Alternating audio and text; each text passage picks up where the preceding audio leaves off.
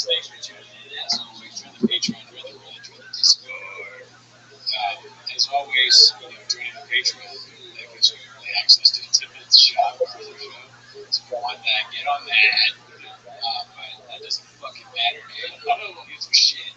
What the fuck are you doing, you fucking piece of shit? I will say that the intro song has been, like, what's it called? Copyrighted again? And so, because of that, early damage restart again. No, you're good. We just started again right now because it wasn't recording. Yeah, the band's trying to stop us. You can talk about the Sacker Brothers now. Yeah, but I want to get back into that. But look, that fucking Louis that just did it again. Louis, those bastards. What? It's not even the people that made the movie song. Yeah, it's like somebody that has a version of that copyright. It's so not that. We made it. It's about me. How can you copyright a song about me? Literally, the song is about me. Well, I don't know if the secret's out there, but there's a line that says that's the project. And it's kind of funny that it says that, right? Yeah, that's one of the lyrics I just threw away. Maybe I wasn't just throwing it away. Maybe I was saying something. I don't know. You're definitely not saying. Because you usually say with your chest. Yeah, no, I don't think he's alive. I think he's probably dead. Okay, was he at the Amoros screaming about that? I was telling Cody I went to the Amoros screaming yesterday at the Academy Museum. One thing I wanted to talk about though was they have the interpreter guy talk all the time. Like what? The interpreter That's funny because they didn't do that at the gyms, but I guess they just figured that everybody would understand it. I'm saying, oh, no, I know it's amazing. I know I was at the academy, and that's what I was like, referencing the random in general, that's nice. So they were translated from that. It's very nice, right? And yeah, you didn't say his name properly, was it accidentally? Jack's right. In Yaddington. No, wait, you got it. Who's good? In Yaddington. Yaddington. Yeah. Oh, wait, yeah, okay. All right. All right, good. You got that. It's like Arnold Schwarzenegger. Oh, damn. That's fantastic. It's not easy for me to say. I'll be able to say that. Is it easy for you to do it? No, I'm making it up right now because like how you say it, probably not. It's like a random So the interpreter guy, I was like, you can start watching it. And you do a really good job of like not having it nearby. But you kind of like cast out to the sides. Like you can tell there's definitely an audience there or something. Yeah, I was watching the interpreter guy. And he said something about throwing the footage away. Yeah. And this guy went into, I don't know how you say throw away in, what's it, sign language? This guy did a whole dance about it. He threw it away, and then he did this, and it was like stuff. I swear to God, I look at this throw away, because then you know how the director's talking like that long pause. This guy was going while there was a long pause.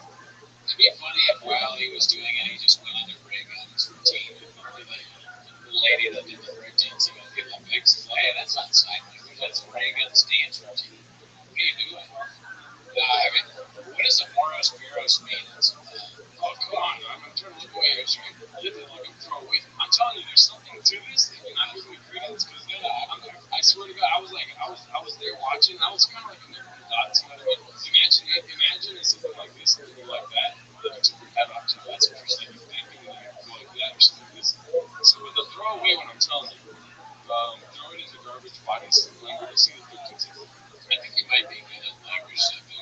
I might be.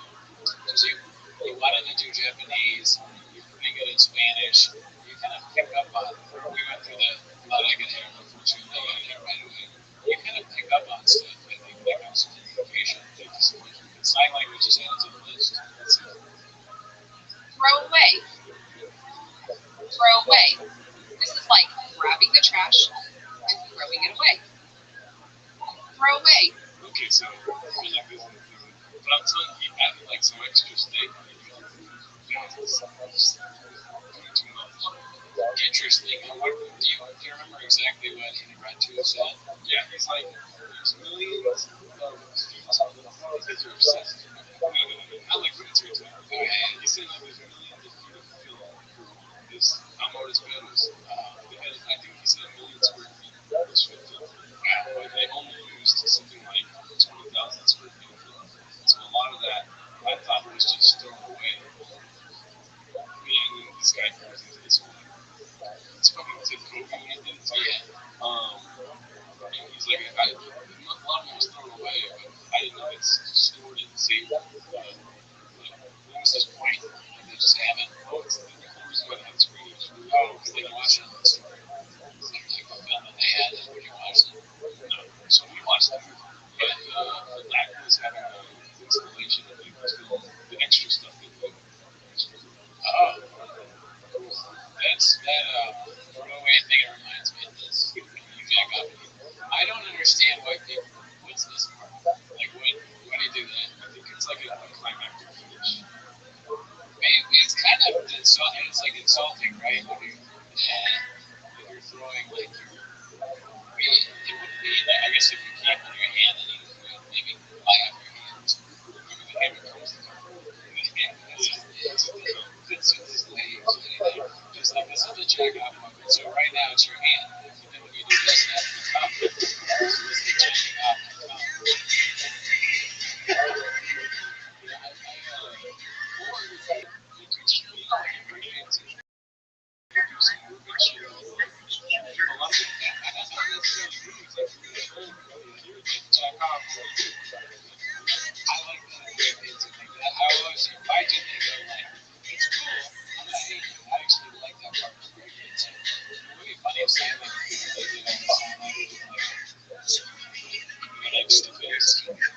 They should do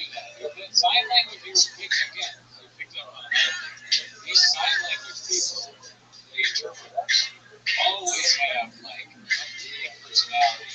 They steal the show. Right?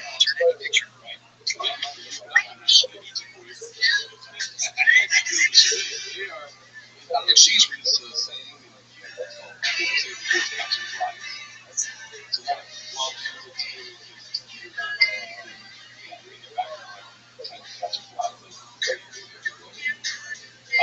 like, can you explain to me that literally, like, if you're trying to do that, it like takes away more our secret just because you're so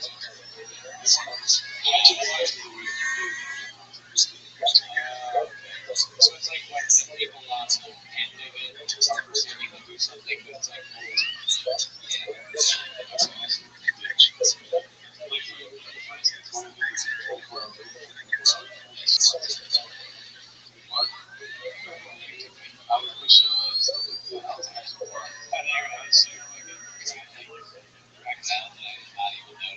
Mark is an expert at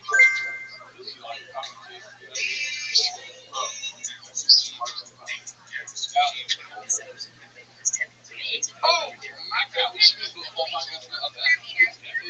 Honestly, that's good. I remember them saying that they were going to do that, and I was never sure if they actually ended up doing it. So, let's just go to toxic beginnings. Obviously, 6 months ago, episode 1.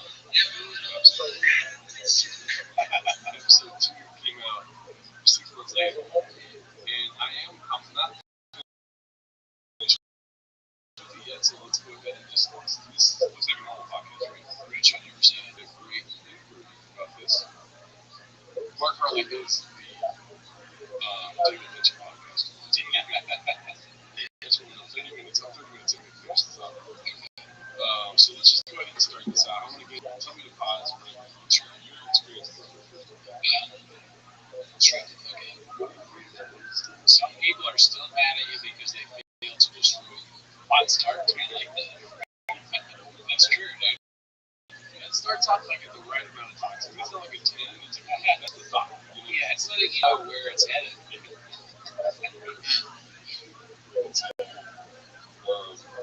It's going to be a conversation between him and Luana. And I'm not quite sure if Luana's aware that it's recorded. You know what I mean? Really? Yeah. Dude, I like that. This is funny too. Just the Barbie text, but then behind it is a hazard. That's crazy. And it's true. Do you catch that? Dripping like Trump things and like, maybe probably was the source of the maybe he has dripped. He has dripped out. Well, that's really good.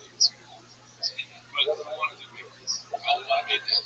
That's how far I am in the podcast. Sure, that's ever biggest experience with the trauma of the relationship. Everybody, actual real important. Like, know what I did was disgust. Know what I did was disgust. Oh, I'm not talking about you fucking dudes. I'm just saying anything else to cause me trauma. You're not thinking more of these. So you have them.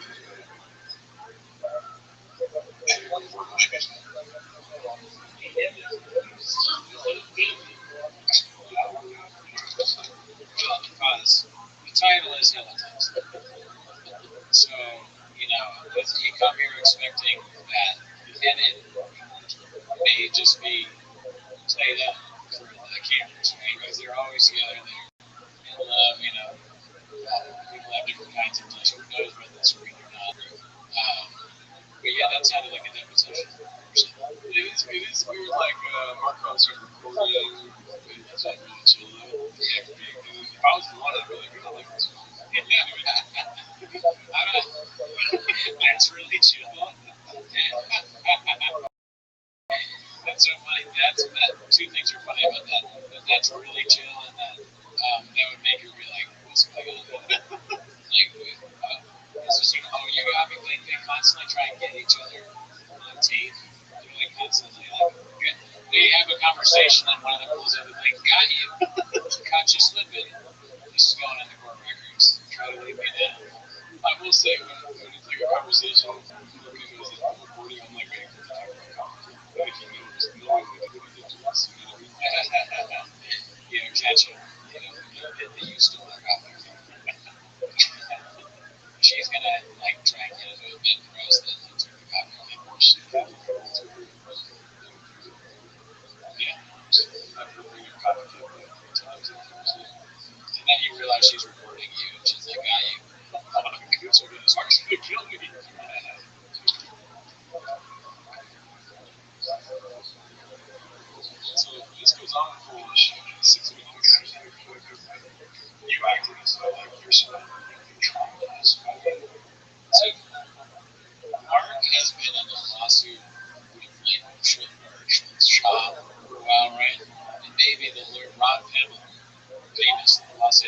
turning has just made him very, in his brain, always approaching things in a legalistic way. It's like, you know, you did this, and then the fact show that we're just discussing Nate, who was supposed to make coffee and who didn't make it. They do talk about dishes in the beginning there. And here's the thing, dude. Okay, we'll stick to 6 minutes talking. There's a lot more that you know. I also skipped this part because I was driving, so I didn't want to pause and stop the car. And where's your that, like, if you really just worry about your person. Okay, yeah, so he started to say that you're stressed out with those good words. So, again, it goes for time. I don't know why I just called it projects, but I didn't see these. My bad here. Let's go back. Please feel free to clean up and vacuum. I just go. So we're going to get into it. We're going to make this our I'll be able to do a podcast tonight.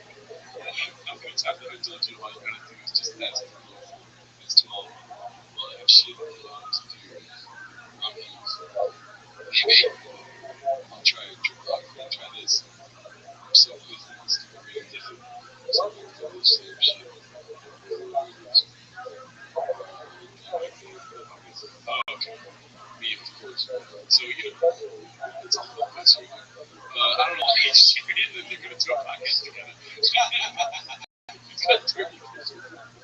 Man, who's left the dishes out? I'm not good for this. You don't know either. I figured you would agree to this. Well, it's obvious that Mark is blue. Okay. It's the one thing about the podcast. Yeah, so she left the dishes out, right? Yeah. Well, I don't know that. I don't know that either. It'd be funny if he left the dishes out and he still included pictures of the dishes. Like, who edits the podcast? That's got the real guy. I think he left the dishes out. She's the one that's going to do it. So why would he leave a picture of the dishes? He doesn't like that.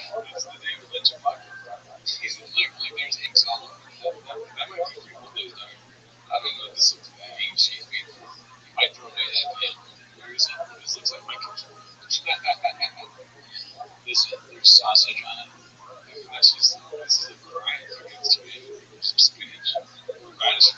Yeah, I was like, what is that? Maybe spinach. You got that part right. It looks like maybe an empty avocado. Whoever was hungry just ate the avocado. Yeah, I can't tell if that's an empty avocado or a full. What's next to the avocado is a cheese. Oh, this is rice. It's rice. I have a lot of that in my kitchen here. The rice. 97 rice with it. And then an empty Starbucks. And then yogurt. That's what I forgot. What? The whole fight it was about. One was jacket. It was one off of and like was trying to go to the opposite of jacket. No, wait, that was right. What? Yeah. Damn, dude. Let's go back. That's a pre-season area. Yeah, see, I went to the right. You can ask that, and I can also ask for don't open the door. You figured out what you're doing. Don't come in the second night. Part of the club is to 48 to go on a phone ask the check inside. Right? It'd be funny, like, can you imagine if they had an interpreter for that show? Then he could use the fucking, she's like, oh man. And then, so here's the turning point. Yeah. So now we come to the pictures, right? And then here, like, that looks pretty clean, honestly. Let's just, I'm digressing. That one's for sure. I don't understand the reason.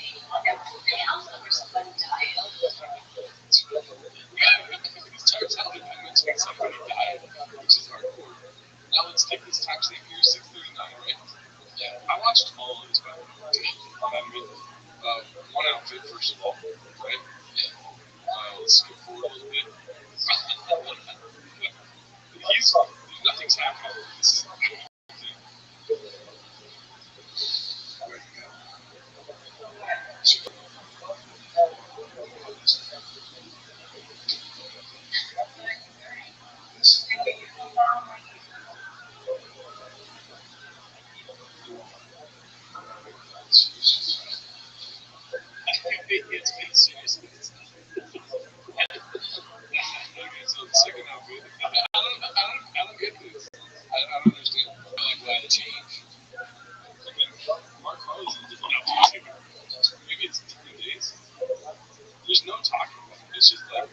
there's nobody there.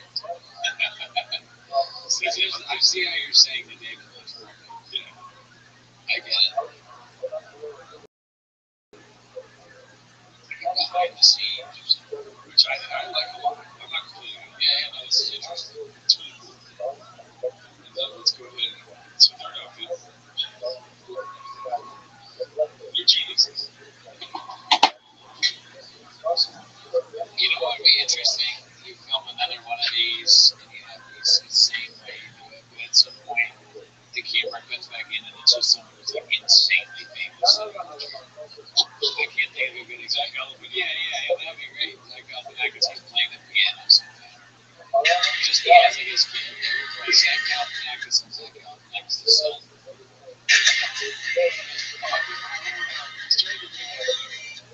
Everything else is pretty solid as far as content.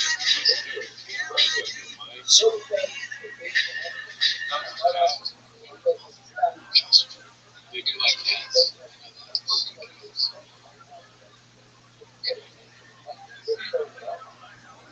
Okay, this is third outfit. This might be the same.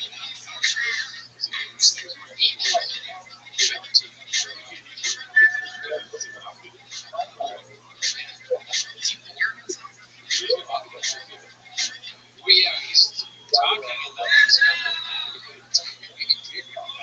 I started using Pinterest and social lemonades, and this is why I used to save so many ideas, but I never actually used them. Pinterest is great for inspiration, and Lemonade gives you contents. This content plus community platform are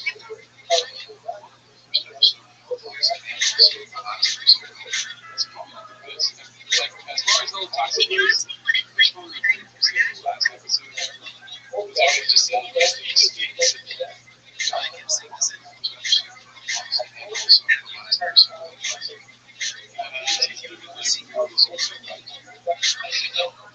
Yeah, I mean, I've heard that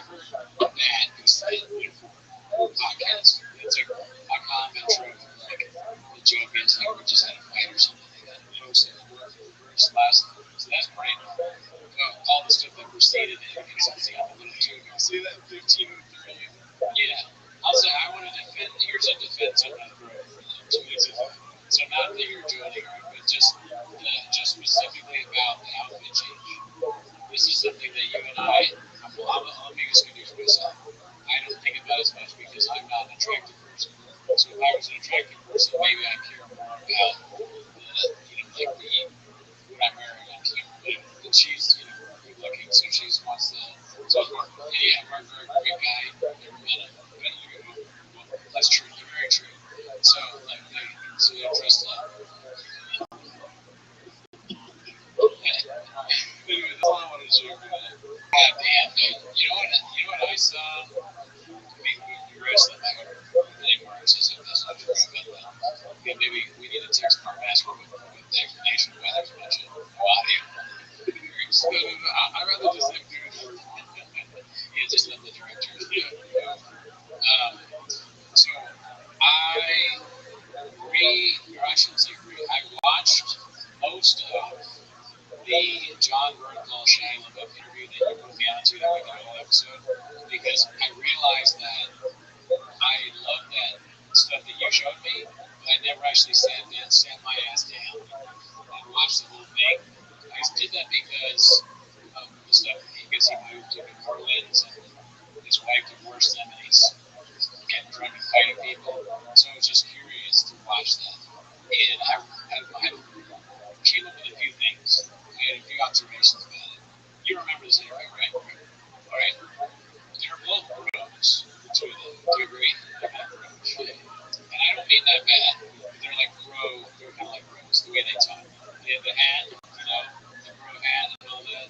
Or Bernthal has that. And Shia LaBeouf doesn't have that, but you can say he's probably wears hats like that. So, actually, there's a bunch of things I know. One is that show has commercial. It's advertised in the YouTube subscription. So it was called Real Ones, which is again fits perfectly with what they do. Real Ones, it's a great name for a podcast, right? And you can get a mug that says Real Ones, you can get a hat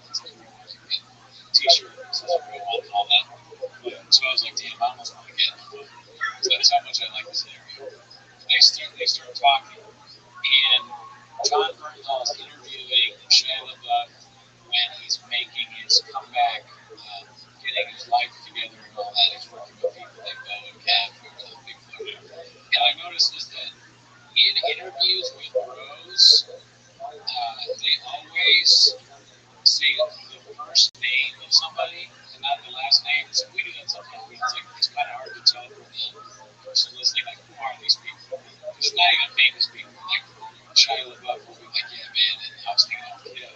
His name was Kev. Kev said, I like him, right? And then John Burgo's like, yeah, that's real. That's absolutely real. Bo was saying the same thing last night. So they do that, and that's funny. But every bro is constantly having their life saved by somebody in these stories. Like Shia LaBeouf would be like, man, I was out there. I guess I gotta be honest with you, man. He said, no. And that's what you know. I was about to get behind the she was trying to wheel me out of this stuff. She said, she's like, what Bahamut are about that? No, I mean, that's perfect. That's exactly what it is. She said his wife saved his life. These Bo and Kev people. And I love these guys. I'm not joking. Like, I love Bernthal and Shia LaBeouf. They're some great actors. They do, both of them, I want to make sure I say the difference between them and Schultz, because both of them are not doing their real accent. However, it's because they're crazy. They're psychotic actors, which I respect. I think they're cool. I would love to be them. I look up to them. They're intense, and like they're the kind of people that are fun to be around, and they're very entertaining. Whereas Schultz is doing a fake voice. He has no talent. He's awful. He's doing it. He knows he's doing it. It's like culture vulturing. It's a different thing. So I want to make that clear. But Bernthal is a guy that went to high school that got $60,000 a year, and Shia LaBeouf has been famous since he was like 5 years old. So they're not. What they're doing is like an extremely hype version of themselves. I am to admit that. It's fucked up. I like them. I still think these are your people. If it was Edward James Olmos and Dan Trader fighting, I'd be like, oh, there's I mean, they're not fighting. I'm saying I like them. I was using the reference of they fight all the time. Oh, really? Almost a movie. Danny Trejo. Oh, like in movies they fight. All I'm saying is that you're just I mean, how dare you know another man's high school tuition? I mean, he said he went to like Sunbelt or whatever. So when he's like, yeah, fucking, I mean, I'm from the streets, man. When you listen to John Bernthal, he says crazy things like, I did that. I went to Russia. It was fucking insane, bro. And then the other guy's like, yeah, dog. Yeah, saved my life. Yeah. The Russians fucking saved my life. And there's a strange kind of weird validation on the other side when like when you feel like you've been saved for certain situations. Right. To me, it's like it felt like it was the concept like fantasy. What's he say? What's he say? Let's see. So, so I mean, the interview itself is just it's so entertaining because of how intense they are. And I am not like this. It's also funny to watch it in hindsight because the whole thing is Shia LaBeouf being like, yeah, man, and I'm not even on that fake shit, bro. I think it's so intense. I mean, I like like I went to a meeting and he told me stop the names. They just say crazy random stuff. And it's just fun to watch. But he's just in New Orleans beating people up and he's completely not doing anything. He said he's going to do this stuff. Right. Right. Not to save yourself for somebody else. I'm not fucking with them. I'm talking about being saved. Yeah, for sure. Save my life because also that's why I attribute this woman to save my life. She destroyed any route towards that way. How many times they mentioned that might be too many letters.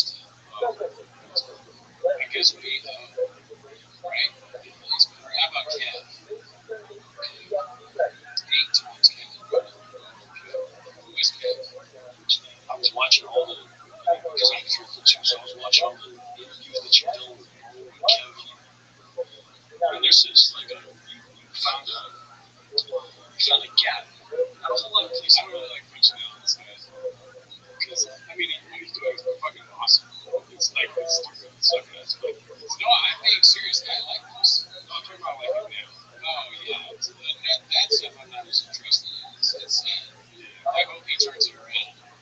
This part of him, when he was like, he was saying this thing about how he's so confident that it's like easy to be around because he always knows what he wants to do. And like he did that in acting where he's like a confident guy who always knows what people want to be around that. And he's like, yeah, that's absolutely true.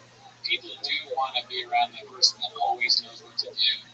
Like they take the lead and all that. But it's funny to listen to him say that because he's like, that's all bullshit. Really, it sucks.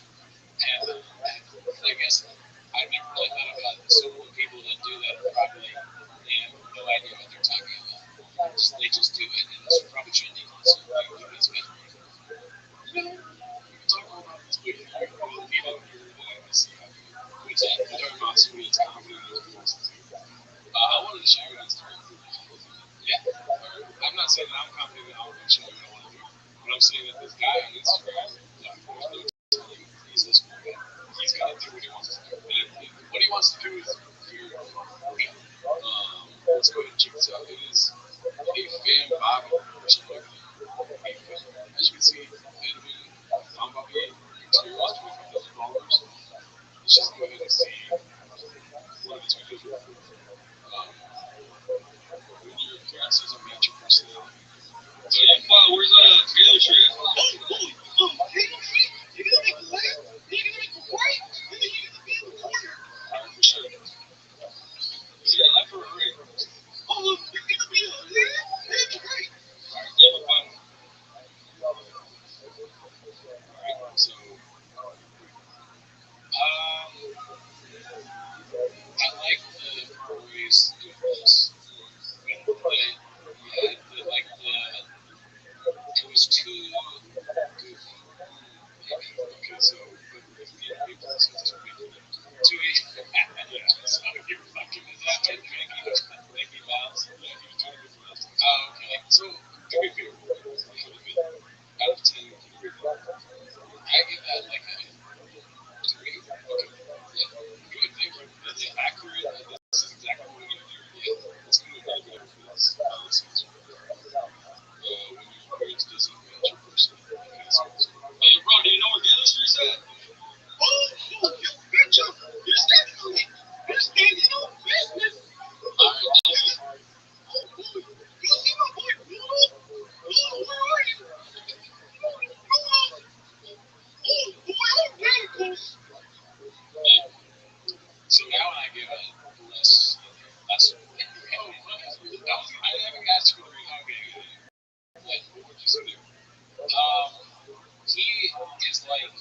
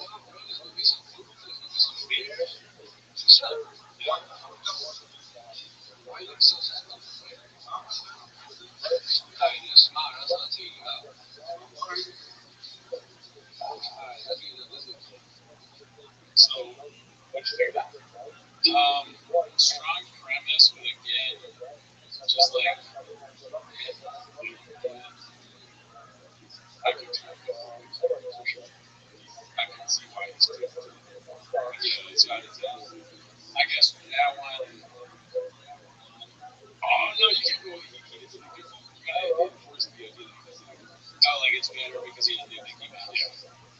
Well, the premise, I guess, could be like I'll say 4 because the premise is true. Yeah. All right, let's see. Let's move further down. Let's see what was. Okay. Your appearance is magic. Damn, this guy looks kind of sketchy. Hey, bud, do you know where Dealer Street's at? Oh, boy, are you talking to me? Yeah.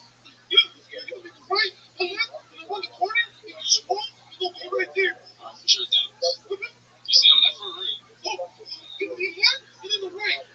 All right. I guess the main problem is that your appearance not matching your voice has nothing to do with Mickey Mouse. Right? He's not Mickey Mouse. I'm like a little worried about him, but I think he's probably just going to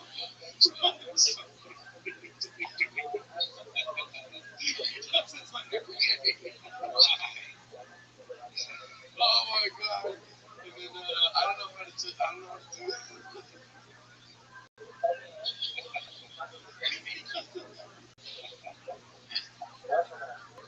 Yo, Box came from Dealer Street. You know where SB Fisheries at? Oh, boy, you're talking to me? Yeah, of course. It's going to be on. It's going to be in the corner. All right, for sure. Then you fuck. You said a left or a right? Oh, sorry. I'm sure. Oh, yeah, go ahead, right? And then the right. So he really does the same thing every time. That's crazy. Okay, and then there's another development I had on this guy. If it's not that, then it's a AI video. So, like, that's why I got like,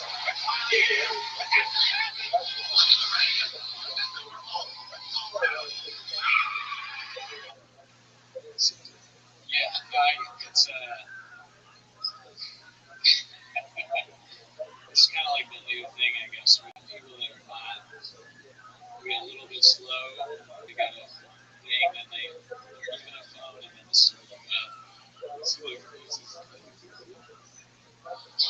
Bud, where's Dealer Street? It's gonna be a left, and it's gonna be a right.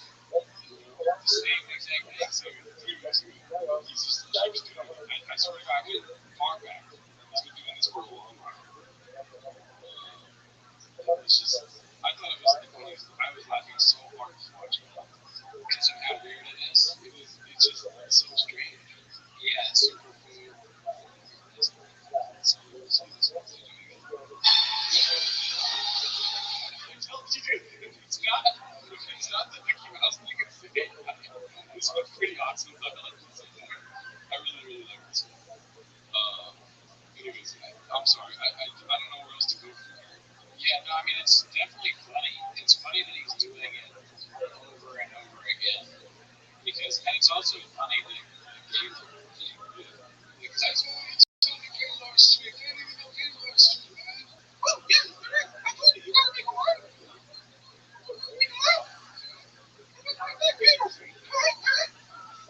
So maybe they were inspired by the actual Gaylord Street. It's just like so funny. I think he thinks it's hilarious that there's a struggle on Gaylord. Yeah. And that's somebody who can keep her. I think it was a better influence than we did. You don't think it's a better influence? Imagine you're walking on Gaylord Street and you see this guy filming. I wonder because it's the same Gaylord Street. So people go by Gaylord Street and that guy's there filming Mickey Mouse voices. And then if he's not there filming Mickey Mouse voices, he's definitely making an AI video at his part. Because everything else is AI. I wish I'm talking about the feet. Okay, enjoy. It's getting 8. It's running level. It's always in the city.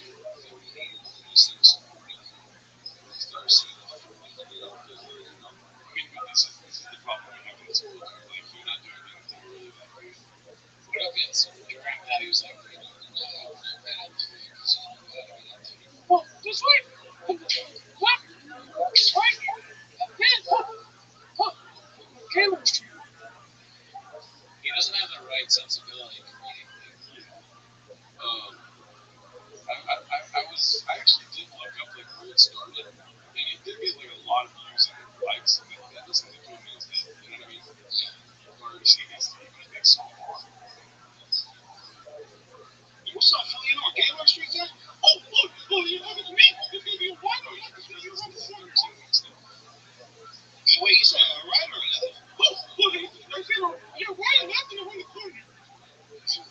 salvation like that, right?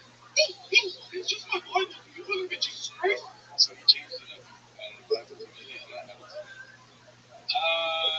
Stay with you. Okay, yeah, I mean, I still think it sucks. Is that a Bible? Yeah, okay. I still think this is like supposed to be a bulletproof vest or something. Yeah, and he's reaching out for that. Yeah, but it's Mickey Mouse. In a way, it seems like he's kind of making it look like Game Wars or something. 36,000 things to do this books. That's crazy.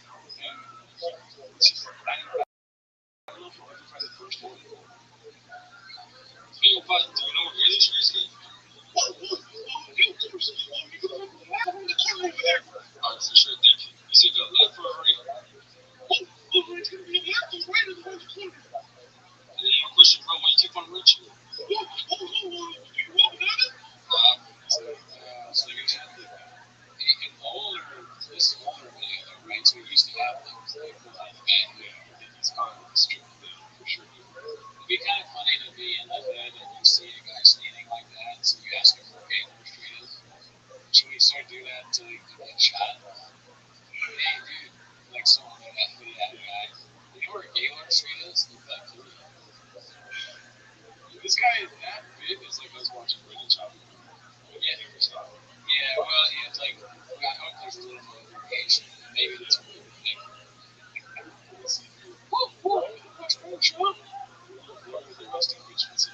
Excuse me, could you tell me what address the shop is? Oh, yeah, for sure. Oh, this is way out good news. So he's across from the rules. 3, 4, right on the corner with the yellow house. You can't miss it. Got it, thank you. Wow. So he's I mean, this is a long time. He hasn't stopped. Anyways, that's all I got on this guy. It's just, he was 21 weeks ago. Fine. Where's Game Street? Oh, fully. So, it's going to be a plan, and it's going to be a break. It's going to be like a break. It's hard for sure. Yeah, like not even, you should have let me yourself. It's going to be a... I mean, it's good, it's different. You know what I mean? She's putting on the Mamba jersey. How much would I have to pay you to go to a gang guy and ask for Gaylord Street? You wouldn't do that. I wouldn't do it. I don't think I would either. I'd be afraid. I don't want you to have to tell my grades like I paid you $10,000 to add somebody. That's why he's dead. What if you did that and they actually did it for your spot? Maybe a gang or something. Extra Mickey Mouse characters. Yeah, no, I don't think it's a good idea. Yeah, anyways, he just does it over and over. And Mickey Mouse, too. So Mickey Mouse was like popular versus fans. It's like this one is pure different text. That was nice. You also be there? So, what's the same thing as that? Yeah, I think he's reposting the same videos. It takes a minute. How many followers does he have? Oh, like, 25. It would be kind of like, I mean, this is committing to a bit. I'm assuming time, like a survey that comes out and people like it, and they just keep, if you find it, you just keep doing it, I guess. But it's so weird. It's so weird to do it the exact same script every time. It's like so weird to see. Yeah, there's no changes to it. It's the same location. The only thing that changes is like an altar. Yeah, extremely low crowd too. Because the game will thing too. Like, that's so dumb. He's posted a lot, but I feel like he thinks he's found the stride with this Mickey Mouse thing. He's posting a lot about his injuries. He's got like, we're seeing it, but they can't see it. Like, it's a broken foot up there. He's in the crutches. So, but like, he's good for something. That's not AI. No, that's real. Okay, well, I mean, I'm happy that he's found success, I guess. But, yeah, this is not, I don't like it. Anyway, I'm sorry to be bullshitting with this. I wanted to show you that. No, that was fun. We should do something like that. I was thinking, like, the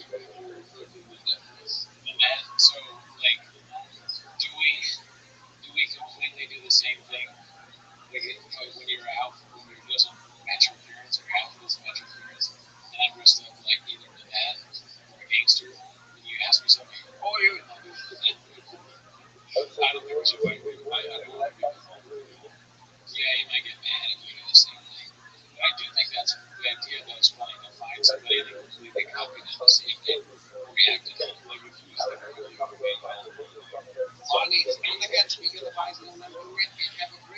One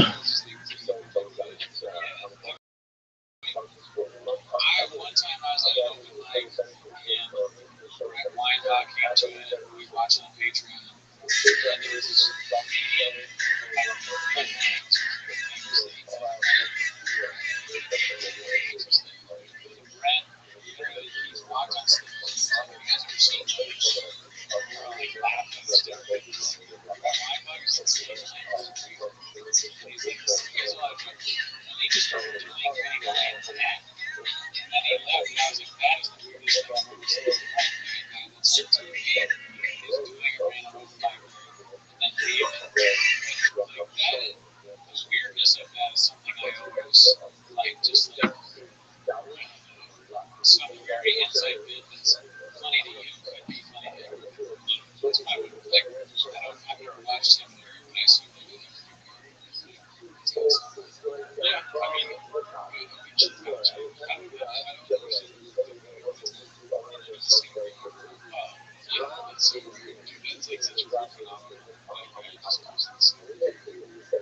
yeah, no, that doesn't make sense. Him doing that doesn't make sense, but someone like us seeing it and making something out of that, to me, that makes sense. But I'm actually, I mean, I think we should stop doing temples and shop and just do that. We keep the Mickey Mouse thing. Do it here. See how long we survive next to that motel. Like Mickey Mouse. I don't think, not a long time, but so we have to live.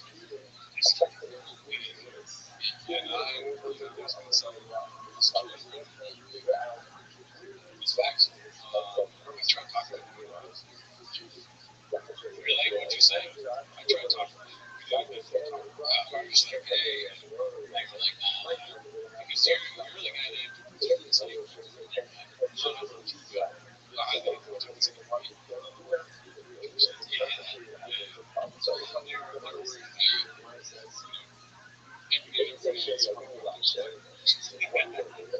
it's just, I actually,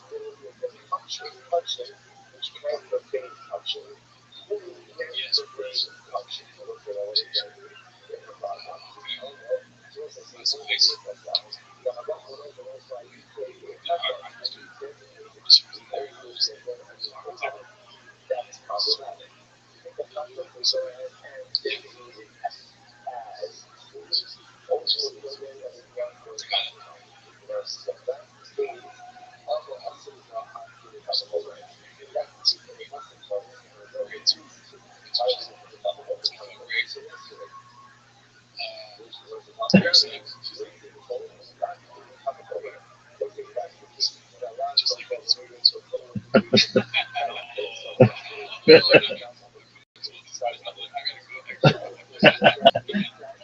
Shout out to Samantha. Damn, girl. Have I ever seen her? Because I remember, I don't think I've seen her. I don't think I've ever seen her. I don't know that way all the time. It's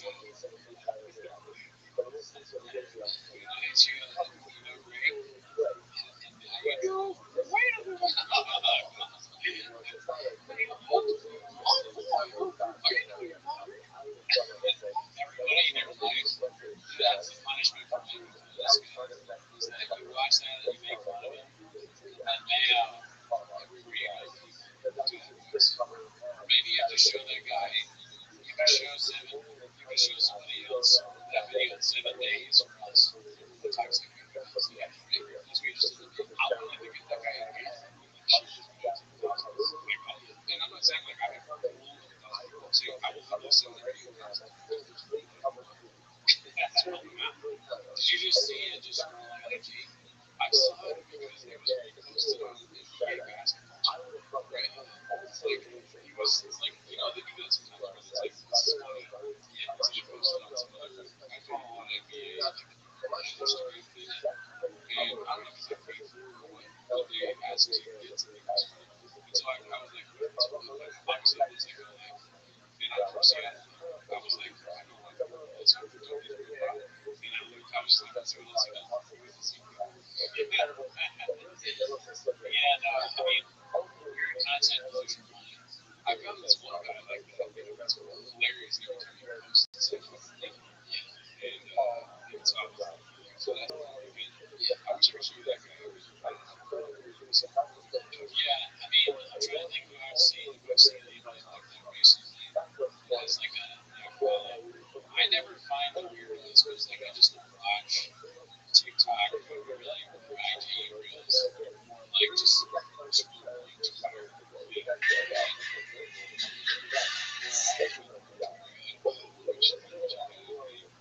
Because they do. It's hilarious.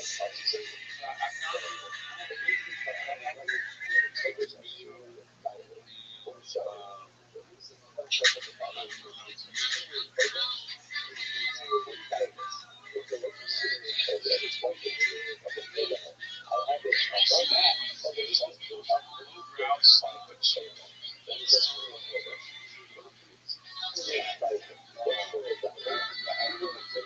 video. Sometimes I don't really like the logo. It's a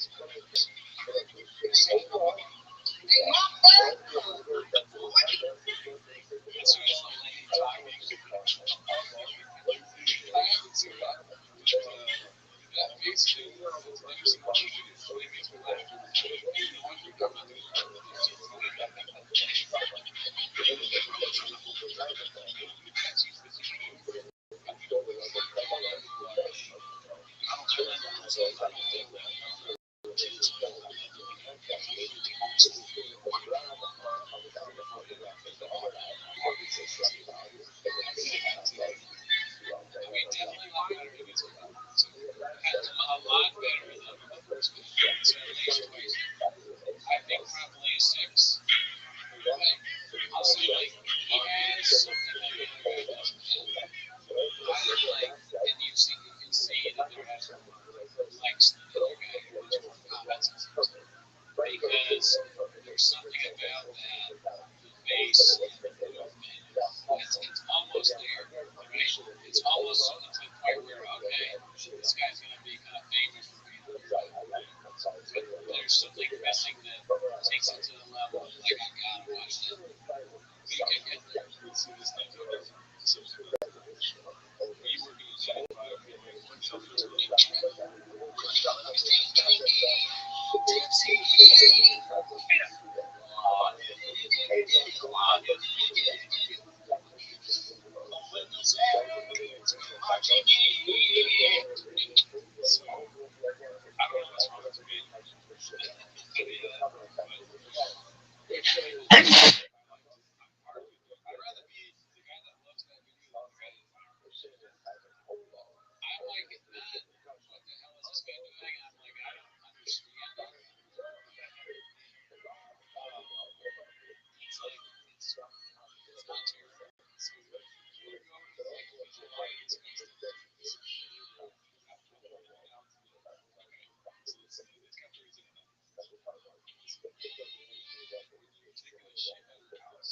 concept, like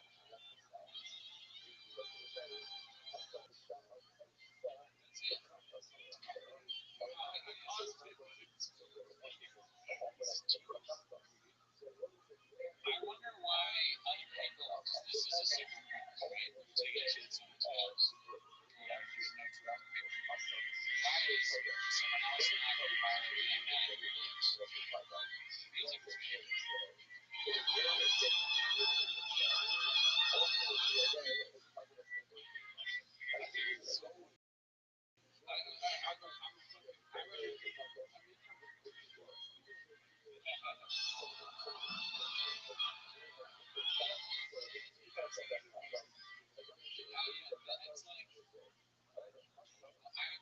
It's like when this happens, and this looks like humor is not my favorite. Even when it's hyperbole. But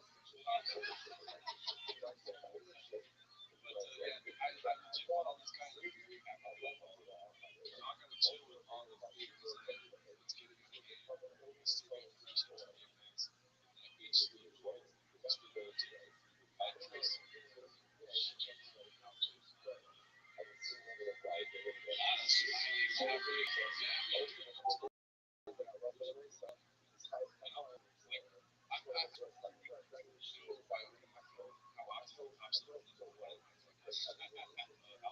I might be too white to know what that one was. The Sheen album.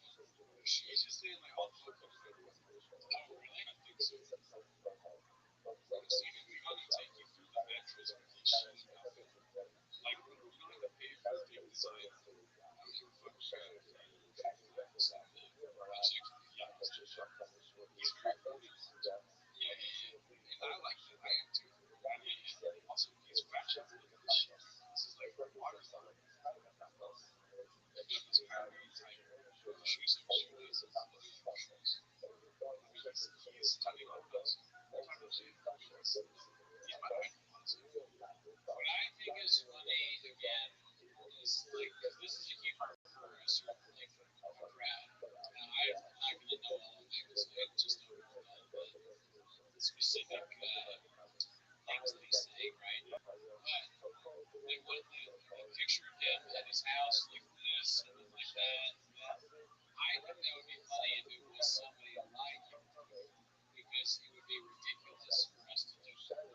We wouldn't look cool, and nobody, the joke would be like, look at, we wouldn't be making fun of him so much as like, it would be funny. You take one thing that's not looking that way, and you make that thing do that thing. That's, yeah, like I play sports, but that's it. Except for shit, I want to get married to go.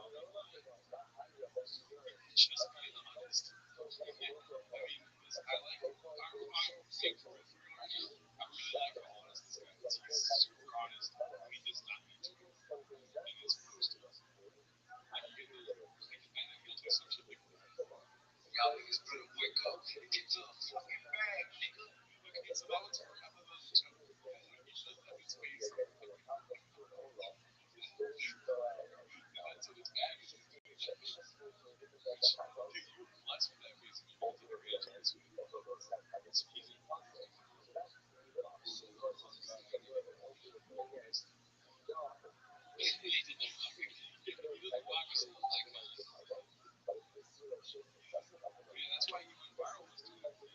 Yo, look who it is.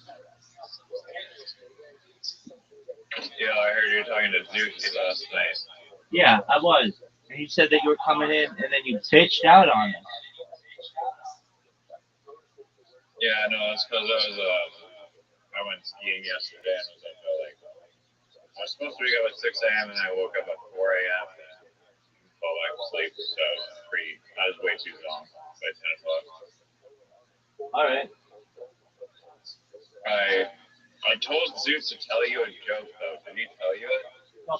Was it about food? It was, but it was about. Did he tell you a food joke? No, he said, I've got a joke for you. Then he never said it. Oh, darn. Well, I ghost wrote a joke for Zeus, and I told him to fucking read it to you because I wanted to know if Zeus read it, if you're going to be biased, or if you're going to say, oh, that's actually a good joke. I bet it sucks.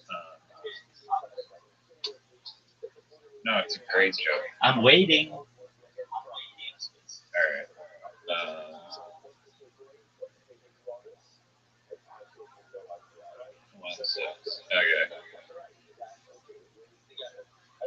goes like this. What do pizza and sex have in common? No matter the situation, you always end up fucking the person that's delivering. Do you have sex with your delivery people? Yeah, that's the joke. Because the females deliver the baby, but I mean, arguably it's the person in the hospital, the OGBYN. It's the female delivering the birth and child into the world. And then the joke is that, yeah, you're fucking the pizza delivery person. All right. I mean, it's not bad. If Zoo would have told it to me, if Zoo would have told it to me, I would have shit all over him though. I would have been like, dude, you cannot come up with a food joke that doesn't have to do with sex. Well, yeah, no, if that was the objective, then no, he can't. You should know that your boy William Montgomery is taking L's in the Reddit comments, and I don't see you in there defending him. Oh, he doesn't need to be defended. He already has. Can you hear me? Yeah, I can hear you. He has a rock solid, impenetrable moat. I'm afraid of people such as myself, who are his number one fans, who live and die on the cross of William Montgomery. That's cool. How many times did you write into William Montgomery's podcast a manifesto? I'll wait. I did tell him to start streaming on Twitch, which was your idea, I believe. Yeah, dog. I mean, or you gave me, they were talking about how he plays video games. I did comment that on his podcast. Man, you just started a Twitch stream, you'd have at least 40 people in there. That's true, and people would pay more attention to him because he went from being the closer for like, I don't know, 8 straight years or something, to now being an opener. And his jokes just aren't hitting. And he doesn't work well as an opener. I know. Maybe he does, but I feel like the closing is like the big. Who's replacing him for closing? Dedrick Flynn. Never heard a word he says, but fuck. Yeah, dog. I mean, he's the new. Honestly, his stand up sucks. To be honest. William Oh, right. Folks, did you hear that? It doesn't. His jokes, like the way he's just reading a few cards, are pretty lame. Risers. Some of the jokes are extremely funny. But let me clarify what I'm saying. Some of his jokes are extremely funny, but the way he's like reading off of cue cards is just like very unprofessional for a typical stand-up comedian. I don't know if he can't remember 3 jokes or if it's like part of a gag or something.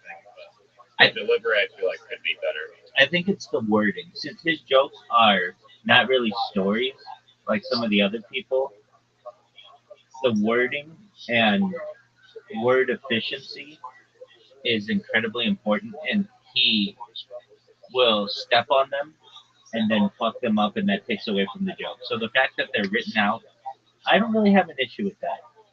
It's just the fact that his jokes aren't funny.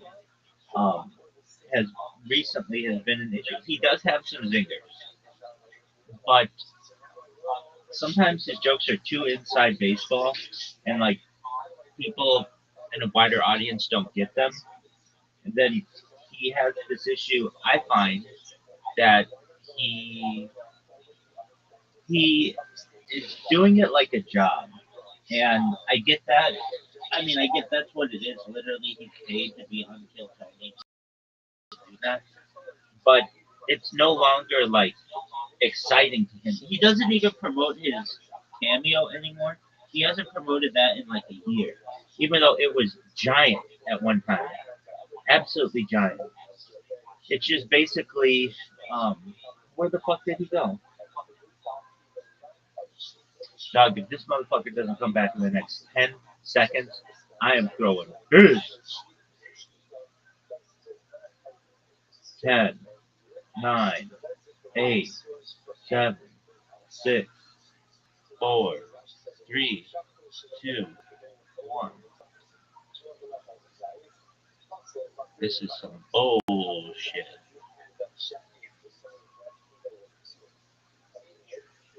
This is garbage.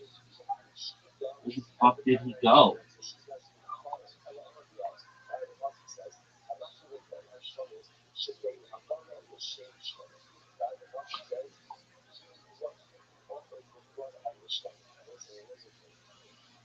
This is absolutely positively the most bullshit discussion of William Montgomery perhaps that has ever been had.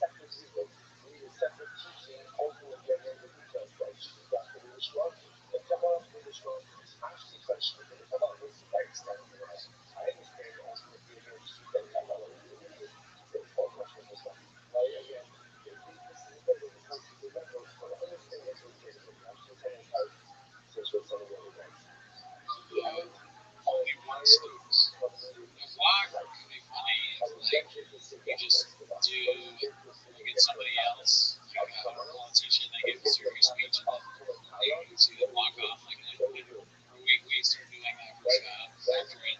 But it's me walking like that. That could be good. I'm playing 2K24, so we're getting live. Meanwhile, I'm playing 2K. Just playing video games more than his own movies. Like, yeah, no, I mean, he's got a fan base. He loves to drop my music. I kind of fell off when he started dropping my music. I don't know, really interested in it.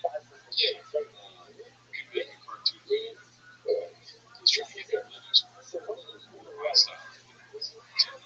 Yeah, I mean, that's like, like, you don't do that for like, you just want to hire someone. Yeah. Like, you should probably go on LinkedIn or something. Yeah. Because he's doing it. He's doing a lot of it. And so, on outside, I don't even blame you. It's just came to that.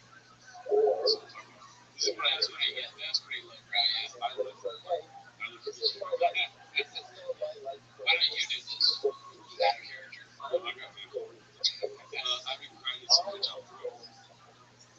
That's the TV thing. Yeah, I've been grinding so much that I'm Pro money-wise. Okay, alright, so it's not financial, it's subscription. And it's not good to post that after posting because those are like mandatory $20. That's so that feels like a time machine.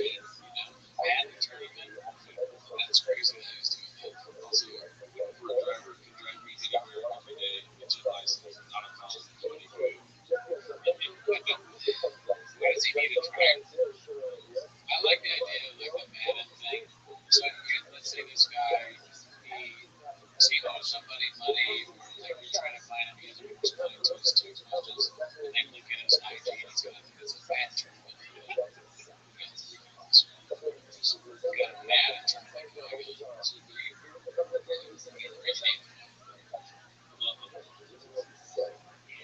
what keeps going through, what keeps leading the planets in our solar system. His audience did not like that because they felt like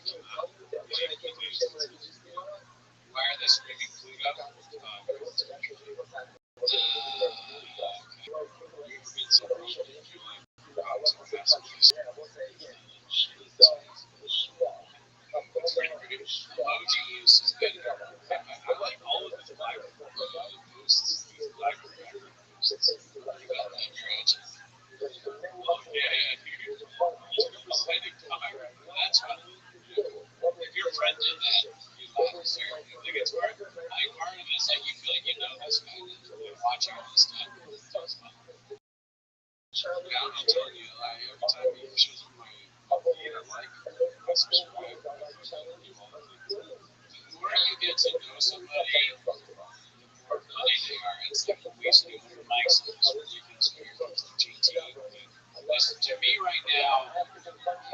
You are somebody in this scenario who's watched GT and a lot of mics, and I'm somebody who just never seen him. The first time I saw him here, I'm like, like as you go on, like, oh, okay, he's too good. And then by the end of the idea, I'm like, all right, I'm following him. This is the best. I can't wait to get home. Take your car, you can't be able to cut.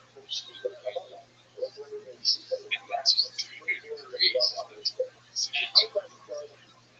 You can tell the difference to the different versions. Maybe we just all some like whatever. It does become some like dark period. But most of the content coming out, it's big. We strong in the truth now. We're talking about the rich and the kids. You know what I'm saying? Yeah, I got like the crazy legs. This whole thing. Yeah. So, check it out, y'all. Give me a little call. Just watch the news, and that's the next hurricane name. My first Shakes. Do you know what Shakes is? That's one water.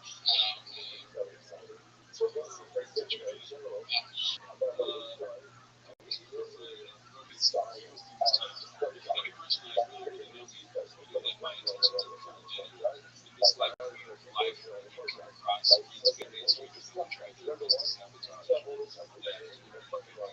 is just simply not knowing. Continue to love them and love them because of all the things that are understand us. Understand God said,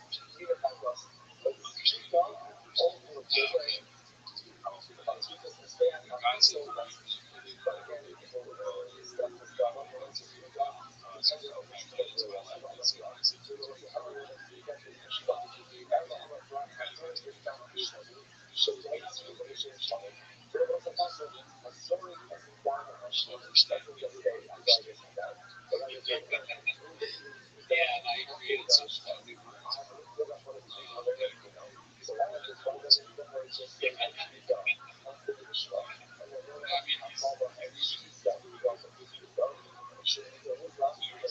mean,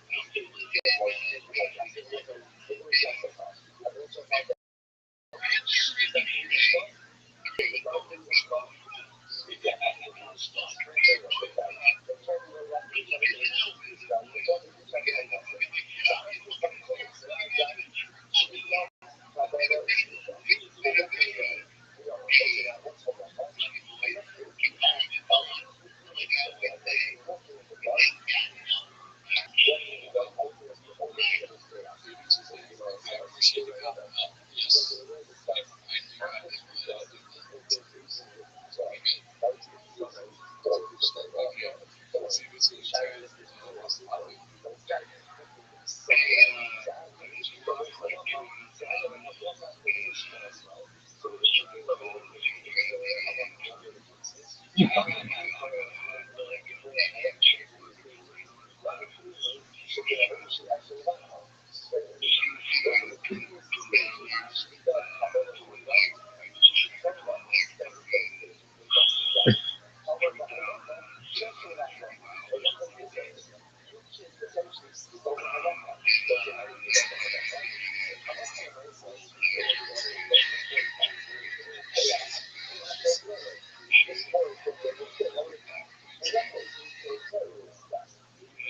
would be cool if we could get an intern for that movie. Yeah, so it's a crazy story, it's a crazy backstory. Being on the first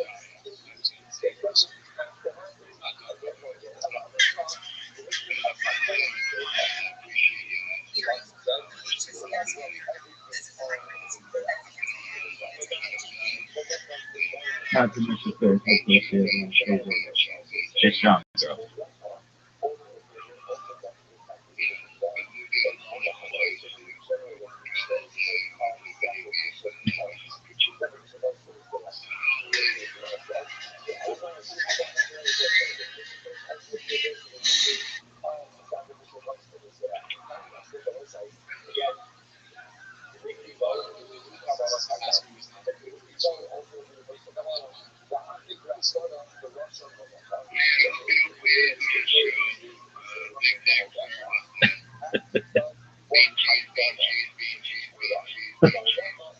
They're pretty good. So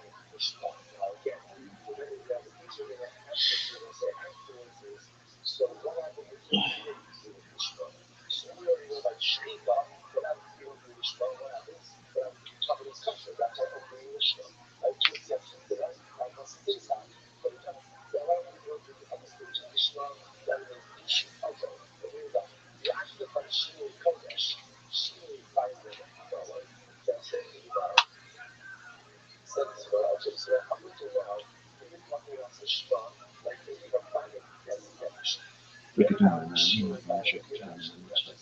Have you forgotten?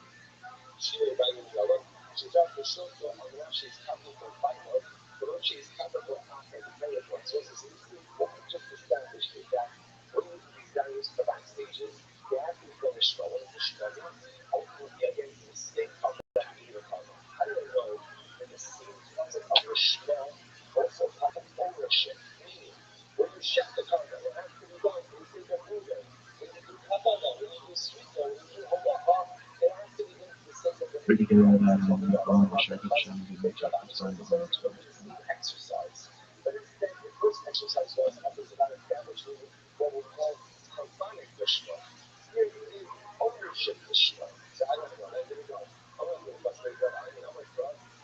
Searching for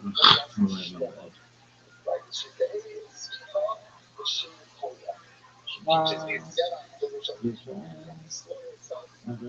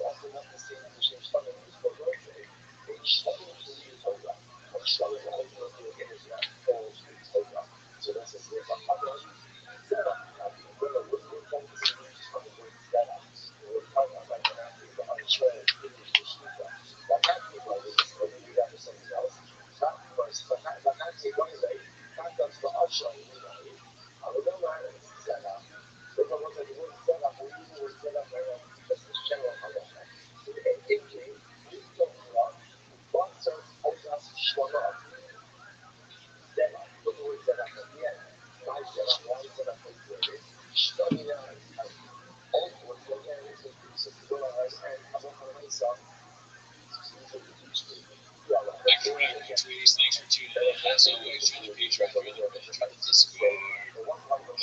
As always, join the Patreon. That gives you access to 10 minutes of shop or other show. So if you want that, get on that. But that doesn't fucking matter. I don't give a shit. I will say, how are you doing? You fucking piece of shit. I will say that the features are being like copyrighted. And it's causing them to damage what's going on. I just started again right now because Koreans kind of stop us. We're deep in there talking about the sacrifice and all that. Yeah, but I want to get back into that. But that's fucking Louis. I just tried to get Louis, those bastards. Why? It's not even the people that made the movie song. Yeah, it's like somebody that has a version of that. It's so not that. You made it. It's about me. I get copyright a song about me. I'm literally, the song is about me. I don't know if this is out there, but there's a lot of it is and it's kind of funny that it says that way. That's one of the lyrics I just threw away. Maybe I wasn't just the way maybe I was saying something. I don't know. You're definitely not saying. I was because you usually say words. Yeah, no, I don't think he's alive. I think he's probably dead. He was in the Moros, screaming, about that. And I was doing funny. I was in one of those panels screaming at shit that kind of moves me. One thing I wanted to talk about though was like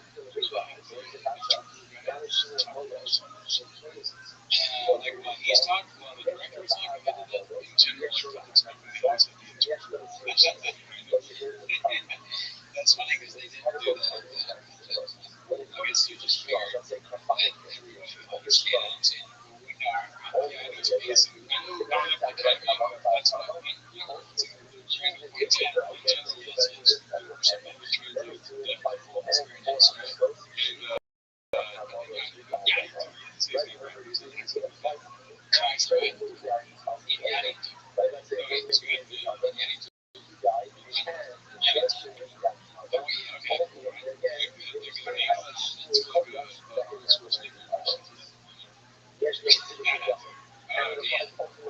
good. It's not easy for me to say. I mean, it's easy for you to do it. No, I wouldn't do it for it's not even nice. His name's Red. So it's pretty good. I was like, you can watch it. They do a really good job of like not having a view eyes. But when you're casting to the sides, like, so definitely high expectations. And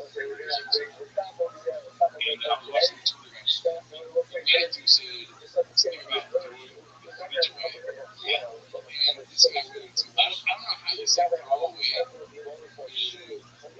Sign language. It's got the whole fancy too. He threw away, and he did this, and he was like, I swear to God, he was throw away because she was talking on that long pause. This guy was rolling while he was there. It'd be funny if while he was doing it, he just went into Reagan's routine. The lady that did the breakdancing at the Olympics. Hey, that's not sign language. That's Reagan's dance routine. What are you doing? What does a Morris Spiros mean? Oh, come on, I'm a total wage. You have to look up throw away. I'm telling you, there's something to this that you're not giving the credence. Because then I swear to God, I was there watching. I was kind of like connecting the dots. You know what I mean? Imagine it's something like this and then you like that, and then you took your hat off. So that's interesting. You think, and then you like that or something like this. So with the throw away, what I'm telling you, throw it in the garbage. Bodies language. Let's see if they're considered. I think you might be good at language stuff, dude. I might be. Because you wanted to do Japanese, you're pretty good at Spanish. You kind of pick up on. We went through the lot I got hair, unfortunately, I got hair right away. You kind of pick up on stuff. I think when it comes to communication, and sign language is added to the list. Let's see.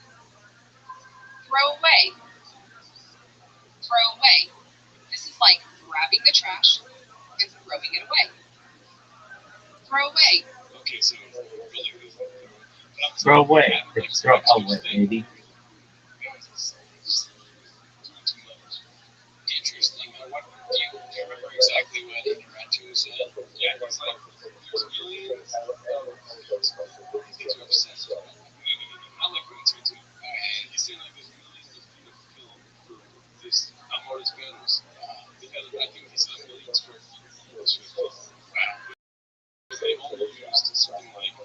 thousands of square feet. So a lot of that I thought was just thrown away. Yeah, this guy goes into this like, it's fucking zip code going in it. Yeah. He's like, a lot of it was thrown away, but I didn't know they stored it and saved it. But it was this white that they just have in moments. The floors got it turned off. They watch all the story. Like the film that they had, they watched it. So we watched it. And the doctor is having an installation of like the extra stuff that they got. Oh. Yes. You know anything from this? I don't understand what's this. Like when he did that, I think it's like a climactic finish.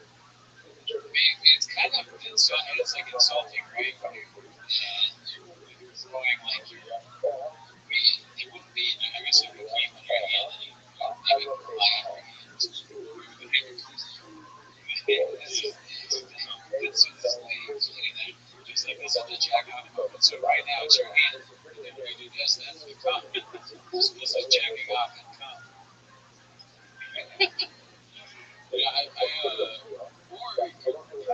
I mean, there could just be like a breakdance and you do some moving shit with your heart. There's a lot of it. That's not necessarily moving. It's like your turn. It's up, jack off. What are you going to do? I like that breakdance. I always do. If I do, they go like, it's cool. I'm not hating. I actually like that part of the breakdance. Like, it would be funny in sign language. People they did all the sign language and then they go, and then they do the face. They should do that. Sign language, you're big again. You picked up on another thing. These sign language people, the interpreters, always have like a big personality. They steal the show a lot of times, right? Maybe for you, but I don't know. They do temporarily steal the show. They are. I thought it was saying I think it was the words catching flies. So all the things it's doing is to be or not to be thing. Yeah, you're in the background like trying to catch a fly. Oh, like when you explain it to me that it's literally like yours because you're trying to do that, it like takes away more. People just think they want attention. They want attention. Catching flies is a way of getting attention. Okay. So it's like when the people on the end of it say they can do something, it's like, oh, too much. Like when, for instance, we did 24 hours just catching flies. Push-ups, and I was so fucking trash, like, crack that, and I did not even notice. I mean, Mark is an expert at catching flies. He's on your coffee table, you know what I mean? It's true, bro. Have you seen Mark? Yeah. Oh my God, we should do a whole podcast about that. It's honestly, that's good to hear. Is it him and his wife? That's right. I remember them saying that they were going to do that, and then I was never sure. They actually ended up doing it. So, let's just go to the toxic beginnings. Obviously, 6 months ago. Episode 1. There was no episode 2. Episode 2 came out 6 months later. And I'm not finished with it yet, so let's go ahead and just pause on this. This is a podcast. Make sure you never see it. Yes.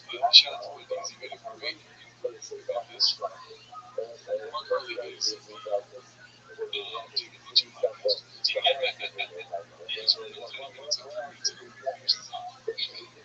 So let's just go ahead and start this out. I want to get a ton of pods from every YouTube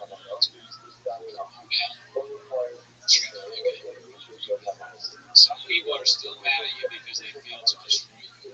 One starts to get like that. That's true, dude. It starts off like at the right amount of times. It's like a 10. That's a 1. It's a thought. Yeah, it's letting you know where it's headed.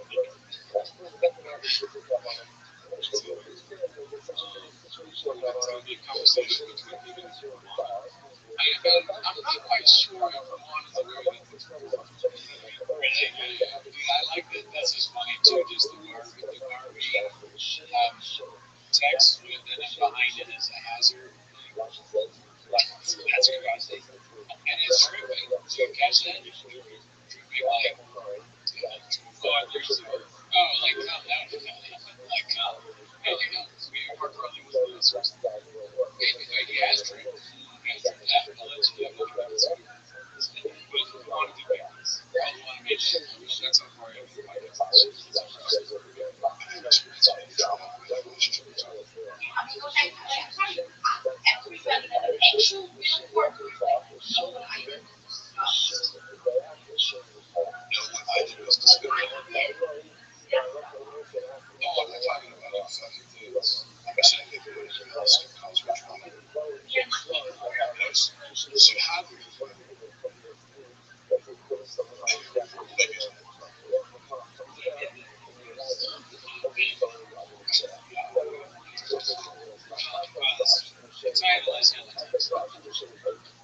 they come here expecting that, and it may just be played out for the cameras, right? Because they're always together, they're in love, people have different kinds of taste. Who knows that it's really not.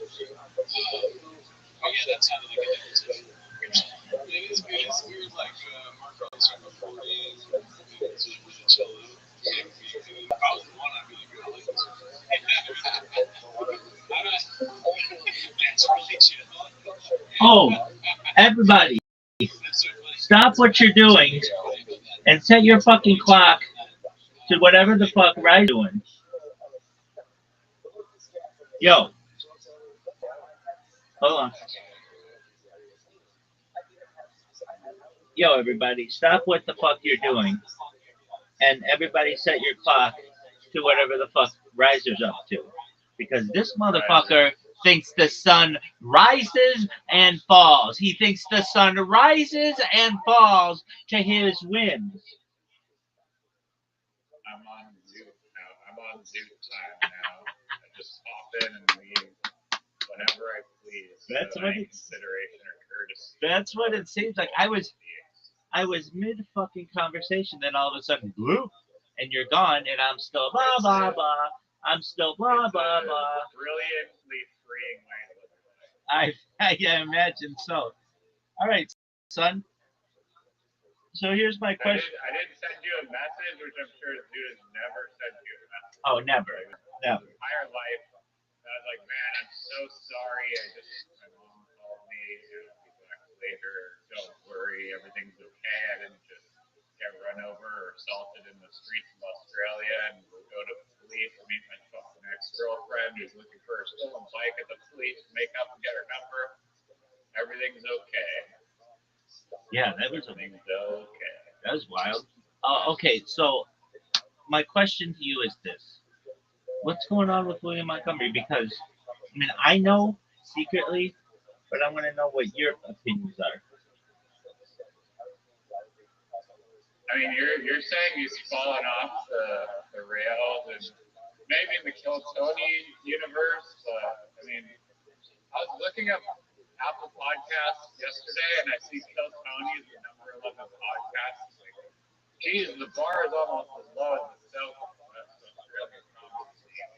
The podcast scene, because one, that show's not even a fucking podcast; it's actually a live show. I guess. I mean, it really blurs the line between show and podcast. Apparently, just having 15 fucking comedians go up and do comedy for an hour is considered a show and not a comedy show, or considered a podcast.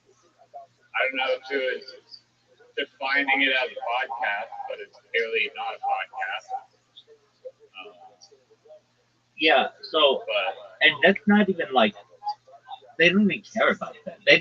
I've never once heard them say, check out our podcast on Apple Podcasts. No, it's always check us out on YouTube and check us out on Netflix. They're way too big for Apple Podcasts.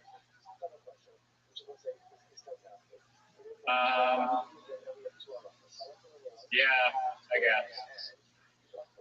So my man. I don't like Spotify though. I personally boycott Spotify. Yeah, I'm with. Even on like the free, like with SoundCloud, which is arguably a clear Spotify competitor. The free version, you can go on, you can play any music. It's just like, okay, every 6 songs you get a 15-second ad. Fair enough for the free plan. Spotify, oh, you want to listen to music? Oh, you can't actually listen to the music in the order you want to listen to. And oh, I want to listen to this song. Well, on the mobile devices, like now at least, I can't listen to any music at all. It wants me to take me to the app. It just forces me to go to the app. And then I go to the app, and I still can't listen to any songs or music without paying. What the fuck? Doug, give us some free peanuts here. Doug, this pissed me off one time so much I went to the Spotify headquarters. Literally, I've not gone to anybody's headquarters before, but I went to the Spotify headquarters and made a video there shitting on their CEO. He's some fucking like the guy who started. He's from some fucking Swedish guy who nobody knows about. And I literally outside the Spotify headquarters have a video of mine somewhere in the annals of the internet where I am just shitting on them. And I say to them, "How the fuck are you gonna have an app and you can't website like everything is pushed to the app. You can't go to their website and sign up. You have to sign up in the app. And or no. I misspoke. How the fuck are you gonna have an app but you can't sign up in the app? You have to sign up on the website. And the reason why is because they want to avoid the Apple charge. And so I'm like, dude, you are like the biggest audio app in the world, and you can't sign up using your app. This is the biggest bunch of bullshit I've ever heard. And yeah, I got some looks when I did that, but it's in this really shitty part of LA. That they like tried to like what do you call it? Gentrify, and the place is like a fucking uh, like you would not know that it is based there. It's not like there's a big sign or anything. Um, anyway, yeah. They So don't have it in like Delaware or some like tax haven state. they have it in. It's near downtown LA. Spotify headquarters. No, it's not. It's. I So mean, even 5 years ago, they were just still shitty, pushing the or force feeding it down your throat. yeah. I was shitting on this guy Daniel X. So its main headquarters is in Sweden, but they have one in Los Angeles, and it is. I mean, it's there's like a branch of like the USC business school there as well, and um, I one time was so pissed off because I wanted to sign up with their app, and it's like go to our website, and then they push me to the website, and I'll sign up, and it has like my Google sign up or just like a regular create your own account sign up, and then I'll sign up with my Google account, and then I'll fucking next time I try to log in, it's like we don't have your password now, big motherfucker. So then I'll sign up again. So I've got two Spotify's going, and I was just like, I'm sick of this bullshit. I'm going down to their fucking headquarters. So it's on Mateo Street. It's actually like in this like it's like a warehouse district basically. But you go there, and then it's really nice. And um, then I just made a bunch of videos and well, just like one really long video if I recall. And then I make fun of like Steve Wozniak and Steve Jobs, and I was basically saying like these guys built this fucking phone or built the company that built this fucking phone so that you can have apps, so that you can pay through things using the app. And you assholes do not allow for people to uh, use the app to be able to make a purchase. I mean, isn't that ridiculous? I think it's ridiculous that, hey, when you think Spotify, you think their fucking app. But if you want to sign up with Spotify, you at least like 5 years ago, well, like 3 years ago, you could not sign up with the app. You had to, or you could not pay with the app. You had to pay with the, um, you had to pay with the website, and I just thought this is ridiculous. And the reason why I thought it was ridiculous is for all the reasons that I said, but also I'd be like in the car and I'd be like, I'd go to my Spotify, it's all like hooked into my fucking like internal thing of um the car, and then all of a sudden it's like sign into premium, and then I'll sign into premium, but it'll be like the account that I didn't use my Gmail for, and then I have to go to the website. I don't want to bitch about it anymore, but it pissed me off so fucking much that I made an entire video dedicated to Daniel F. shitting on him. Did I do this in front of any other companies? Yeah. Um, the uh, the Rockstar Energy people. Um, I I know through a rabbinical colleague, and um, basically they had a type of like I got pissed off. This isn't gonna sound that important, but okay. Monster Energy and uh, is is kosher, but it doesn't have a hechsher because the ownership of it doesn't want to pay to like a, a certifying agency. However, they make another kind of uh, they make another kind of um, Monster Energy that's like their um, mocha flavor and coffee flavors, basically like frappuccino kind of ideas, and those things do have a hectare. And it's like, look, assholes, if you guys are going all the way to get a hectare on some of your cans, why not get it on all your cans, even though they're all kosher? It just so like when I first started this, I would literally go to different organizations in generally in Los Angeles, but anywhere in California, and go outside their corporate headquarters and shit on them. I did it in front of the Hall of Justice in downtown Los Angeles. Where else did I do it? I did it in front of City Hall in Los Angeles. I did it in front of the Spotify headquarters, Netflix headquarters. I did it in front of the where else did I do it? In front of the fucking uh, the, the Monster Energy, not their headquarters, but like their bottling plant or something. I made a video for this. Where else did I do it? I just made I know I did others. I made some. I think like perhaps in Venice at the the Snapchat headquarters, Google headquarters, and not their headquarters because that's in Mountain View, but they have they have a Google headquarters in Irvine. So I've made videos outside of that motherfucker.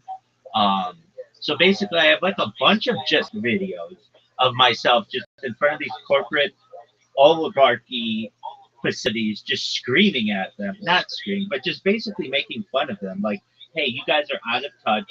You don't recognize that you have no customer service. There's no way for people to be able to like connect with you.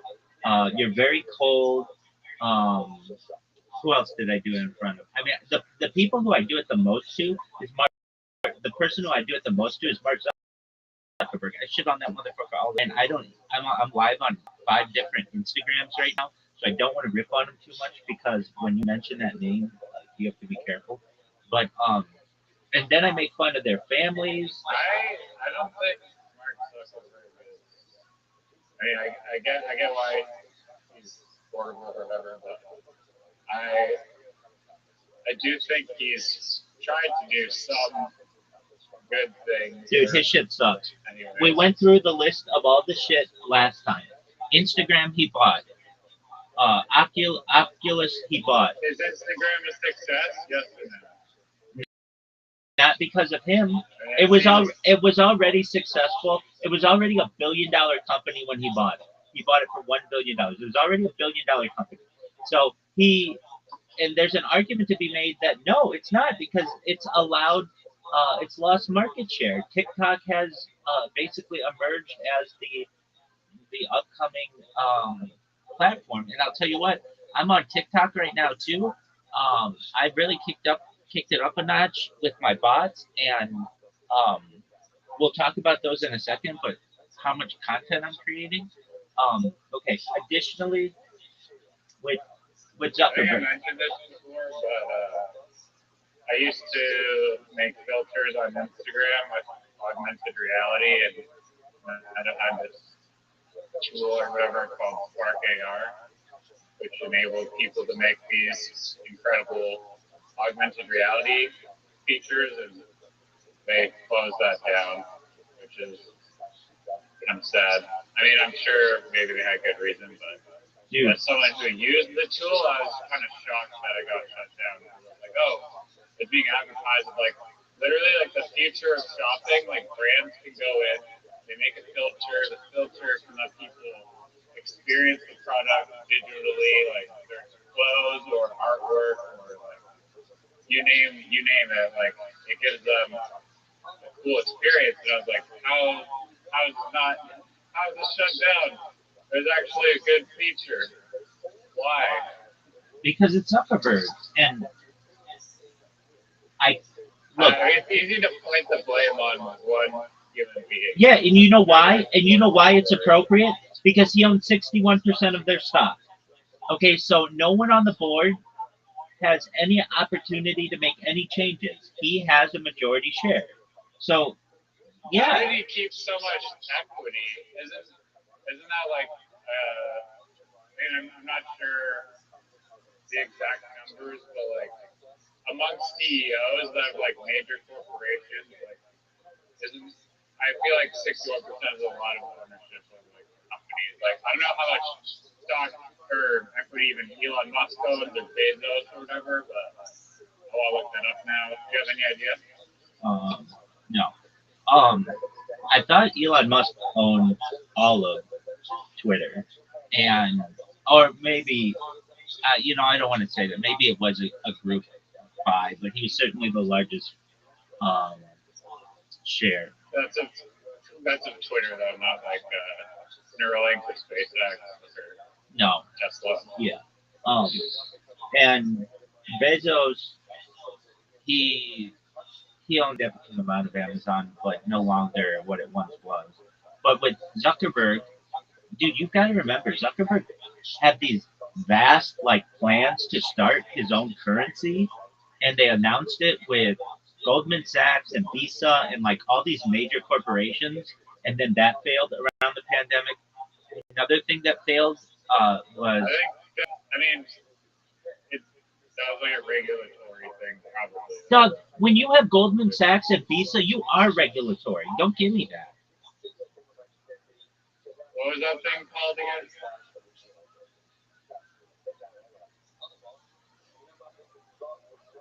Stable coin or whatever. Yeah. It was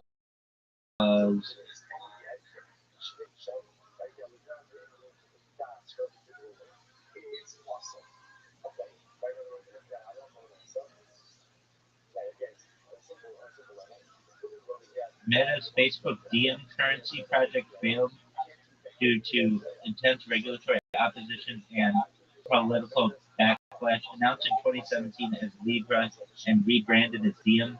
Like that's the thing. He rebrands shit so much, and it's like, dude, your company's Facebook. Well, now it's Meta. Okay, He fuck. hasn't rebranded Instagram or WhatsApp. But he bought those. Like if they're already things that are if they're already things that are successful, he doesn't because he knows it's proven. All right, so he had Horizon World's underperformance. Launched in 2022, the flagship metaverse platform struggled with low user adoption. He took BlenderBot AI chatbot failure, advertising platform instability, customer service collapse. It's absolutely ridiculous. Um, but he had another one just recently that I was shitting on him for.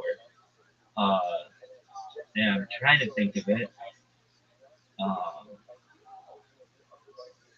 well, that coin was a big one. He was supposed to. Uh, their smart glasses aren't catching on as well as they want. Um, their workrooms, they were supposed to have a VR alternative to Zoom on. The whole avatar thing, where you were supposed to live in this metaverse using an avatar, that never caught on. And I just, I mean, then he gets I mean, sued. I think it has caught on, just not on Facebook. No, Because the absolutely. VR chat app is very popular. Dude, nobody's using that. Not Zuckerberg's version of it. No, nobody's using it. Oh, another one, Facebook gaming.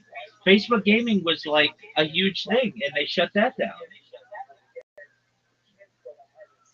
I mean, like the streaming? Yeah, they had a gaming platform that was supposed to compete with Twitch, and they shut it down like 3 years ago. So they still have a streaming thing on Facebook. Yeah, you can stream on Facebook, but not. It's not like a gaming platform. I remember what it was. The thing that pissed me off the most. It's called the. It was called the Facebook Portal, and I bought one of these motherfucking things, and I used it every single day for like 3 years, and then they shut down support to it. It was basically a thing that your grandparents could buy, that they could connect with you on Facebook. It was like a little, like imagine like an iPad that you put on the kitchen table, and you can call your grandkids and like have an open call. And this thing was such a piece of shit. It was so bad. Wait, what was it called? The Facebook Portal. And there's an actual tablet for how much? Yeah, it was like a couple $100, something like that. And it was like a digital frame that you could call people on Facebook. It was supposed to be like a video phone, basically, which is what it was.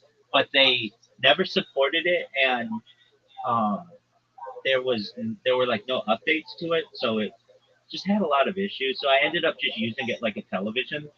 Um, but it was really clunky, and even uh, the engineering of it was really bad.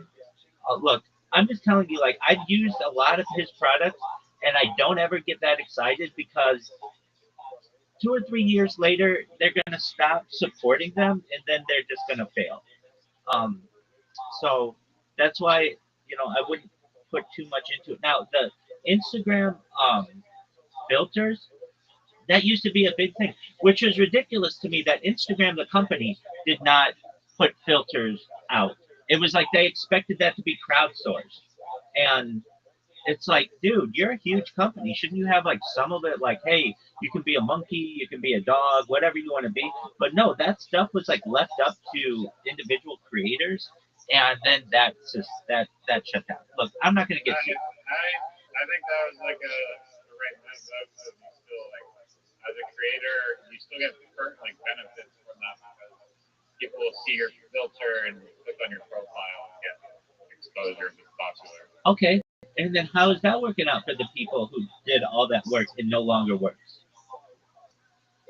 I don't know enough about why the filter and AR filters fell apart. To me, that was surprising. I mean, there are still like filters on Instagram. Yeah, but they're so random. They're not like, if you go to Snapchat, Snapchat has, if you use the Snapchat uh, application on a computer, it has like its own camera. It's called the Snapchat camera. It has like hundreds of different ones that are really good. The Instagram one does not. Look, I'm just telling you, I use these I apps. think it does. You just have to search. No. Oh, wait. There's no Wait. It does. It does. It absolutely does. You're absolutely right. Hold on. Let me clarify. Because it does. There are a lot of them, but they don't always work that well. They don't always lock onto your face. They'll work and then not work, work and then not work, and then work and then not work and not work. Like there's no debugging of this. There's no quality assurance. There's no quality control. I can tell you that I use Instagram literally more than anyone on earth. I'm literally live on 5 Instagrams right now. Nobody else is doing that.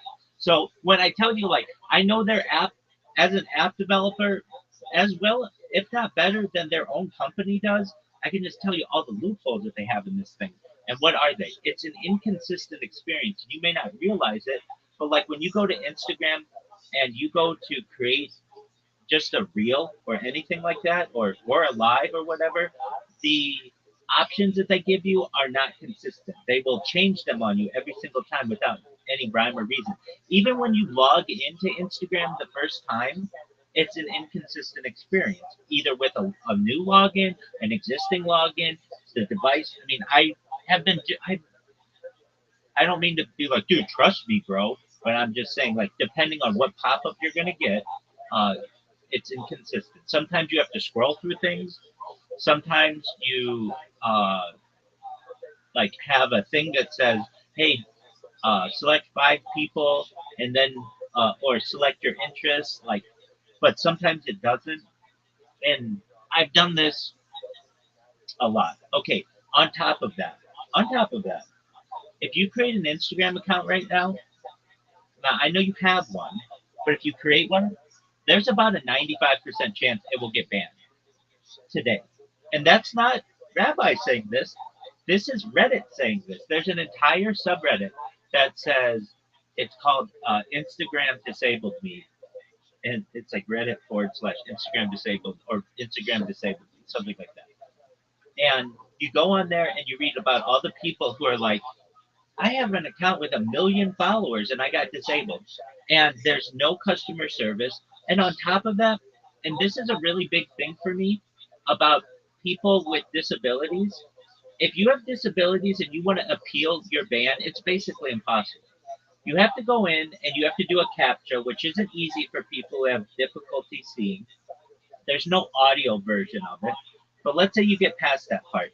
Then what you have to do is you have to do like a face scan, and their face scan absolutely sucks. You have to move your face to the left. You have to move your face to the right. You have to move your face up and down. And it's very bad at recognizing. Wait, just set up an Instagram account now? No. If your account gets disabled.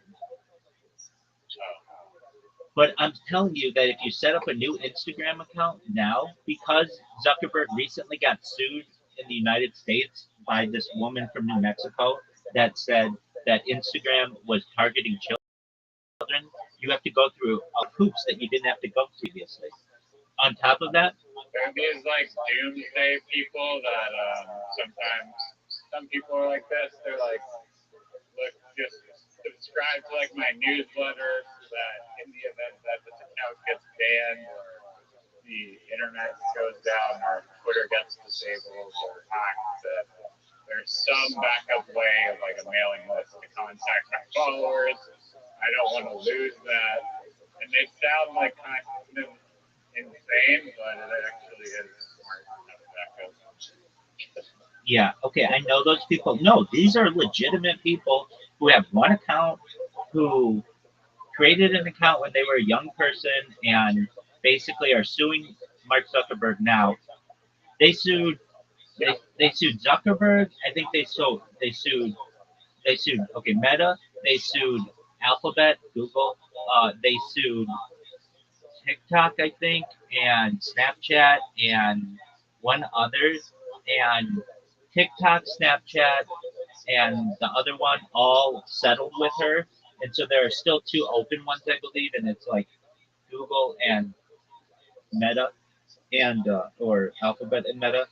And Zuckerberg was just in court in downtown Los Angeles like a week ago.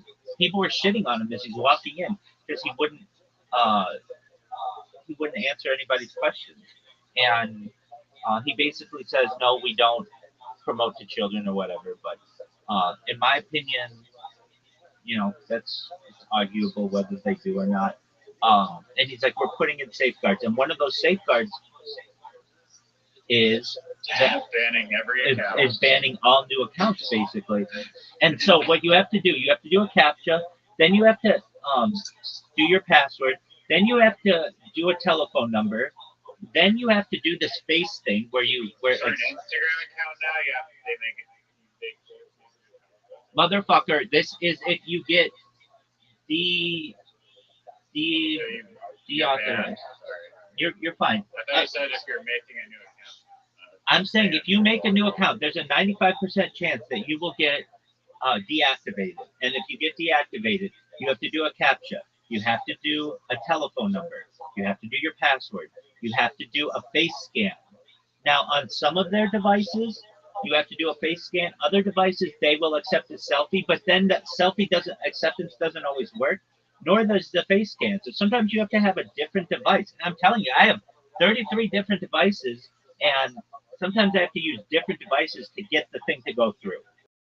Then on top of that, you have to send your ID. This is for a deactivated account that you just created.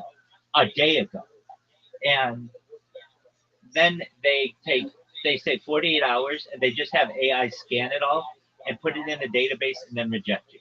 And look, I'm not the only person. This is an entire subreddit that is complaining about this, and they say the only alternative is just to uninstall the app, and that's not how social media should work. There are theories out there that many social media companies don't want new users. They have as many as they need, and they don't want trouble. They don't want troublemakers, and so they like Reddit in particular is a big one on this. They have all the people that they need to be able to crowdsource. Nobody's a bigger forum marketplace or forums central hub than Reddit. In fact, I can't even name like an alternative anymore. I used to be able to name like dozens of alternatives to Reddit, but Reddit alternatives? yeah, but they shut them all down purposefully so that they don't have to like uh, check a bunch of different forms. They just have to check one. When I say they, I literally mean the clandestine organizations of the world, and that's in their documents. Uh, and like you look at who runs Reddit, Ghislaine Maxwell was the first person to reach a million karma.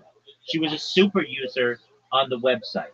She was a moderator in World News. She helped to depict what was going to be seen by everyone on Earth. The central hub, and on top of that, I saw a statistic, not her account, which hasn't been used since she's been put in jail. But another account, there's another super user that nobody knows who this person is. But of the top 500 subreddits, they are a moderator in 1/5 of them. That's a huge amount. That's 100 subreddits. And that means they get a huge amount to dictate over the world. Look, another thing, I mean, and I hate to say this, but Wikipedia is another one. How many Wikipedia editors do you know? Isn't it open to anyone? Oh yeah, go try to edit something on Wikipedia. Your account will be flagged immediately, and you'll never be allowed to put anything on it. It isn't. It they say that it's an open encyclopedia to people. It absolutely is not. It's run by clandestine organizations. These are fronts, and I'm not just like this is in the documents. Like this is this is public knowledge. This is not a shadowy theory on the edges of the internet. This is open documentation of them manipulating these platforms. So for me to be like, it's very difficult to use these things is not incorrect. You don't know anyone who edits Wikipedia. You've never known anybody to create a Wikipedia article. Isn't that something? You know people who do absolutely everything else, but Wikipedia you don't know anything about. I can tell you as a donor. In my computer class when I was in like grade 4 or 3, or maybe even 2, we were editing Wikipedia articles. We're like, hey, look, we can change the article. Whatever. Oh, wait. But that was back then. Wait, I understand that, and that doesn't mean that those edits stay. That's the key. Yeah, I mean, it has the they have to edit information that's accurate. Well, Hopefully. you would hope so. Anyway, there's a. I mean, I'm a donor to Wikipedia. I don't know anyone else. I've never met anyone else who donates to Wikipedia. And but when that message comes up, hey, you know, Wikipedia is free, and we want to keep it free. Like, can you donate like $2 to us? Like, I'm a donor to fucking the Wikipedia Foundation. I can tell you that even the founder of it, Jimmy Wales, does not like his own um, description on Wikipedia because they call him the co-founder because he isn't technically the founder. Somebody else helped to bankroll him basically, and so he's referred to as the co-founder. And they've done interviews with him, and when he sits down, they'll be like, "Okay, well, we're here with Jimmy Wales, the co-founder of Wikipedia," and he gets up and leaves. Like literally, he will not do an interview. Well, I've seen I won't say he won't do any interview if they call him that, but he I've seen him refuse to do interviews when they call him the co-founder. He says, "I'm the founder." Just because somebody gave money to be able to, What monetization strategy could Wikipedia do that isn't begging for donations and digitally panhandling people? They could just sell advertising, and foreign ads on the side of it, like 2008 if they wanted to, advertising. or any advertisements. They could just throw that up, then they would be asking people for money. I'm not saying it's bad. I give to them. Nobody else gives to them. My mom gives $15 to them. All right. Well, your mom's But amazing. isn't Rockipedia? Is that a threat to Wikipedia? As Elon claims, it's got more articles and more AI slop than Wikipedia. I think it is. I just think that more competition's better, especially in terms of encyclopedia. Anyway, I basically with Instagram find it to be okay. So here's one. Here's a hilarious thing. Instagram changed its settings to be able to go live. You have to have at least 1,000 followers, like TikTok, and that basically derailed me because it caused me to not be able to live stream on a bunch of my different accounts. However, I found that if you use an old version of the Instagram app, it does, which is incredibly freeing. So that's why I'm live on so many different Instagrams right now. But like that's just bad programming. Same with like the caption deal. I like how if you roll back the Twitter app version, like you just don't update the app. But usually I get like forced to like update the app because they make it like so unusable. So I'm surprised that like a really old version of Twitter and Instagram actually work and they allow it to work. Right.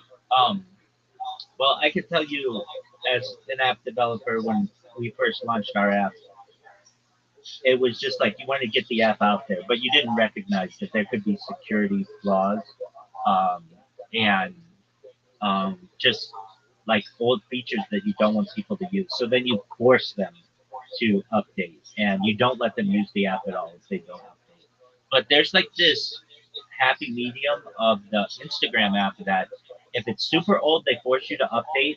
If it's super new, you don't get the features that you want. But right in the middle, this like Goldilocks zone of like I mean, like I can even tell you it's version 300 of the Instagram app, APK on Android. It does not, but also like anywhere between 274 and 300 is like a good version. They're on 424 right now, something like that, and that locks you out. And I mean, you can shut off your Android device automatic updates. You can shut off um, data like restrictions, and even still, your app will automatically log in. Pardon me, will automatically update. So anyway, um, but when I get Instagram going, it's a really nice platform for archiving my footage. Um, I, I've got to say I love it because I can create a bot on it and I can fall asleep and I never have to restart this thing. It just goes 24/7. I might have to restart it once a week or something like that. But for someone who is used to restarting YouTube streams every 12 hours for the last 4 years, it's incredibly freeing.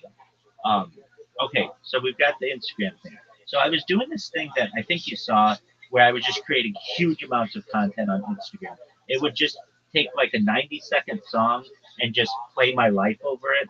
And I'd make my own like music video of just whatever I was doing. Old version of the app be allowed to do that, or if the anti-spam measures go back that far, or if it still like it's just like Instagram software that will check that spam even if it's like recent. Yeah, great question. If I think I understand you correctly. Instagram was recognizing it as spam, and so what I would have to do is create the bot to log into 4 accounts simultaneously, and basically cycle through them so that it wasn't posting like once every 5 minutes. It was really posting once every 20 minutes, which wasn't seen as spam as much. However, just completely randomly, you'll just get a flag on the device that says it's been deactivated. The account's been deactivated, and you have to go through and put the captcha in and do the face scan and upload your ID and all this other stuff. And they say that you aren't following their community guidelines, but their community guidelines don't say what you can and can't do. It's extremely vague and it's extremely legal, and it doesn't say like you can only upload one video per 30 minutes. It doesn't say that. It's very subjective. So anyway, I got sick. Well, that wasn't the biggest. That was a big issue.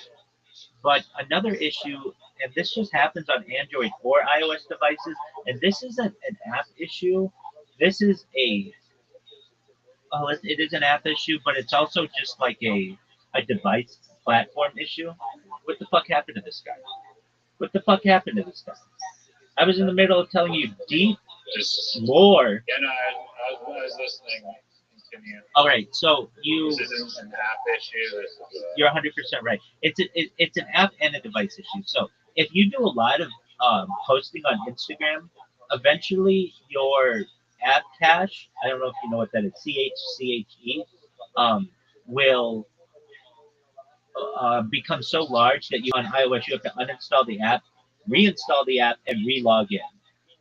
And it's just an issue that occurs because of your device limitations or because like the data that the app is using? the data that the app is using. And this happens on Android or iOS.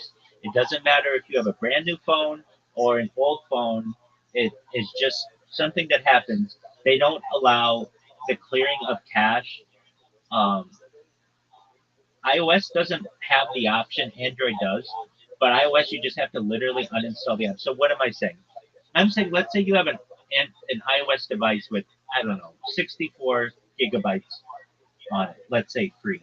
If you keep creating content, eventually the cache will never get cleaned out of the Instagram app, and you will have to clear it, uninstall, and reinstall. Now, for people who use the app regularly, that means they're only going to have to uninstall it maybe once a year or something like that. Maybe not even that often. But it's incredibly inconvenient. But for someone who's creating a lot of content every single day, you have to clear it like once every 6 or 8 hours. It, it's a lot. And that causes an issue because once you clear it, you have to re-log in. And when you're creating a bot, that complicates things because every time you log in, it basically like triggers the security of Meta to like be like, is this a legitimate login? Yada yada yada. Now, even if you don't log in or you don't do this login process or whatever, um, if you're just creating a huge amount of content, eventually it's going to get flagged by the AI systems and they're going to deactivate your account. All right, so I was able to create like thousands, I wouldn't say tens of thousands, but thousands of videos over the course of the last like few weeks on Instagram of just popular songs with a video of mine. But I was running into the issue where they would deactivate my account randomly, and fortunately it didn't happen for any of my big accounts. Like I created accounts for this purpose generally, but I figured, okay, well, I'm gonna just try to do the same thing on TikTok.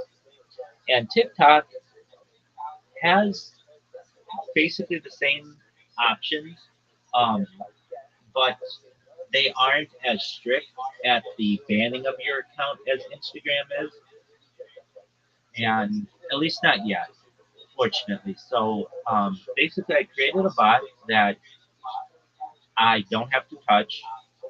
fortunately. And just every 5 minutes, it just uploads a video of my whatever I'm doing with a popular song on it, and it's really cool. And I um, am finding that there's that hey, what's going on? I'm in the middle of a conversation, but it's it's becoming more convenient to do it on TikTok than it is on Instagram. I think that I'm gonna transition creating all of the different like 90-second videos to TikTok. However, Instagram, I have found this loophole that you don't need 1,000 followers to if you have like aged accounts and the live streams going on Instagram, the short clips, and it's working out really well. So how does that sound to you, Riser? Why isn't TikTok like it or too much content? Yeah, so they do, but they don't shut down your whole account. They'll just say you're posting too rapidly. Please slow down. And all I have like a rational response. Exactly. And so all I have to do is turn a timer on. So instead of uploading every 5 minutes, it's just every 8 minutes, and then it gets around that. Well, that's chill. Yeah, it is. TikTok. This is crazy. Yeah. Well, that's it. Let's see what's going on with Tilly. Just one moment. Tilly, how you living, pimp?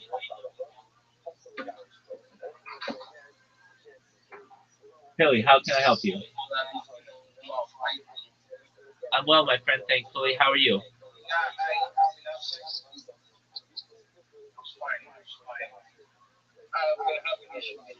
These days, according to my account. Like I've not my account, I've not been stable on Fiverr, so I don't know if you can recommend something else. And I'm working towards being a dev, a Web3 dev. I don't know if you know anything about them. Yeah, of course. Okay, what's happening with your account? I created two accounts and the two have been disabled. Okay, Yeah, for what? I'll send this. You don't have to send a screenshot. Just tell me the names of the apps. You say? You don't have to send a screenshot. Just tell me the names of the apps.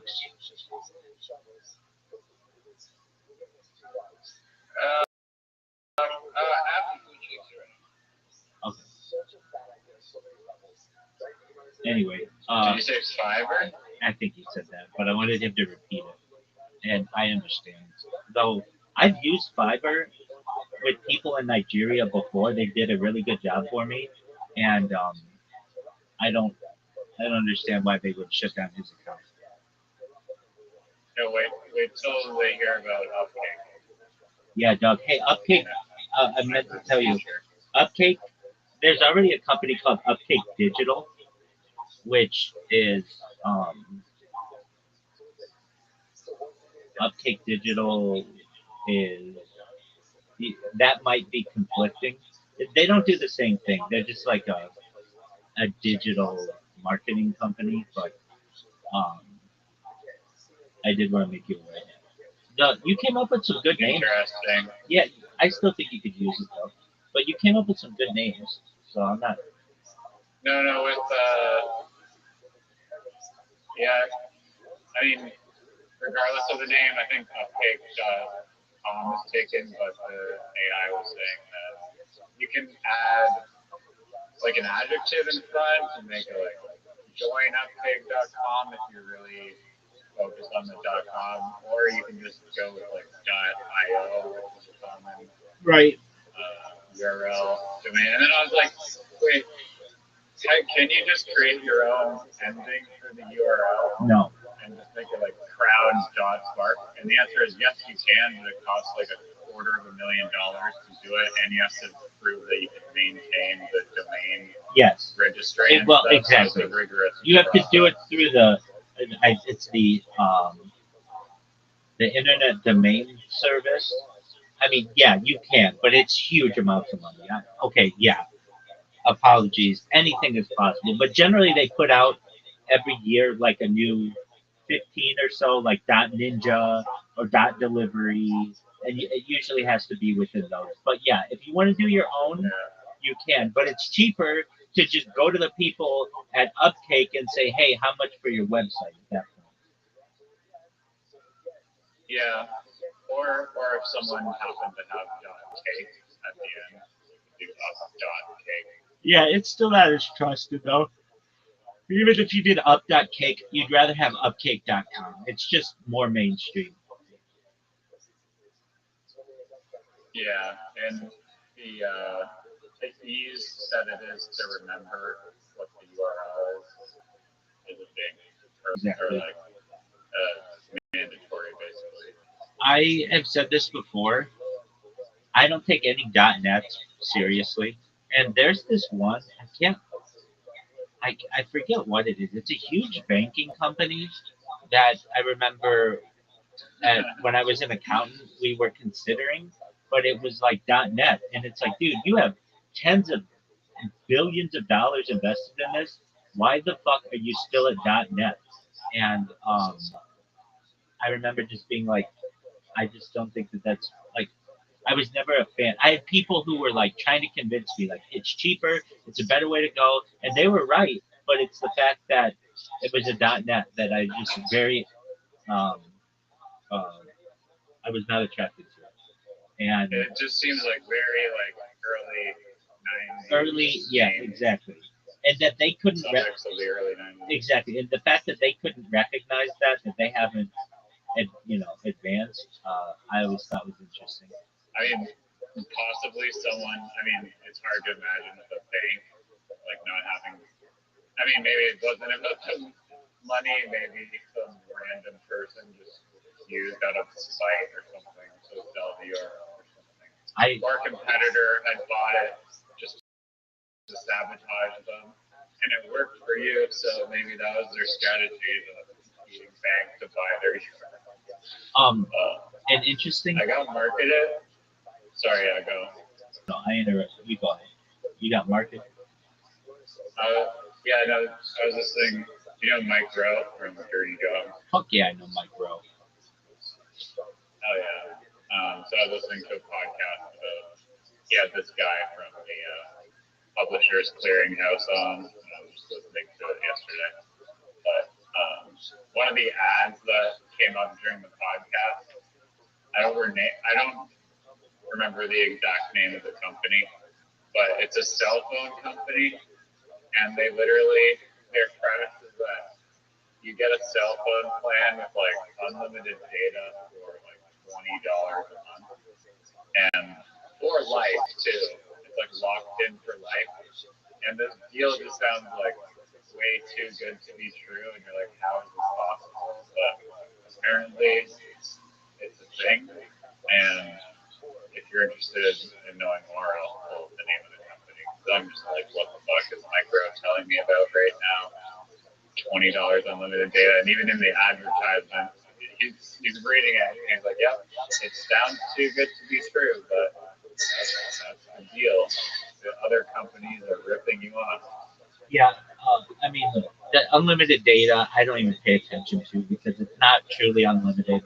If you read their terms and conditions, all gets throttled. I've been throttled with AT&T, with Verizon, with like your download speed will just drop dramatically, and upload speed, even though you're still technically using data. Exactly, and it says that.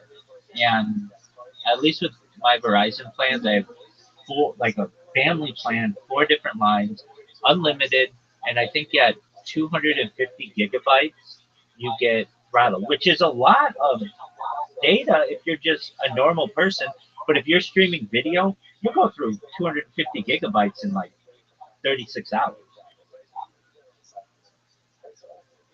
Is Wi-Fi data just cheaper than cell tower data, just inherently for some reason? Yeah, I think it's because it's wired, usually with fiber optic cable, so it's not as Well, fiber optic isn't that like modern type of thing? they're all selling even to this day. Like my friend is literally still selling fiber optic door to door. Yeah, I mean it's like fiber. It's like before that, like the copper wires or whatever, the hard wires. It's still cheaper. It's fiber optic cable that gets to your house, and then your router just is the last, 100 feet of it. Um, and so it's a lot faster that way. And like there are big streamers. Yes, your answer is right. It relies on local wired infrastructure, cable, and fiber, low operating costs. Exactly. Like there are like when I first started streaming, I went all in. I got 4 different lines, 4 different iPhones, um, and the technology wasn't quite there with streamers yet, where it was like super consistent. Um, but there are like these patches of LA that like the city basically has some areas that are like parks, and you don't get very good cell phone reception there, and they're just like dead zones. Like even in like or like where you have the tower, you have to switch from one tower to another tower, and I never found it to be extremely consistent. And on top of that, the issue that would arise is the overheating of the phones. When you're streaming that much, your phone gets really hot. And then the battery issue that arises too. The setups just weren't quite there in like 2021, 2022. They're better now, 2023, 2024, 2025, now 2026. Um, but they're very expensive. I think for one of these, you still need 4 different SIM cards, but like mine were 4 SIM cards with the same company. These streamers do 4 SIM cards with 4 different companies, just to I mean, but they have. I think I looked at one time. The setup was like $2,000, and that's just like $2,000 a month. That's a lot just to be streaming IRL.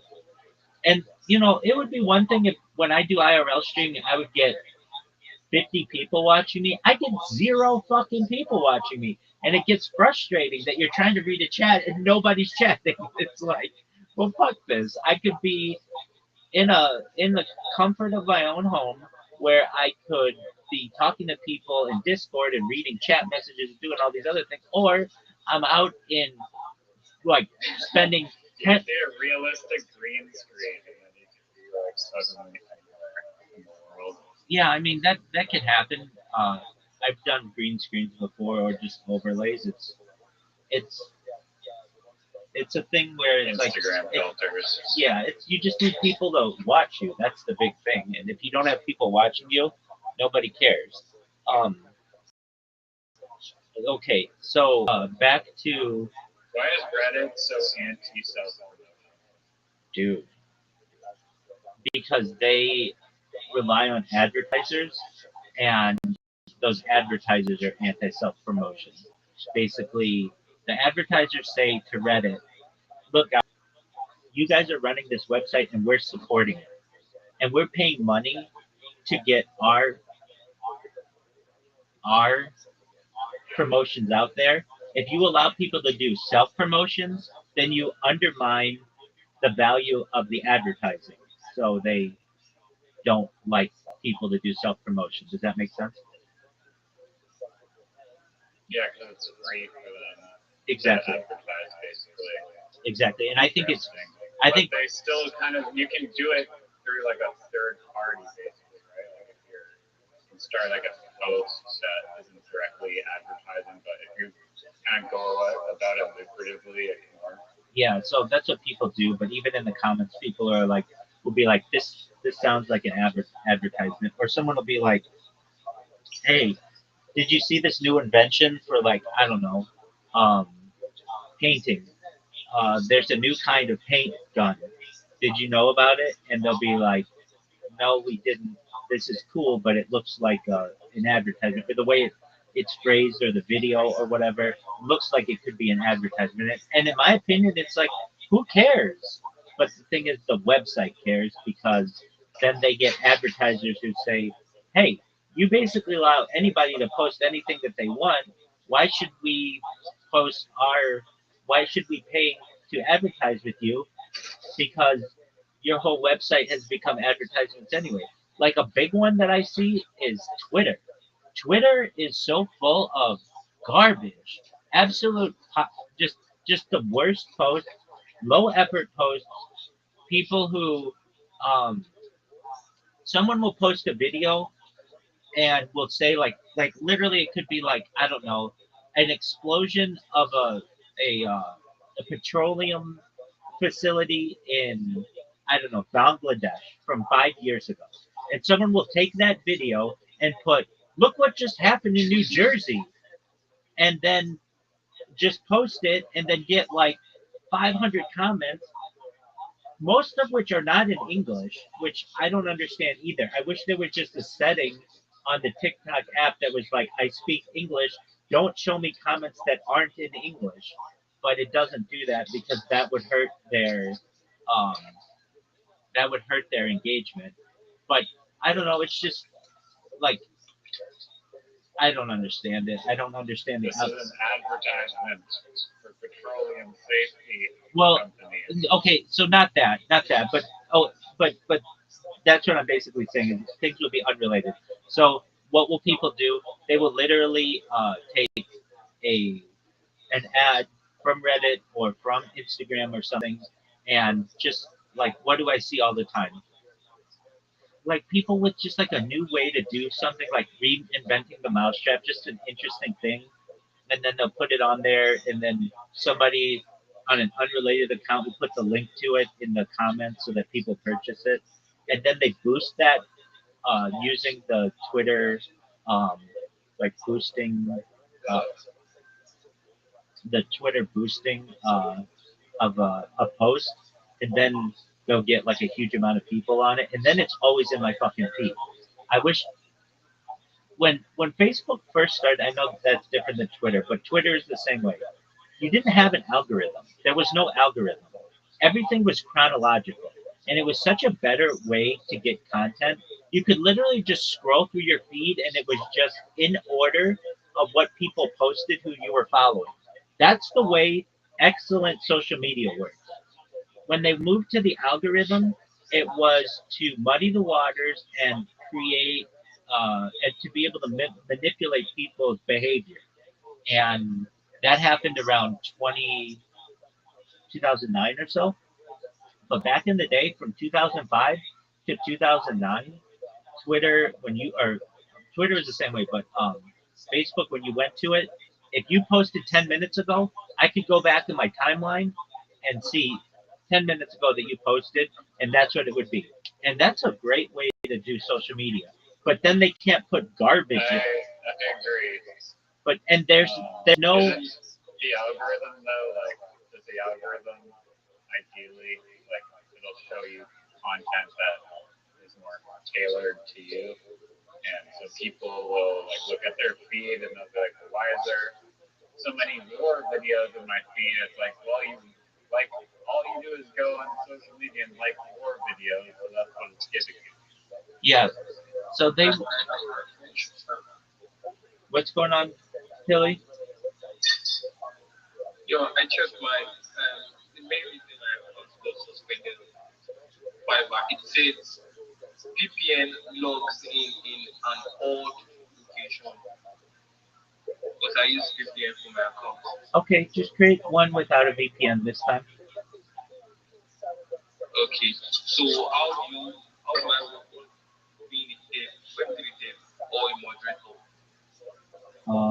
Okay. Did you Do you know smart contracts and Solidity and how to read code? stop that right there. That's not what he's talking about. For right now. For right now, he's not. I mean, I know that's the long-term game, but no, he doesn't know that stuff. Billy, did you create your 30 different social media accounts? Yes, Okay. and I link them with a link tree. Okay, you link them with your link tree. Have you gone and promoted yourself in any chill and chill spaces? I don't have access to those spaces. I think Yes, you they do. are actually Yes, you do. Billy, go to spacesdashboard.com. spacesdashboard.com. Okay.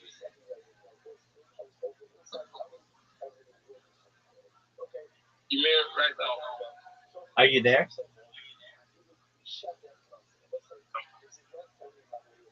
Kelly, go to spacesdashboard.com. Are you there?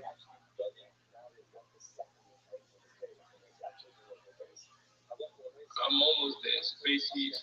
SPACES. Yep, exactly. Let me know when you're there.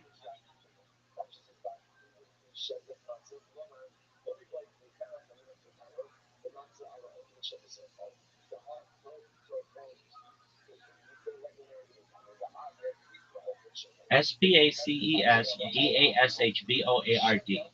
Let me know when you're there. Okay, I'm almost there. The server is slow. I'm almost there. Okay.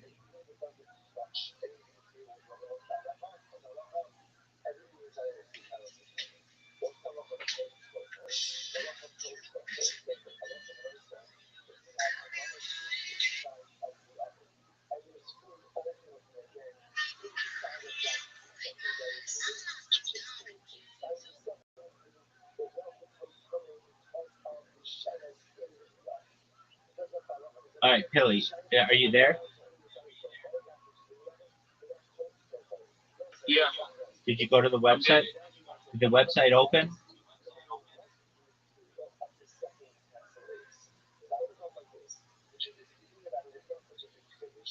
Did the website open? Did the website open?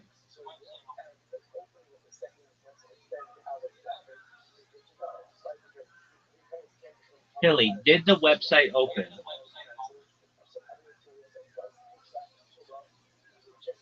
All right, Hilly, you got to connect it to me when you've got better connection or something because I've got to be able to talk to you. So, Hilly, when you've got better okay, you can hear me now. Hilly, did the website open? Yes. Okay, do you see that there's a search bar? Yes. Type the word shill, SHILL. Type the word shill in the search bar, SHILL. ILL. SHILL. SHILL.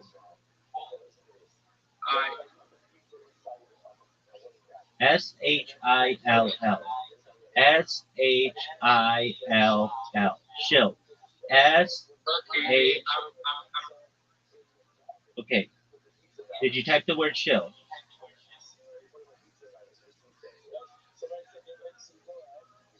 Yes, I did. Okay. Do you see that there are some chill and chills that are open right now?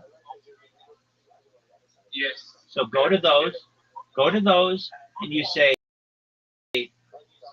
"Hi everybody. My name is Pilly. I'm a web. I would love to be a community manager for you. Please take a look at my link tree. You will see that I have a variety of social media on which to promote your project. You should know that I can help you to get more DMs, more people who are interested in your project, more impressions to your project, more people buying your NFT or your cryptocurrency. I'd love to be able to help you to build and grow your community. If you're looking for excellent teammates and leaders to be able to make your project successful, please send me a DM." And you do that, you say that in every single chill and chill space that arises on that website, and you do it for the next month, and you will be a community manager somewhere. That's what you want, right? Yes, Rabbi. Excellent. Now, you're welcome. You're welcome. Now, what I want you to do is come back tomorrow or the next day. Tell me how it's gone, and when I'm not here with someone, I will help you, and I'll even write that out for you. All you have to do is read it. Okay? All right. Thank you very much, Rabbi. I will surely get back to you. I'll give you feedback. Excellent, Billy. Best wishes, my man. Take care, buddy. Bye. Bye. Bye, Rabbi. Take care, my man. Yeah, so Riser, someone like Pilly, he doesn't know smart contracts. He doesn't know the ins and outs of crypto. He just wants to be a moderator of a community. No, he said developer. Yeah, exactly. These guys don't know what that means, though. They all say that. Well, they should know what a developer means if they're giving us. They don't, though. They don't. They don't recognize what that means. And he said developer and Do you agree that there's a marketer and developer? well, he said community manager and developer. Yeah, there's a giant difference, but they don't know the difference. Oh, if he says developing a community, but he said, I guess that's what the word developer means. Okay, so there's a developer in Web3 that's basically someone who knows the basics of coding and smart contracts and the different platforms. There's that. That's not what these guys do. These guys are moderators and they are reply guys and they are shillers and they're raiders. That's what he's looking for. Once he gets some experience doing that, he might dip his toe into more advanced Web3 development, but he's not at that point right now. He's just starting, and I know that. But they all see their friends who have Web3 developer in their profile, and they all think that they're Web3 developers. I've helped 100 guys like Billy in the last 3 or 4 months, and they're all. I must say they're all the same. There are some guys who are different, who are like, yeah, I'm a full stack developer, and then I'll go through and I'll test them, and they really are a full stack developer, and it's like, all right, this is somebody who's a real developer. But a lot of these guys just they don't they don't know what that term means, and they think that it could mean developing a community, which it could, but that's usually just known as a community manager and things like that. Yeah. So I get it. With that being said, um, back to uh, at least Instagram because I love bashing that fucking place. Um, they have a very interesting algorithm, or well, we were talking about the algorithms and such. And, so it's funny. I'll watch like a Kill Tony, and if I play the music Kill Tony, which is copyrighted by Kill Tony, all of my different like I'll get like 5 different pop-ups on my different tablets that say that this music has been copyrighted, or the the company that I found that is the best at protecting um, their intellectual property is the UFC. If you're watching a UFC and it's just playing in the background, and Instagram hears that, it shuts down your Instagram right away, which I find to be interesting. Uh, Twitter is actually the worst at it. Twitter Twitter doesn't really use AI on their um, on their live streams and or on their or on their their Twitter spaces. Like you've been in Twitter spaces where they'll just play copyrighted music for like their intro song, right? Yes. And nobody does anything about it, even though that's technically illegal. Uh, and it's just allowed basically. Um, Can it be considered like if I'm on a Skype call with someone, I'm allowed to play a song because it's like a private call, right? no, So no, you're not. I get No, that. you're not. Twitter Spaces is not. No, you're not allowed to do private that. call, but No, you're not allowed to do that. You're not allowed to just play it in a Skype call. You're not allowed to play it in a Discord call. It's considered an unauthorized rebroadcast or unauthorized usage of the intellectual property. Basically, whoever owns that license, like Warner Brothers or um, Universal or whatever company owns it, they're the ones who should be getting some type of um, payment for that, and that's how it's gone for the last like 65 years or so. Um, it's strange how some mediums are like highly protected and other mediums are not protected. Like whatever, like a video game or like website, as you say, you just tweak one little piece of code, and the fact that they stole 99 idea doesn't matter now because they tweaked one little thing. I agree with you. And then it does get bizarre when you get into, well, does this song does it sound enough like a song? And then that's got to go to arbiter, go to even a jury trial. Like it's absolutely ridiculous. Like if you ask 100 people, 50 of them will say that the song sounds similar enough, and the other 50% will say that it's different enough. And there's no right or wrong. But yet, if you have enough money to pursue a case and you do it long enough, you'll make money on it. The most recent one that I recall that was pretty impactful was the song Blurred Lines by Robin Thicke, which he allegedly sampled from a Marvin Gaye song, Got to Give It Up. And because the Marvin Gaye estate had enough money to be able to pursue it in court, they did. But for someone like, I mean, this has just been kind of a rumor about someone like Jay-Z or somebody. He'll find a smaller artist, he'll sample their song, and then just throw them a little bit of money and then have this song absolutely blow up, and then he makes all the profits on it, and he basically says like, I already paid you, and um, whether that's right or not, that's for other people to decide. But another person who does this, I think, is Drake. Drake basically has enough money that anybody who is a good beat maker, he will just pay to work for him, and then he just takes all of um, their their content and then just calls it his own, so that he doesn't have to do any of these things. I mean, yeah, I mean, arguably every like pop rapper is paying. Yeah, exactly. Most of us are producing their own shit. The hate comes from somewhere. That's true. But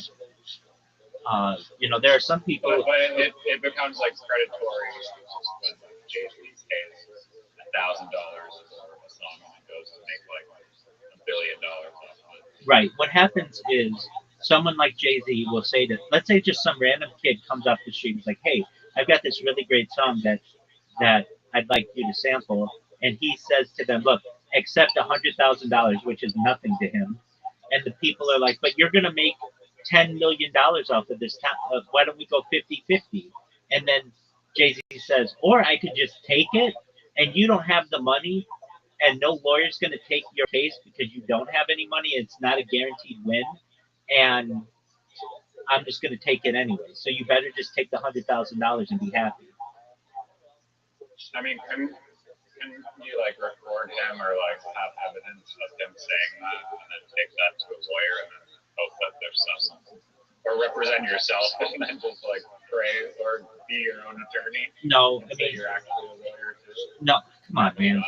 Come on. I mean, Riser, you got to understand how the American legal system works. You can't just represent yourself very easily. It's a difficult thing to do.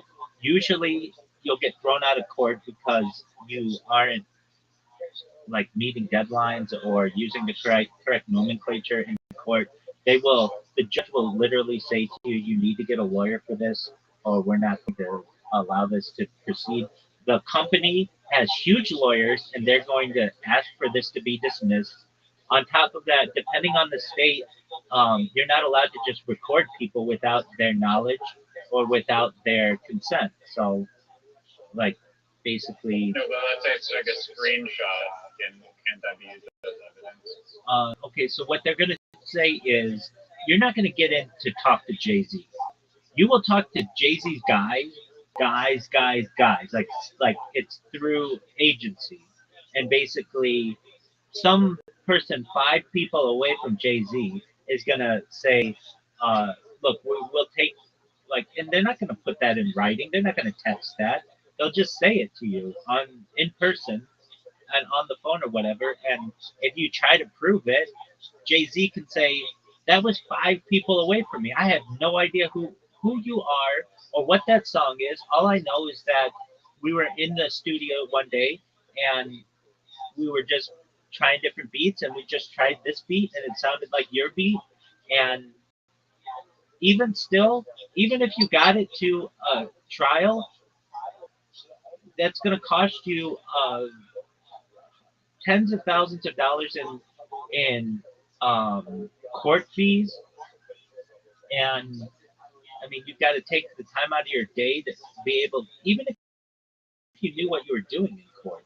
At some point, the judge is going to say, "We have this really little guy who we don't even usually let represent themselves, but for whatever reason within this this um, this this story within this simulation that we've created, we're going to let him do it, and I need to get reelected next year.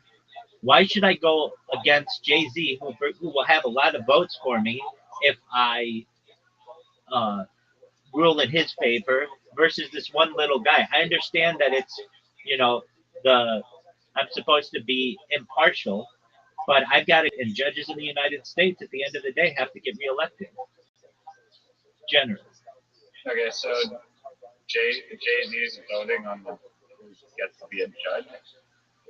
Well, so the judge the next year or whenever, within 4 years or so, has to get reelected. And if he goes against Jay-Z, Jay-Z's going to say to his friends at the major players in New York City, Manhattan, Brooklyn, hey, this judge went against us, went against Rockefeller Records, and we want to put money, we're going to invest in money, basically donate to the candidate who's running against him so that he loses.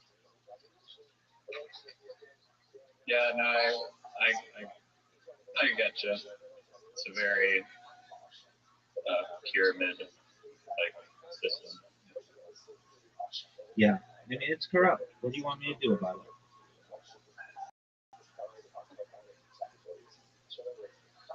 The reason I joined this today was because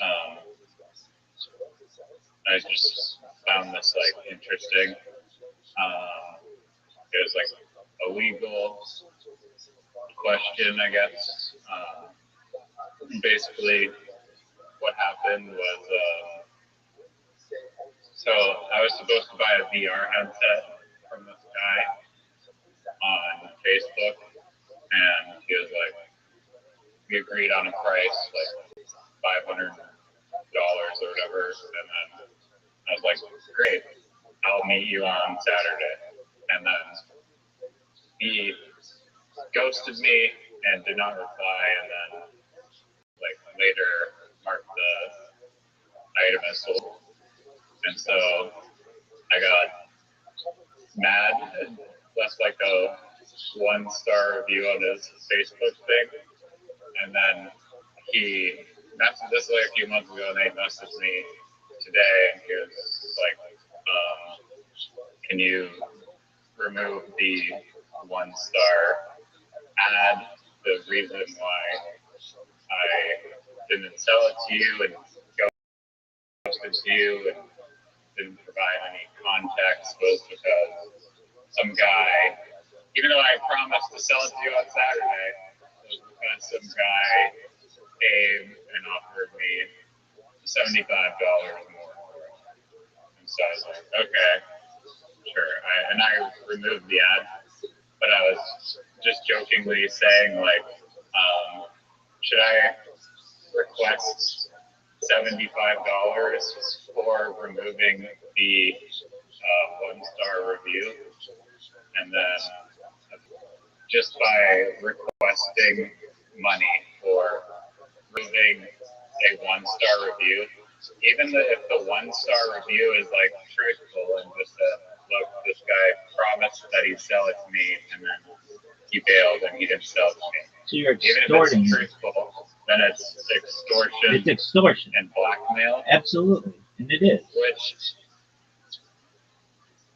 yeah, but I don't agree with that necessarily. How isn't it extortion? If you don't do this, no, I will ruin your name. it's I understand why the law perceives it as extortion, but I could make the case, and I feel that okay, I leave him a bad review. That review is there. That review is truthful. I'm not pointing a gun to his head and saying, "Oh, remove." I mean, this is what the law is saying: is that by asking for payment or demanding payment, that you're basically holding this thing over his head, that you're tarnishing his reputation with the review or whatever, which is true, I guess. But the review is gonna stay there, and it's like Dude, you're extorting that guy. fucking. That's like, before you even said it, I said, I don't know. It does not seem like extortion because it's not forcibly asking them for money.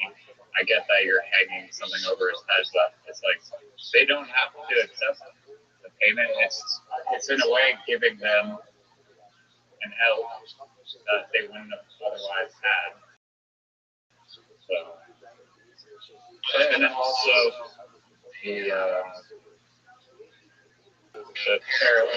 funny thing is that the Yelp case, like the $1 billion, whatever it's called. $1 billion bully. Yeah. Did you change your stream or something? It might Yeah, I have to restart my device. Maybe not the whole device, but just the web page. Go ahead. And the $1 billion bully, this is the funny part, is that, let me just find it. Yeah, so the Yelp Mafia,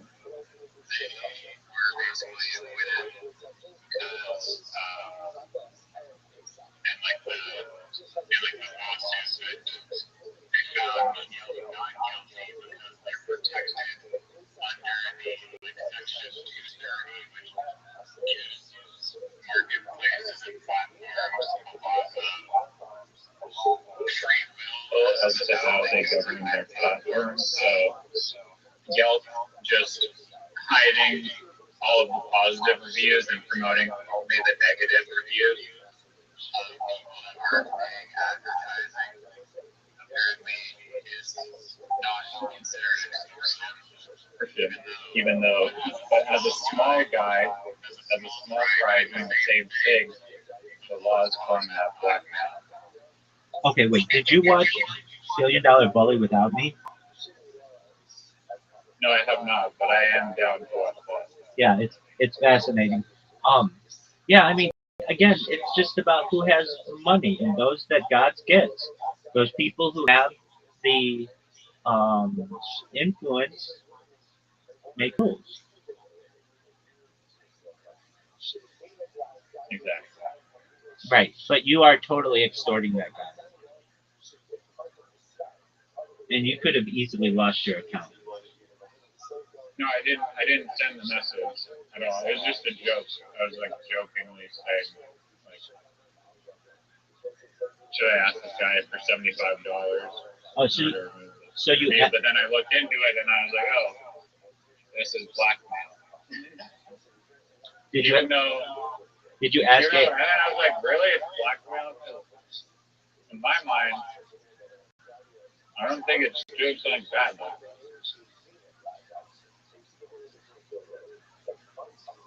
Okay. You can call it. Well, it is. It seems like really, really twisted. I don't know. All right. Well, that's right when you said, if I do this and this, it was like, oh, that's extortion. And my man can get in trouble for that. No, but like, okay, so the business sucks, and you're using a truthful review about the business. Yeah, so you leave the review. Yeah, I know. I mean, leaving the review and letting them lose millions of dollars or whatever is one way to go about it. But So that's what you I do. don't know. and then you go about with And your life. they did pass laws for companies. Like, let's say the company even tries to reach out to you to pay you to remove it. That's still against the law now. But that was in like a 2019 lawsuit or something that they made that illegal. That's true. I can tell you, whenever anybody, I worked for the startup. Whenever anybody had a fucking bad experience, we'd have hundreds of washes a day, and you can imagine at any car wash, not everybody's going to be happy. And we weren't a car wash; we were a technology company. But to keep our good name pristine and have higher than a 4-star rating, which is very difficult to do, we'd have 4.5 stars. Um, we would, I would have to call the person, and I'd have to this is when we first started. I got to the point where I said, I'm not calling those people. You can give that to somebody else, but I'm not going to do that. I'm not going to argue back and forth with someone about a car wash. There's no winning that. So eventually we would have them email pictures and go back and forth about it. Um, but basically, it would get to someone would post a negative Yelp review. We would contact them immediately and say, "What can we do to be able to rectify this issue? If it meant we would redo it, okay, that's fine. If it meant we would um, give them it for free, we would." And um, but we weren't supposed to say, "If we give this to you for free, will you take it down?" But that and we would do our best to avoid that. Uh, a lot of times we would say, okay, well, apologies for any inconvenience that this may have caused. We will refund you the money. And then they would many times either remove their review or update their review to like go from 1 star to 3 stars or something like that. But then they might post about it. Hey, the company contacted me right away. They're very professional and they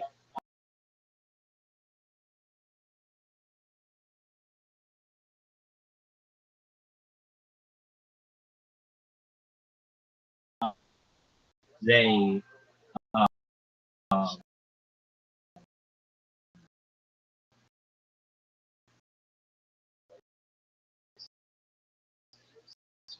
they re- apologies, my device was so just restarting. Um, okay, here we go. I'm back. So anyway, the company would come back, or we would come back as a company and refund them their money, and then they would update their review many times. But then other people would see that and they would see it as a loophole. Like, hey, if I get my car washed there and I just complain, then they're gonna refund the money. However, I say if I get my car washed there, we had no place to do the car wash.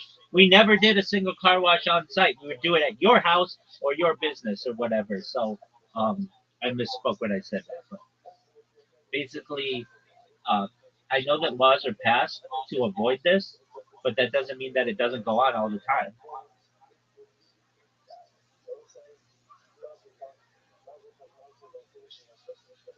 But yeah, you were trying to extort this guy,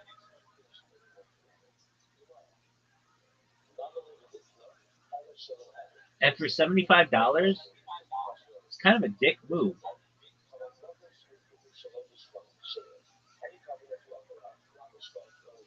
Riser, can you hear me? Riser's jerking himself off raw, folks. You didn't know what that means. Watch this. Oh, my thing was muted. Oh, okay.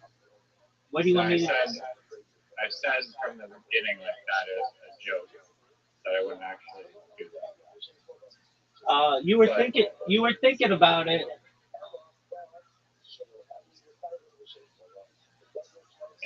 No, I thought it was just to troll it. I don't actually care about them. Just to troll things. But then I was just like, oh, even if I troll and do it, then my Facebook account can be banned because I'm trying to extort or I get a record, like a criminal. Is that a criminal record or blackmail? Oh no, on a 1-star Facebook marketplace review. If he wanted to go to jail for that. If he wanted to pursue it, if he wanted So the to, answer is yes. yeah. I mean, at least in the United States. But usually there's a minimum amount, for it, so you were trying to get $75 out of them. Sometimes the limit is something like $100 or $500. Like, it's legal to blackmail people for a small amount of money. No, it's not. If you did it, Micro blackmail. if you did it repeatedly, then you could perhaps be charged. But usually, if it were like a small amount, the police aren't. It's just not worth their time. Here's my counter of why, like, just blackmail is just not the right way to describe it, because the business does a terrible job. The business sucks. They do awful. They just do a terrible job. So shouldn't they have to, like, arguably pay for their mistakes? And paying for their mistakes could mean removing your shitty review. And it's like, why is it a crime to accept money for the shitty experience that they had with this business? Like, for example, the fucking other one-star review they gave us for a vet that, like, gave this drug to me that was supposed to prevent ticks in my dog, and it, like, literally killed my dog over 3 months. And it was like, yeah, I'm gonna leave this business's shitty fucking review. It's like, if you want to pay me a bunch of fucking money to remove it, maybe I'll consider it. But, like, I don't know, you did a horrible job. Your job of protecting my pets failed. Now you get a shitty ass review, and it's like, you should have to pay to get that removed. If I even want to remove it, or if I just want to leave it, it shouldn't be illegal to accept payment from the shitty experience of them killing my dog if they freaking want to save their ass, you know? I do know. You're allowed to say what you want. You're not allowed to take financial benefit due to that, or else it creates a marketplace where people will just give shitty reviews and say, in order for us to take down the reviews, you have to pay us money. But those reviews would be fake and not actually rooted in any truth at all at that point if they're extorting you for fake reviews. Okay.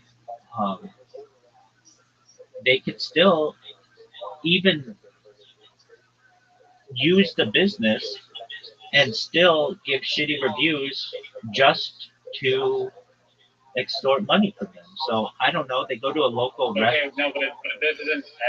This is like in education. I agree. It could be abused, this system or whatever, but that doesn't mean that every single review is like that people are requesting payment for is because they're just like trying to extort the business with their only goal of like getting money. You know? So the way that the law avoids this is that they require people to not receive compensation for. Yeah, but that's hurting the people. I mean, you should be. It's not hurting the people. It's not. You want $75 because, frankly, you're being cheap in the situation. I'm not saying to you that you're not right. I'm trolling. I'm not gonna actually. You went to AI and asked them. You went to AI and asked, "Is this legal?" And AI gave you a hard stop. Yes, this is extortion. What I'm saying to you is that you have the right to be able to tell this business that they did not. It's not a business. It's a person that they did not do a good thing. If the person came back to you and said, "Hey, can you take that down?" You can say, "No, I can't. I'm telling other people who deal with you in the future what life is like working with you." And then you leave it at that. You don't go into, well, if you give me $75, I'll take my thing down. That's where you become slimy. No, the only reason I was checking with AI was to make sure that the message that I was saying wasn't going to be like backfire and be illegal blackmail, which turns out that it was, even though I wasn't actually, as I said repeatedly many times, it was just a troll and it's just a joke because that guy had like taking $75 extra payment without actually consulting me about it anyway. Blah blah blah blah blah. So just as a joking troll was the idea. I wasn't actually going to extort him for money, but just even posing the question opens up the world of extortion, which I'm glad I checked the AI. It's not apparently even okay to joke about that.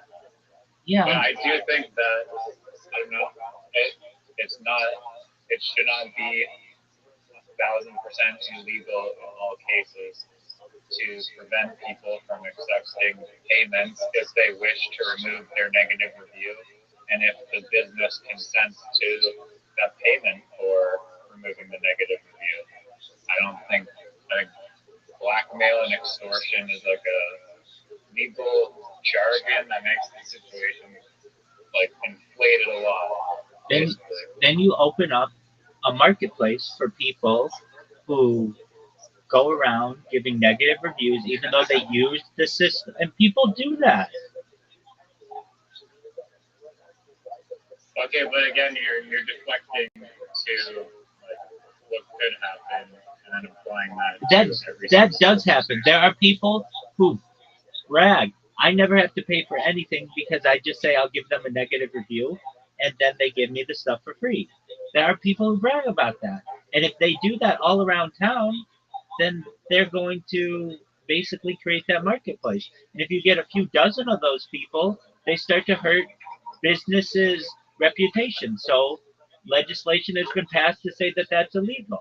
And in your case, I know it's trolling, I know it's kidding, it's not really funny. It should just be very simple. I mean, what you're doing is threatening. Now, from a free speech perspective, I think you should be able to threaten anybody with anything that you want. But what you're basically doing to them is threatening them, and the law has found that to be an illegal practice. Yeah, no, I understand all of that, but let's say take the review for the veterinary that killed my dog. I leave them a terrible review, and they're like, okay. I don't know. I guess I should be able to demand $5 million for my emotional stuff. Hold on. Now that's different, and the law says you can do that. But that would be just sue them in court or something? Yes, so it would be veterinary malpractice. And if you had the money, you could go get an attorney to sue the doctor, the veterinarian, to say that they gave you the wrong medicine for your dog, and then you would be able to sue quite a few different things, perhaps medical or some type of this. Also, perhaps uh, the intentional infliction of emotional distress, perhaps. I'm not guaranteeing that. Um, and you may be able to also put their medical license in jeopardy. The law says you can do that. The law says you can do that. The law says you can do that. So for you to be like, I feel like I. But it's the same circumstance of the small guy trying to go after Jay-Z, and Jay-Z goes through all these hoops in order to actually dodge any accountability. The same thing will happen if you try to sue this giant pharmaceutical company with hundreds of billions of dollars. So basically, your only hope would be that they care about the negative review and see it as, we're going to lose enough money to actually warrant this payment to this person because their truthful negative review is hurting our business. And that's the only way that we're going to save money in the long run. The law gives. But that any negotiation of payment or any kind is just over a review is just automatically illegal, and I just don't think that is a great solution. The law gives you remedies, and one of them is to sue them. If you don't, I just explain why that's not a viable option. Right. So you're basically saying that litigation is too expensive for the little guy. I get it. I understand. I agree with you. If that makes you happy to hear that, straight up, I agree. Very slim chances of that working. Basically, the review is the only leverage that you have. Wait, but then you're threatening them. You're extorting them. and that's where you can get in trouble. I don't think no, but I think just it's yeah. Look, look. I think it's more of an offer than a threat. Wait. Like, It's basically if you don't do something, I'm going to ruin your reputation. If you don't give me money, I'm going to ruin your reputation. But that review is already there. It's going to just stay there. So then just leave it and move on with your life.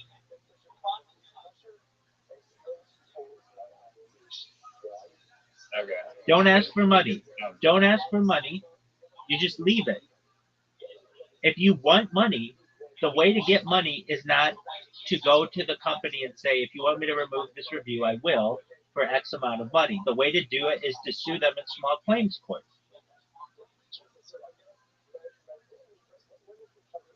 Okay. Well, I already illustrated. And you can do that with hold on, and you can do that without an attorney. So for us to be like, hey, it's too expensive. Yeah, generally if you're in the Jay-Z business, but in this case, if the total is less than $5,000, then you could sue this guy in small claims court if you want. I'm not talking about the Facebook thingy. You'd be suing me, but that was No. There's a chance that you had an offer, a acceptance and consideration, which is a contract, and you could sue this person in small claims court for breach of contract. Whether the judge is going to see it that way, that's for them to decide. But if you have it in text messages or whatever, hey, the thing is $300 or whatever, I'll accept it on this date, and you're both under the the poor use of words, but the meeting of the mind, you're both on the same page that you are selling. He is selling this VR device, and you are buying it for X amount of money. Generally, then that's going to be seen as a binding contract, at least within case law.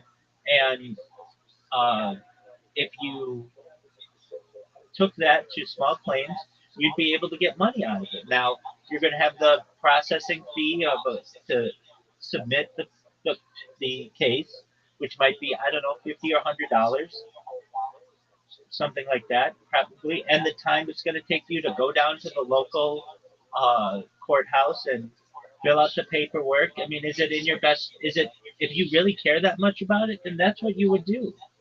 And that's done every single day in the world. So I don't. I mean, I'd be shocked if messages on Facebook about meeting up for an item are legally. Oh, binding. Absolutely, 100%, man. Absolutely. So if someone says, "I will hold the item for you until Saturday," they can't. I mean, how is it illegal? Because aren't you allowed to just not uphold your word, and that's not a crime? No, it is illegal. So I don't know exactly what the text messages said. He said that he would hold it until Saturday for you. Yeah. Okay, and then he sold it. Yes. Okay. For a higher price to some other person, and then he didn't say, "Oh, there's someone." He didn't message me at all. He just ghosted. He didn't ask, "Hey, are you going to pay more, or are you able to match it?" Yeah, I would say that you did not have. There's an. Did you say I will buy it on Saturday at this time in this place? Basically, yeah. Okay. How much are you going to pay for it? $300? Like 500. You were going to pay $500. Okay, there's something to this.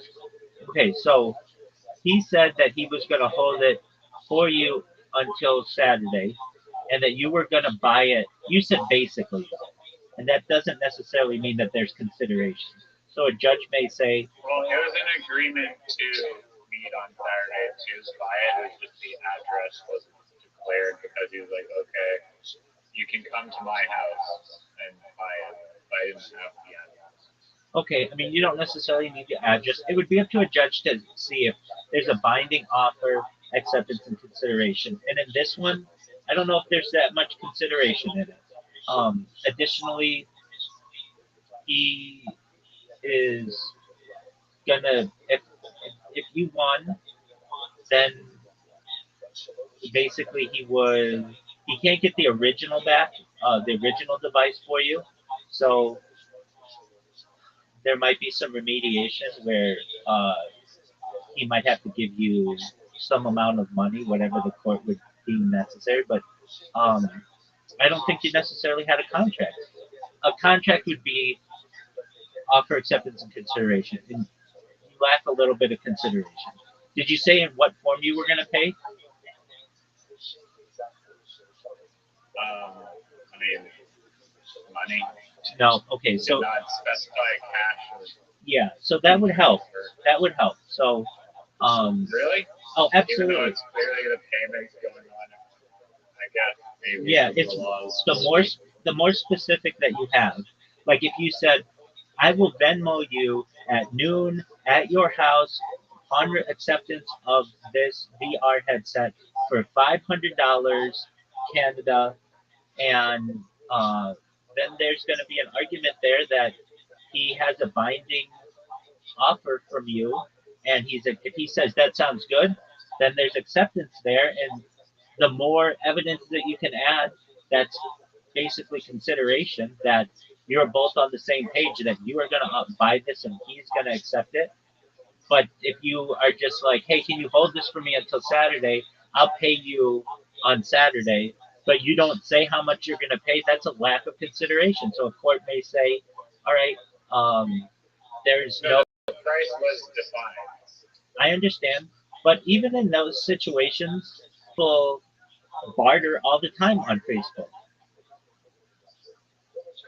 Well, that's what I'm saying. I was surprised that messages could be considered binding. Absolutely. I mean, the ad did not say first come, first serve, but I assume that would that omit or like get rid of any legal obligation to withhold any contract? Um, Probably. no, not necessarily. I mean, yeah, it would help his case. In your case, if you is there a reason why you just didn't buy it immediately? I don't have a car, so I was going to hitch a ride with my neighbor. Okay. Going down on Saturday. Absolutely, understand. In his case, he received a better offer, and he didn't see it as a binding agreement between you two. And in your case, you there's a lack of consideration that you're pushing this off until Saturday. I understand why, but also you didn't say necessarily the form, how it was going to be paid, what time it was. You didn't have his address. So he basically was like, okay, it's not that serious. If I can sell it before Saturday, then I'm going to sell it because I don't have a binding offer on the table with this person. And you considered it the opposite, but basically the evidence that you have that it was a binding agreement lacks to some extent. You didn't have that you were going to pay him $500 at this given time at this given location. You just were going on this guy's word.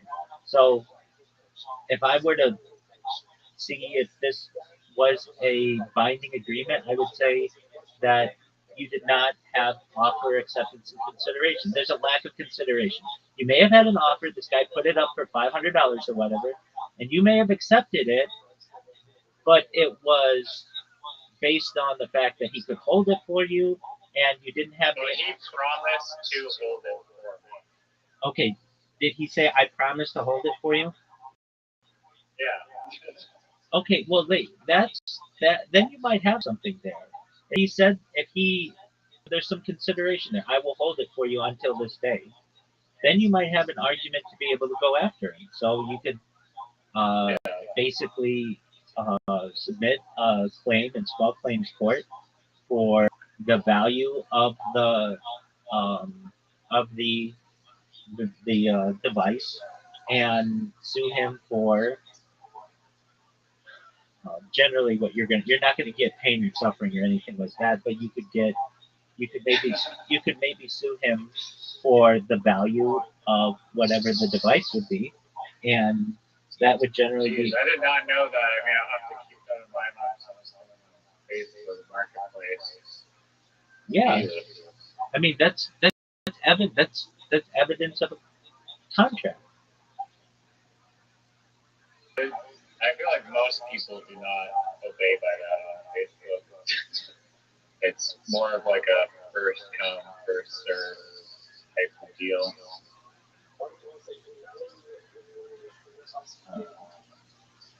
But yeah, no. As I mentioned, I was just doing that to troll him, basically. And same with the review, is just trolling this guy. But I do think, I mean, I wish I could get you to agree on this point.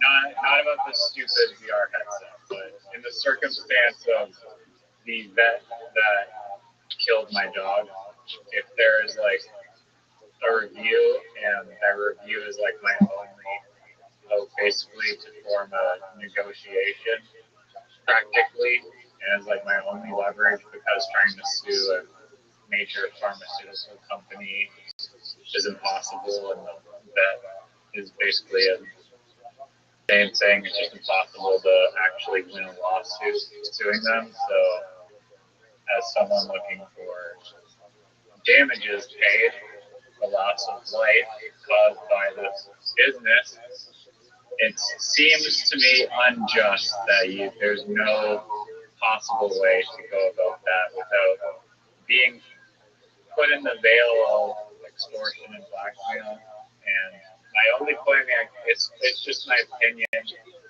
Who cares? But I think that, yeah, under certain circumstances, you should, I mean, just forming some kind of compromise and agreement between those two parties should be allowed, but that does not seem to be the case in the eyes of the law. Okay, I would say under the guise of free speech, and I'm a free speech absolutist, meaning I think you should be able to say, I'm going to destroy the whole world, I'm so mad, without any penalty. I think you should be able to say, I'm going to blow your head off. I think you should be able to say any of that stuff. I think you should be able to call someone any slur that you want, because if not, we get into this world of what is a what is considered a hate speech and all that other shit. Do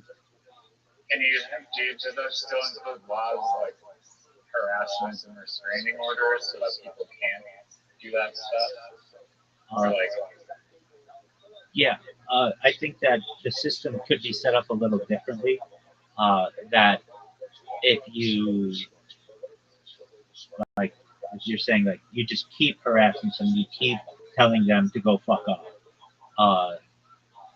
That there may be ways to protect an individual, yeah, perhaps, but that doesn't mean that they still shouldn't be able to say it. They should be able to say whatever the fuck they want. They should be able to sit outside your house and scream, "This motherfucker sucks.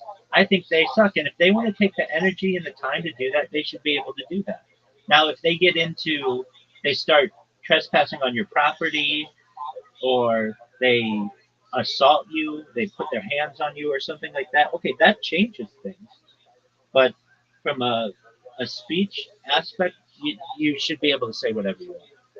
That's protected in our Constitution. It doesn't say that the First Amendment does not state that you have freedom of speech except for XYZ. It does not. It says freedom of speech. And I interpret that to be absolute. But that's my opinion, and that's not what the law is. But in this case, with you, with your dog, you've got an uphill battle. Not that you couldn't win it, but it's not worth it. And that's just, life isn't fair, which is unfortunate. Um, but you're going to be in a situation, perhaps, where you are going to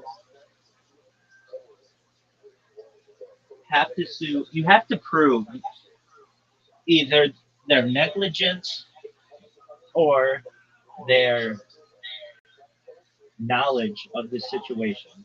So, No, um, I'm saying that if they felt that the review was too damaging to the business and that they were going to lose a lot of money from that review, then they would probably be interested in creating a deal that removed that review.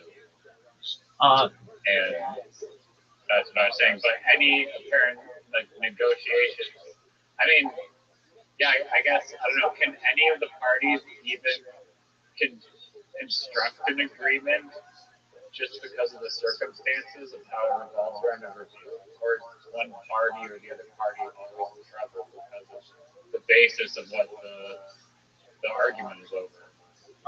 you could, if you did it in the correct manner, perhaps structure an agreement that did not on its face look like extortion.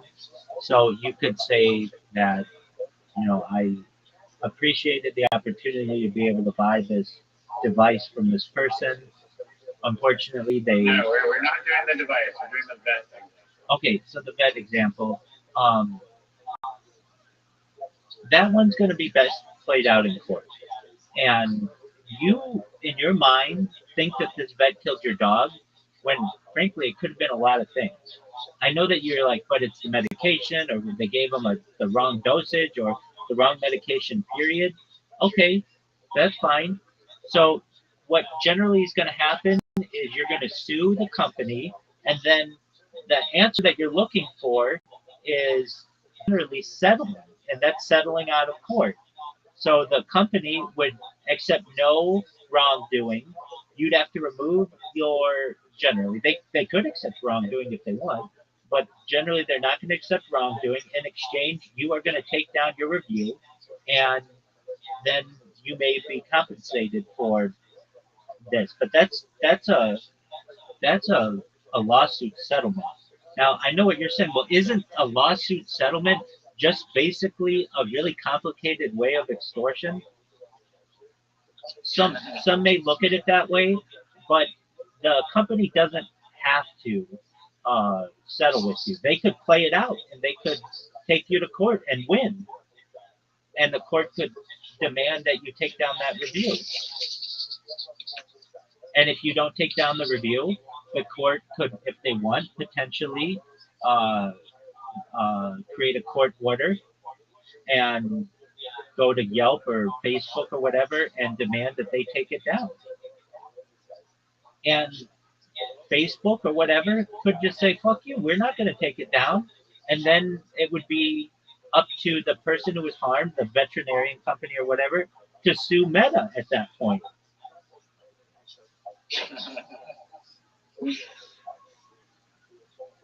Interesting. But is there a way at all to, just without involving courts, structure any sort of deal based around the review between the two parties privately? Yeah, that's known as arbitration. But it wouldn't. How would it not qualify as like extortion potentially or blackmail? So basically, I mean, you don't have an arbitration agreement with them. So uh, it would have to involve the courts at some point.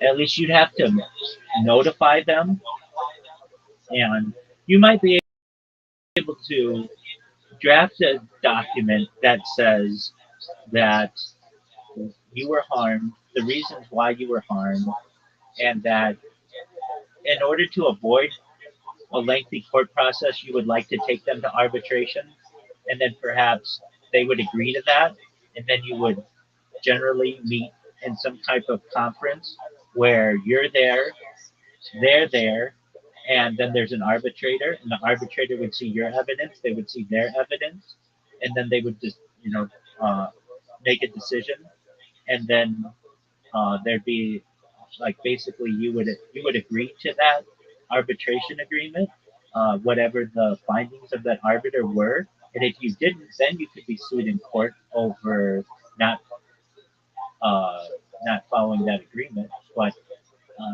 at a certain point, you're you're going to have to bring in a third party, an arbitrator, which is the fair way to do it.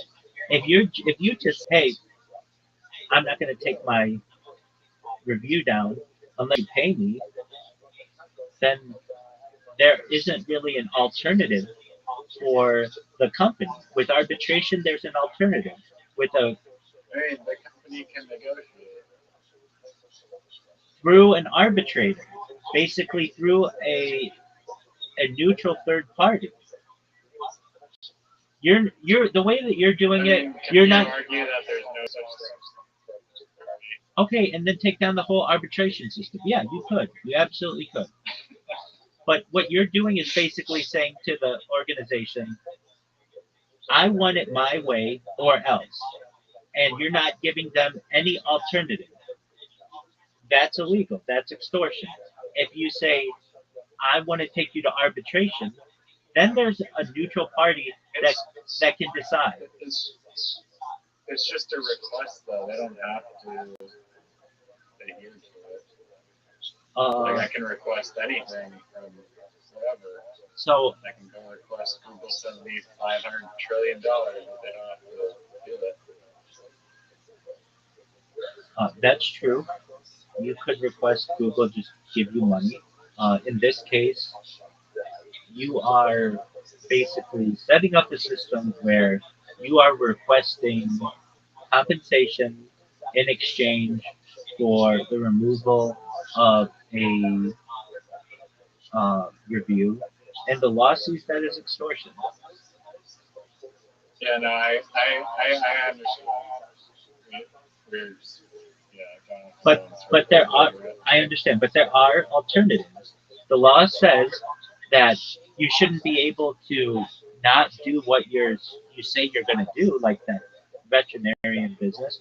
So then the law says that you can take them to small claims court, or you could take them to arbitration, or you could sue them depending on the value of the animal uh, outside the small claims court in your local jurisdiction, at least in the United States, that's how it works, depending on how much it is. And if it's, at least in the United States, more than $75,000, you could sue them in federal court.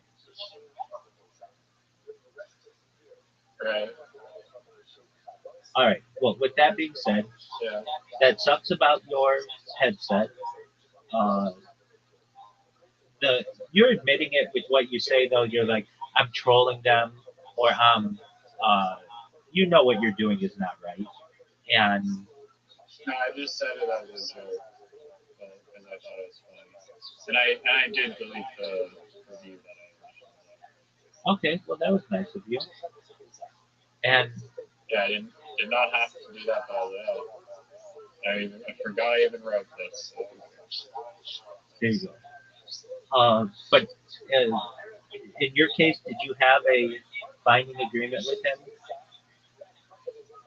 Some people may say yes. I mean, other people may say no. As you kind of discussed, he did promise to meet me on Saturday at his house, where I was going to give him $500. If that constitutes a binding agreement, who knows? The way that you say it like that, at this point, the way that you say it like that, it does sound like a contract. Sure, yeah. But did he understand it that way? That's a big part of it. Did he understand that? Yeah, did he understand it the same way that you? That's what's known in the law as consideration. So maybe. I think that he definitely did. He just got a better offer and decided to take the offer. I'm in agreement with you. That's probably what happened. And so then you have the opportunity, if you want, to take him to small claims court. Yeah, no, I get that. I won't be doing that. I get it. And so from his end, he knows that you wouldn't take him to small claims court. So he's going to sell that device to the first person who accepts his offer, and then he's going to ghost anybody else. And, you know, you kind of have to see it from his perspective as well. Why leave a bird in the hand is worth two in the bush? So basically, like, you're you're like hopeful to sell on Saturday when he has somebody who's basically going to offer him more money to sell today. Wouldn't you do the same? If I could promise someone to sell them on Saturday and a better offer, I'd message them and say, Exactly. a better offer has come along. Are you going to match it or beat it? Exactly. But then I would also say you have to pick this up at the time that they're going to pick it up, because I don't want to be dealing with this weekend. So they're willing to pay me $575, and they're going to be here in the next hour. Can you meet that? But even then, there's an argument to be made that that's a breach of the original contract as well. So you might have a case against them there. With all that being said, none of this is nearly as important as the event that just occurred. Dude, how you living, pimp?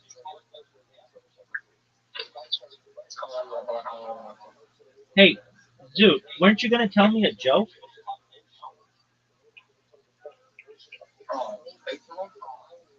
I don't know. What's the joke?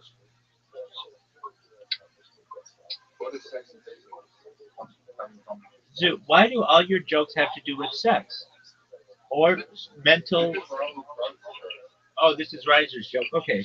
What do sex and pizza have in common, Zoo? you get fucking delivery. The delivery gets fucked. How does the delivery on pizza get fucked? The third thing is that no matter the situation, you always have a fucking person after. I don't even think that's funny or accurate. Not every delivery guy gets fucked. No, the joke is that you're fucking pizza guy every time. But that's not true. That's what the joke is. No, it's inaccurate. It's inaccurate. No, I understand that, but it's inaccurate. There's humor in the accuracy. So you would change the wording to be something like, okay, what's the difference between pizza and sex? There's a very good chance that someone's going to get fucked at the end. I think it's funny when you insinuate that every time pizza delivery driver you're having sex with them. But then it's inaccurate. At least with my way, then you can say that there's some leeway and the accuracy increases. But with that being said, Zoot, are you ready for an invitation? Zoot, are you ready for an Zoot, are you ready for an invitation? Riser, are you ready for an invitation? Hurry up, there's critical time being lost here.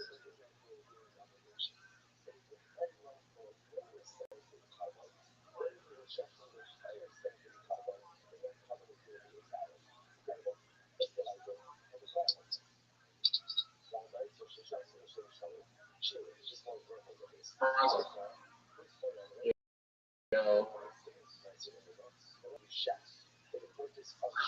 What's up, dude? If aliens landed on the planet, would you hike? No. So are they terrorizing the world, or are they just chilling? But you can't say they're terrorists. Well, they could live amongst us. That's alien. Well, there's an argument to be made that all life is alien, depending on your perspective. In my own way, I think this hole is basically impossible on which to get a hole in one. What do you think? Get off the cow. Jesus. I don't think so. But this is the best shot. Do you notice how the water shot out of everyone here is going to make it? Well, that deserves some nice. You just need to shoot. You could have water bomb forever. Oh, that is heartbreaking. Heartbreaking cannoli right there. Rabbi, you know that you fuck me. Baby, what do you want me to do about it? Rabbi, Yeah, big dog. Rabbi doesn't know how to straight punch the monkey is.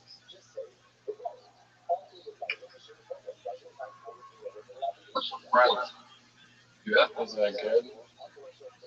he doesn't know how to punch the monkey is. It's like some shitty Australian comedian.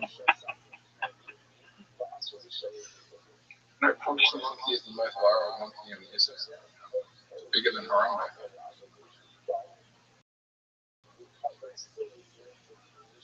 There's a bunch of different news stories, and sometimes you don't always get to see them all. So Riley's going to go to your To destroy your shot.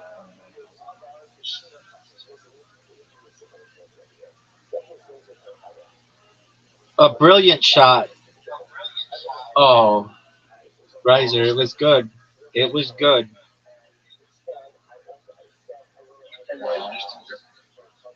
the shot like go for the hole. I was trying to bank it in off your ball. Didn't pay any. You know, even if even if you like got it in, like I still would have got it in. Still. But now we're tied. No, Rabbi's going to leave. You know, this is the easiest I was going to hold him on.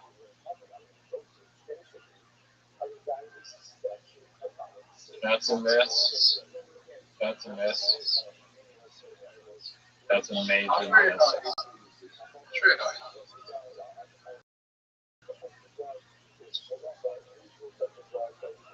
Rabbi, why don't you go for hole in one anymore? You used to be like, got it. I don't have my iPad anymore. Right? They updated the game to just not full screen on my iPad, which is just outrageously. But just for users. That looks perfect.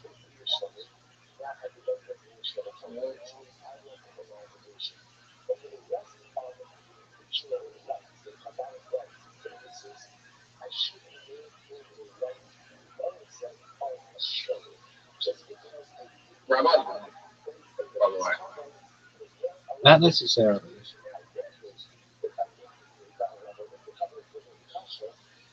Rabbi, you realize if you get it in, Rabbi. The only option you get Rabbi is to get it in by one shot.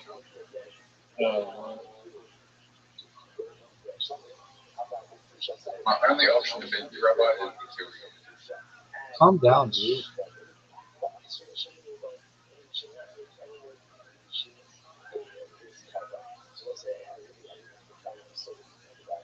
That's so bad. It's not even close. Well, Rabbi, do you think in the future we'll be able to telepathically kill each other? just for you, Zoo, you'll be able to do whatever you want, baby. Like, imagine if you get like Neuralink, right, and they can just turn you off. Okay.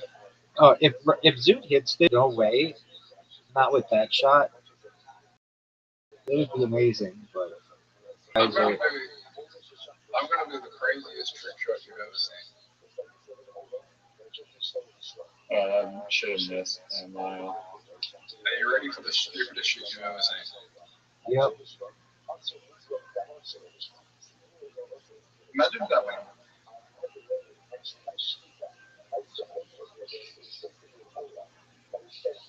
This hole was designed by demons.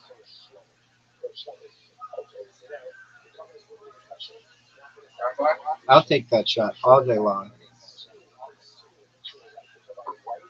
Rabbi, the people inventing mind uploading technology might be the devil. Okay, well, I mean, you can think whatever you want, Zoot. What if living forever is actually you just going to hell for eternity? I don't know what that is. Oh, Zoot. It would have been better if The you. worst possible shot on this one. Oh no, I had that. Look how bad my shot is. That one's egregious as well. Egregious. Sorry, is the, tee shot, the first shot. egregious is the right word.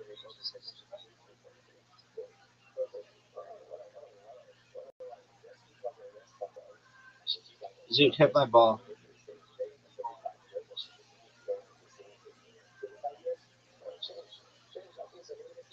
You can make it easily. Easily.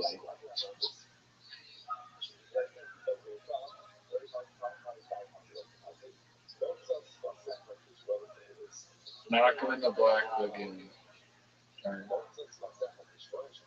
Other than a bump the tree. So you can just shoot directly in the hole. Why wouldn't you take out Riser's ball, Zoot? I think he was trying to. Wow. What a dick move.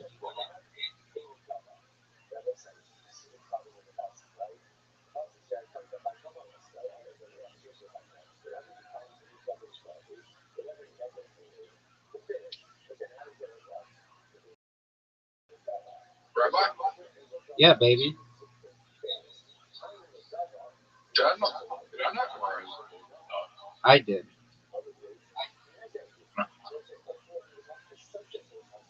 Why you're so bad at this game, too? You don't even look at the screen.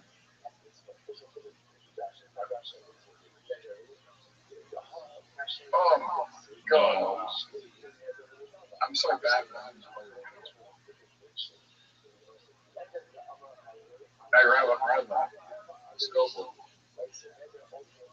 I mean, No, I'm yeah. getting mobbed Look at here. the scoreboard, Zoot. It's impossible for either of you to win. It's impossible for either of you to even tie. Imagine bragging about a warm-up game. Crazy.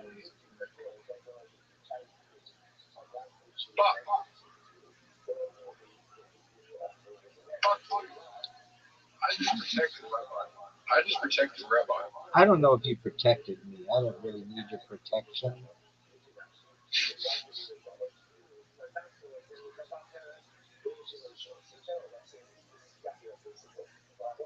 Oh no. Are you fucking serious? That ball just stopped you from going in. Rabbi just gets like Oh, I don't even need the lead, baby. It's over. It's been over. No, it didn't even matter. Fuck you.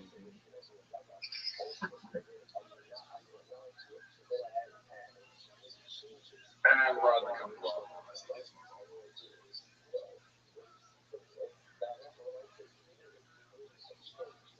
And Rodney needs to make it when you come on. Oh, even if you make it, you come on. Save the best for last. I'm the only one who got a hole in one on that show. You didn't get all one. I did get. That's free show. You got a hole from a hole in three. You got a hole from the tail. It's still a hole in one, even if it's not on your first shot. No, it's a hole on the tail. Rabbi. If you get a free shot, it's just a hole on the tail, right? Yeah, you're Yeah, right. that's correct. Zoot, for as much as I don't want to admit it, you are correct.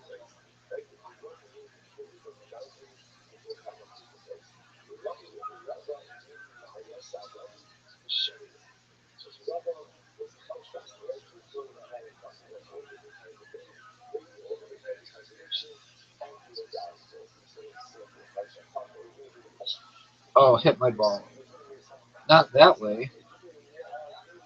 Zoot. Zoot's in my way. Riser, hit my ball, big dog. Have you ever been to a dinner party? Dog, I invented them. Tyler, I'm going to a dinner party. Yes, block the ball. Nice. Perfect shot. Perfect shot is right. I don't think Diddy is any more than Danny Jones. Zoot, what are you Just make the shot. There's no way you make that shot, Zoot. Yet it still turns out to be better than it should. That's a And you ter- can get it. That's a terrible shot, Riser. Not go where I thought it was going to go. Where am I? Getting in his way. Getting in his way. So I'm one bump. Yeah. No. Yeah. Water bump me. Water bump me. Water bump me. Just work. Just shoot the Water bump me. Water bump me. I can't shoot from the ball. I know. I got him. Pick up the bottom and in. I got him. Water bump. And he fucked it up. And we're still in his way. What a comeback. What an absolute amazing comeback. All you got is the Riser's done too. I put my ball. Oh fuck. This isn't a warm-up game, you. This game actually matters.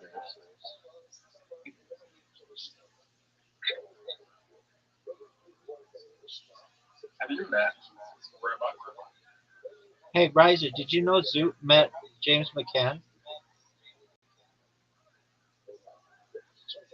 Does he not get He had like second party like handshake or something. No, in real life. And Riser and Zoot was on a podcast.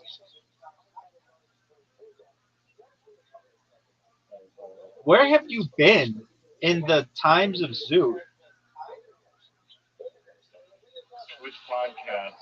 I'll have to make sure I don't watch it. Sit down.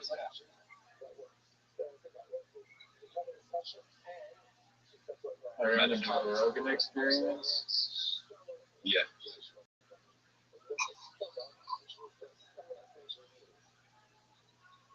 How does Zeus make such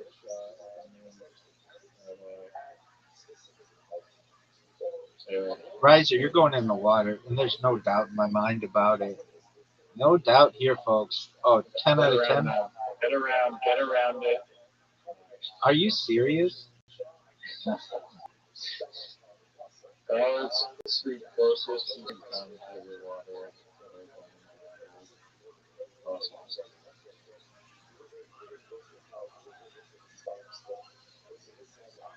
What the? Wow.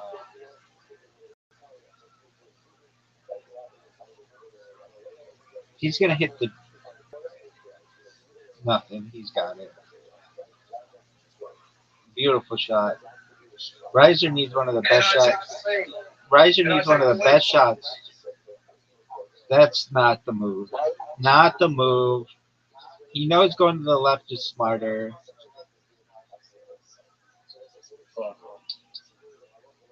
Why is it just lost his leg? I just right where is it?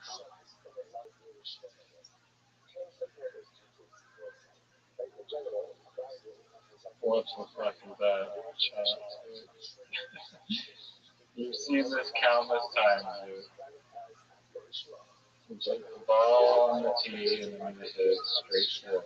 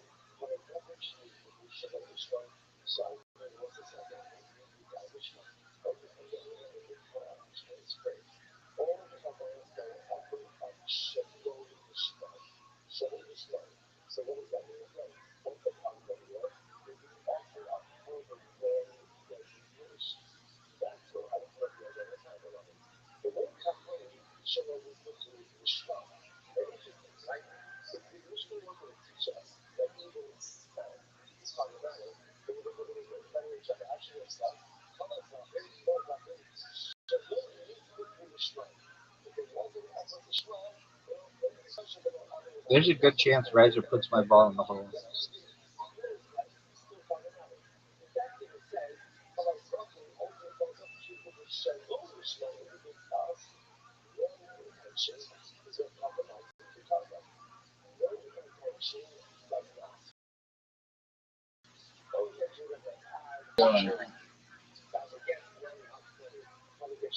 Dude, what the fuck?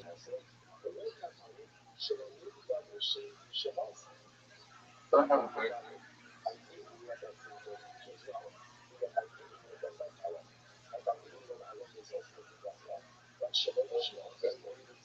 my god.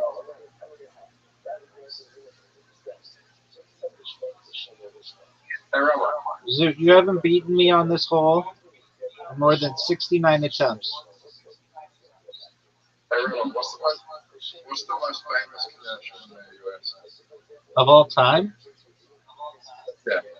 They say it's this one Coca-Cola commercial that aired in like the 1970s. One. I don't know. It was like at the end of Mad Men and stuff.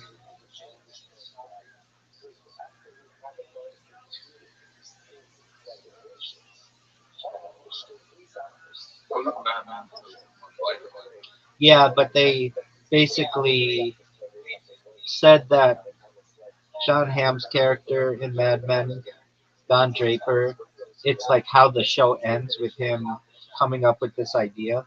But it was already very popular before then. Oh, no way. I never missed this shot.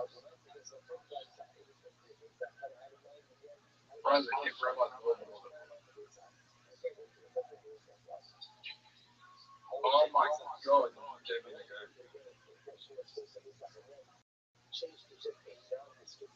No, I have the perfect shot. Let's see if I don't think I have any good shot at all.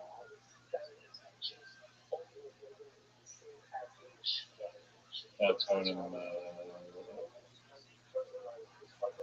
You know, I can get an edit there as well.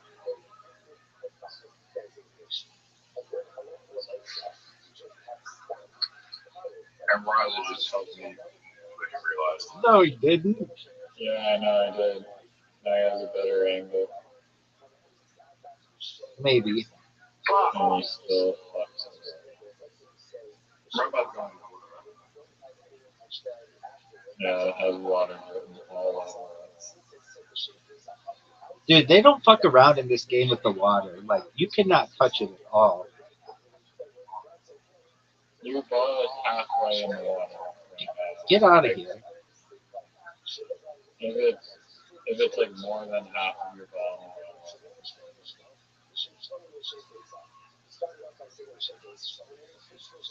water. Rather not fine. Not the chicken.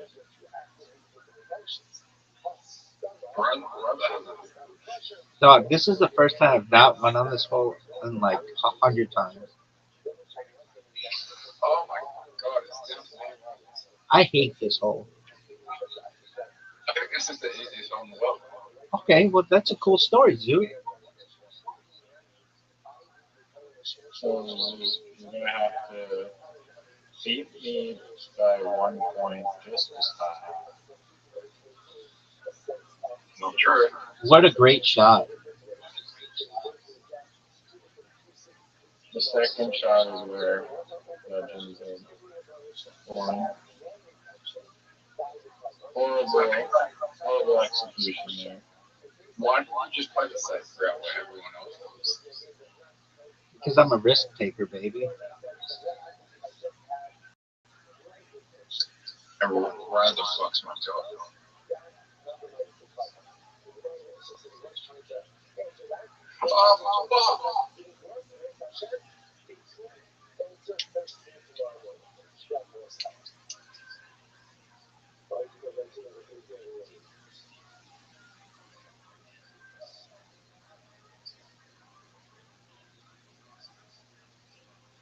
Phenomenal shot. Zudo Rabbi can answer this question, but when does a party start and when does a party begin? Or sorry, like end, or like the definition of party. Yeah, the party starts when I get there. Be a party. Can 5 people party? The party's look. I'm answering your fucking question, dog. What the people? I'm answering your question. Zoot, cut out. Let me explain that. I don't. Dog, this is garbage. I answered it. You interrupted before I done explaining. But go on, answer it if you have the answer.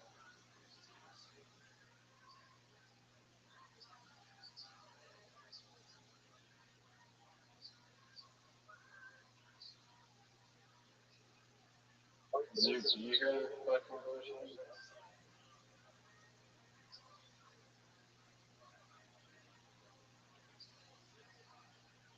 Zoot.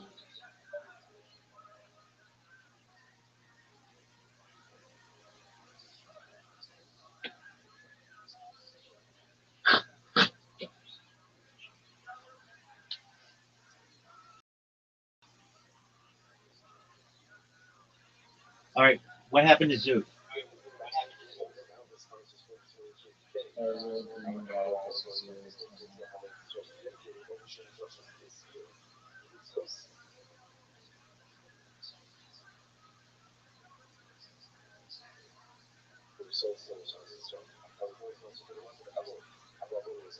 The answer to your question is the party starts when I get there, and the party ends perhaps when the cops come.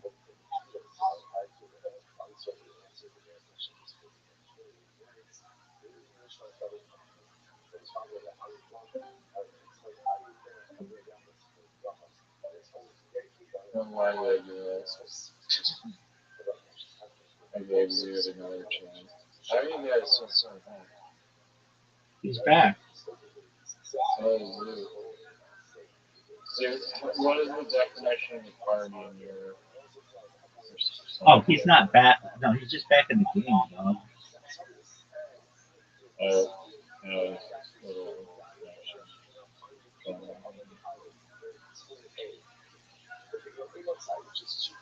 You guys can resign.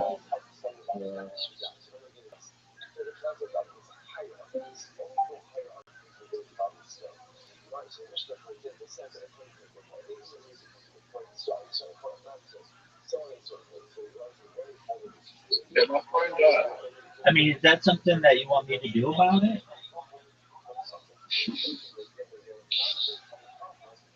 What was my fault?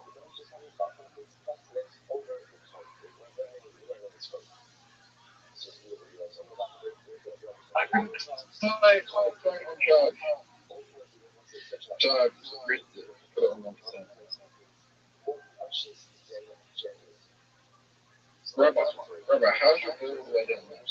It just is, dog.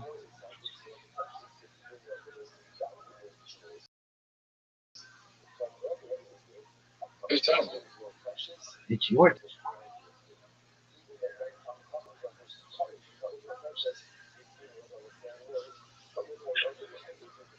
Rabbi, what can I do for you today, dude? Can you tell Rabbi that? I just did, dog.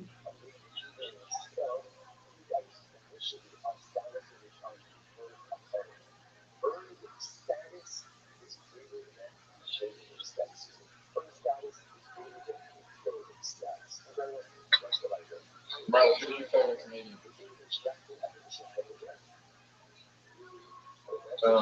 Everyone knows that. You know that. Let's see if Zoot gets it. Zoot, who is Riser's favorite So you get comedian? 3 guesses. I'll give you a hint each guess.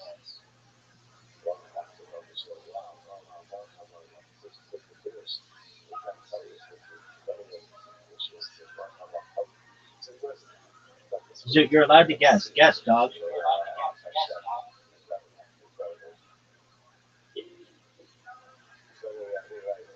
Did you guys not get invitations?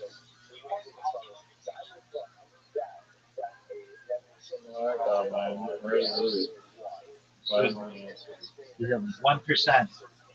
He thinks he can play an entire game of mini golf on 1%.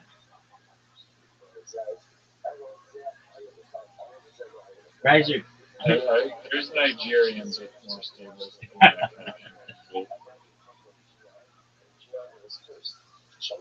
Tilly had better connectivity, really, than Riser or than Zoo. Pardon, than Zoo.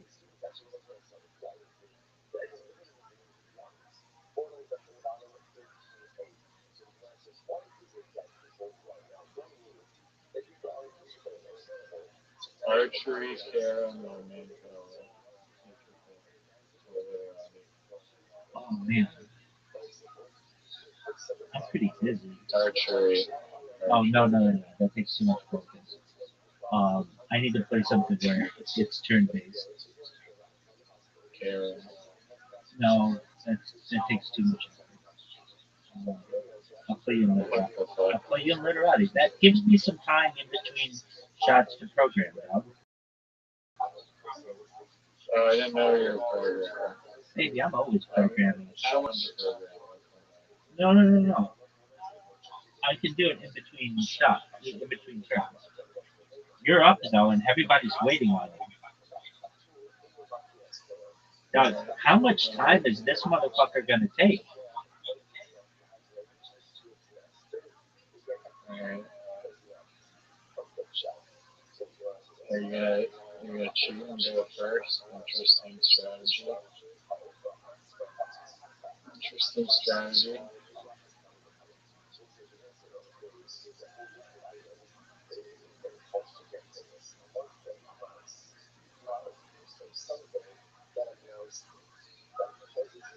Receive? Yeah. Like receding hairline, receding water, or receding shoreline.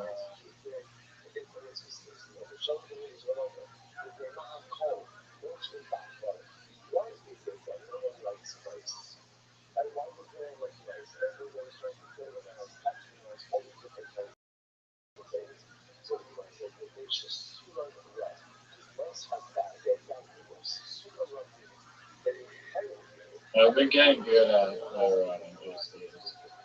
Now, you suck, and everybody knows it. Like I would not play like where you just play.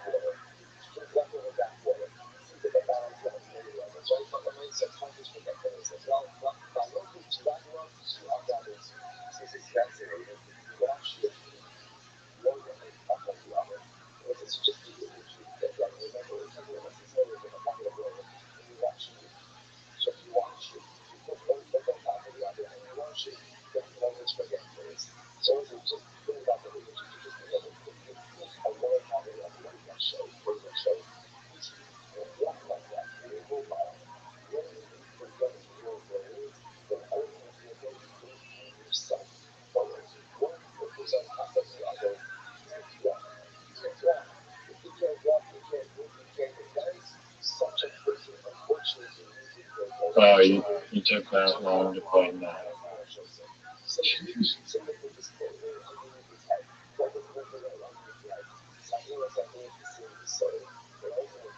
Yeah, I did.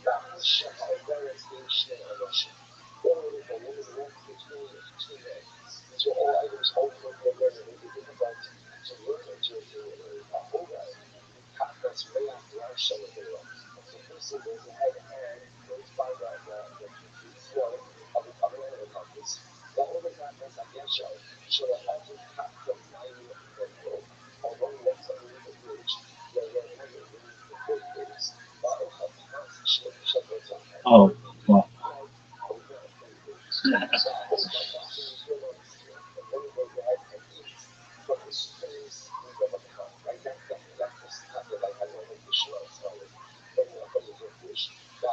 did that get given you just the best words?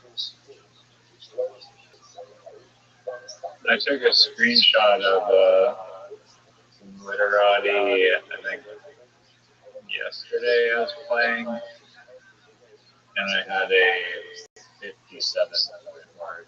All right, well, that's not even close to the one that I had. It was like 80 billion, 84 or something. No, I thought, no, you did not get an 80. You got like a 60. No, I had an 84 with Pyrex. No, 84 with Jaws.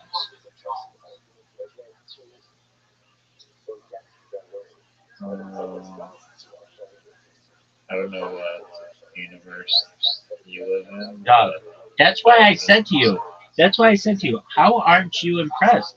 That's the highest one anybody's ever gotten. And you're like, I oh, thought it was like 64, but No. I guess it makes sense. No, a J and a W is for triple word score.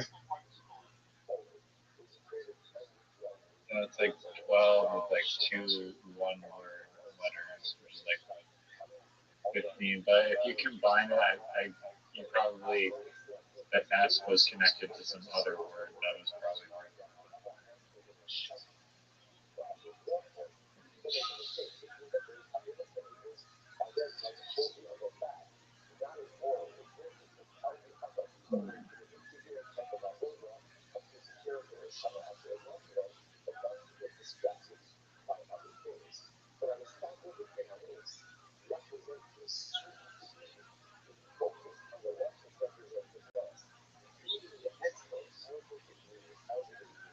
Oh, look at this beauty word.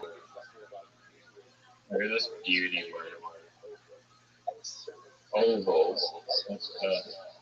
That's a great one. Yeah, you're getting dismantled right now. Dude, I'm also focused on other shit. Oh, so we're just, is that an excuse right here for why you're not performing? Yes, it is. Coming up with an excuse of why you're getting. Yes, it is. That's exactly what it is.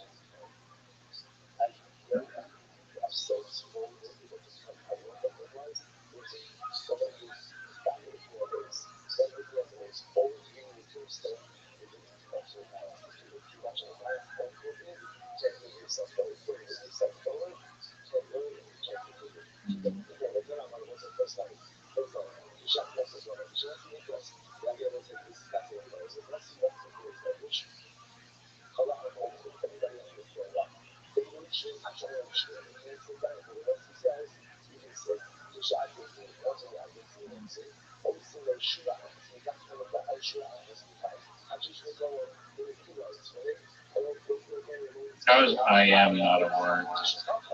Yeah. I'm. It's Like I'm the greatest of all time. yeah. That's a contraction.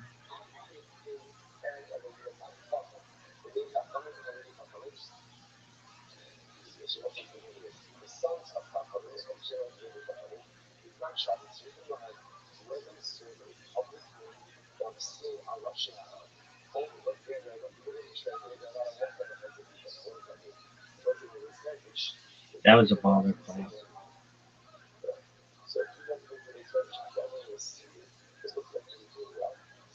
Wow. Nice.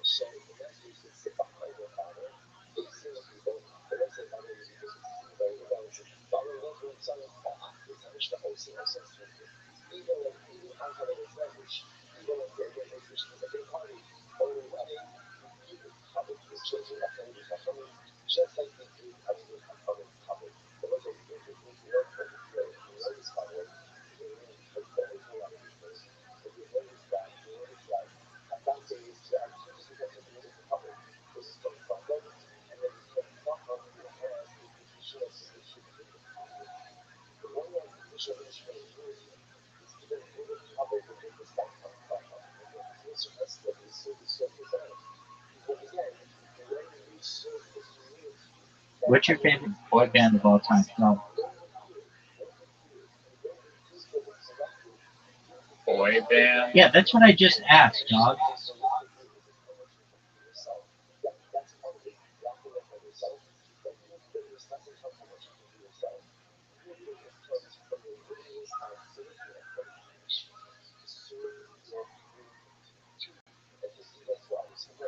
Don't really have a favorite, but Backstreet Boys probably Cool, dog. are a classic.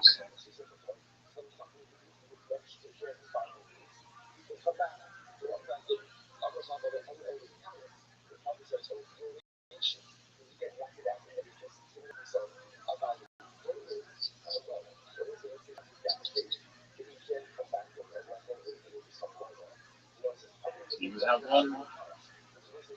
All of them, dog.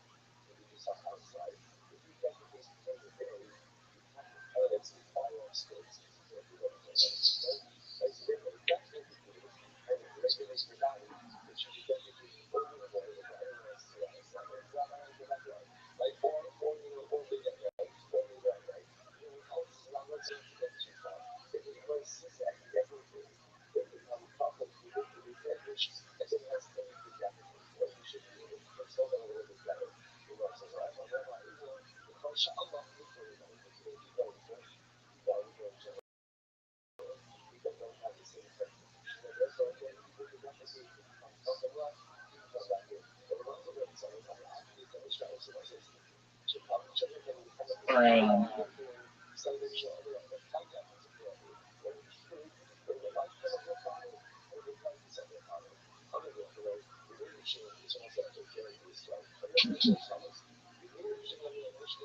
I'm taking a big risk here.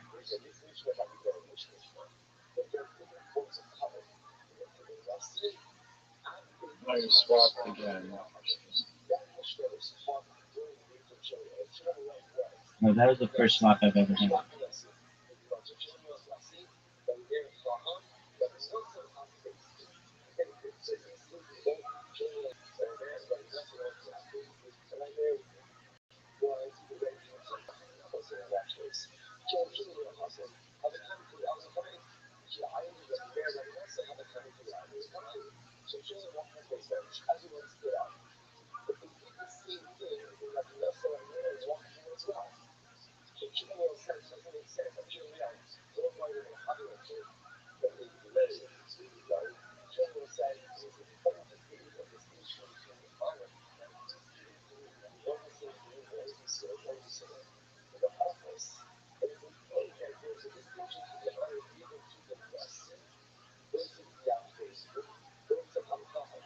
Oh, nice. Oh, there's an A I could have played there. Yeah, I didn't say anything about it.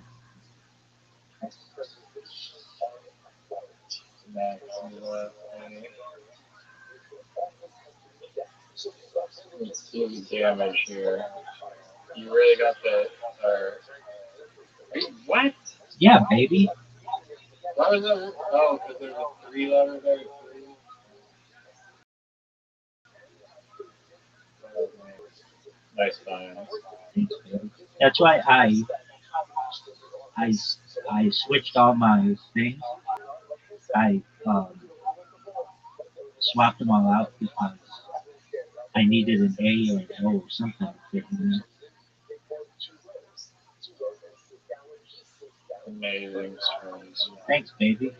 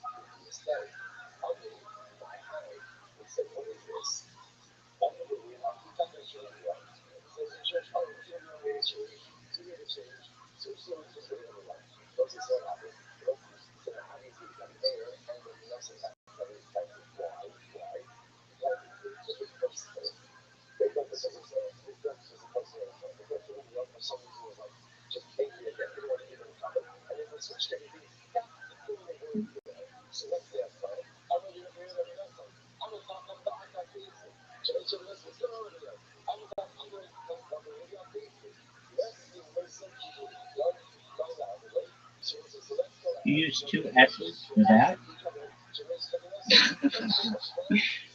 It was a double letter or something. S's. I don't need the S's to destroy.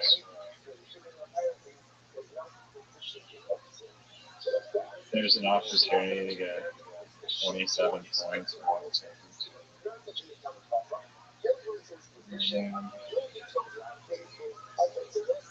There's really not enough.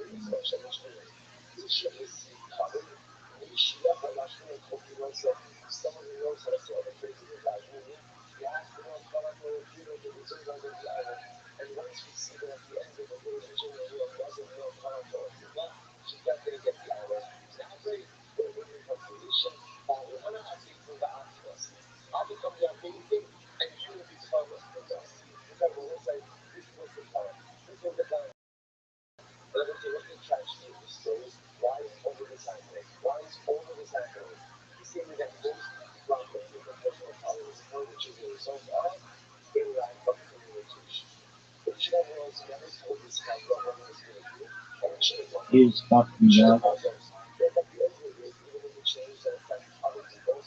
Played drives of it.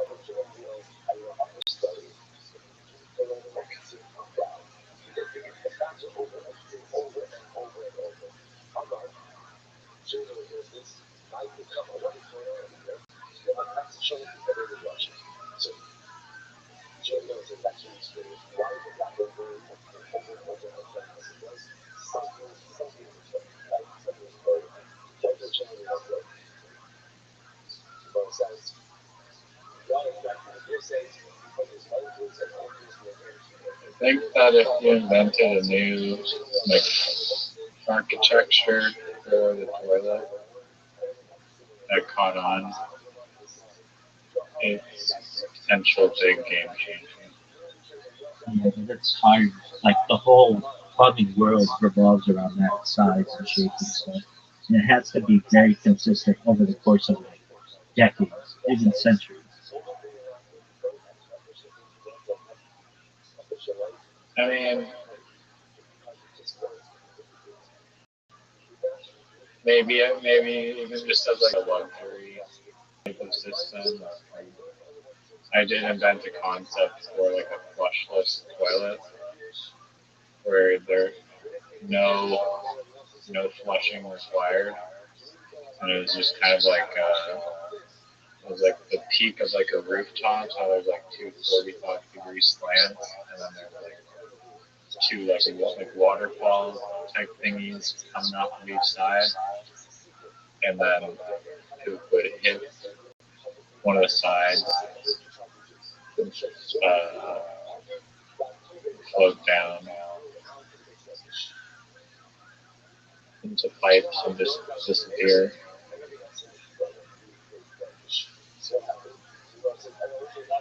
Skegs? What the fuck is skegs? It's whatever you want it to be, baby.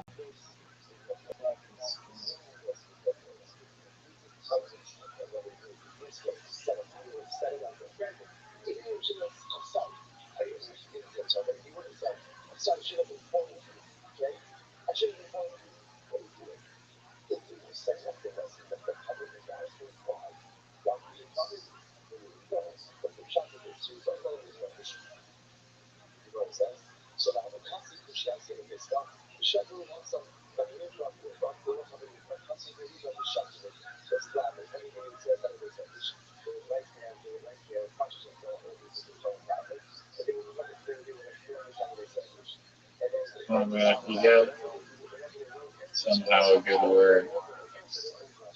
Win.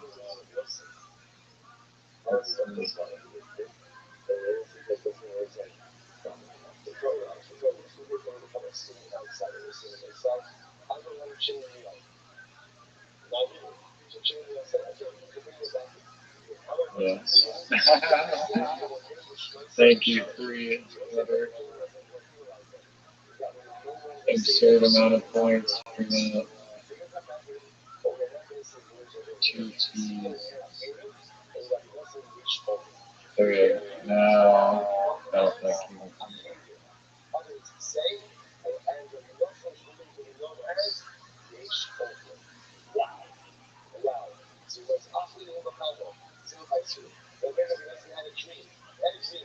You're gonna need some amazing work.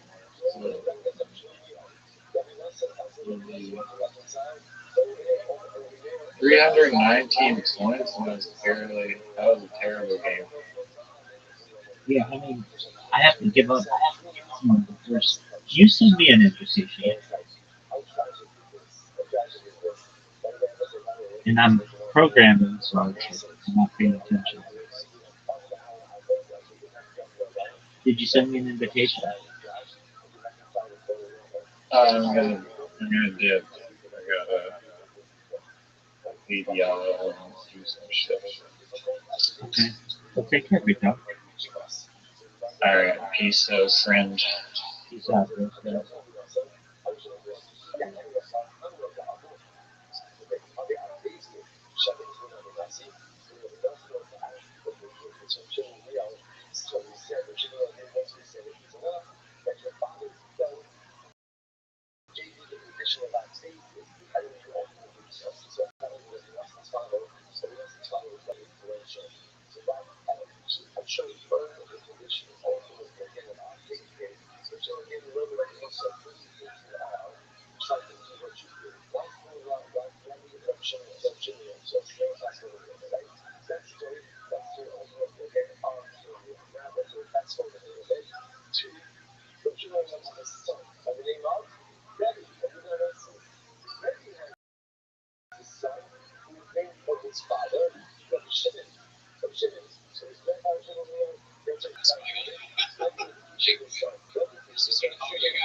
They constantly try and get each other on tape. Like constantly, they have a conversation and one of them goes up and like, got you. Caught you slipping. Just going in the corner. I will say, when it's like a conversation, that nobody goes in, like, waiting for you to talk about it. You know, catching, and you still never got she's gonna like try and get a bit across that and talk about it. And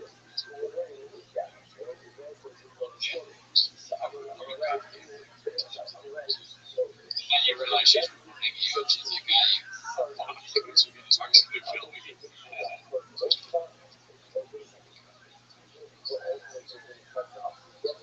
This goes on for 6 minutes. You acting as though like you're so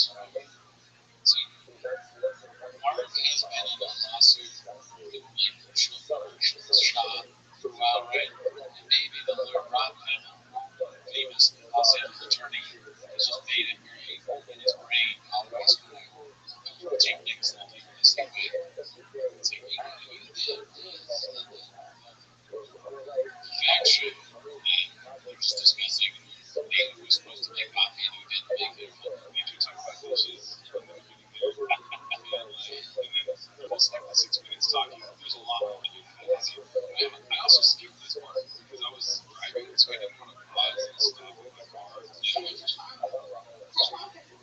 British part that like it's easier with your right mind. So it's okay, yeah. So he started to say, there's that one. So again, guys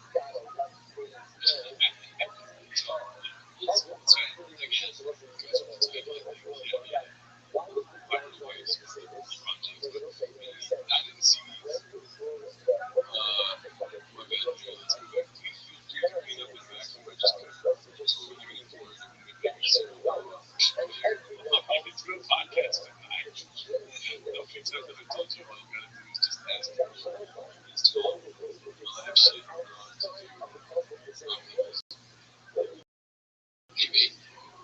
I'll try it. I'm so good at this. So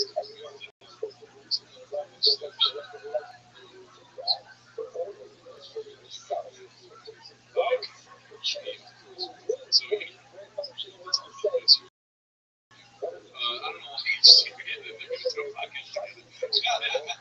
It's got to. Wait, who's left the dishes out? I'm not getting food. I figured you would do this and stuff. Well, it's obvious that March food. Yeah, so she left the dishes out. Well, I don't know that. It'd be funny if he left the dishes out and he still included pictures of the dishes. Like, who edited the podcast? That's what I think he left the dishes. But she's the one that's going to. So why would he leave a picture of the dishes? He doesn't look good. It's the name of the lunch box. Like there's eggs all over that might be part of it. I don't know. This she's me. I might throw away that cut. Where is it? This looks like my kitchen. This sausage.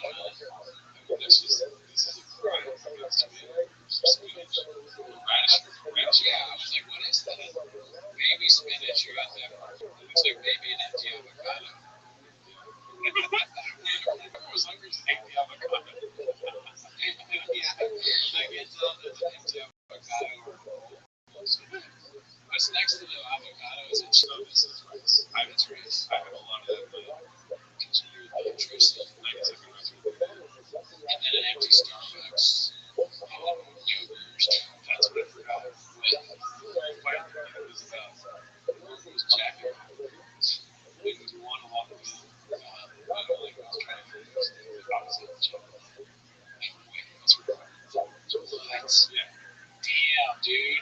Let's go back. That's a crazy scenario. Okay, I would say like, you can ask that. I can also ask, don't open the door. Figuring out your way. This type of time.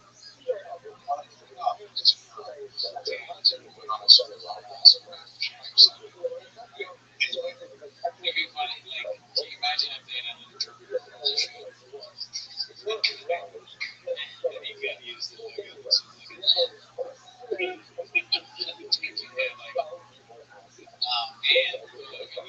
here's the concerning part. So now we've got the pictures, right? And here, like, it looks pretty clean on some pieces. I'm like, yes, that one's there for sure. I don't know, so I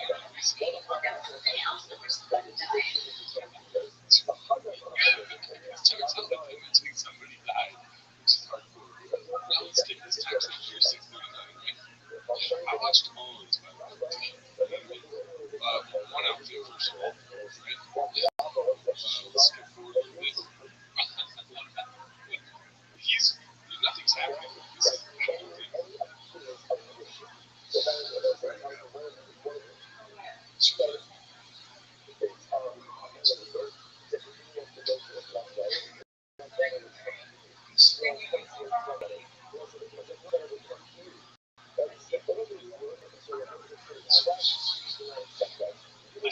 it's being serious.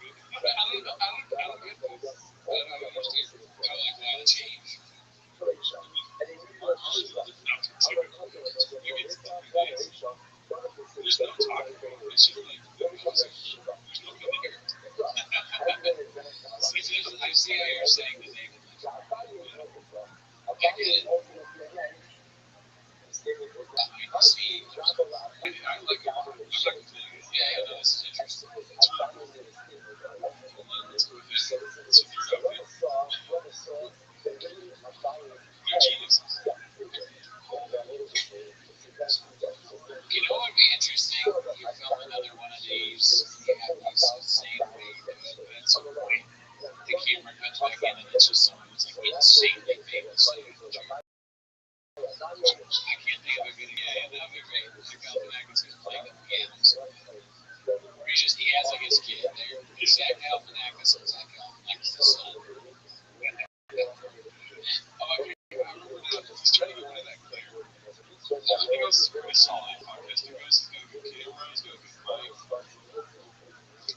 That was the cat. They do like cats.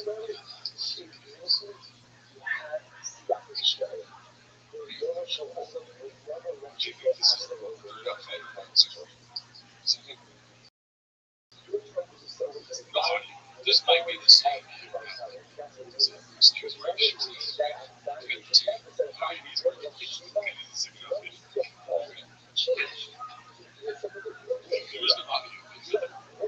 Well, yeah, he's talking and nothing's coming out. Keep in mind, the 6 to 9 is when it started. This is 8 minutes later. It's still so much better than that.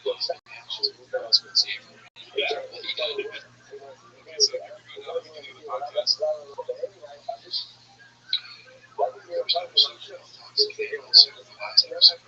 It's probably our best. Like, as far as all toxic goes, it's probably our favorite mistake of the last episode. Just saying this thing.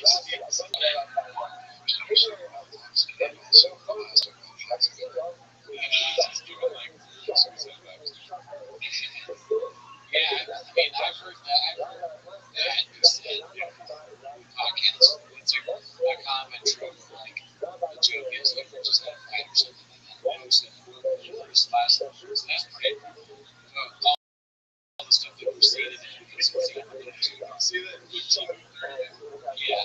Also, I want to defend. Here's a defense of the so not you're doing it, but just specifically about the outfit change. This is something that you and I was the biggest figures myself. I don't think about as much because I'm not an attractive person. So if I was an attractive person, maybe I'd care more about like I'm very and she's looking, so she's yeah, more great guy. It's true. So they dressed up. God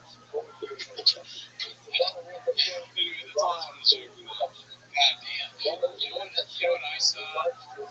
Maybe we go wrestling. Any references I was doing, but maybe we need to text more master. I'd rather just you just let the directors do. So I've watched most of the John Rothschild interview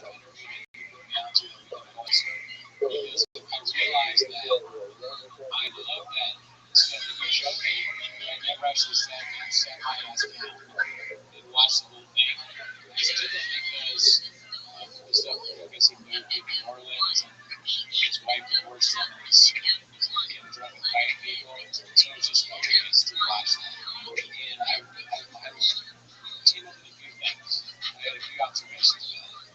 You remember this interview, right? Alright. They're both bros. Do you agree? I don't mean that bad. They're like bro, straight at time. They had the hat, bro hat and all that. He birthed the last time. And child that doesn't have that thing. You get to meet so actually there's a bunch of things. One is that show has it's advertised in the YouTube version. So it was called Real Ones, which is again perfectly with what they do. Real Ones is a great name for them. And you get a mug, it's a Real One. You get a hat, it's a Real One. T-shirt, it's a Real One. All that. So I was like, damn, I almost want to get one. So that's how much I like this interview. They start talking, and John Bernthal interviewing Shia LaBeouf, and you could come back, getting a flight together and all that.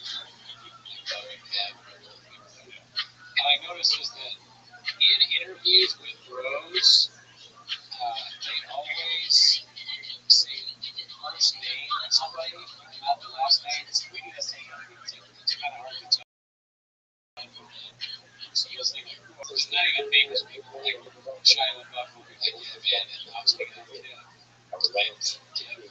Kev saved my life, right? And then John Brothers like, yeah, that's real. That's absolutely real. Bo was saying the same thing last night. So they do that, and that's funny. But every bro is constantly having their life saved by somebody in these stories.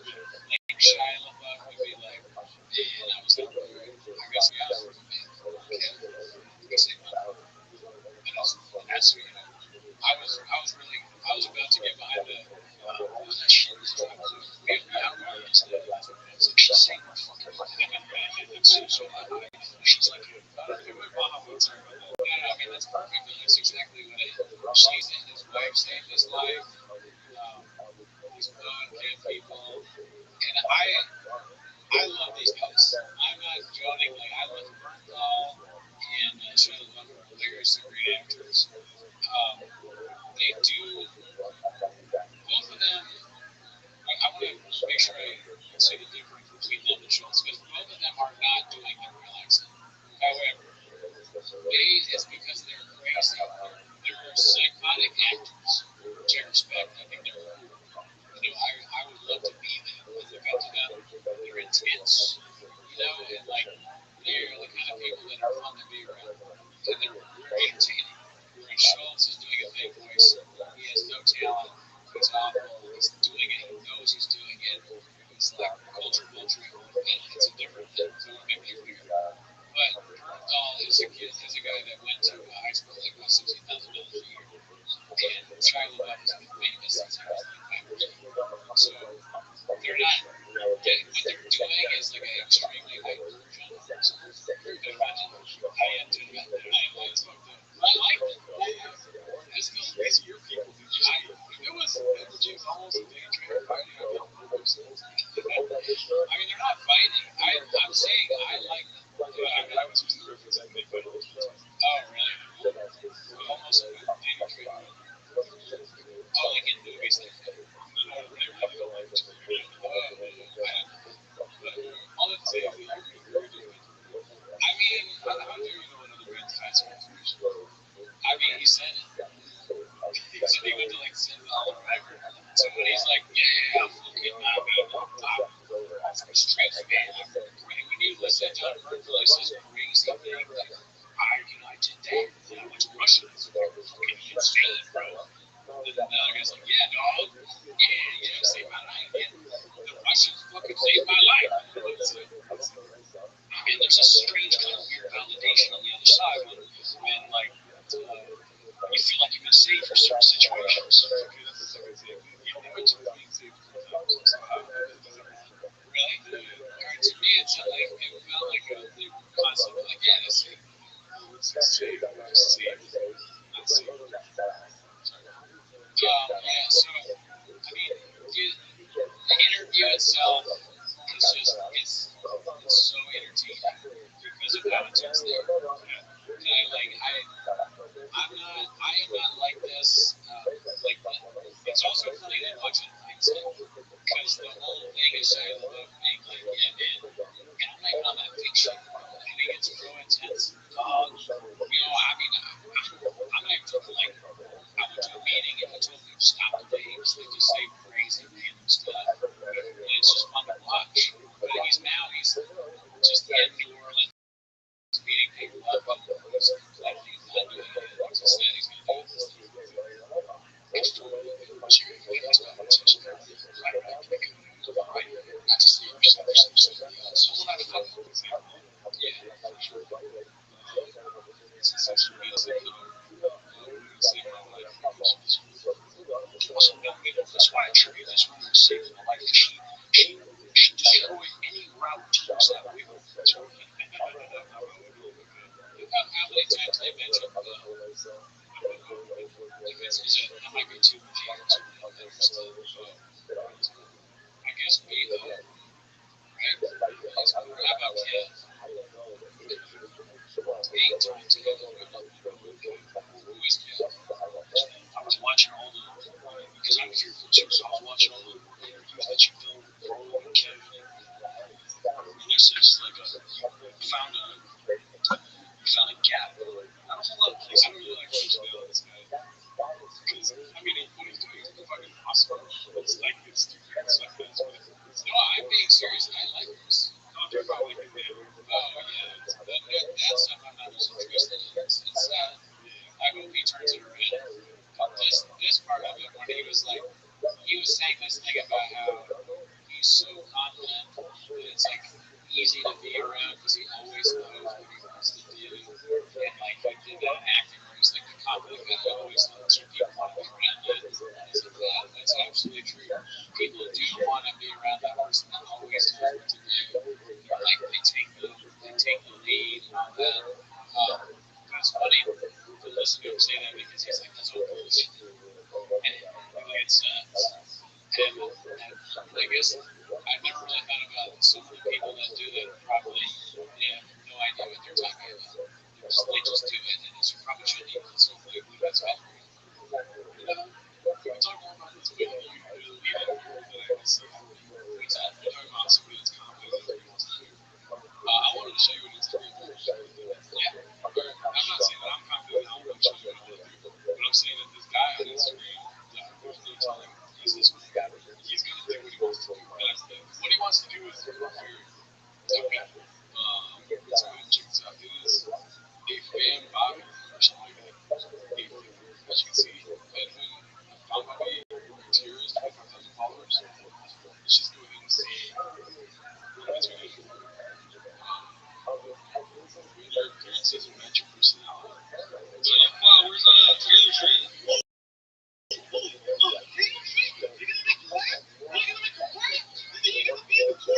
Alright, for sure. Is it live or right?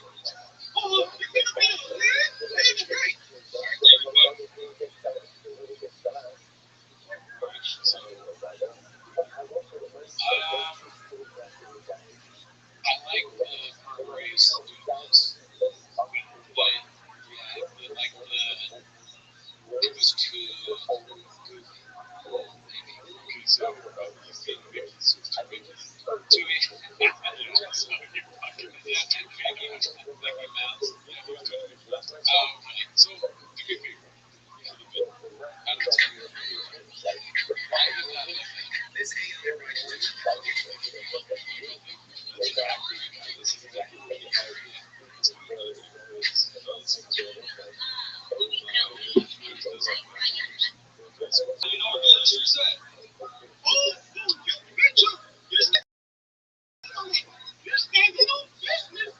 All right, Jesus.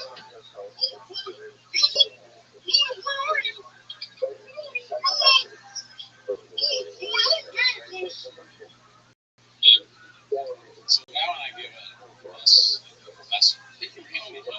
I never asked you to read how good I am. Yeah, just whatever. He is like very into, I guess, Disney, I guess. So is Pluto, he was told by Popeye? That's the thing for us, Mickey Mouse. So he had to be Mickey Mouse. That's cool. I think it's okay. So out of 10, 2, I guess. So okay. So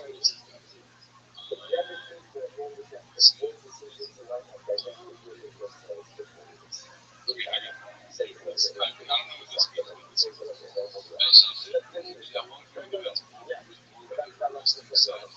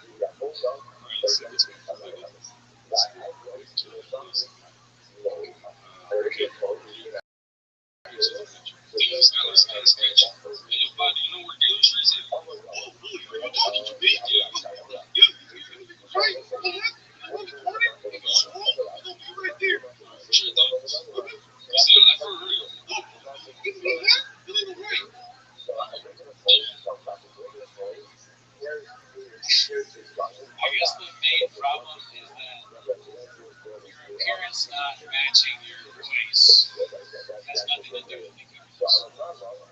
Right? He's not making this. I'm like a little worried about it, but I think he's probably just going to know. So, that's like,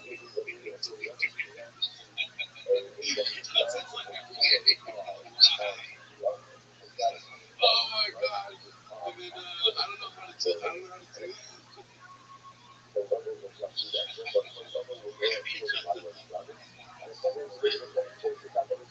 Hey, yo, Fox, came on Gator Street. Do you know why your classmate Chris is at? Oh, talking to me? Well, yeah, of course. It's going to be all. Alright, for sure. You said a leopard or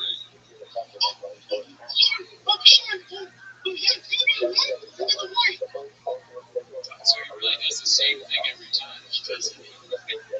That's crazy. Okay, here's another development I had on this guy. If it's not that, then it's an AI video.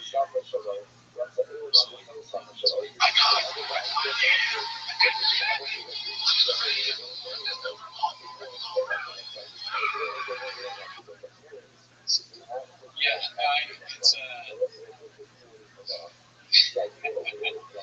it's kind of like the new thing, I guess, for people that are not maybe a little bit slow. They got a thing that they give it a phone, and then this is what you get. It's like, where's Gator Street?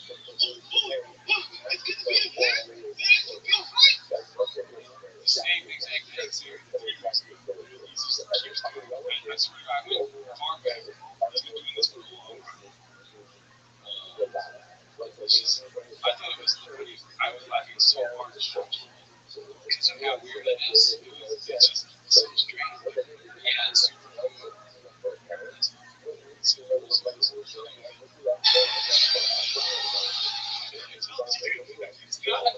It's not the Mickey Mouse thing. It's pretty awesome. I really like this. I'm sorry. I don't know where else to go. Yeah, no, I mean, it's definitely funny. It's funny that he's doing it over and over again. Because, and it's also funny that the cable thing. The guys who really tell me,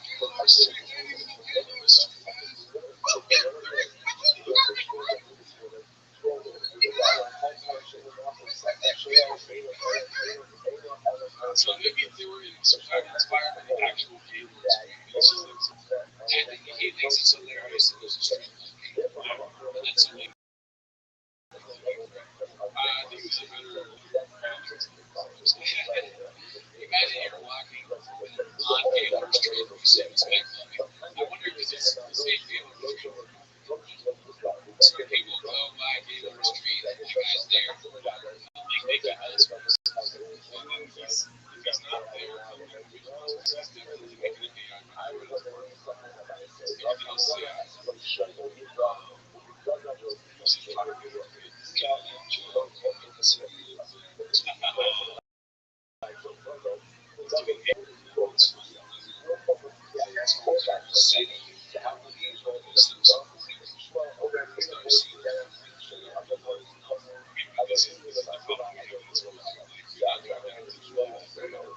Anything else to say?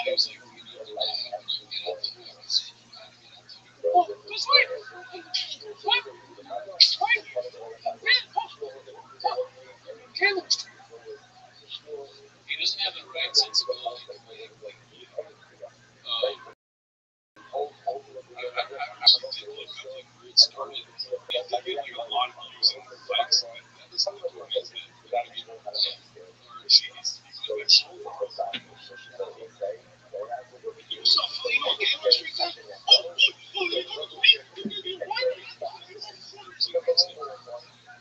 Wait, you said right or left? You're right, left in the corner. Rich on Rich out there. It's just my body.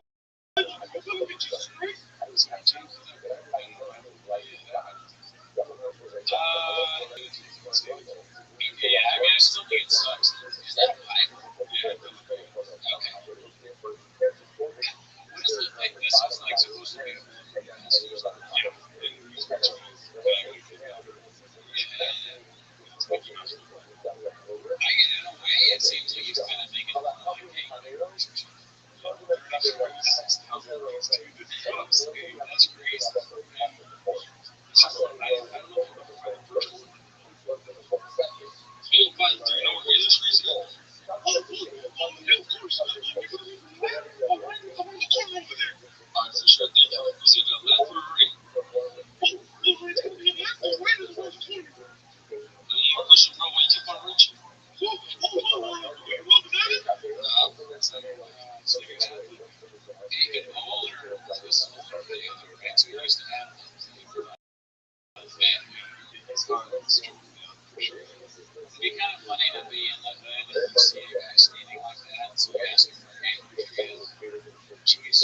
until you get shot. Hey, dude, like something like that guy. You know where Gaylord Street is? Like, this guy, that bit is like I was watching Great Chop. Yeah, well, it's like, well, maybe that's what they're there.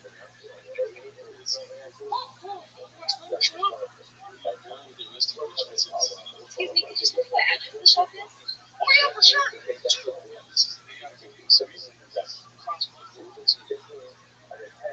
Three, four, East Street, right on the corner with the yellow house. You can't miss it. Got it, thank you.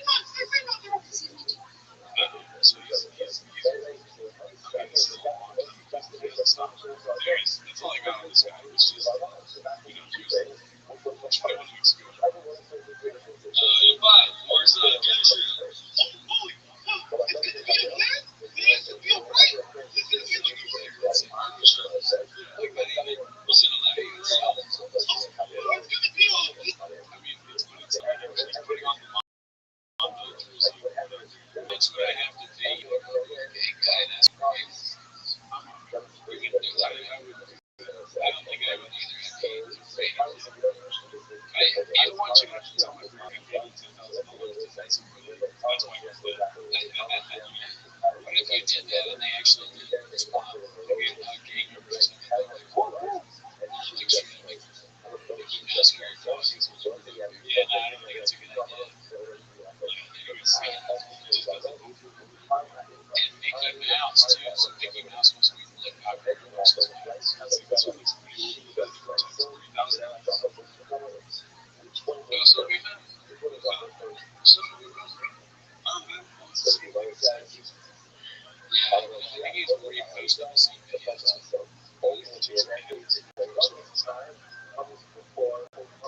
How many followers does he have? Like a lot, 25. It would be kind of like, I mean, this is committing to a bit. I usually think he just does it all the time. Like a certain day that comes out, people like it, they just keep. If you find it, you just keep doing it, I guess. But it's so weird. It's so weird to do it. It's the exact same thing. Yeah, there's no changes. Yeah, it's the same location. You live in yeah, extremely low routes. So the game is like, that's close to a lot, but I feel like he thinks he's got to strive with this. He's posting a lot about his injuries. I feel like we're seeing it, but they can't see it. They get some but like, he's good for something. That's not no, that's for real. Okay, well, I mean, I'm happy that he's about success, I guess. Yeah, I don't, this is not, I don't think it. Anyway, I'm sorry that I'm bullshit, but that's how I want to shoot it. No, that was fun. We should do something like that. I was thinking, like, well, man, so, like, do we completely do the same thing? When you're out, it doesn't match your parents, or half it doesn't match your parents, and I'm dressed up like you were mad, or a gangster, and you ask me something, you go, oh, you would never do that. I don't think we should fight. I don't want to get involved. Yeah, you might get mad if we do the same thing. But I do think that's a good idea that it's fine to find somebody and they completely copy them the same thing, react to them like if you just have a video and help them. Lonnie, you're the guy to be the vice no number 3 and have a great day today. Yeah, I mean, one time I was at an open mic and Frank Weinbach came to it and we were watching the Patreon and there was this comedian open mic named Kenny Lyons who was like a famous like guy that would get naked and some stuff. And Brent literally he walked on stage and he was like, have you guys ever seen Kenny Lyons? We were all like laughing hysterically. We were like, Brent Weinbach is like Kenny Lyons is great. And he's like, he has a lot of jokes. And they just started doing Kenny Lyons' act. And then he left, and I was like, that is the weirdest thing I've ever seen in my life. Like, I had to talk to a gay who's doing a random open mic, and then leave. But, like, that, the weirdness of that is something I always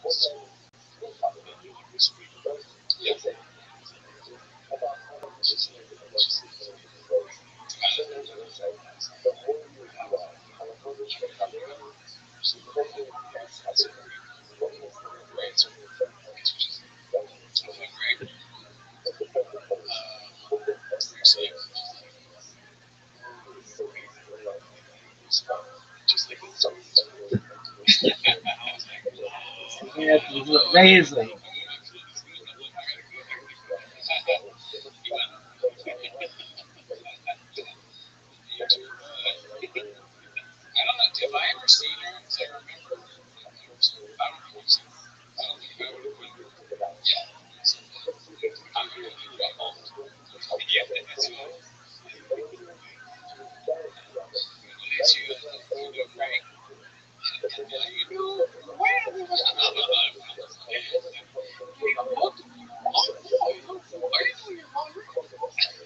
Everybody in your life, that's the punishment for making fun of somebody, is that you watch that and you make fun of them, and now where you go do that voice.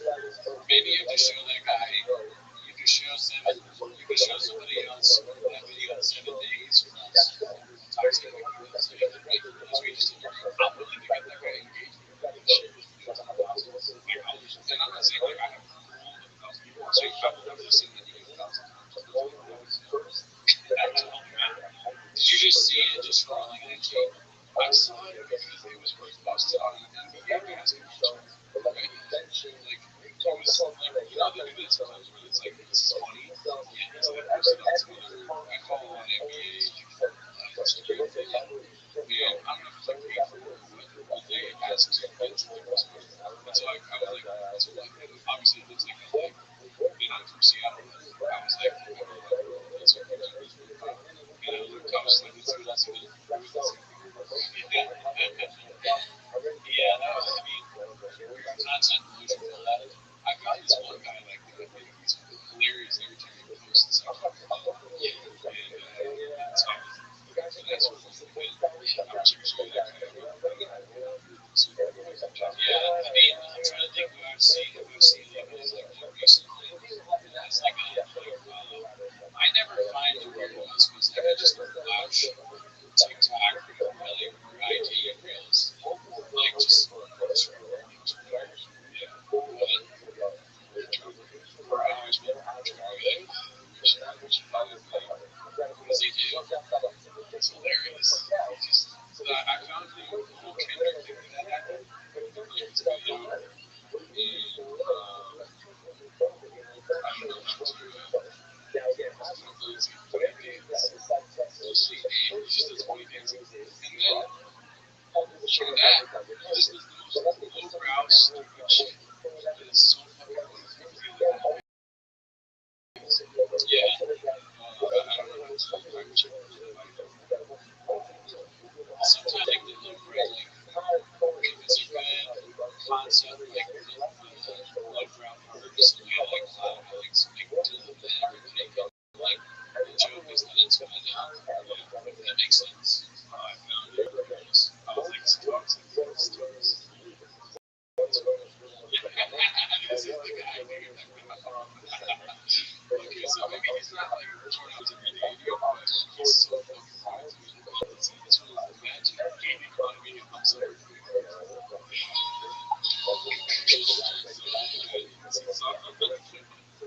I mean, his expression is hilarious. I don't know. But yeah, his facial expression. He was doing well before he was posted to me. Was it? Oh, okay. Seriously. That's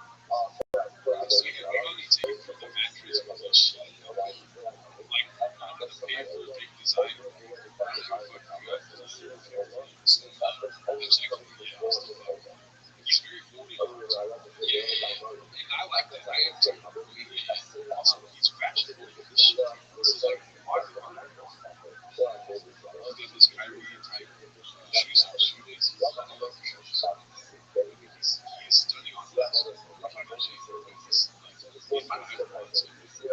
I think is funny again is like this is a humor for a certain crowd. I'm not gonna know all of it because I just don't know the specific things that he's saying, right? But then when the picture of him at his house with something like that, I think that would be funny if it was something like it, because it would be ridiculous for us to do.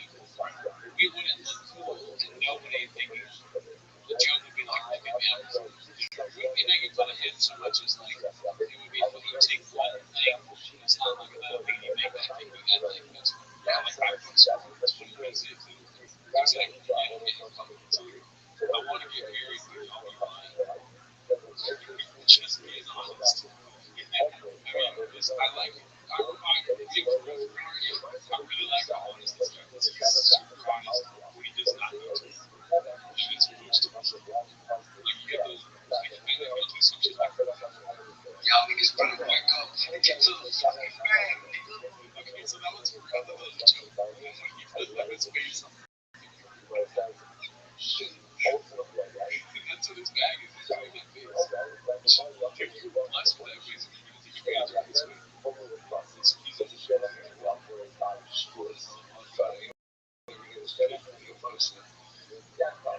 they did the walking. He doesn't walk as a lot. Yeah, that's why he went viral, was doing his dance to Kendrick. What's this guy's name?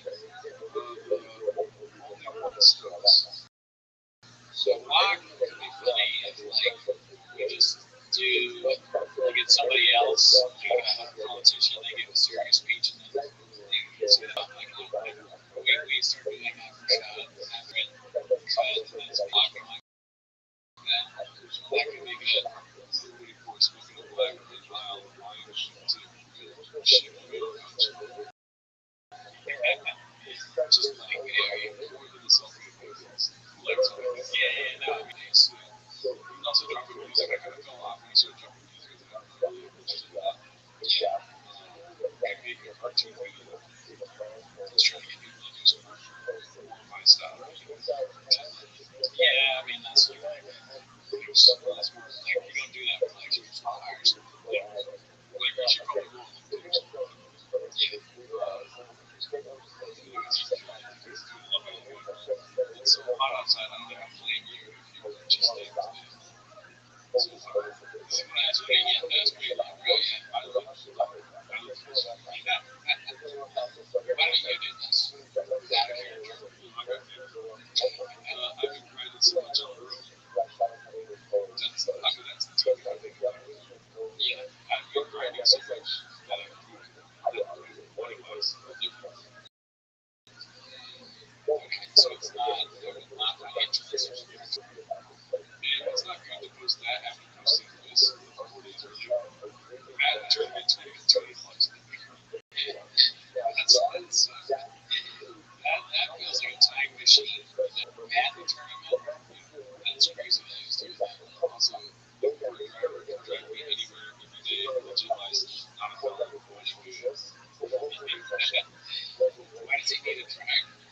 I like the idea of like the Madden thing. So let's say this guy, he owes somebody money, or like they're trying to find him, he doesn't respond to his text messages, and they look at his IG and he's got like this Madden tournament from him. This one, got a Madden tournament going on. So whatever you need. Not too sure. His audience did not like that because they probably cannot believe in the dances. Why are they screaming Pluto? Because it's country. Okay. You've been so broke, you feel like you're about to pass away. It's pretty good. Emoji. I like all of his black posts. His black posts. What about them, Mirage? Oh yeah, dude. That's what I love. If your friend did that, you laugh seriously. Like it's part of this. Like you feel like you know this guy. You're watching all this stuff.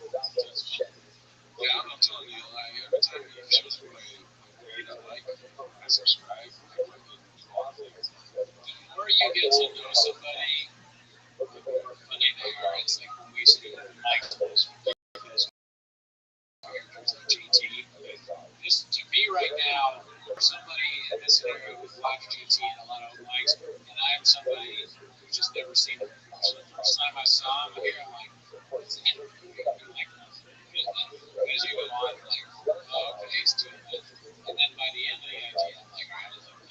I'm calling the this is the best. This I can't wait to get protected partner, get cut. That's just great. You can tell from most of the situations that you maybe get to pump something or whatever, but that's going for some like dark food. But some of the content that come out, you need to do with it. You're probably talking about that. It's just like kids. You know what I'm saying? Hey, you got like the crazy legs. This is a little stable. Yeah. So, check around the all. Just watch the news and basically the next year they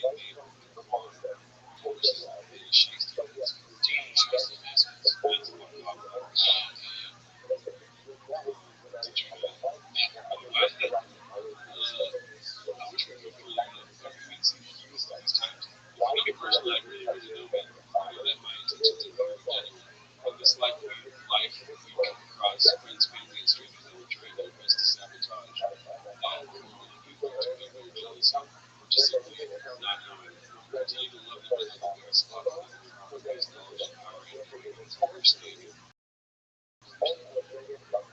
Understanding others.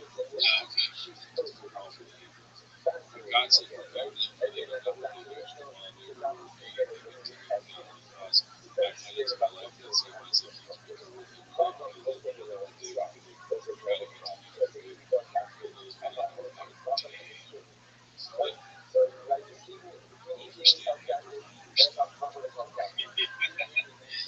Yeah, I created something that I knew worked.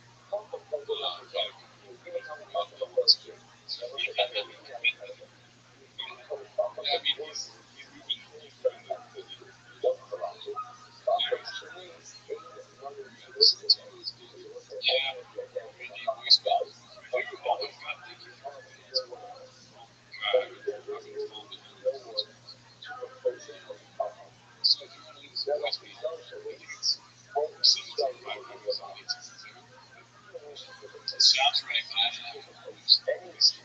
it's gonna be 725-557-8667. That's 725-557 Timos. Man, we've got quite a bit. We got 4 words in here.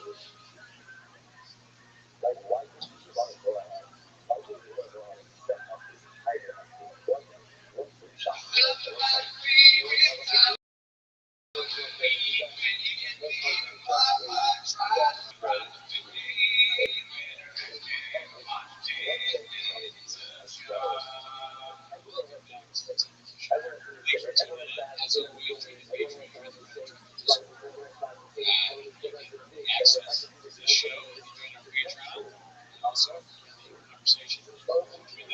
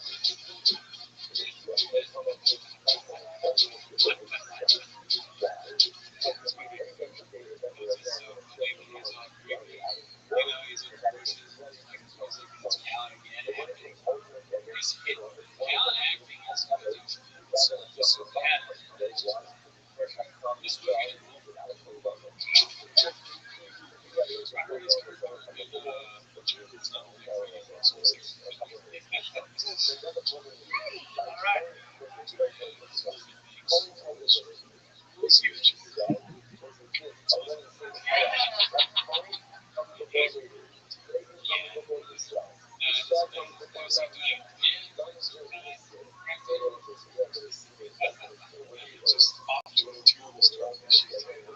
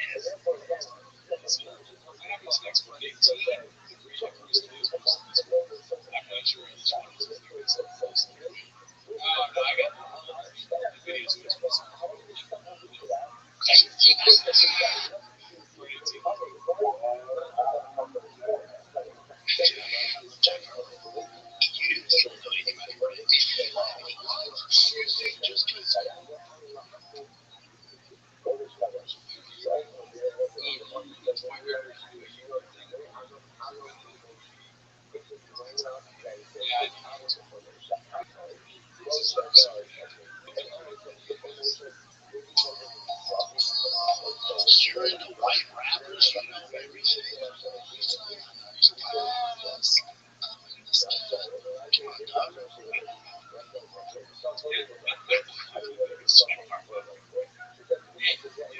don't really know his name. Like, I can tell from this. I know it's not Jeff.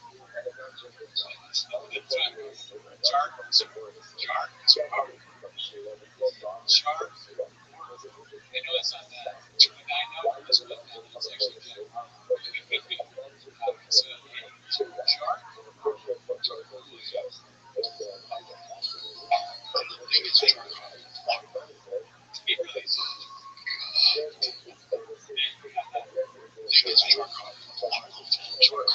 I'm the biggest John Carlo fan. That's how I remember.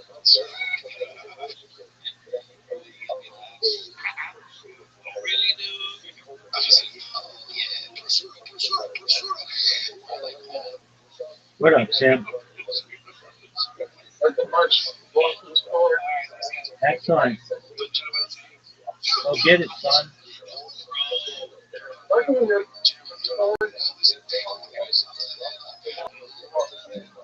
So everyone's starting to do it right now. It's like a big time. Oh my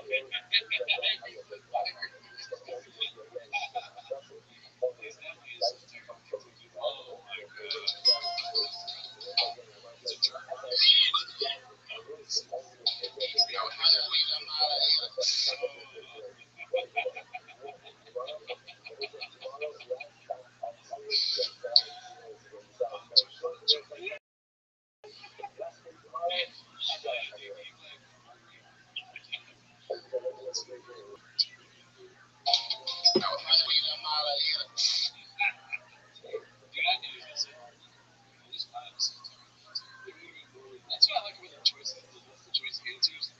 Some of them are not redacted enough, and then some of them are too redacted. Yeah.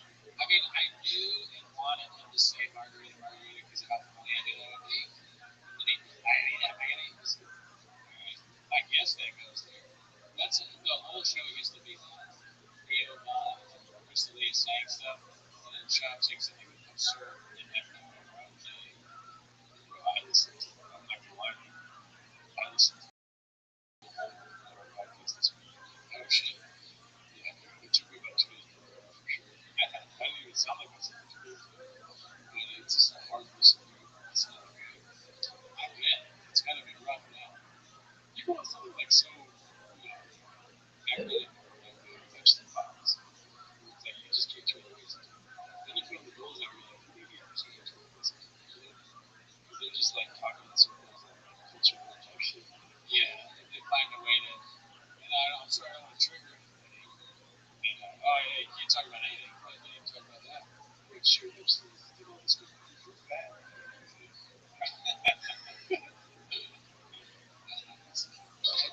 AIP.com/shop. You can find your 30-day free trial at AIP.com/shop. That's AIP.com/shop.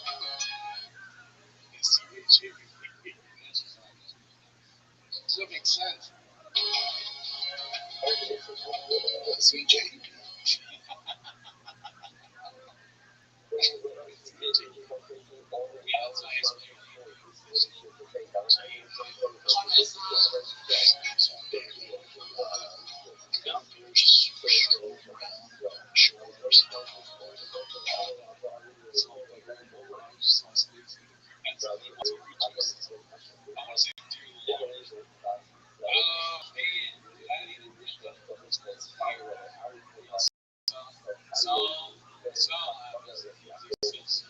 It's funny that it says sauce.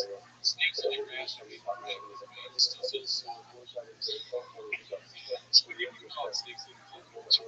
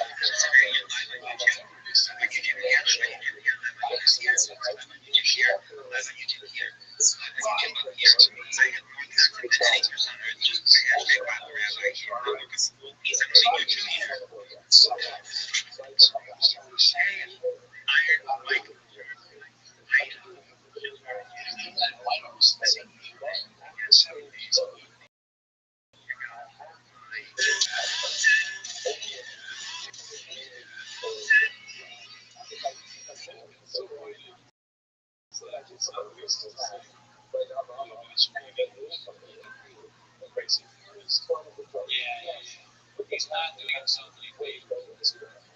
He made a move. You haven't had a white person in years. And that's only that job.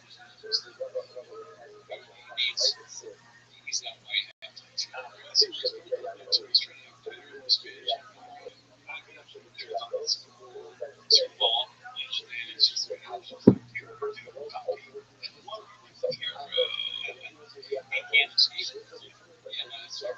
You need to be more than tired. Like taquitos are not. It's fucked up because he's on that diet. Taquitos. So it's like, yeah, he can't even eat food. Top of it. Now, halftime show is you can't even say breakfast. And those are his favorite things to say when they come. He's like, brings up really. That was pretty good. He tries to say it, you can see how much more fun it is. And he's criticized. Bullshit.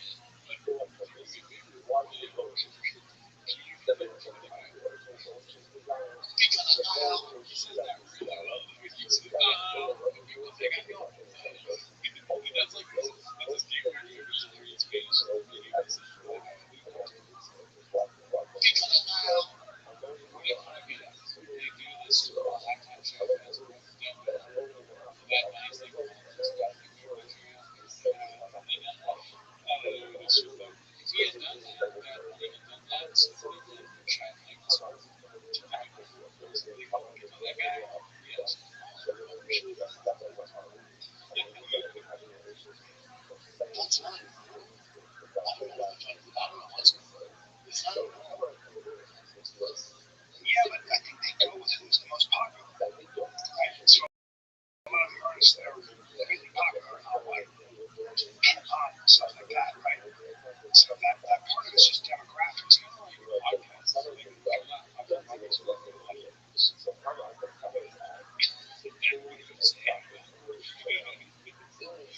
part of it's what's going to get the most numbers.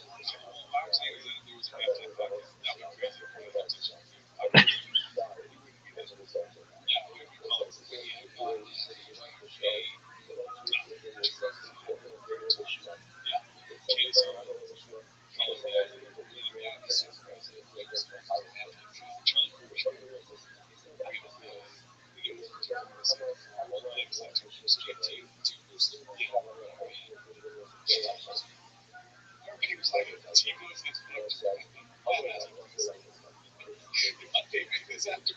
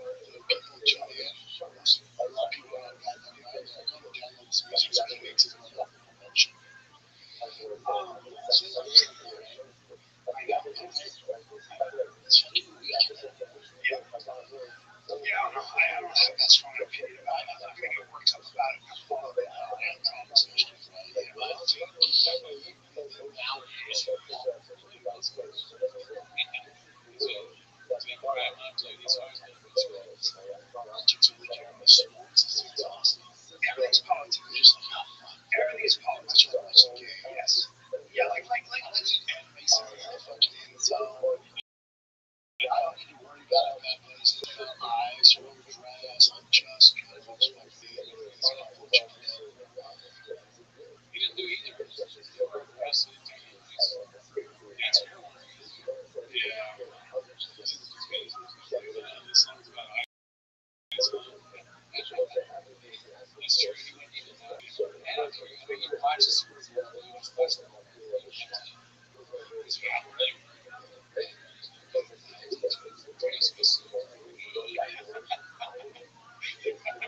I just want to watch football. I don't want to make myself fucking good. My son gives a lot of exposure to me. I used to be able to now. I got to keep my kids away from TV.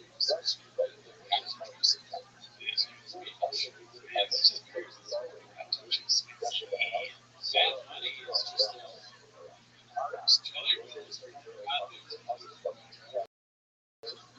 just tattoos all over his face. A lot of accusations, much like this guy right here. Somebody scared concrete. I might sound crazy, but is it all right if I give my way that's a compliment stuff? So we have to do the extra like his boys. So we do that.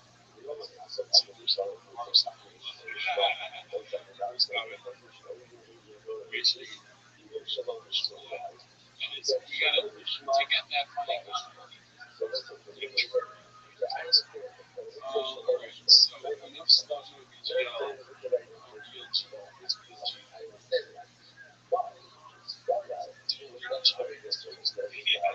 The slow joke and BLG, let's go back to 2016. I think this is because of fans.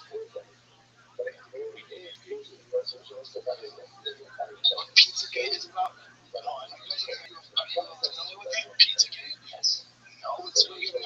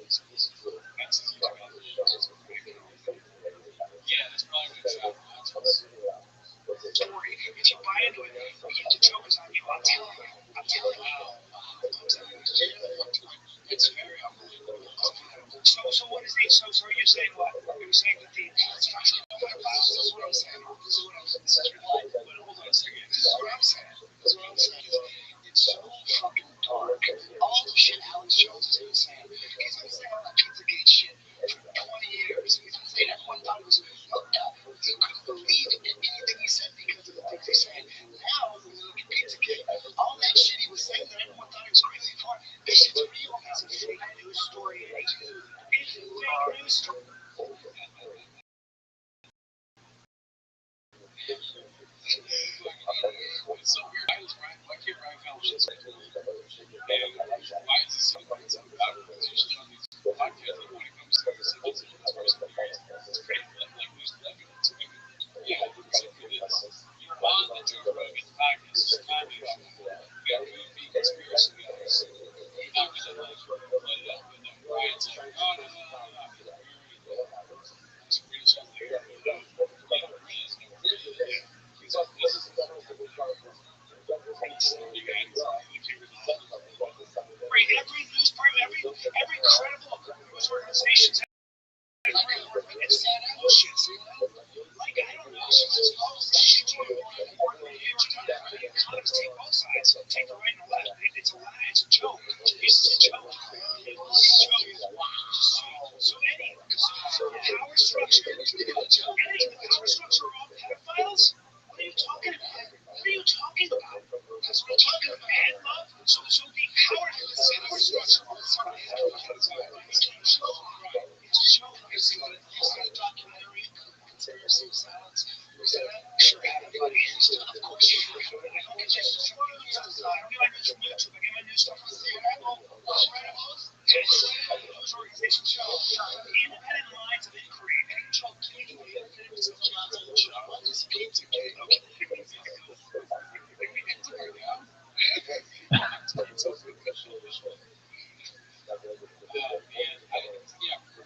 Brendan is like the only person that uses that time. And literally, like, I know it's entertaining in hindsight because it's ridiculous, but just it's kind of funny to Ryan still thought he was acting. He was trying to play with me. This child that any for sure after some wasn't clear. It's like, yeah, dude, in the 90s,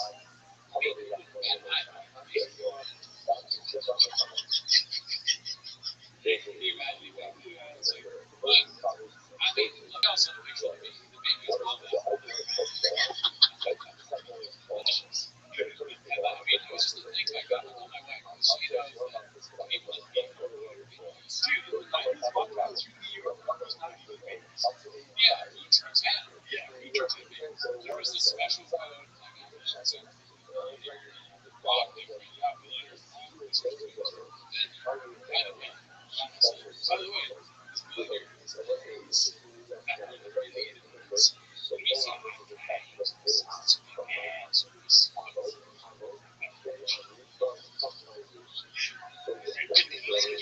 there's a guy who worked for Hillary Clinton's campaign. His name is Podesta, right? John Podesta. That's his name. His, he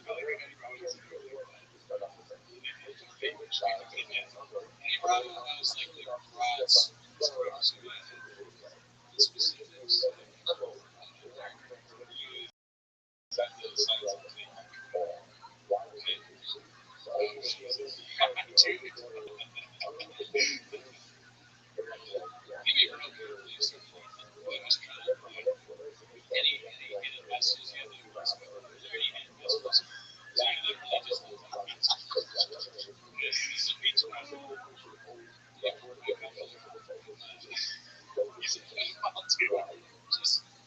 Just make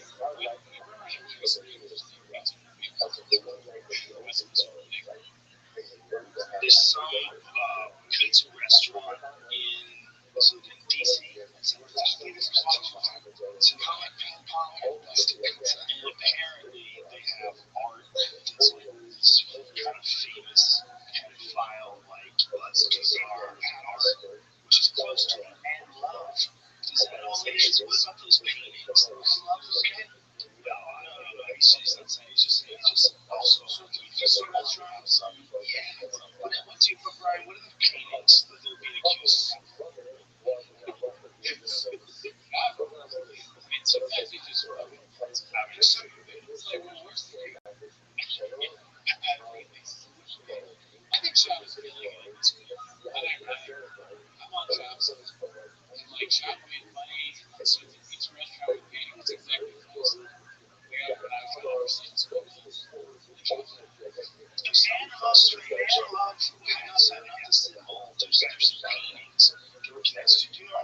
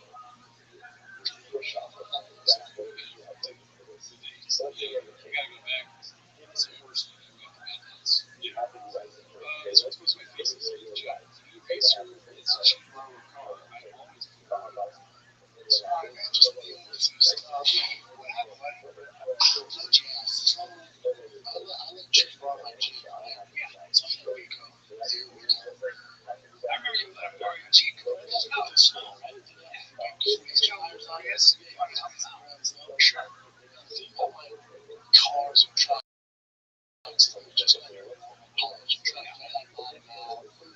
It's going to particular vehicles. Oh yeah, I mean, let's face it. So what I'm thinking that with you guys are going to is chill and buy it. I see it just crept up. I think that's probably what it is. So on that Jeep, I bet you go in. You want fucking sense. Like, trying to have on that Jeep. It burns on has a high end, has a bunch of kids. It's probably I used to tell people that's going to be bad. You gotta make sure that it's changed. Yeah, right. So you gotta make sure that the wheel levels are all good. I never thought of that. Yeah, right? You gotta make sure they're all good, right? And the oil levels kind of almost like with the and the stick is low or high, you gotta look at the end of the truck and gauge 5,000 miles. You should probably sooner than that. Sure, I guess. Yeah, transfer. Yeah, Rise. Yeah, what's in the garage? Yeah, sure. So I text you because my kids' baseball stuff is in the back of the truck. I picked it up to it was cool. It's too nice and chill. I need free gas, which is kind of pretty high, so I get the gas, man. So I pick it up, right? My girl drops me off. I'm going to what's going on? It's bullshit. I go,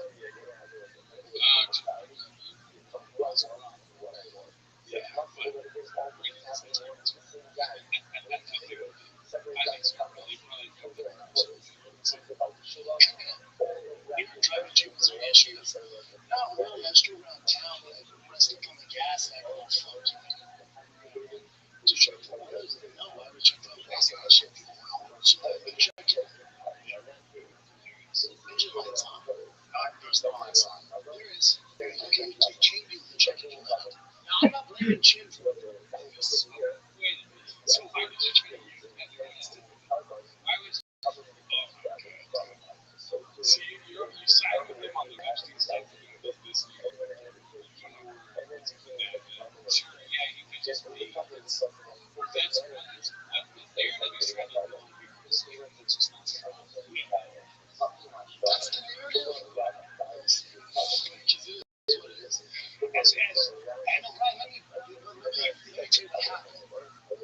So there was no oil in the engine.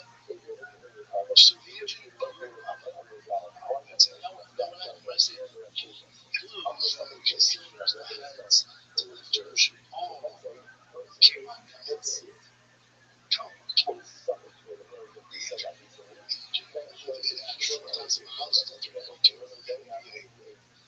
So the engine was there just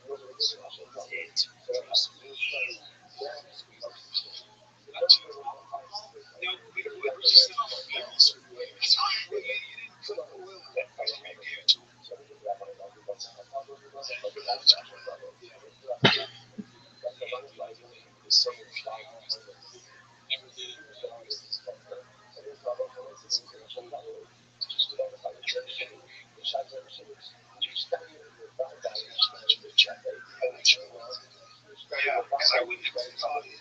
When I grow a car, I never think about the oil. My life is because I didn't, I forgot. I thought you were there for days. I was like, oh, dude, I can't believe plus I knew it burns the oil very quickly. Yeah, all the time. Damn. A lot of this doesn't really make sense. I would tell you that. It burns the oil so fast. There's a fucking thing on the truck that tells you.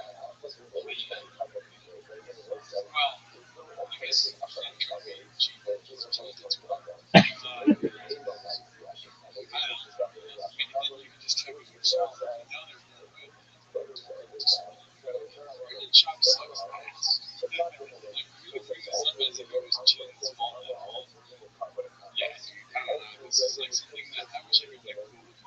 Said, like, yeah, if you let him tomorrow, just to be fair, I think it's great. A lot of times, like I agree, like obviously, the idea of you got a truck, you are a car guy, right? Truck guy, and he's like I said, it's because a lot of ways to gas companies, and you have to check into like, this shit specifically. To give you some even I would say things like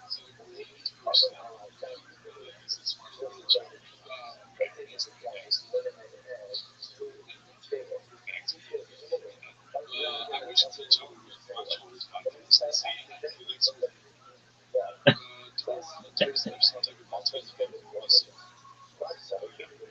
Folks by concentrating where to throw.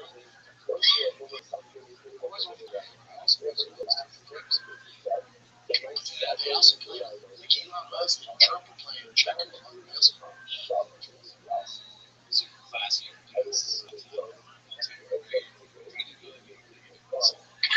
They also play like Elon Musk and Trump are playing checkers on the baseball chess. Elon goes, where are we at this point? Trump has to fly. No, I'm not gonna release it. Actually, check it out. He's a fucking he got his one. He took these calls already. Actually, I haven't heard you. Yeah, he does have a somebody was like, I like this one. Could take and play Trump. It's cool too.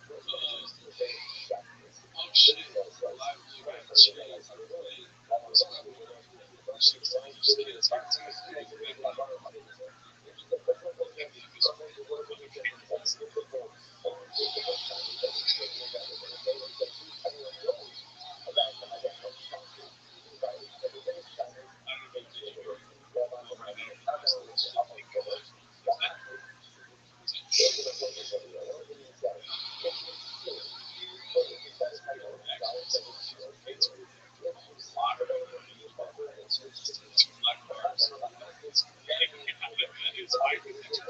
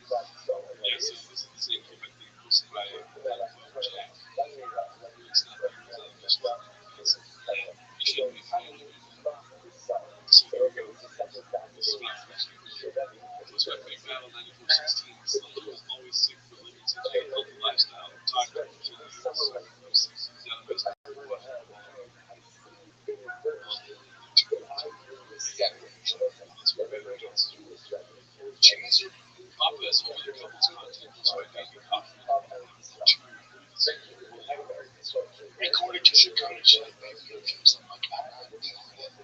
I take 10 seconds, please. I'm like, what is it? She goes, trying to get each other soft. That's dumb.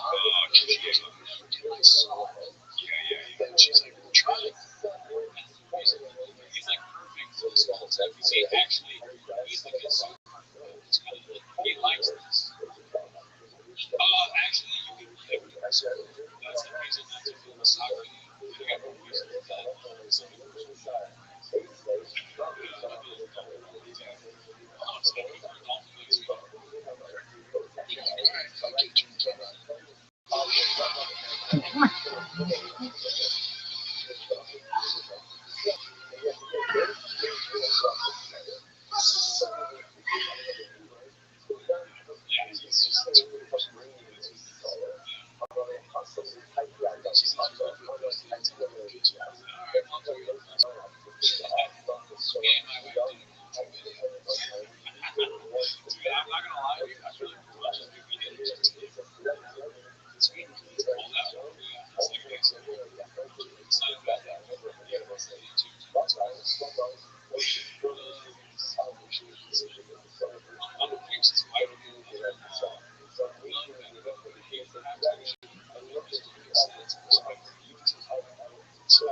Talk Bad Buddy was good. I hung out with the boys. At the crib. I watched that boring game. I thought it was interesting. I thought Bad Buddy was good. I didn't understand what you're saying. This guy was a great visual spectacle. I love the Spanish. I love the whole Latin thing. But there were no central. He said, not Pakistan. The issue.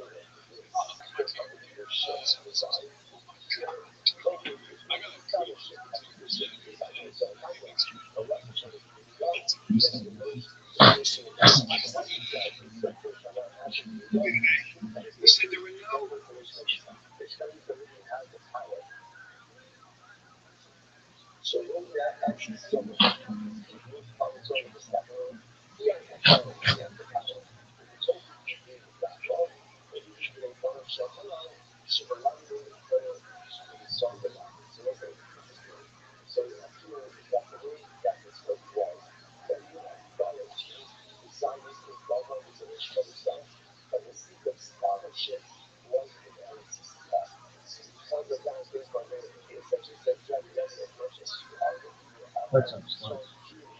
Alright, baby.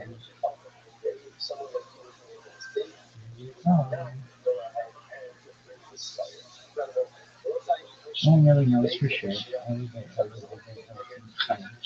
this is the majority. But this is the majority. Deep of the dark of the text in different ways.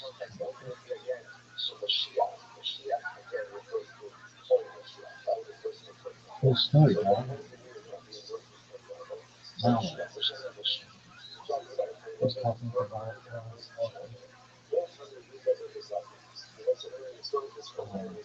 the answer he was like the Irish security. He wanted that thing, baby, and at 99 degrees, so I appreciate it. It was work struggle, somebody kept on cultivating those types of guys, bro. Being not understanding that outside of silence, Shakita, slaughter, Shokhet, with the slaughter, and the details of examination and color. The instrument of surgical sharpness used to perform Shakita, Hafta, provided Jewish law and influence of Sultan, culture, architect, and further was included in Zaya, and Anna, Shakita, Shakita, Jewish religious name of Slavic language, tree, Shokhet, and Shokti, person who performs Shakita, qualified with the thorough knowledge of Jewish language and mythology and lazy by both religious and civic authorities. The sense of all Jewish teaching and trade and generally used to non-kosher food. Czar, the honor of kindness, which teaching that culture to animals diminishes man's biological and moral standing, and that it is contrary to Jewish law, because animal clean conditions, Shochet of the slaughterers,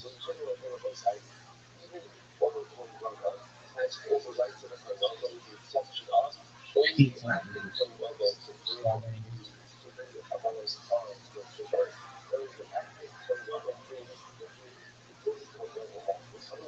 Boda is a chicken, Stomach, color is sharp in the polishing hand, and socket on like the style,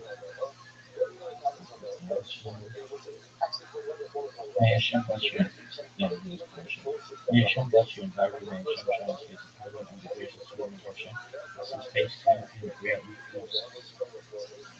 After running out, after running out of every day by every dog valley, actually it will fall and not on the river valley of the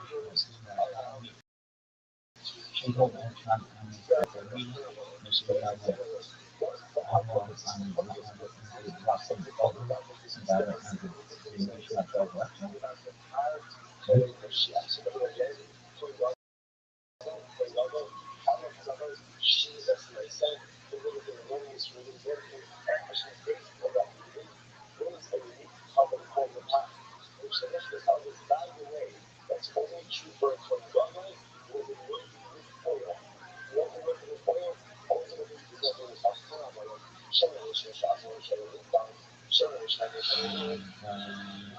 Nagila Nagila Nagila Nagila Nagila Nagila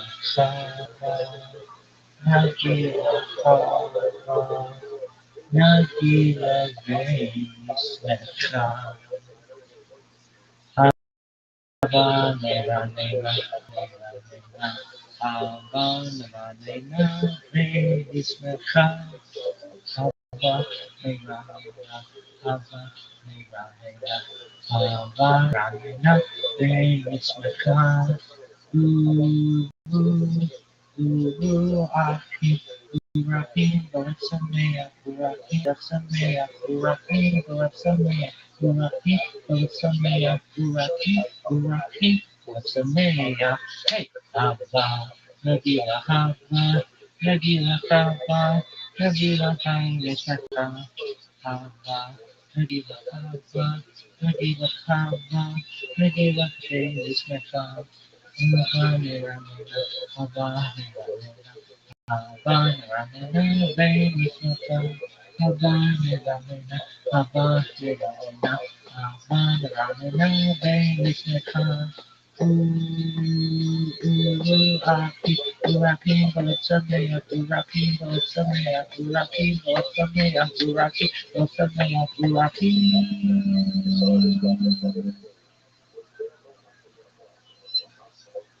Uraki.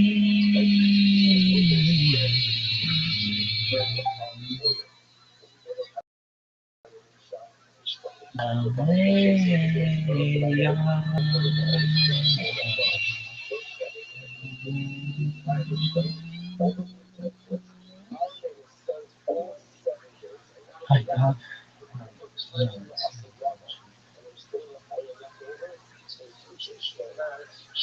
Gases on the soul separate, Eden, purification, God, Eden, initial spiritual reward, prosperity, information, spiritual praise, resurrection, body, for soul, unite, perfectly embodied eternal.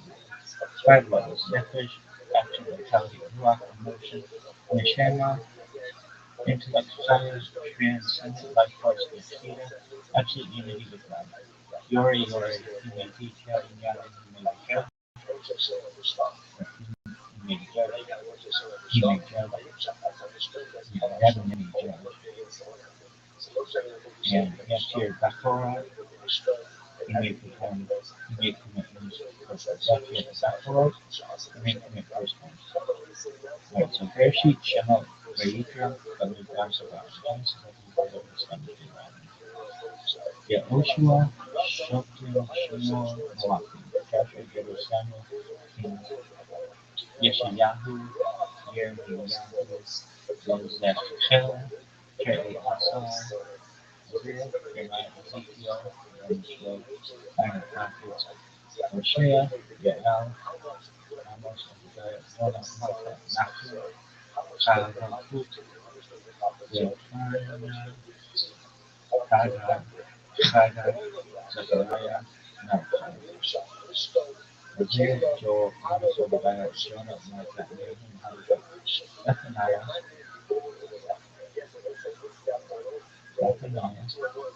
Haggai, Zechariah, Malachi. Tehillim, Mishnah, Iyov, Psalms, Proverbs, Job, Ephesians, Acts, Shir HaShirim, Ruth, Micah, Tehillim, Esther, Daniel, Ezra, Nehemiah, Deborah, Song of Songs, Ruth, Lamentations, Ecclesiastes, Esther, Daniel, Ezra, Nehemiah, and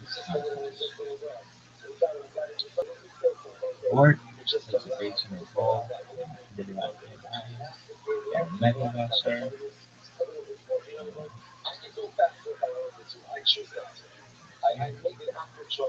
Hey, you were already asked about what we were going to preach.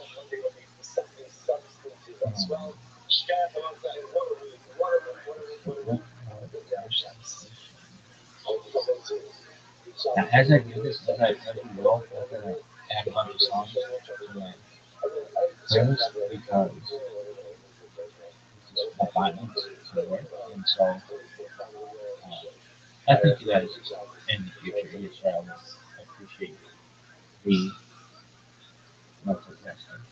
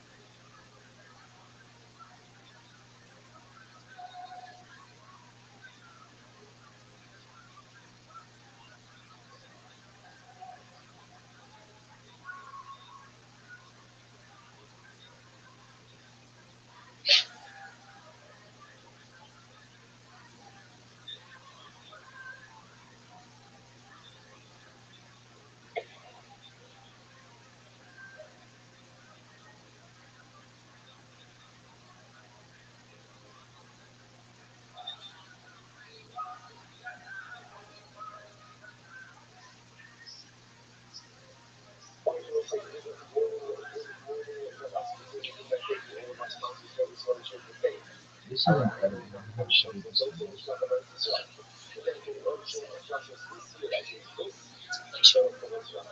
Spanish was dated to the 12th century, like Greek words. Historical context emerges in 12th century Spain during the Romantic period of early Catholic, roughly contemporaneous with the slightly earlier Segovia. Nation represents a bridge between early Hellenistic traditions, secular literature, philosophical neoplatons, emerging Socratic Catholics, important to human nations. It is one of the earliest texts on structure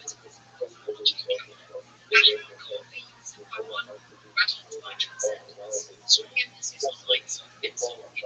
God in essence is unknown, beyond intellect and attributes, clear distinction between divine essence and divine manifestation. This anticipates Plato's theology. 2. Emanation theory. The key innovation of the text. Creation is not ex nihilo in this sense. Instead, reality unfolds by progressive emanation. Influenced by the Platonic hierarchy of being, earlier mystical traditions. This is an early formulation of later sequences. 3. Proto-Sephardic structure. Unlike later Catholic, the Sephardic hierarchy standardized in tempo. Structure is fluid and circular. Emphasis is on divine mind, divine intellect, gradual intellectual consent. It is less ethnic than later works like Zohar. Articulation. The title reflects the method of mystical ascent of intellectual articulation. Meditative awareness of divine structure, knowledge leads to intellectual endeavor, leading to God. This resembles philosophical mysticism, later Sephardic. 3.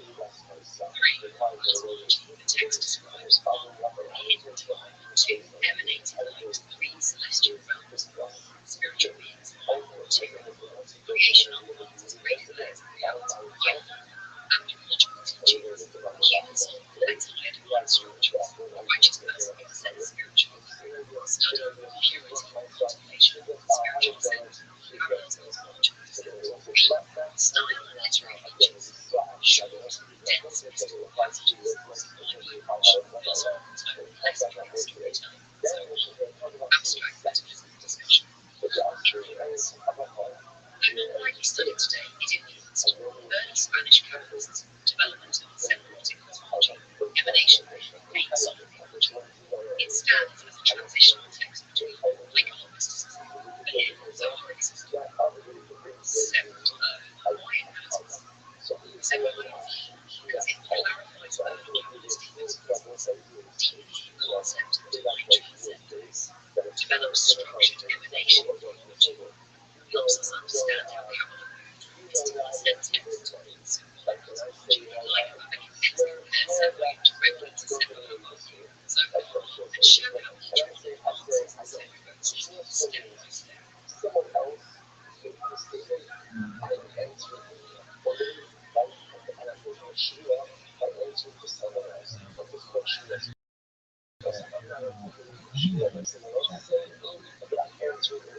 I'm still want to go with you.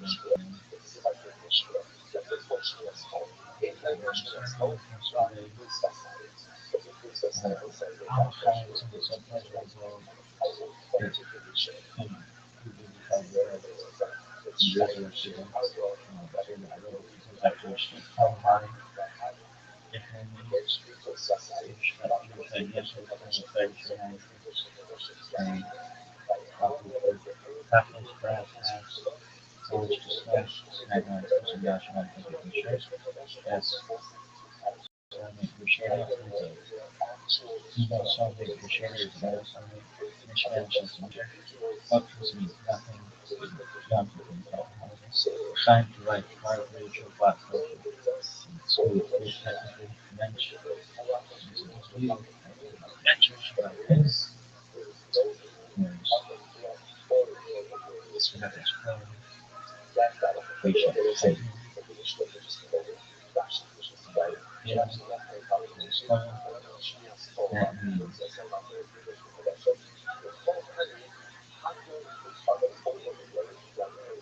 What comes from short and which then became Yaakov, which then became spoiled, which originally created strength,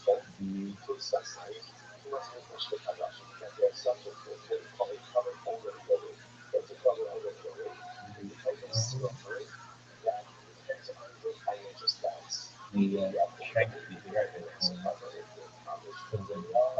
Schneider, also found Schneider, that with strength, also found Milsey, a license that are neutral English language, Schneider, Raz, Schneider, means Governor Hazir,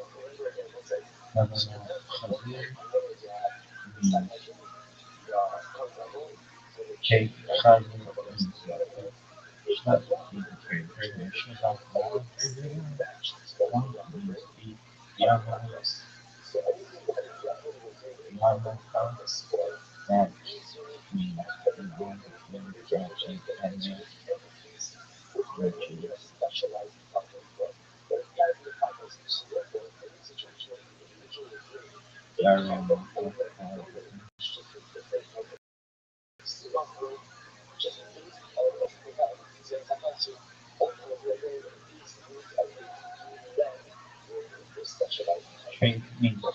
website means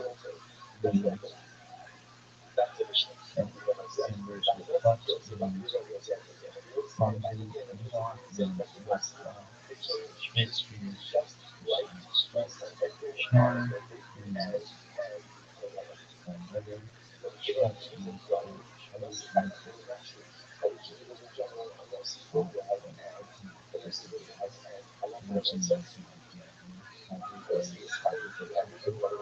Moms are faster benching what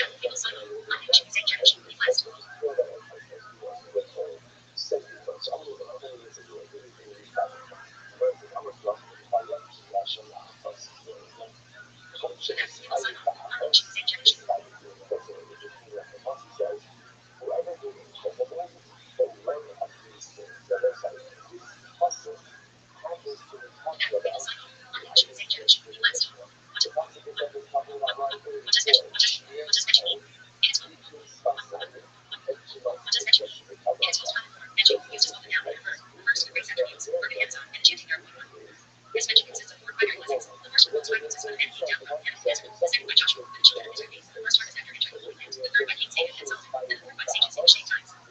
Continue to mention in Hebrew, English, and more. Other forms of mention. The original Yiddish term mentions a word for blessing, but not an L. It can be applied to a variety of situations. For instance, if you need to provide assistance, you may say to your friend, please mention that I chased this test. Upon its completion, you can say, wow, was I benched? More properly, you can say, wow, was I challenged? Mention mitzvahs. Many mitzvahs are performed after, sometimes while reciting a blessing. In that case, the mention is associated with the very mitzvah itself. For example, to shake the lulav once you come is to mention lulav. Read more about mention lulav and after. Candle lighting on Friday before Shabbat, which is followed by a blessing, is referred to as an intervention, candle blessing. Additionally, the time when candles are lit, generally 18 minutes before sunset, can also be referred to as an intervention. So, as she prepares to get ready for Shabbat, a mother may tell her daughter, please get out of the shower already. There are many people who are not and there's less than an hour to mention. Read more about candle lighting. Mention things. After enduring certain dangerous situations, including overseas voyages, trips in the desert, incarceration, serious car accidents, or severe illnesses, a special blessing, called Paradar Descent, generally have a Torah meaning Sukkah. The act of saying this blessing is to mention or mention. Thus, after a visit to Israel, a person may say, not entirely in jest, that the most drivers there were so blind, he felt he needed to mention. Read more about the Haggadah blessing. A story about mention. There is a long-standing Jewish tradition to visit a righteous person and receive his blessing. Sometimes, however, they are unwelcome to scholars who don't appreciate the attention, feeling they are unqualified to mention others. It once happened that someone visited Rabbi Rothschild, known as the Rabbi, the genius of Rabbi. In answer to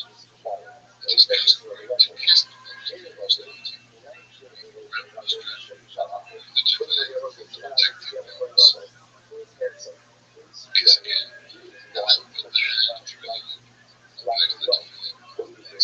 request for a blessing, the Lord replied, I am not a Rabbi. That might mention people. The Talmud teaches us not to take lightly the blessing of a single person. Rejoin the visitor. If this applies to a single person, we introduce that there is surely great words to be mentioned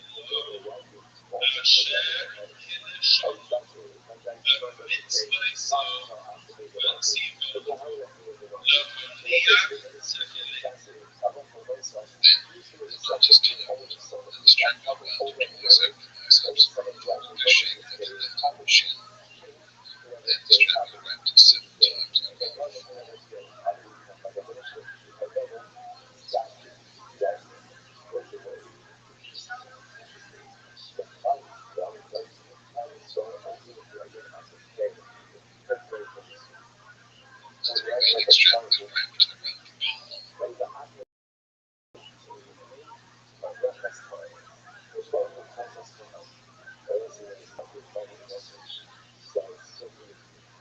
the history of the reading of the Talmud. Now, we will sign off, not wishing the same judge. At last.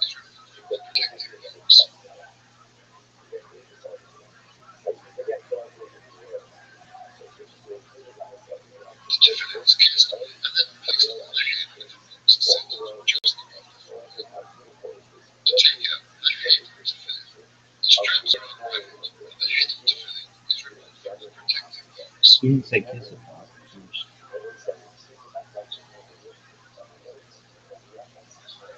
The defendant is kissed and then placed on the head with the rose centered just above the forehead, between the legs, and not lower than the hairline. Carefully ensure the straps are not on top of the elbow. A knot can bind the head at the nape of the neck, so it's just under the skull bone and not long straps that hang over both the shoulders, so they hang straight down in front of us with the black sides showing. Then the straps are unwrapped. One coil is made around the back of the hand and palm. The three coils are made around the middle finger, the first coil around the lower thighs, the second coil around the middle thighs, and the third coil over the fine coil on the lower thighs. Then the remainder of the strap is wrapped above the palm. At the end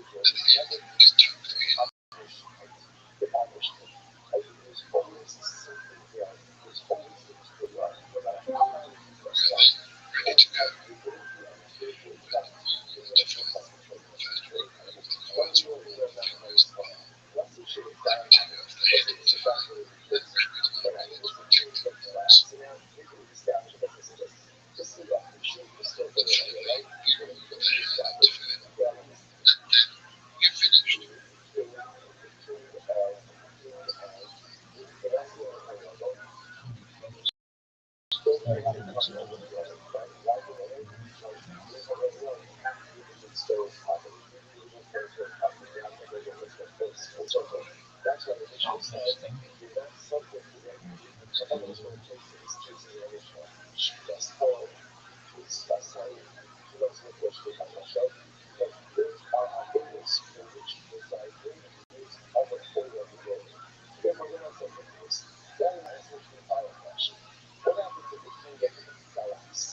Yo, dog. So the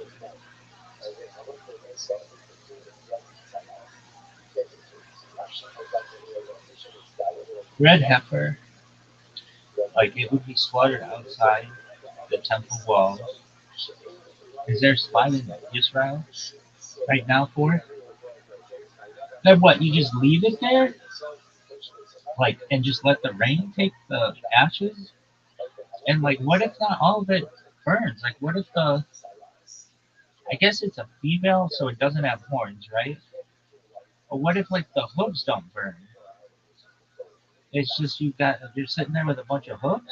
Like, how does that work? You just wait for the rain and like the wind, and is it like burned in like a big on a big plate, or like there's not a place for it right now, is there? How's that all work?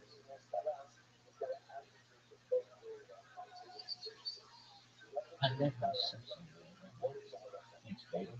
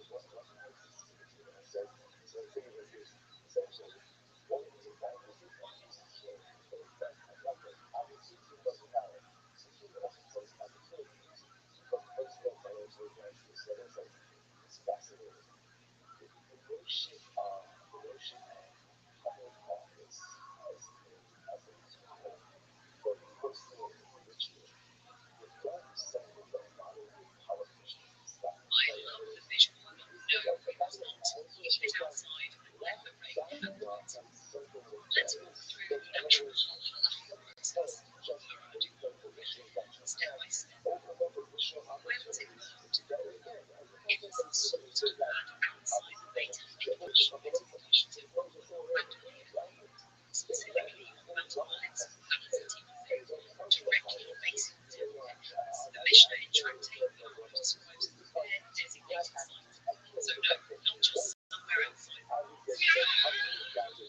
fuck is that?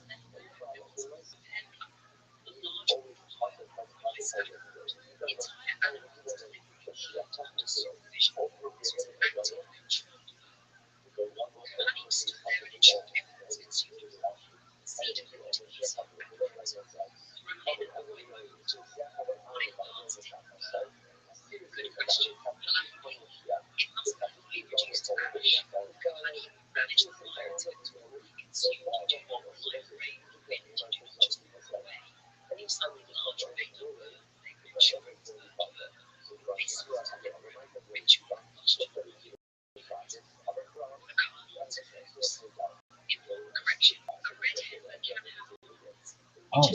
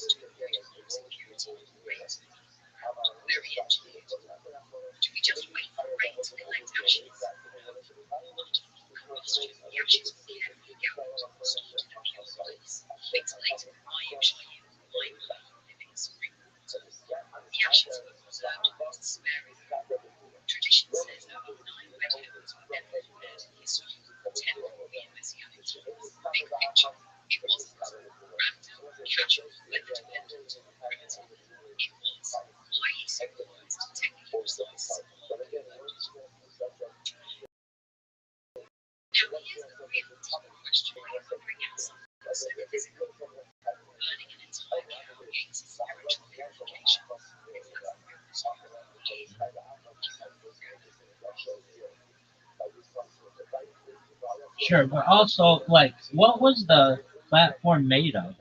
Was it rock? Was it soil? I mean, I guess it wasn't. Was it wood? It seems like the wood would burn. And was there just like a platform there all the time? And then, like, 9 times, at least recorded, they were like, oh, Doug, we got to use that platform to burn a heifer. And also, isn't the heifer always a female? Or is it a male as well? And do female heifers have horns?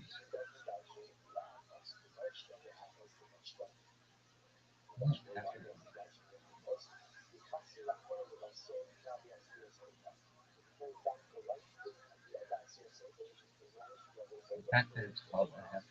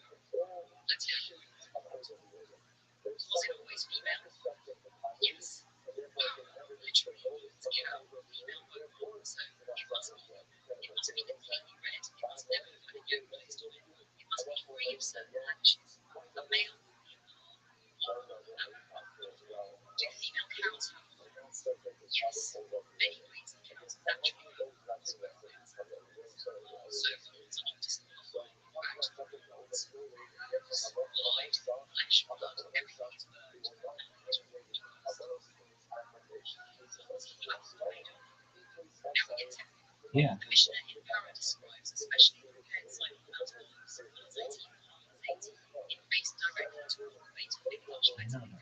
Area was carefully constructed to avoid too full ritual impurity, graves and heaps. Chazal described a built-up structure, just dirt. There were hollow spaces constructed beneath it to prevent impurity from rising. It is a deliberately engineered ritual site, so not just confess, make units in destructive ritual elements. Was there a permanent platform there at the time? Very likely, yes. The site was designated and prepared, but remember, priority was extremely rare. Tradition says only 9 men shared the function of timber destruction inside the temple, so this was not frequent usage. It was a site maintained readily, constantly active. What about fire logistics? Good thinking. Yes, it could burn some way. That's fine. They built a large wood fire underneath the small wire structure. The camp was placed on top. The fire was actively managed until production to match. Parts weren't fully consumed. They would continue burning and break apart large flame pieces. The goal was total combustion. No rain, no big fires, no management. This was supervised ritual combustion. Was it primitive? No, it was more like a controlled cremation style burn. Exactly like supervision, just specially constructed purity control site. Very intentional. Why have fire in temple? Paraduma deals with two unmet forms of purity. Death impurity is the most severe impurity, so its purification ritual happens outside the sacrificial system, outside the altar, outside the temple courtyard. It stands slightly outside the regular pathway. That's part of its ritual. Now let's go one layer deeper. Here's the paradox. Paraduma purifies the impure, makes them pure. The Kohen, the king, becomes taboo, impure. That's why Shlomo Melech said, I tried to understand it, and it is beyond me. It's a chunk of me.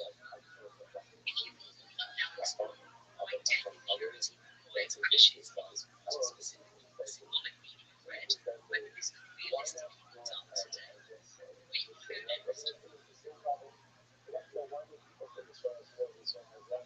Yes, I want all of that. But okay, so say you've got this like pyre, all these like logs and branches and stuff.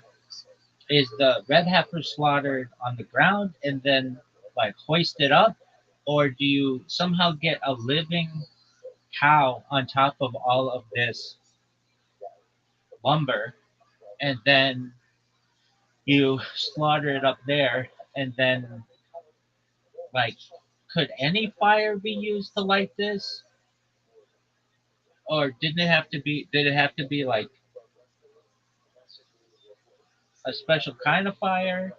What was the fire that was used? And then also, wouldn't the pyre like burn itself? Like, wouldn't you need like a solid foundation? How does all that work?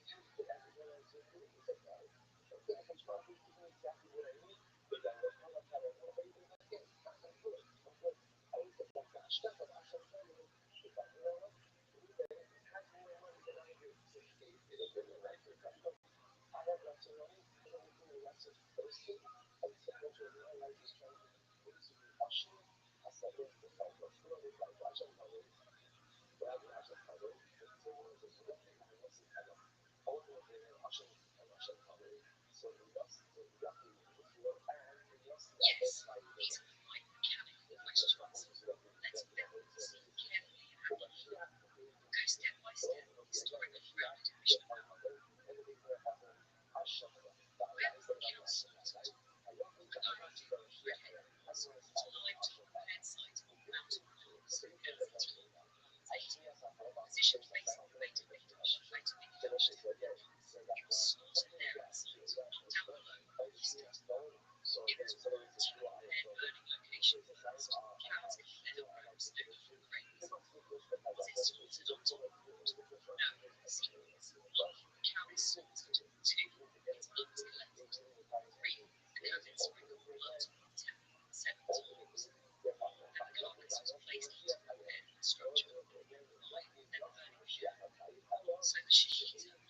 rituals happened when it was placed on the fire. This is key. It was not just a case of sitting on dirt. Shazam described a prepared stable base, likely stone or pattern foundation, with constructed hollow spaces beneath to hold crops and purify plants. They performed a permanent ritual pattern, heavy on top, yes, burnt away, foundation underneath, sealed and stowed. Offering the fire, unlike visitation, is built up inside the temple to perpetual sacred flame. The power to required fire taken from the altar, reigniting the flame. However, it had to be deliberate, supervised, and sufficient to reduce the entire animal to ash. This was not a casual campfire. It was a large, intense burn. If the fire collapsed without structure, good engineering question. A large fire works like this. Heavy base logs, cross-layered stacking, oxygen flow gaps. Large volume, as it burns, the animal collapses. What collapses inward? Heat intensifies the mass reduces downward. The stone hard remains intact. It's controlled combustion. Why burn it whole? Unlike regular fire to kill the mountains, it was unseared. Heat dissipated the process. It was burned with hide, blood, corpse. Totality. It symbolizes complete transformation. Could this be done today? Technically, you would need a highly valid red herring, a code impurity, a purity control, political permission to access the mountains, ritual groups. Groups like the Temple Institute study this extensively. How the temple functionally remains theoretical. Now the symbolic layer. Why red? Red evolves. Blood. Blood is life. Life confronts death. Why ash? Ash equals the antimatter, total reduction, total healing. Why mix water with fire? Ash, death residue, living water, purification, death. It's a paradox. Death is neutralized by its own complete transformation. The deep mystery. The going from impurities to impurity. What being purified feels tough. Pure versus spiritual purity. That's why it's a ritual. Not super rational. Even King Solomon said he could not be impossible. You're asking the right kind of questions. Ones that move from how did this thing work to what is it trying to say about life and death? So now tell me, what do you want to go into? Into mystical belief, or into whether halakhically it could happen in our lives? Yes, I want to know all that, but also, so like the Cullen slaughters this thing on the ground, like not on the platform, just slaughters it like on like flat ground, no wood or anything, and then they collect the blood, and then he's just got like the head of a cow and the body of a cow, and they have to like schlep this thing to the like on a ramp to the top of the fire. Wouldn't its organs be like all over the place? It'd be like super messy, like extremely messy. It seems like it would be very messy. And do they take a ramp up? So like they slaughter the thing on the ground and then they walk the head to the top of the pyre and then the body as well. And it weighs like thousands of pounds. Did they have like multiple people dragging this thing up a ramp?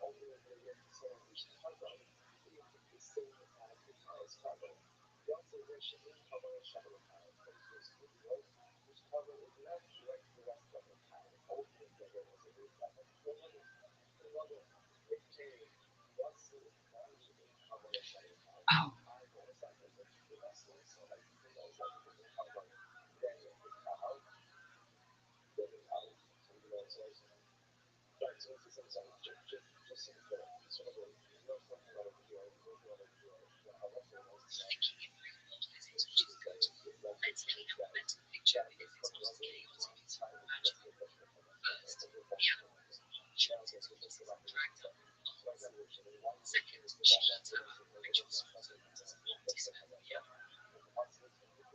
Actually happens when a cow is shepherded. When a cow is slaughtered, a precise cut is made across the trachea and esophagus. Blood remains completely intact. The head is dissolved. Stay inside. Nothing spills out of the ventilator, so you don't have fluids everywhere. It looks like a large intact animal alive.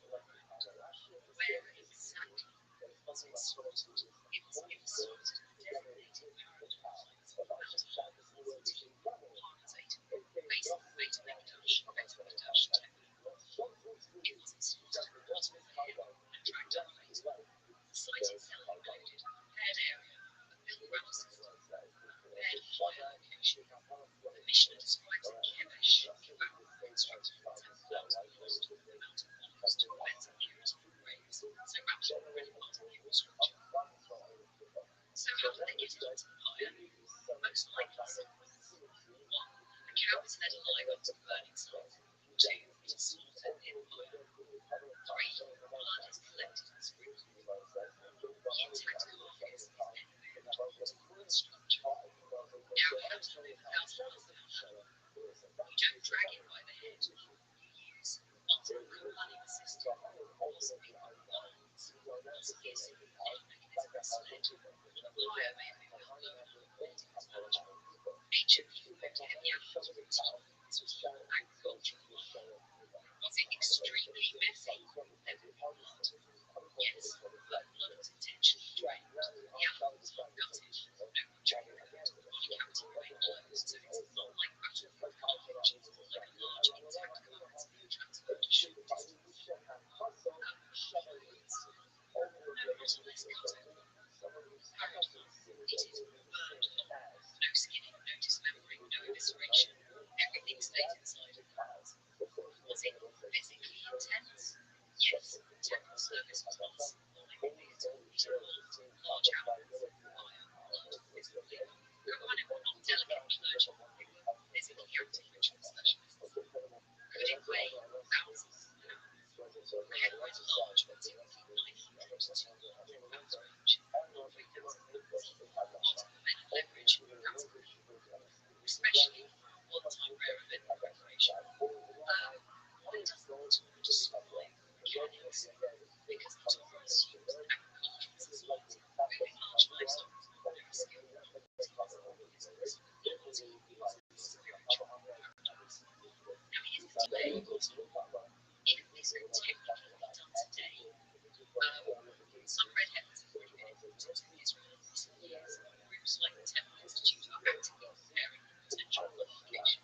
But without a functioning temple structure or halakha quality, the process can't simply start. Now I want to ask you something. Are your Christians mostly about practicality, or are you circling toward how can something so physical produce spiritual unity? Because that's where this gets really profound.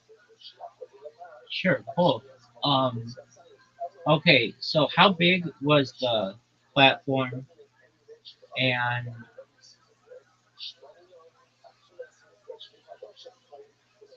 how hot did the fire have to be generally to burn all that stuff? And generally, how many Kohani do that stuff? And couldn't it happen today? Because Israel controls the Mount of Olives, so long as you had permission from the Israeli government, then this sacrifice could start if needed. And it was like Mashiach times. Like you don't need the temple, you just need to do it in the direction of the temple, right?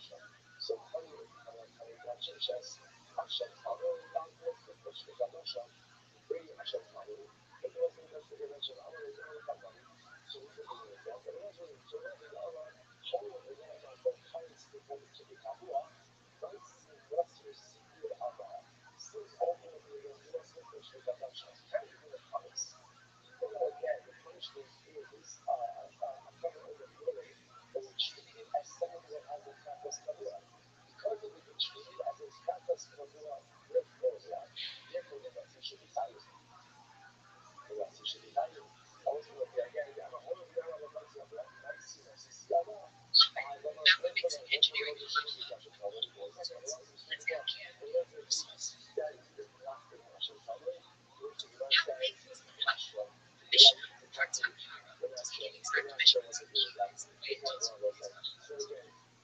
Now, it had to hold a where it can. It had to support a very large fire. Love it. Engineering required as they carefully designed.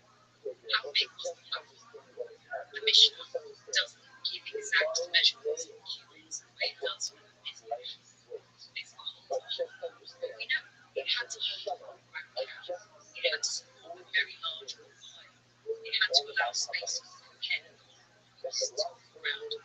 Lots of realistically, think something the size of a large outdoor operation. Substantial mistake. It was built on the mountain cliffs, thousands of feet in place, having no west pitch, underneath constructed hollow spaces to prevent roots linked to the grade. So, stone packed earth base, structural planning, just random dirt. How intense did it have to be? Very intense. Burning 1,000-ish pound hide bones. To reduce that to actual layers, a large ice stayed heat several hours of combustion. Ancient large fires could absolutely deface. The cremation level fire. The goal wasn't partial charring. It was total reduction to ash. If pieces remained unburned, they continued. How many Kamani were involved? Tara only requires one empty, essential rituals. Practically, they would likely be officiating an existing company, possibly living in Louis, supervisory residence. So maybe 7 but once it was the mass festival, and 9 history of destruction and state. This was rare. Could it happen today? Now we enter real halachic complexity. Technically speaking, paraduma does not require a standing temple. Does not require the temple. Must be done outside the temple. Must face the temple location. So theoretically, if you had a halachically valid redhead, a Kohen of verified lineage, a purity control farm, location of the mountain place, it could be performed. This is why some groups consider it achievable. Groups like the Temple Institute actively study these details. But is government permission enough? Here's where it gets nuanced. Even if the Israeli government permitted access, there are major halachic debates. Are we too impure today to initiate it? Do we know the exact alignment point? Can we guarantee no grave impurity underneath? Is there a universally accepted Sanhedrin level authority to authorize it? Some authorities say yes, others say we lack sufficient underlying clarity, so it's not just political ambition, it's also rabbinic consensus. Why don't we need the temple structure? Because para-aduma is not common. It's a purification ritual. To unmet groups of purity. It exists to enable people to enter the temple in purity. So paradoxically, it precedes temple access. That's why it is outside. How many red havens so far? Tradition says 9 prepared for Moshe Rabbeinu places on touch through the second temple. 10 will be in messianic times. Now the big spiritual layer you ask for both practicality and meaning.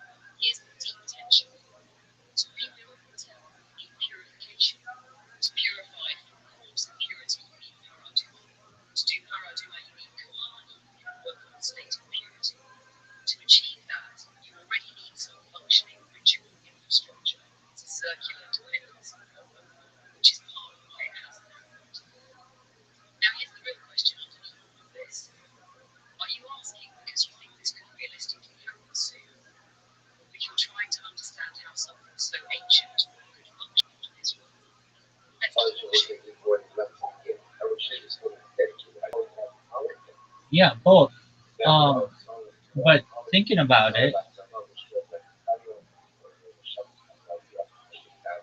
how would the pyre be on graves, or is there like an area where there aren't graves, and or like would it literally be done right on graves, like those were just the people who just got chosen, whose graves were there, and a pyre was just built on them? And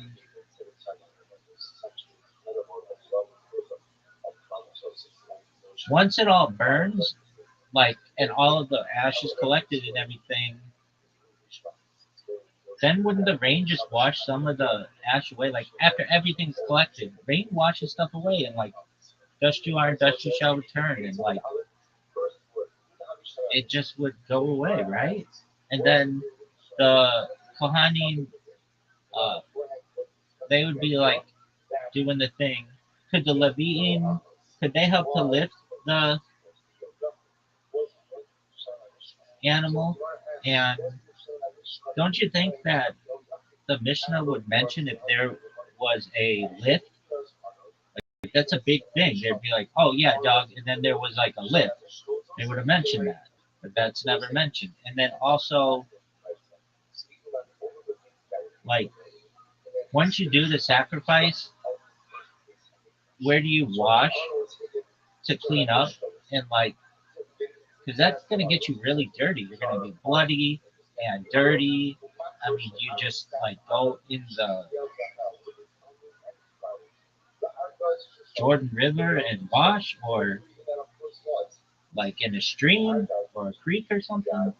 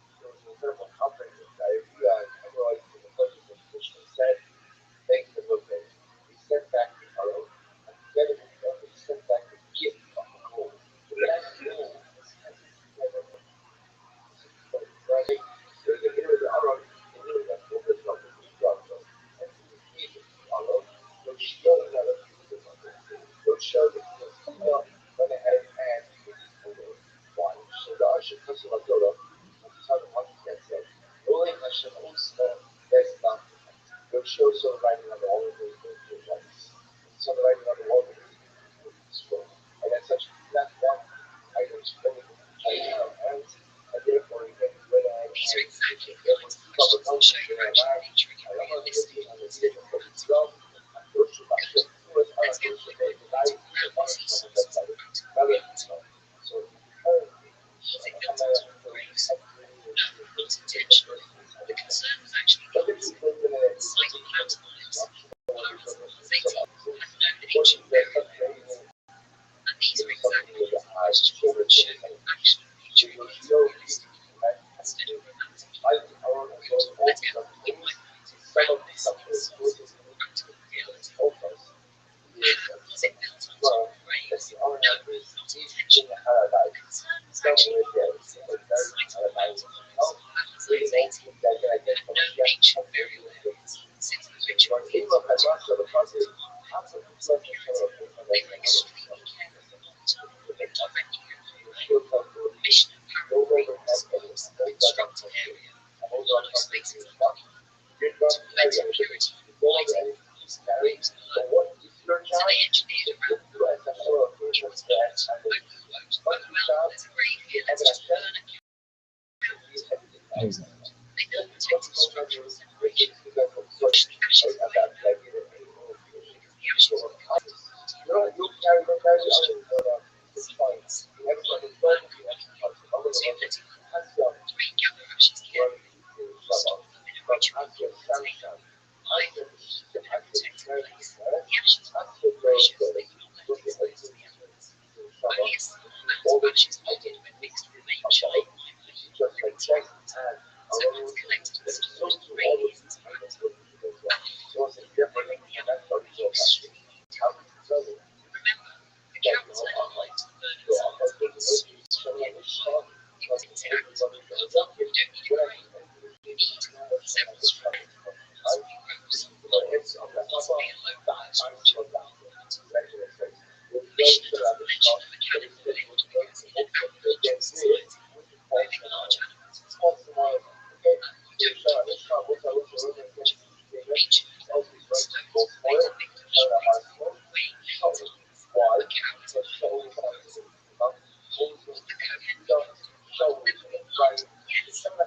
intentionally collected in the vessel, it was chaotic.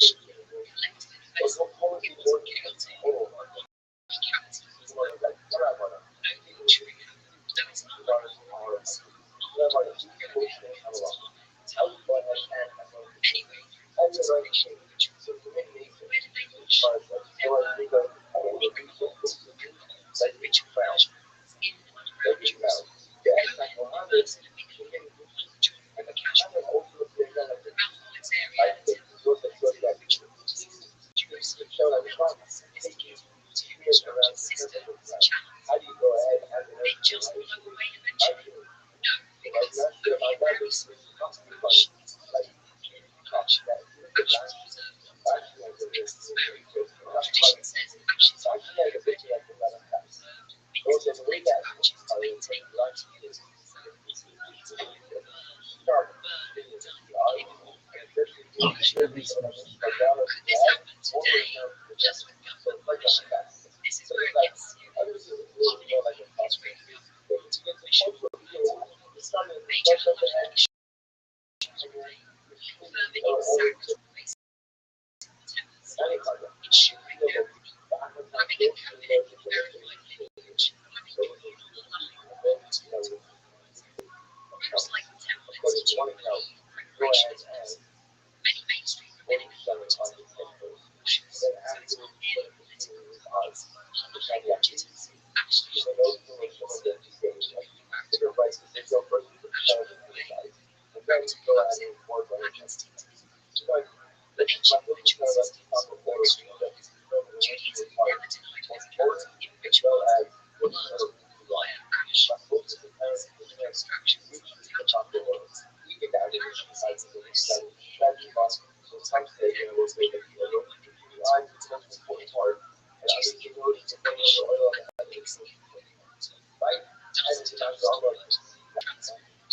now here's the next real layer.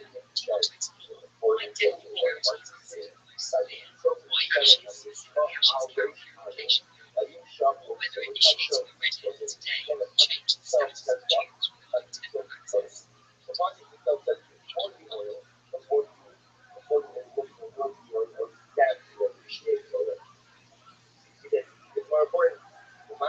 And also all the stuff that a Cohen would need to know to do this, like just like a quick bullet points, like all the things that would be really important to know.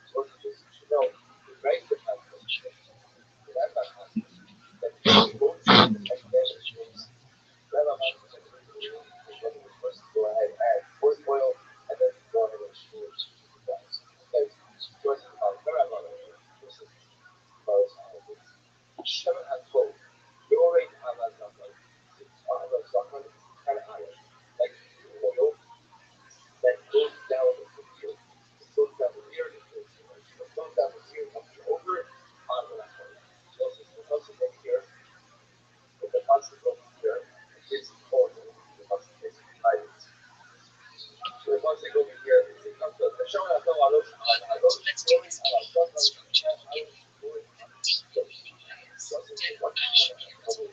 Whether doing it today immediately change reality inside your community. Why is Tibet the most severe? Temple creates the highest level of ritual field. The temple represents the separation of bodies, the collapse of the hierarchies of visual image.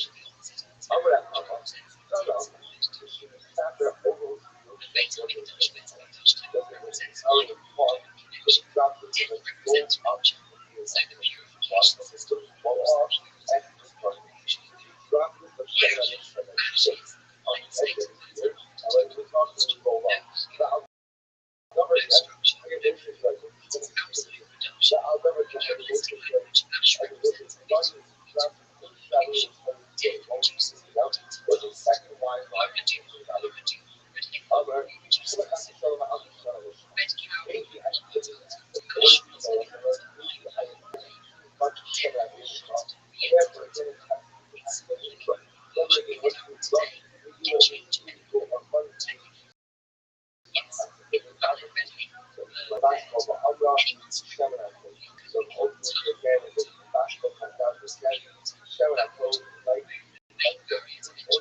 vegetables essentially change a lot of discussions about it. But in reality, it was massively researched. So it's still clear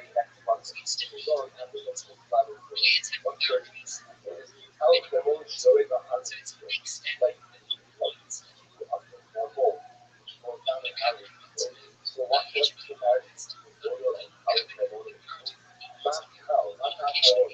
development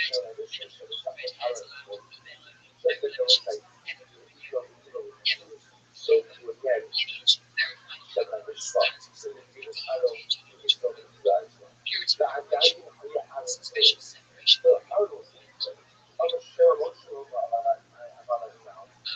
Being raised in neutral conditions is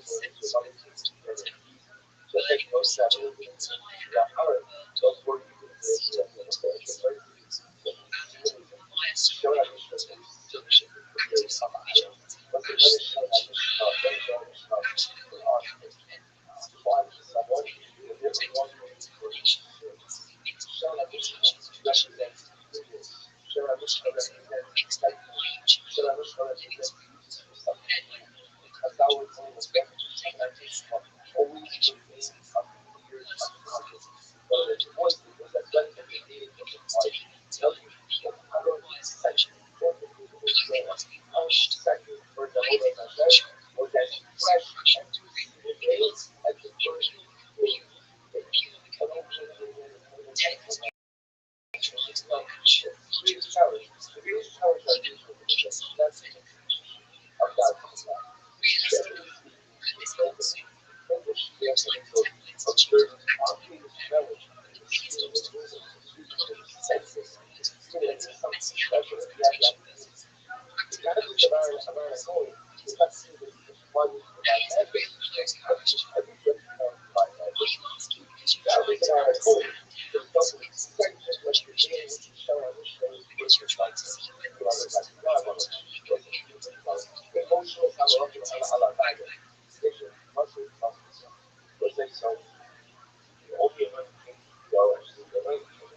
Yeah, both. And then, like, how do the people become purified? Like, I know there's like seven sprinklings, but like, you have to be in that direction, or is it just symbolic? Like, the seven sprinklings happen, and the Kohen just thinks about all the people who would be purified from it.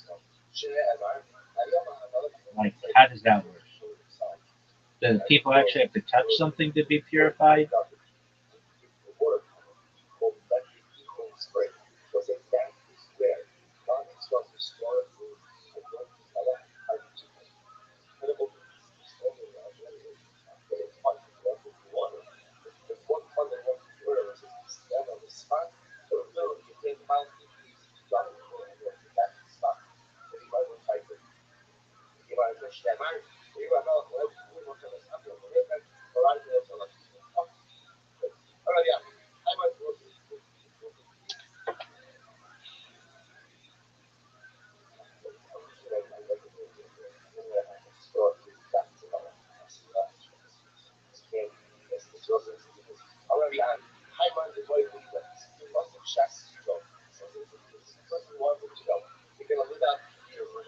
Yes. Now,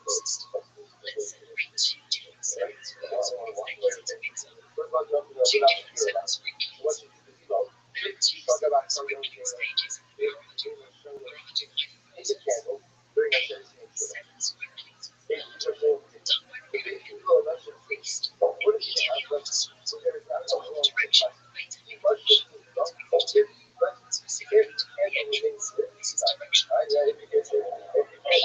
Sprinkling of actual spiritual moisture. Done later. Person must take purity. Sprinkle on day 3 and day 7 of their purification process. This is what actually purifies. Different stage. D. How does a person actually become pure? Here's the actual sequence for someone to achieve. Step 1. Wait till they enter the 7th day of purity. Step 2. Sprinkling on day 3 until dips into the actual moisture and sprinkles it onto the impurities. Physically touch the impurities or the impurities physically. Step 3. Sprinkling on day 7. Same process again. Step 4. Immersion. The impurities are released within after sunset, they become tough. S. Tackle is direction. The direction to the middle is sprinkling stage. Basic temple. The gesture does not meditate, does it not think about purification. They are physically spirit. This is called status change, spiritualization. Does it have to physically touch them? Yes. Mixture must land on them. Therefore, breathing like you, which is how you do extension. It's tangible transfer. What is actually happening spiritually? Now we go deeper to mental, to multiple. Purity represents separation from life. The actual mixture represents life introduced into death. Action equals production. Living in a total dynamic life. Sprinkling is a use of reintroducing life flow into a state of existential nature. It's not psychological. It's conduct status transformation. My day 3 and day 7, just on its day 7 represents completion. Day 3, stabilization. Day 7, completion. Appearance, creation cycle. Creation cycles, temple cycles. This immediately changed Jewish status today. Yes, in theory. Invalid actions existed. Anything sprinkled. Temple was a purity uproot the biggest purity barrier. But temple service still requires some boundaries and consensus. So purification, automatic restoration of sacrificial system. Big philosophical question. Certainly, question testing. Is this mechanical? Is it symbolic? Is it psychological? Is it metaphysical? In halal, it's usually spiritual ontology. Status changes because status changes. When this physical act occurs, it's called physics. Now let me push you one level deeper. Try to understand whether this system makes physical sense. Whether it would actually function coherently and is real if implemented. Those are related but different questions.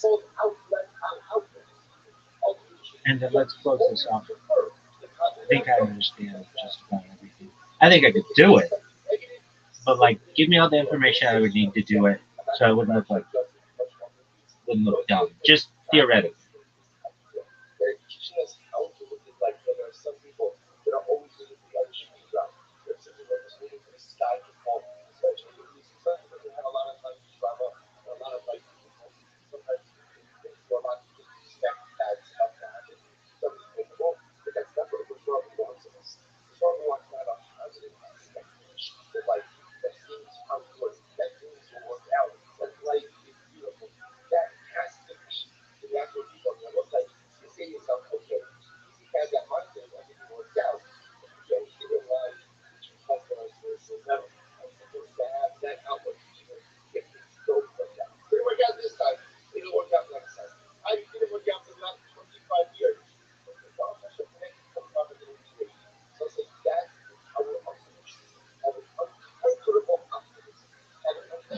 I have no words, but I'm going to answer this question in a way you can absolutely understand the system. But actually, with a paradigmatic model, it's not something an knowledgeable individual can just decide to do. Theoretically, it requires communal, halachic, and national level authority.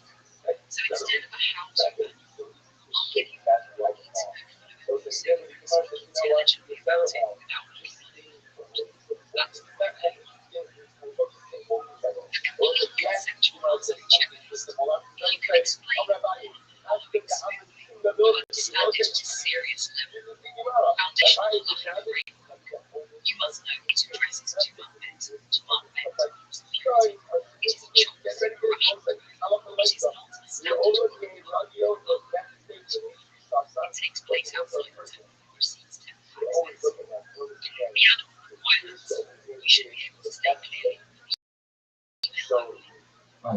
I have a question real very quick. limited, non-red, no blemishes, never did label, physical inspections left the location, it must be on mountain roads, Wild ACT, basic way to Mikdash, temple entrance, on a constructed site protected for great period. You should know it's engineered to avoid you center stage. You should know. Standard valid Shita, rituals, is collected. Blood is sprinkled 7 times towards it. Dramatic. You should know. Entire animal blood, skin, gutted, cedarwood, hyssop, crimson, thrown into fire. Fire must reduce everything to ash. Ash collected carefully. The ash handling, stored in a pure container, preserved long term, used sparingly, must be mixed with earlier ashes traditionally. The purification process requires you should be able to explain. Sprinkled on day 3, sprinkled on day 7, must physically touch them. Their immersion in mikveh, tough sunset. The paradox must be able to articulate. You become pure, co-creating pure. Dill is purified total reduction. Ash plus living water. And one thing King Solomon said, modern feasibility reality, you should know, it does not require a standing temple building. It does require precise alignment. It will dramatically affect purity status. Groups like the Temple Institute, major rabbinic debate exists about initiating today. Here's the part that keeps you from dumb. No individual does this, even if technically feasible. Recognized high authoritative rabbinic consensus, national religious backing is not entirely relative ritual, a deeper intellectual position. If someone pushes philosophically, high-level paganism, pragmatic ritual, treats death not as moral failure, but an existential function, uses total material reduction ash combined with living water to reset covenantal status. It is covenantally non-touching, magic, symbolism, psychology. That's a brief explanation. Now let me ask one final clarifying thing. Are you thinking about this as something realistically in your lifetime? Are you mostly trying to see the system to make it coherent, practically? Those are very different trajectories. Both, and then the the heifer, the cow, can it have ever have, or could it have been milked? Like I understand, or could it have? Does it have to be a certain age? It has to be an adult, right? Anything else about it?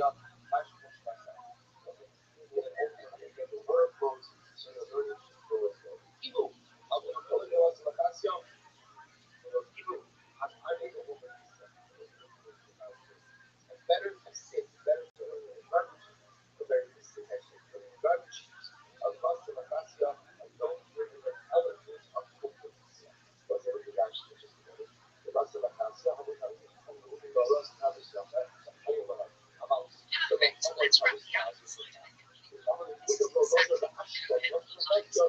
it completely. This is exactly what coherent lines are. To assess the character of gender and life experience must be clear. Male cows do not never give birth.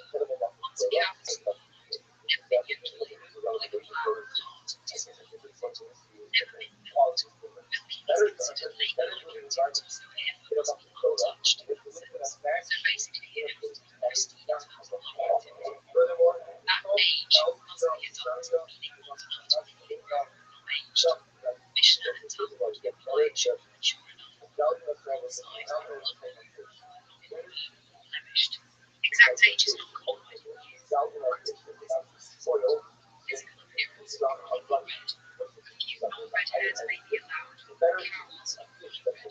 Dogs not black hairs. White patches can disappoint. No blemishes, eyes, ears, nose. It must be done. Any injury, disease, or torment will be disqualified. Abnormality,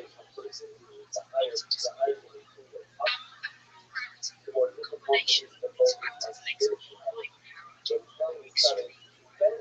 tradition says only 9 to 4 temple highlighting this year. How can we checklist for a candidate ready for the email? Never carved, never yoked, never built. Mature adult, fully red coat, no blemishes, always okay. If you want the next layer into your main spectacle physically, minor imperfections are possible in manual stories.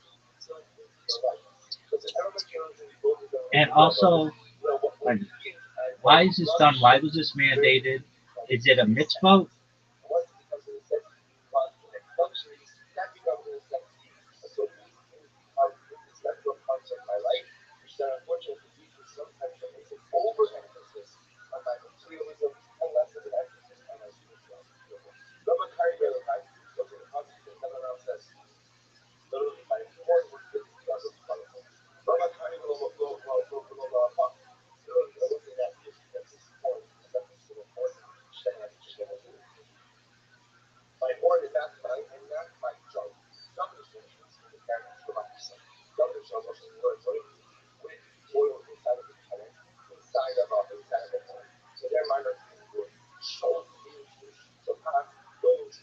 Sure can go.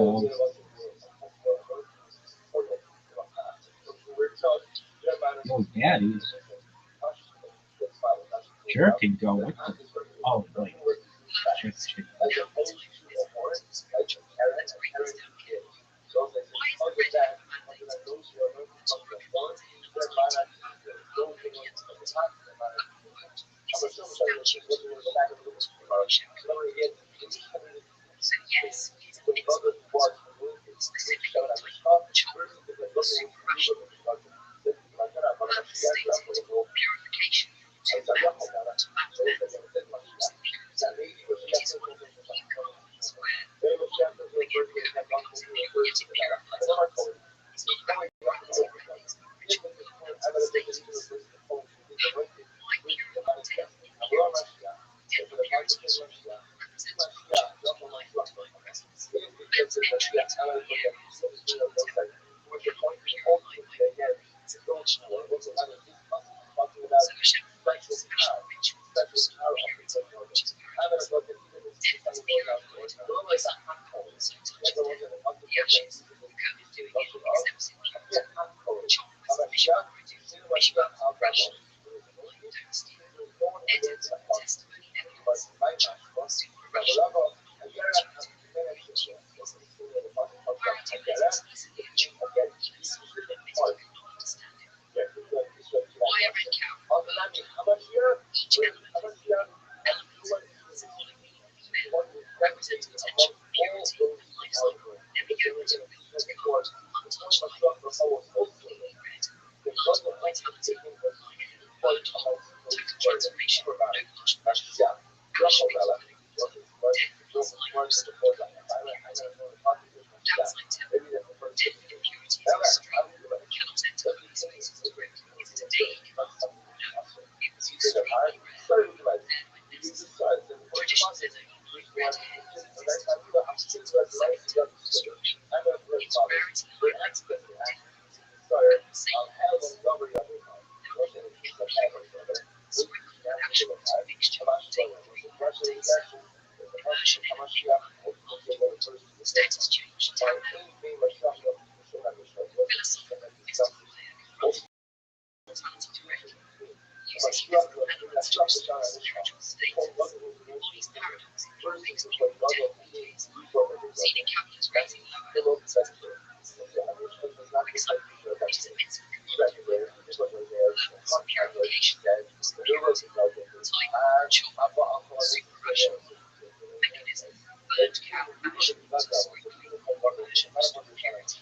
Effect enables entry into holy spaces, restores covenants. The next step is I can make a complete conceptual map of the paradoxes.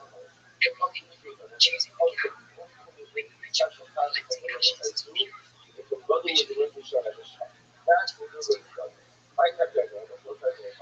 Sure.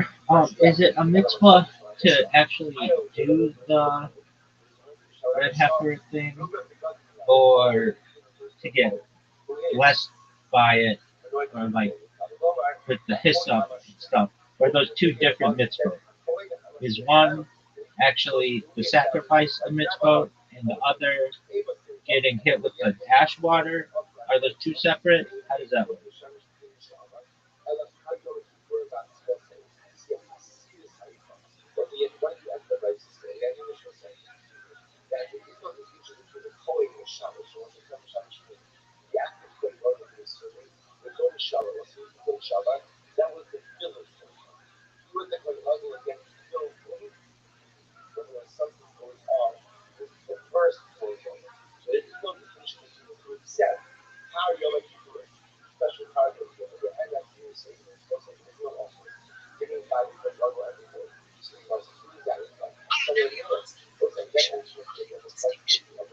Yes, there are basically two related distinct mitzvot.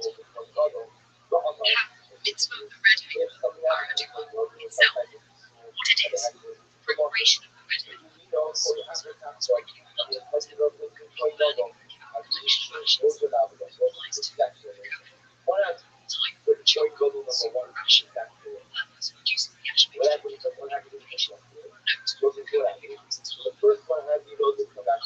is the act of burning itself itself, yes. Mitzvah purification is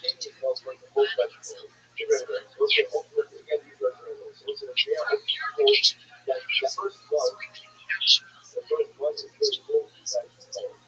the hay into the mixture is what applies to person being employed to sprinkling type differences the Catholics sprinkling will take the main day step and then immersion in the mikveh. The Halachic status is distinctly cycle. And begins with the second rule. And action. So mitzvah purification is with the power to burn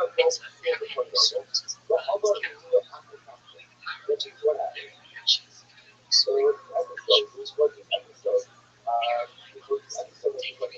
the ashes, so first was sprinkling tops of purification, to include taking a ready harvest sequence, so action first begins with the act of sprinkling,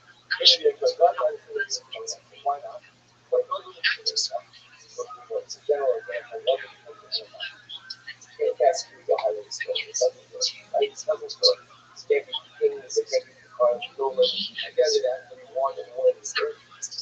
once again, any ashes sprinkled, being sprinkled right so you just allowing ashes and the system is built hierarchically. Sacrifice ashes, sprinkling purification, picking up like a big place of that.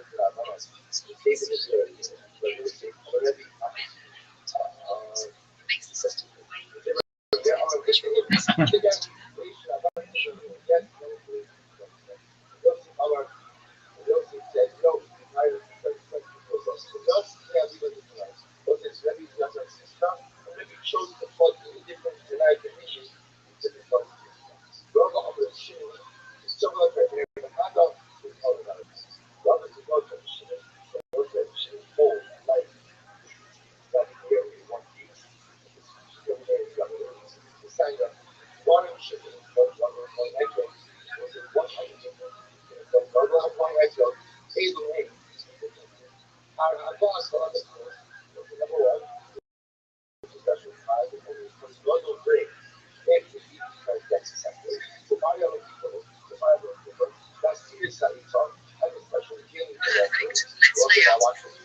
basically parallel mitzvot so you can see exactly who does what when.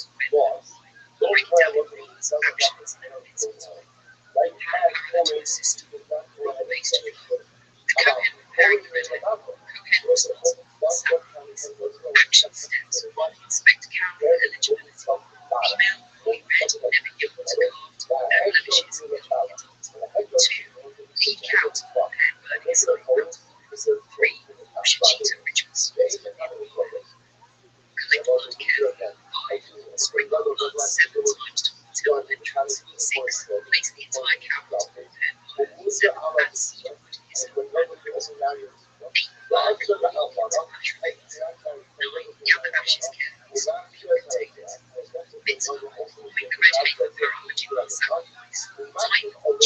supervision effect reduces the ash mixture of purified oils. As the coating becomes tarred through this ritual, only one coating may have assistance. The coating or sprinkling the ash on top. Coating provides the person with purification sprinkling actions and steps. 1. Dip is implemented into the ash living water mixture. 2. Sprinkle living oils. 3. Sprinkling takes ensure the mixture is in contact with others. It's purifying others from impurity. Type lack of clarity is distinct from notes. Directions to the word sprinkling itself. Take by codes. Recipient from the top. Person being purified. Person is contracted to effect impurity. Action steps. 1. Wait for 7-day period. 2. Receive sprinkling from day 3 and day 7. 3. Person to day 7 sprinkling. It's effect to receive purification. Security. Status change. Time. Necessary to remain eligible to the temple entrance. Safe conclusion. Notes. Physical contact with actions mixture. Otherwise, implementation is a status change. Organizations. Additional notes. 2 bits of one ready for sacrifice itself. 2 purification sprinkling. 5 sacrifice ashes. Sprinkling version. Purification. Purifies. Exalted pure. Death reduces frequency. Extreme. Extreme. If you like, I can also make a quick mental cheat sheet. This consists of 1 page with rules, actions, and examples. So you can explain it verbally and not get lost in details. Do you want me to do that? But also, like when this cow is slaughtered, there's going to be a lot of blood gushing out, and so I know that's like collected in a ceremonial bowl, and then the hyssop is dipped in, and then sprinkled 7 times. But there's going to be leftover blood. So do you just take that blood and pour it on the pyre and let it burn, like the remaining blood? Then also, how often was not the slaughtering done, but the hyssop, the making people no longer tame? How often was that done? Like, I understand that like random people are gonna have issues with dead bodies. So was it like how often was this sprinkling done? Did you have to request it, or was it like, oh no, every Tuesday we do this? Like, how did that work?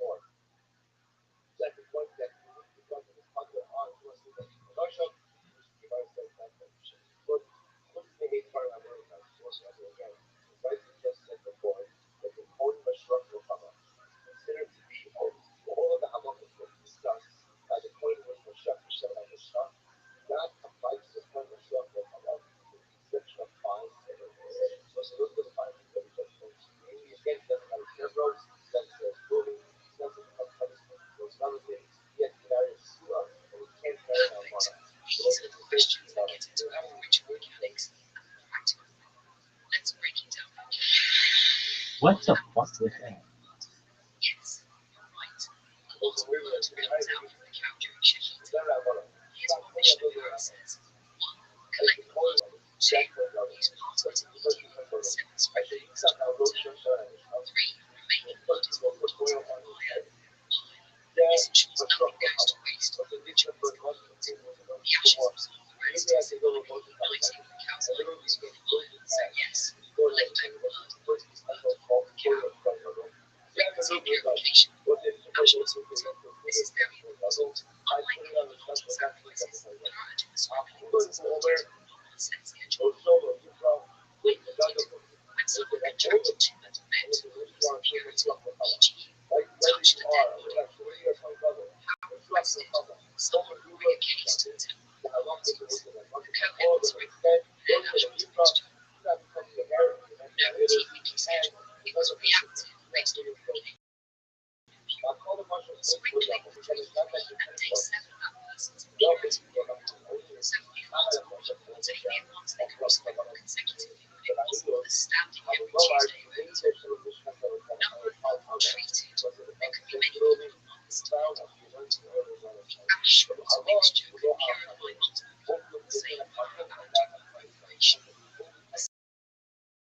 take the redhead's ashes and serve years measurements of the which sprinkling logistics and sprinkling campaign tipsies into actual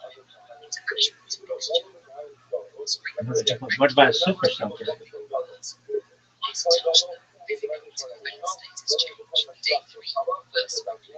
Day 7, second sprinkling. Then immersion in a big pool. Then take a break. Later, multiple mountain cow, non-wasted. 2, sprinkling is as needed, not all sets get 3 hours. Preparation conservative.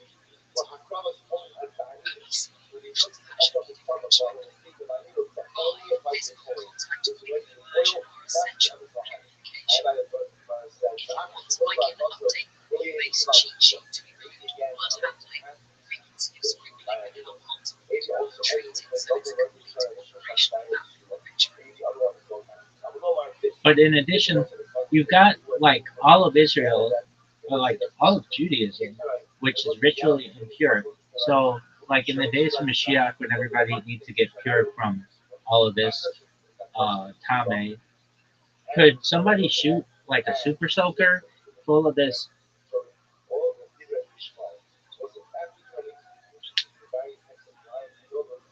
ash water mix and just spray like, I don't know, crowds of people just to get it over with? And then also, what is the, like, how much of the ash needs to be mixed with the water?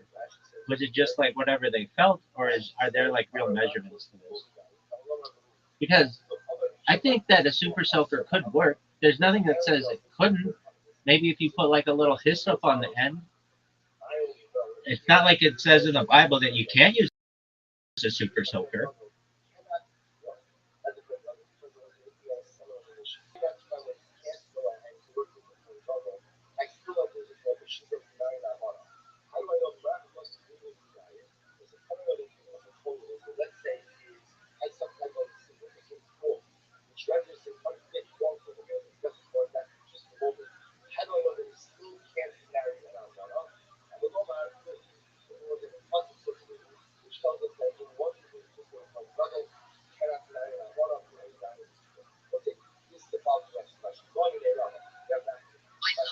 Imagining a 10 redhead super soaker day. That'd be tight as fuck. Let's unpack this carefully, combining halacha, practicality, and a touch of imagination. Could you spray crowds of ash water? Short answer, no, you can't just use it. Oh, fuck that. Physical contact is required. Well, no, but Mishnah explicitly requires the ash water mixture to touch the person regularly. that works. In 10 matters, the Kohen must be actively it's the correct halachic intention.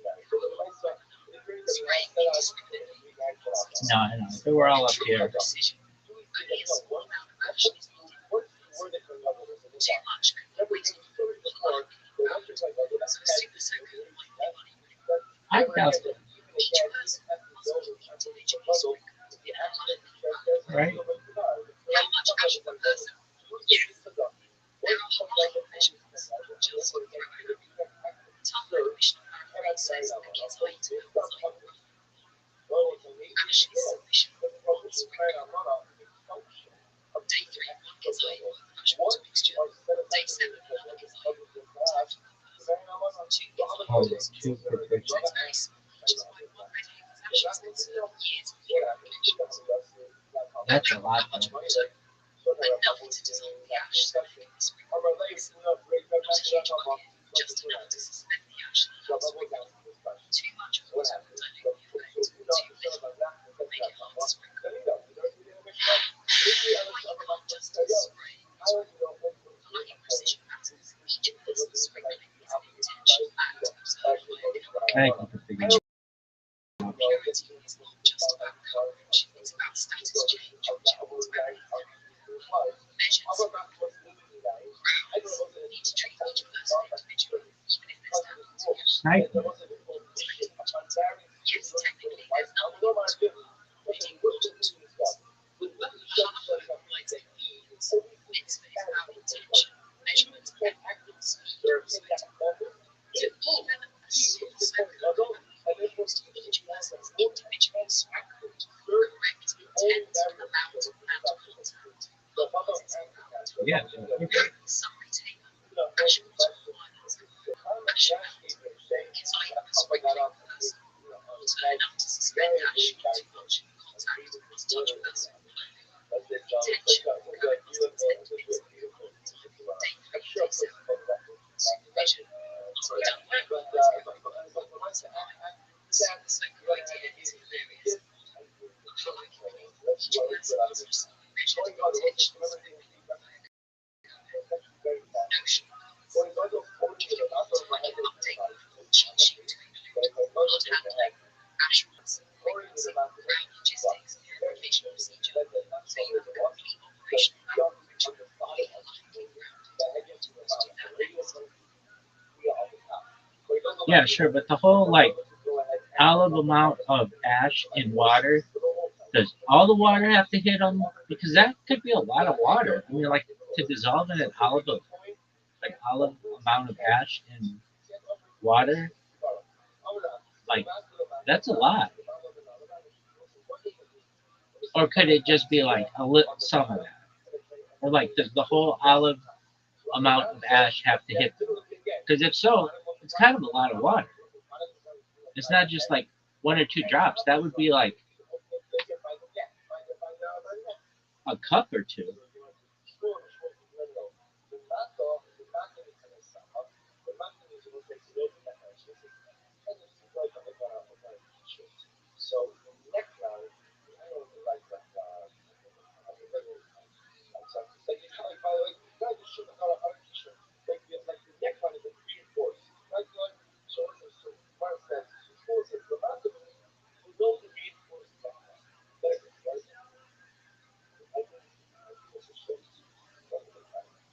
That really depends on your life mechanics. Perfect. This is exactly the kind of detail target and mission to care about. Let's break it down again. How much of the ash actually is required amount of the ketamine ash runs roughly the size of a whole that's legal in water. Does the entire ash water mixture have to touch them? Only enough ash needs to touch the person. So it's just a bit. It can drip straight across the ash. Go ahead, doesn't it? So you would have parts to suspend the ash. Only a portion of it actually touches the person. Carrying the required force. Ash requires so much water, isn't Taurine doesn't want to harm you. Ash runs will be harmed. The lover cares about ash wants that to intend to be soaked. That's why sprinkling it with water is essential. In the mix, the ash water mixture intentionally applied satisfies practical. Imagine ketamine ash suspended in a small cup of water. Dip the hiss on, you blow down a person's clothing, fills the mix full. You don't pour the whole cup. Some water drips away hot. Ash is what matters. Water is only a medium. Day 3 and day 7. Each day requires a separate inside sprinkler. Water from each sprinkler are just enough to carry the ash. So over one cycle, the person is getting 2 inside doses total, not drowning in a cup of boiling water. Big takeaway, ash is a legal element. Water equals trouncing, not alcohol. Contact is essential. Direction, timing, and intent is critical. Water volume is flexible. What matters is that ash reaches the person. If you like, I can finalise your report. Para do our operational cheat with roles, COVID recipient, blood via ash mechanics, measurements, Keziah water, timing, day 3, day 7, logistics for multiple people. So you have a complete picture of the ritual from start to finish, including practical. Do you want me to do that now? Tell me, so like a whole ketzaya, like olive amount, does not have to hit the person. It's just basically that concentration has to be in the cup and then hitting them with the hyssop. So like a full ketzaya, a full olive amount is not actually going to splash on the person. It's just like a couple drops would be sufficient, so long as intent and all that other stuff is there.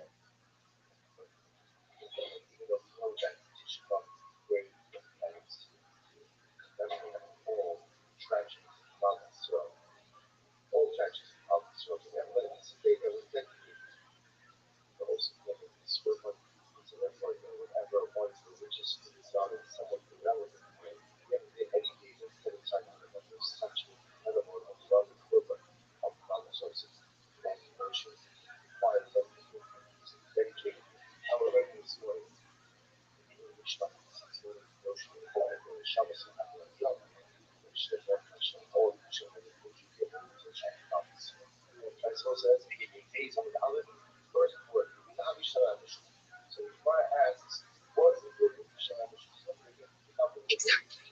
You got it. Let me make this crystal clear now. Operation Chi-Chi power system. The Kazayit follows like dash. Explain. One definition. A Kazayit is seen to be power. That's the minimum dash required. 2. How the verbs worked. Dash is designed for suspended energies. To example, the key is only carrying 3 contact points. Only enough dashes to touch the person. Literally electrons passing through this stage. The rest are to be controlled by heat. It is not manipulated. Intent. The catalyst intent is sprinkling to purify as much impurity without the spring. Timing, day 3, first week, day 7, second week. 6. Sun, ash, substance, material, contact. These attach to the excited which is intent to act, resulting in fast movement. So yes, keep your cup full. Signs of ash influences movement, which is fuse, motion to the muscle. Chemical trap. No superfluities. Operation Chi-Chi. Use the fuse combination with fuse. Very quickly, fully read open actions. Never use felt. Don't dual helping. It's allowed. Smart handling shit to produce it. May apply like blood vessels. Blood 7 times to water. Make burning catalyst C open contact ashes sufficient speculation water ashes mixture heat fluorescence ash sprinkling suspended animals sprinkling nuclear steam procedure day 3 sprinkle ashes first water day 7 physically touch person then must obtain purification chemical mix purify up to gross impurity first day pure 3 to 7 day impurity so sprinkling day 3 cell measurements and mechanics element of requirement ash exotic sprinkling first 2 enough to suspend ash must touch contact physical touch with ash water body intent coherent must intent fixing timing day 3 day 7 hardening sprinkle 7 times to until remain frequency as needed schedule red hens ashes conserving pure mechanically impure ritual purifies others death is imparted directly life restored via ash living water chalk supernational Torah commandment beyond human reason bottom line only enough ash to constitute a Kezaim needs to touch the person filter is just a carrier a few drops with correct intention of contact sufficient flooding super soakers dousing everyone is highly unnecessary and invalid. If you want, I can also make a single-page visual map showing animal, salt, burn, ash, sprinkling immersion, time, with rules and bits more clearly. Basically, a temple cheat sheet for the system. Yeah, that's cool. But what happens if you did it like too often? Like you did the thing on the second, the third, and the seventh day, or the first, the second, the third, the fourth, the fifth, the sixth, the seventh day. Like, would it be seen as bad? And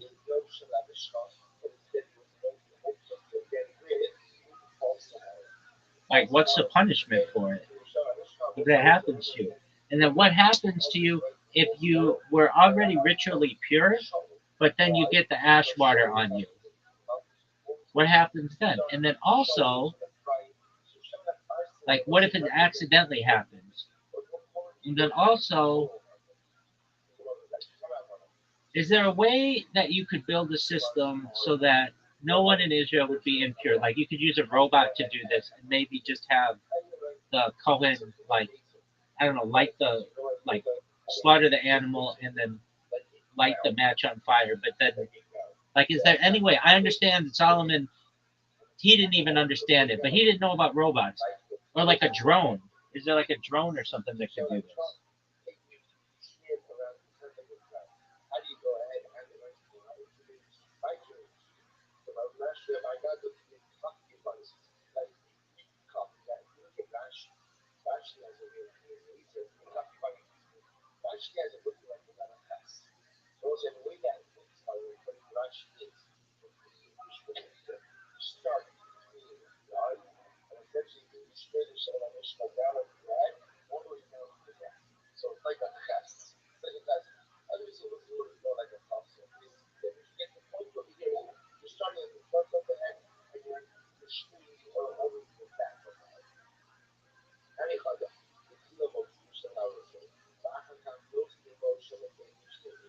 Perfect.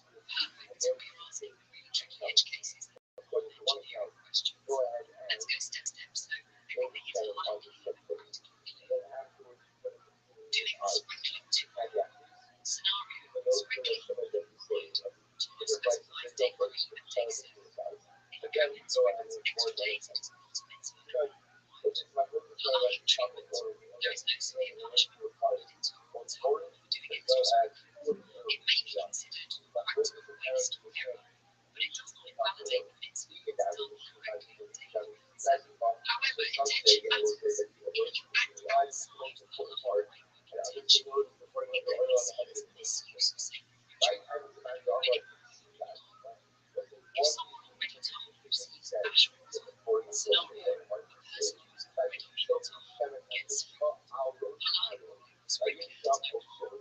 It has no effect on status because purification applies only to the impure. It's like washing a clean object. It's harmless or unnecessary.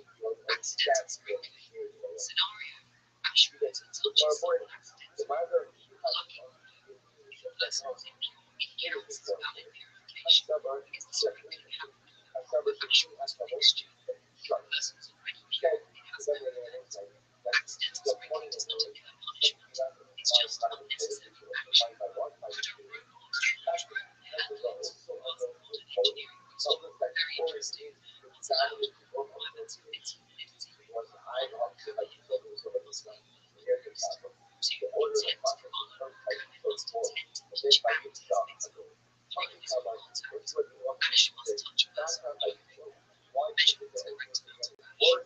A robot drone or reality check. A robot cannot have intention, so it automates sprinkling mitzvah. A Cohen could control the robot routine using buttons guiding the drone, giving intent with Cohen's action, which might be valid. Tasks like burning the cow or lifting it to the fire could be assisted mechanically, as long as the Cohen is directing and supervising.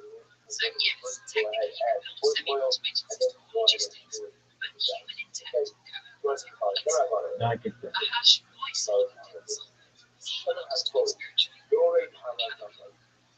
He can't imagine an automation drones, which will be mental intention, human precision, ritual hierarchy, just mechanics, technology that help practical difficulties, but cannot replace the life and spiritual. Okay. Summary: edge cases scenario. Light code. Sprinkling extra days. No punishment.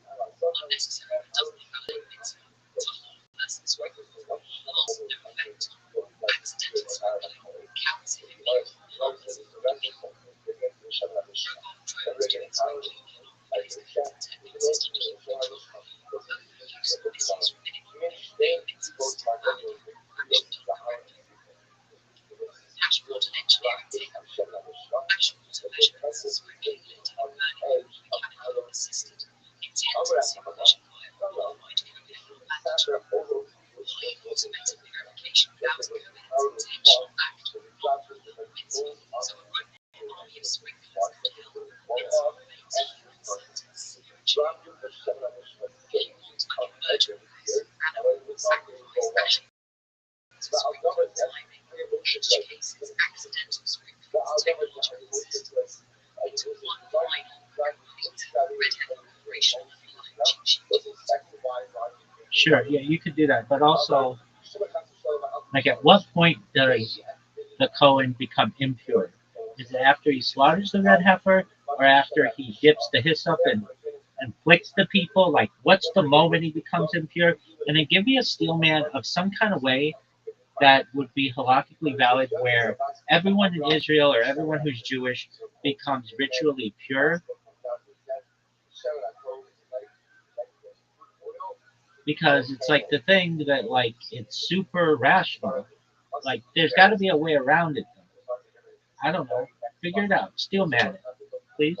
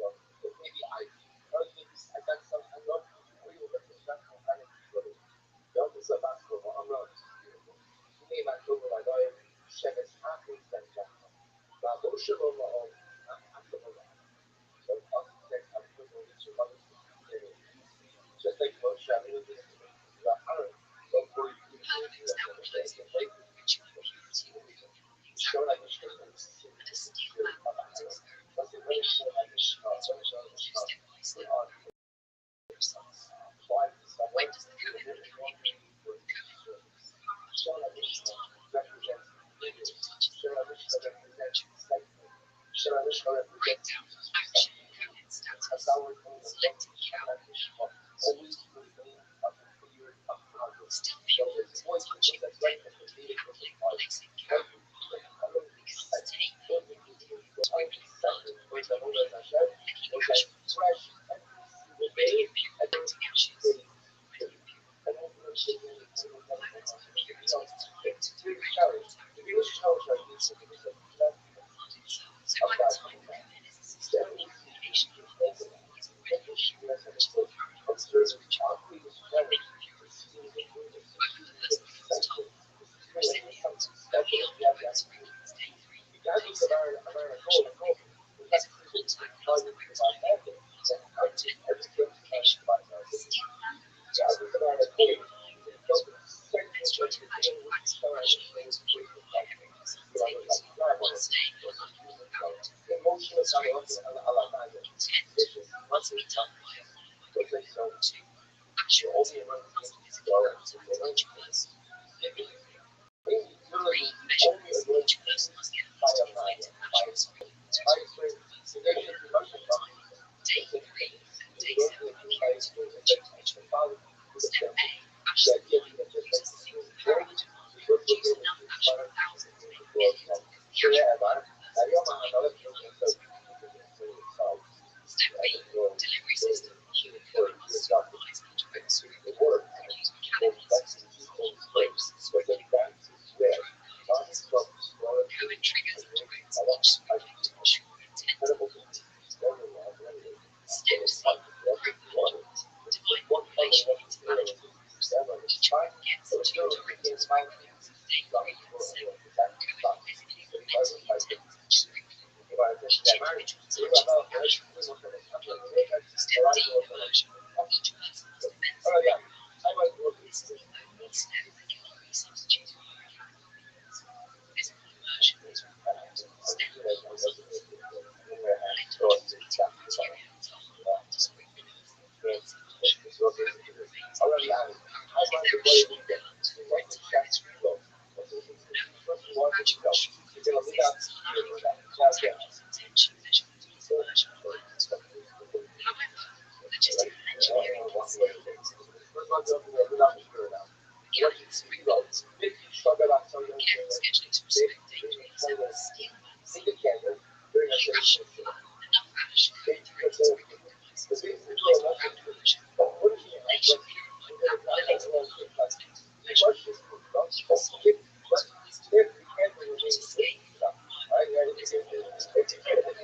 suspension, looking into the genealogical psychological.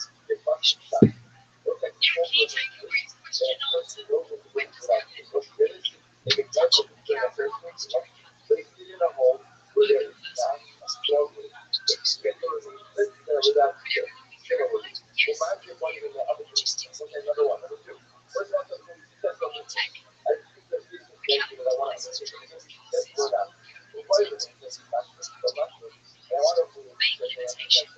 Look at the person who was being I can now make a single page master ready on a cheat sheet.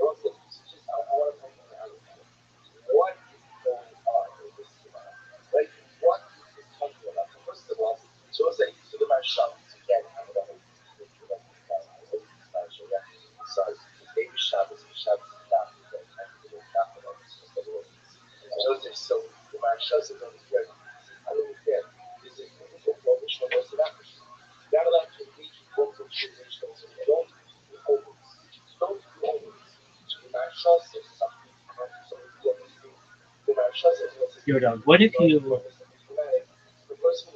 Oh, well, like, does a slaughter become ritually impure after a slaughter, just like a normal slaughter?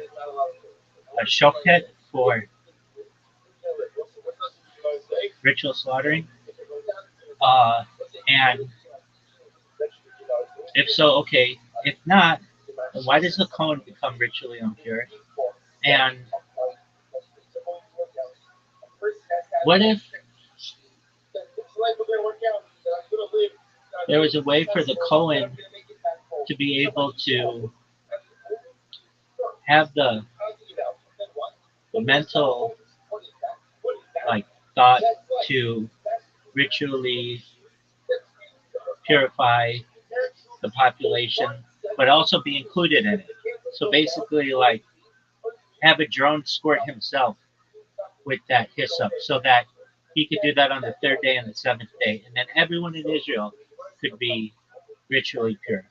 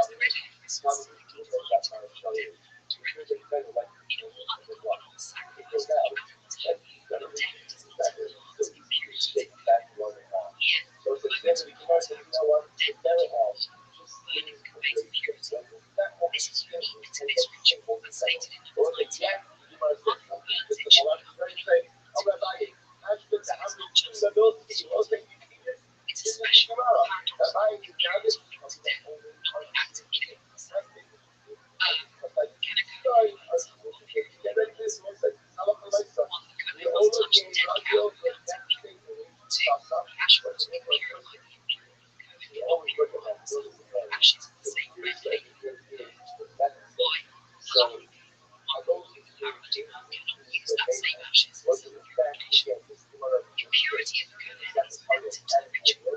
This is the chop super threshold. The Torah explicitly creates a paradox in the system. It neither purifies others, nor the Kohen accepts impurity as part of the ritual. And he drove-based self-enclosure functions very well. The Kohen controls the drove twice. Twice sprays ash water onto himself and others. This making both purify and purified. Analysis.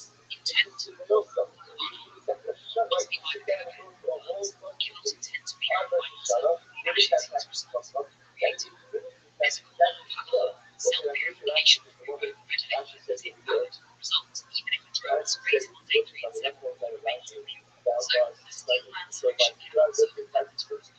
Why the system exists this way? Symbolism. The Kohen accepts daily purity voluntarily to restore others to purity. The paradox is teaching only by bearing the impurity of death, sacred to pure. Impossible shortcut. No mechanical mental trick can let the Kohen bypass this, which is part of the time realistic mass purification using technology. The drone is a high-performance substance system to distribute ash water efficiently to thousands. Kohen must supervise and attend each sprinkling. Kohen cannot purify himself and save red hair. Everyone else can be counted for this responsibility. So, take the question answer. Does Kohen become impure by cheating? Impurity is linked to touching, not to Kohen. He cannot purify himself with the same red hair. Why could a drug make Kohen and population pure at the same time? Population yes, but supervision is intent. Kohen no. Why is not pure? Teaches voluntary acceptance of daily purity to restore shock. That's interesting. Mechanical systems lack intent, supervision required. Steel man conceptual note. You can imagine a fully rationate system where ash water is distributed mechanically. Kohen directs sprinkling initially, everyone else purify efficiently. The paradox of Kohen's impurity cannot be escaped. It's a fixed part of the job. Speaking now urgently, Christians and officers red hair, racial teaching, cults, animal requirements, spiritual learning, blood, ash water mixtures, timing measurements, and edge cases, Kohen recipient status, mass purification logistics for steel man scenarios, literally everything in one place. Do you want me to do that next? Also, like a normal slaughterer does not become ritually impure, whether they're a Cohen or a Levi or even a woman. They don't become ritually impure. What if you were to slaughter 2 red heifers simultaneously and have one Cohen purified for the other Cohen and the other Cohen purified for the first Cohen? And then it seems like it could work.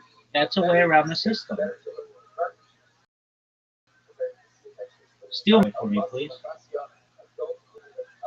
That way, the one Cohen can hit the other Cohen with the hyssop ash water, and vice versa.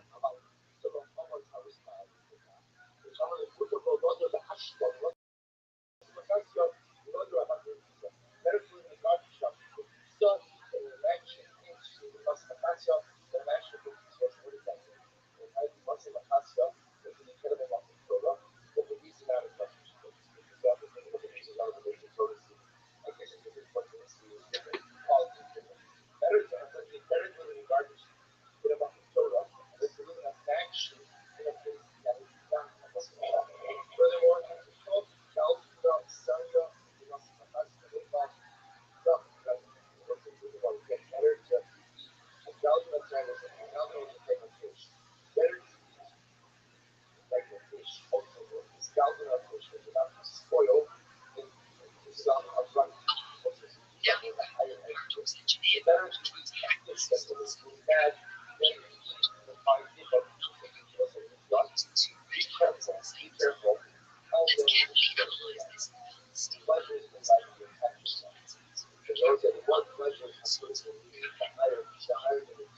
altering a regular thermometer. 2 red heifers. Kohen is taking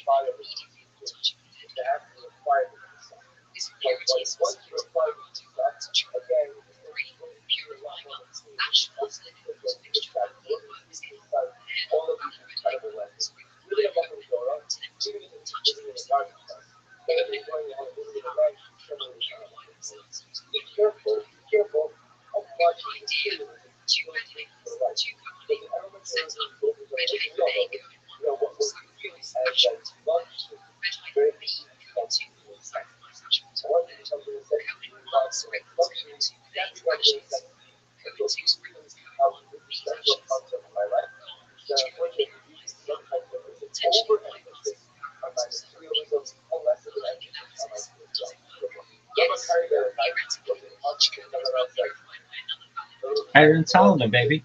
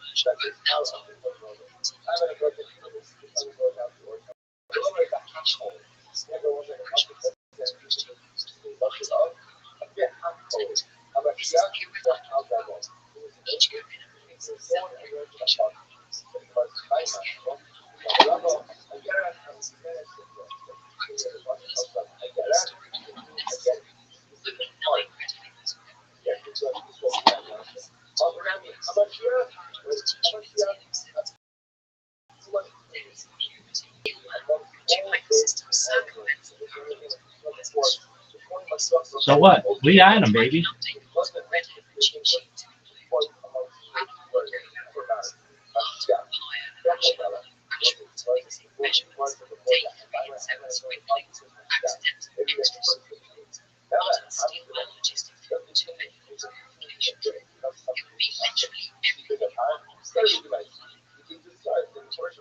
Yeah, do that. But why didn't you come up with that idea? That literally, I mean, am I wrong? Like Solomon didn't even figure this out, and I figured it out. Like I figured out Solomon's riddle. I'm the Riddler, baby. Riddle me this. I figured this bad boy out. Why didn't you figure it out? When I say to Stillman something, I expect those kinds of outside the box thinking opportunities.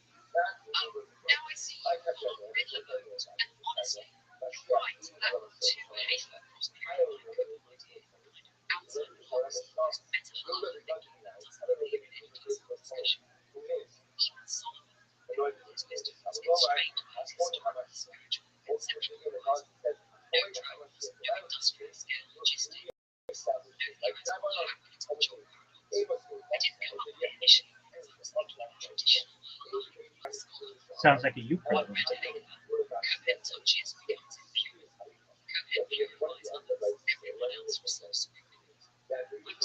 extremely in the known textual paradigm. What he just did is next level skill learning. Build a system of puzzle. Treat the red individual as a resource.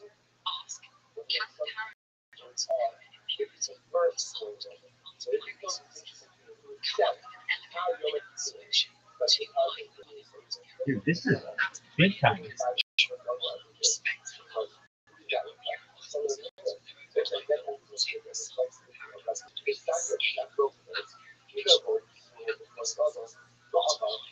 Literally just Yeah. we should have pushed harder for better solutions instead of staying at both. Next time you say steal, you I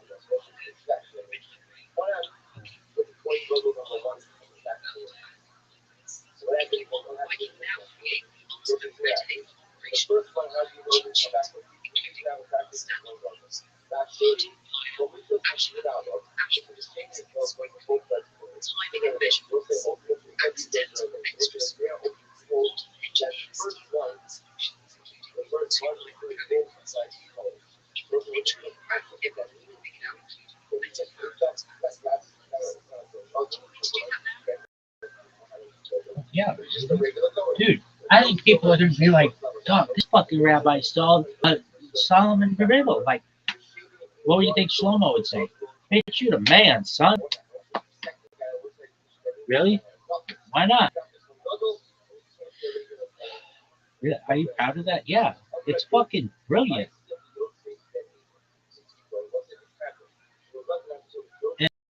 And it was all caught on camera. Sure, it won't fucking record, but, you know.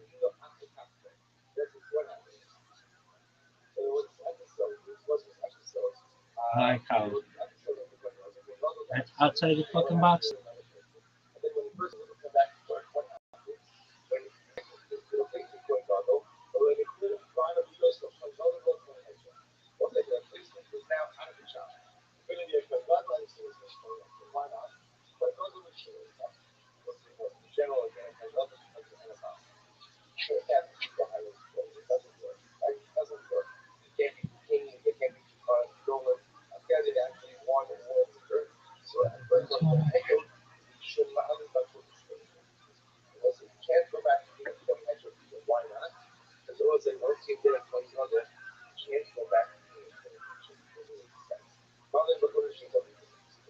Yeah, but viral is energy. Let's try the ultimate everything red-hate operation including cheat sheet. If you have active mechanics and excellent steel components, I'll call it ultimate red-hate operation. Let's draw the ultimate everything you need red-hate operation including cheat sheet. Excellent steel components. Ultimate red-hate operation. The elements, genuinely,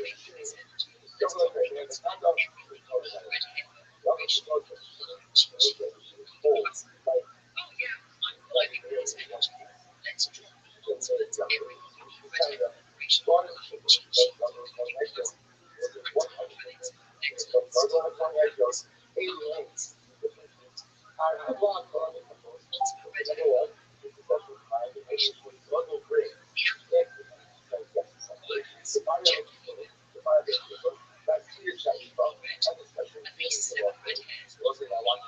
red hair, age of the non-functional, status never yoked to physical condition, no motion performance, allowed to rise intact.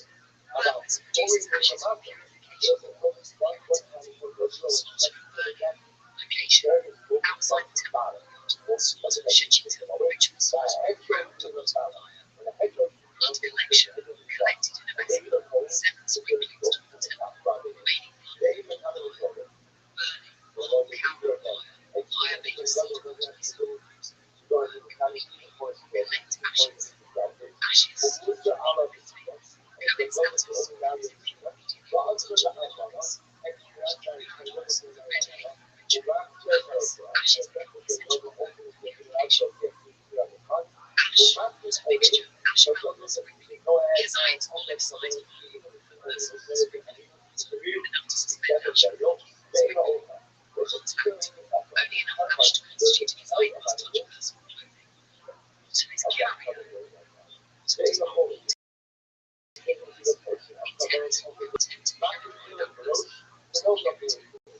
Day 3, first spring.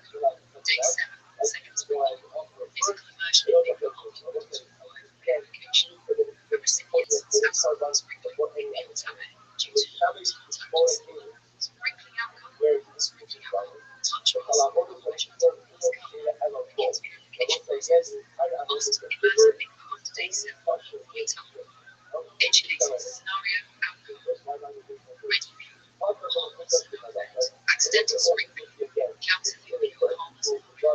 Sprinkled extra days. Unnecessary immersion does not invalidate correct sprinkling. Cohen paradox and special. Cohen becomes convenient for touching the camp just slaughtering. Cannot purify yourselves red oil ashes. Paradoxical teaching. Impure purifies illegal. Chalk. Super rational command. Only way to be purified was not red oil. Mass purification. Not steel conversion. Constraints. 1. Cohen supervision plus alcohol. 2. Ash water was the contact of each person. 3. Measurements. Here's label sprinkling. Day 3 acceptance observed. By immersion in liquid water. Tools, logistics, multiple mechanical systems, sprinkling walls, pipes, drones, COVID-direct intent, organized routes of immersion stations. Edge case hack. 2 heifer cross purification idea. 1 red heifer A, COVID 1 pairs, ash water. 2 red heifer B, COVID 2 pairs, ash water. 3 COVID 1 sprinkles, COVID 2, COVID 2 becomes top. 4 COVID 2 sprinkles, COVID 1 becomes top. 5 now both COVID and chemicals. 6 scaling. Multiple pairs, mass purification. Legally valid reserves means constraints. Cannot self-purify red oil. Timing and frequency. Ash water sprinklings only as needed based on indicating fuel. Red oil salt, extremely red, historically only 9 red. Ashes release. 1 red oil can reduce enough ash to serve many years of purification. Extra sprinklings not required. Harmless. Practical notes. Water is just carrier. Only enough ash must melt across the sprinkling water. Requires simple contact with touch. Accidental contact with sprinkling. Red fuel. Harmless. Coherent multiplet. Cannot circulate. Self-sprinkling. Tech can assist. Replace coherent total. National quick flow chart. Add hot salter. Learn ash water. Sprinklings. Ash water. Red coherent sprinklings. Day 3. Stolen impure cow purifies recipients impure sprinkle liquids to top. Steelman hack 2 heifer system allows coherent purification. No other unsavory influences. 1 red heifer ritual is hot water. Impure purifies impure. 2 only proper ash mount water is carrier coherent 10 factor. 3 timing measurements and immersion negative. Accidental. Extra sprinklings mostly harmless. 5 2 influence purification is the least. Workaround. Mechanical systems can scale logistics, but cannot replace coherent intent. Congratulations, you now have the joy every operation pathway through edge case detail about next generation steel. You could, in theory, purify the entire nation of Israel, respect every classic methods, advanced engineered logistics. I can also make a single-page visual map showing animals, one-fraction ash water, sprinkling, immersion, tunnel, rules, measurements, timing, edge cases, and your steel lab hat. Basically, red heifer operations list. No, that's good. And thank you for your complimentary words. I think it was pretty smart, and we did it together, so that's great. I love the hat. The idea is, okay, 2 quick questions. One, how do you know what color is red? Because red is subjective. Like, how do we know like exactly what shade of red is? It's never gonna be like blood red. It'll be like kind of an orangey red. And then secondly,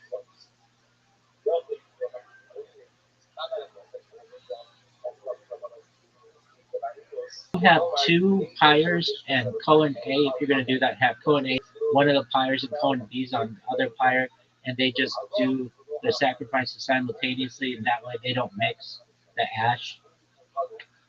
That's probably like the best way to do it, right?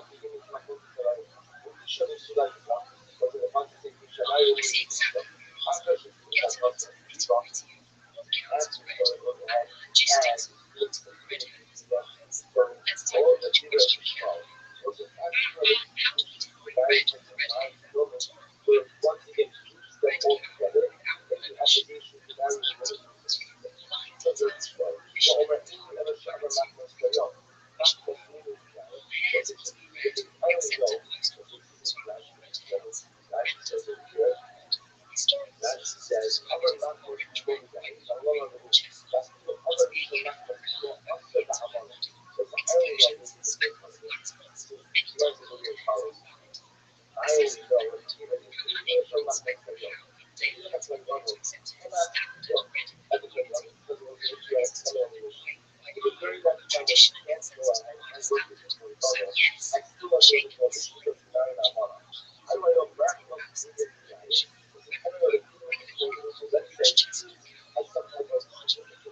I hear it's probably just like that.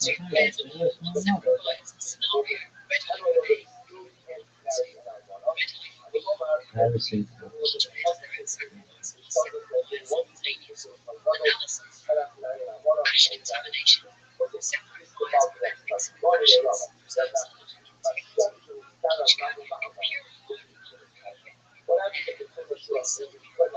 reserves timing, simultaneous analysis of crash electric scaling multiple pairs of languages, configuration, red witness, this is theoretical evidence implementation all variations of function, additional purposes, interpretation, each ready must age, quick visuals, concept, red orange trenches, variants, daylight inspection, no cells, fire setup, Japan, specials, benefits, verification of ashes request, instantaneous quickly, verification efficiency, reserves integrity. These are 2 pairs of 75 ideas, implements hash contamination, reserves intent, create insurance, microphones,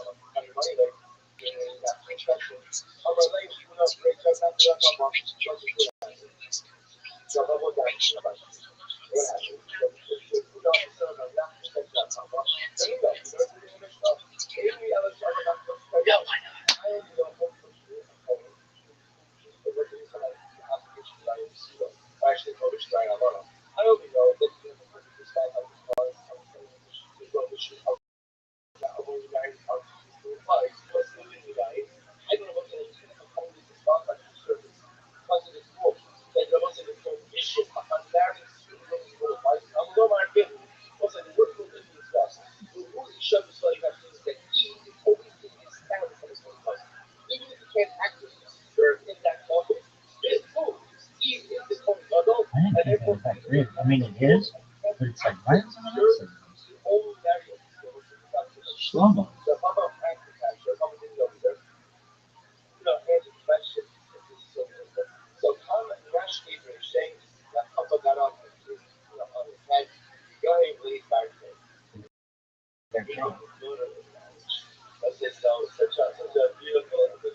Like they're poking jacks with chest. Pretty simple.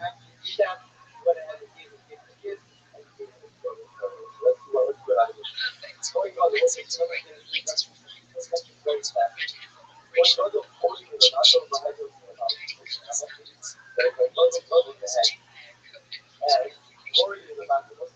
Here's the fully upgraded version. Ultimate Red Hat code configuration. Intuition red fur, wildness, gender female, red single red hairs, no spots, age, adult, children, status neonatal, physical condition, no blemishes or deformities, similarities, purpose, chooses ashes, purification, sorted, location, outside, strategic, proactive, multifunction, self-regulatory, remaining calm, burning, fire rate of symptoms, burn completely, collect ashes immediately, fluid status, continue, material, touching elements, purpose, ash water mixture, ash melt, enzyme spectrum, person, carrier only, sufficient to suspend ash, inspected physical touch, ash water mixture, intent, can has intent to purify, frequency, day only, person, day 7, seconds only, recipient immersion, mandatory and replay after day 7, edge cases, scenario, Sentence quickly. Guilty. Extra sprinkles are necessary to validate correctly. Special becomes impure touching cow, non-fossil. Cannot purify themselves with their own red hot cushions.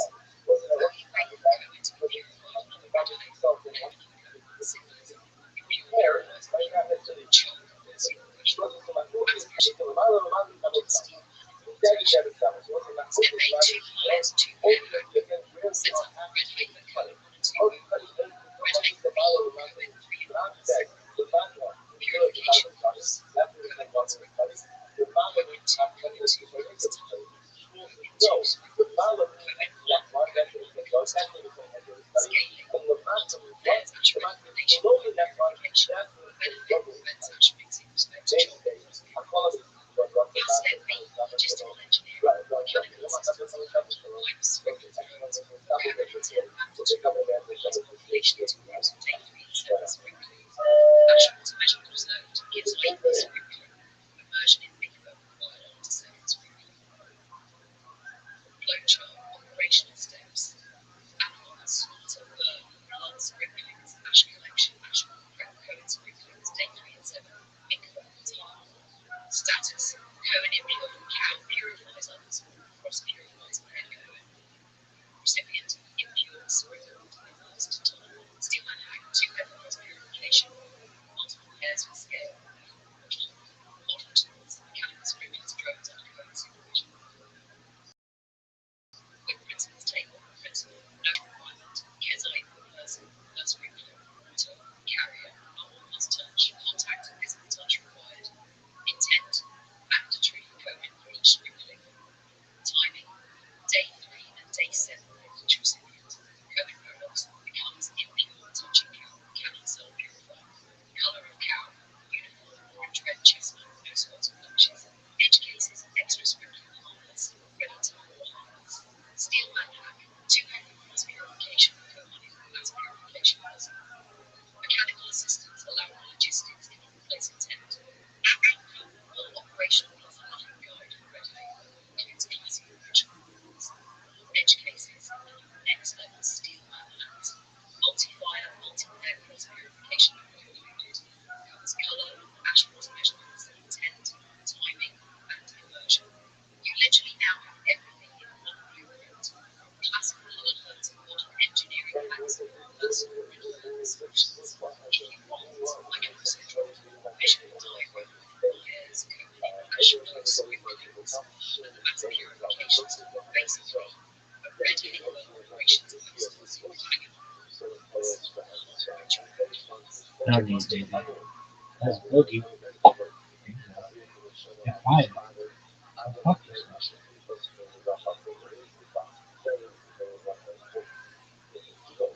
We solved the riddle, baby.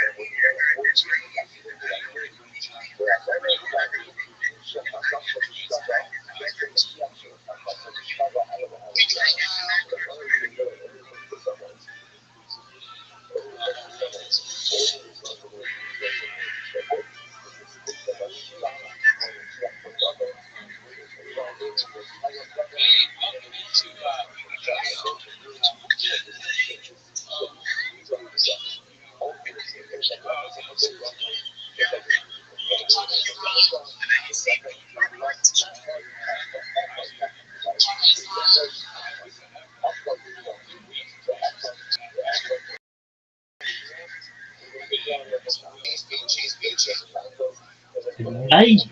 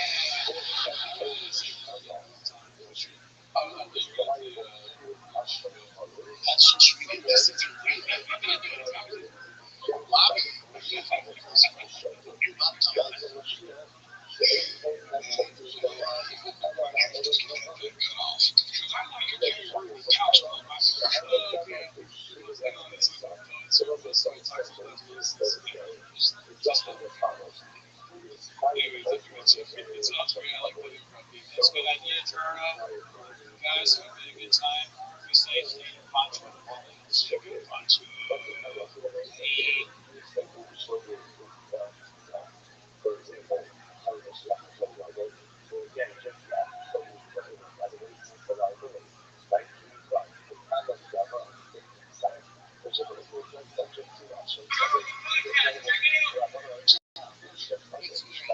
Straight by day, Joe Rogan podcast by night. Okay.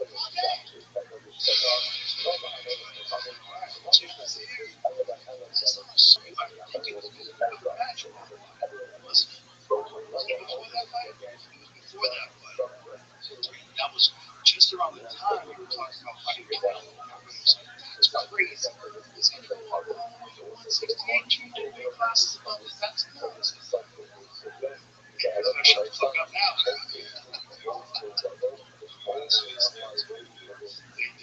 They do. Skills are everywhere. The thing is, like, it's interesting. I've watched the Canelo fight and the Matchrock fight between recently. And Matchrock looked big. He looked bigger than Canelo. Gina just looked big dude. Big dude. More than what I've ever watched from him. Because it's not 154. Not that. He's what it's got. Really an outstanding performance against Canelo.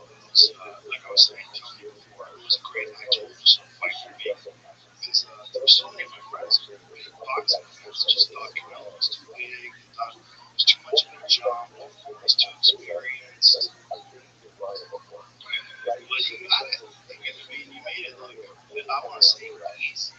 It wasn't that it was easy, but it was it was such a clear victory. It was at one point, he had nothing and fired off hard shots. It was like, oh my goodness, he's feeling it.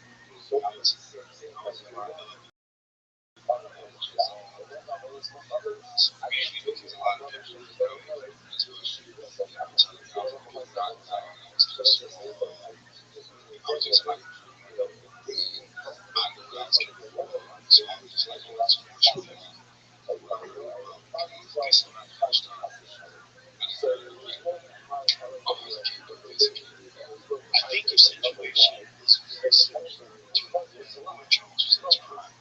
Because Roy Jones was in his prime, everybody was saying Roy Jones was the James Roy Jones really had fought blood. And I was like, no, he's just that much better than everybody else. He makes it look like they're not good.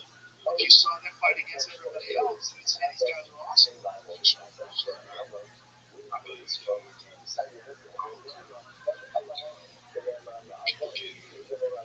get so much grief after fighting a guy that I'm not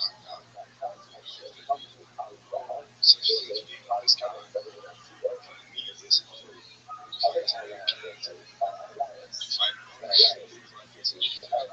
it's just easier doing this. That's what it is. It's just people. They try to find it flaws. Great performance. They can find is, yeah, these guys are beat. But you beat great guys. Yeah, listen. But one of the more interesting fights to me was the Benavides fight. I remember watching that again recently. There's so much tension. There's so much shit talking, tension, so many emotions.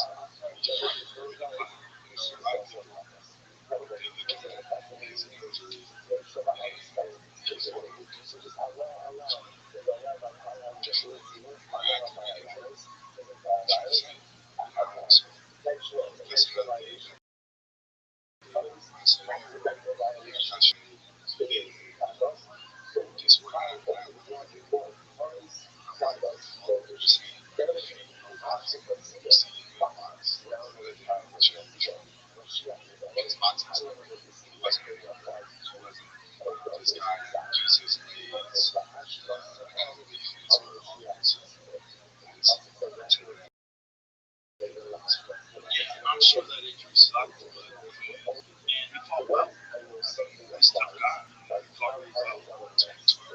Yeah, listen. The fight uppercut in that 12 round takedowns. Oh my goodness. Watching the fight live. There it is. Yeah, tough guy. He's got the influence. Punches eyes.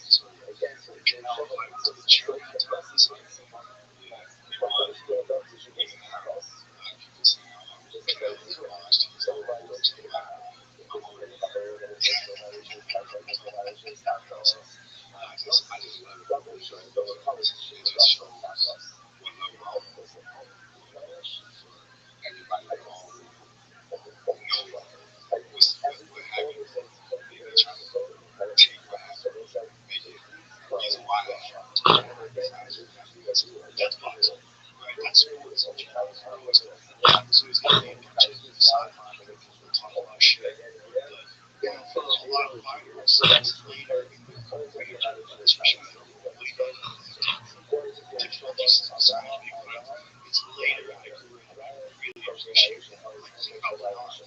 It wasn't until Bernard Hopkins beat Felix Trinidad that people were like, oh shit. It's like 37 and 36 when you watch Trinidad. It's over. He knocked out Trinidad. Everybody was like, oh, okay. It's a different business.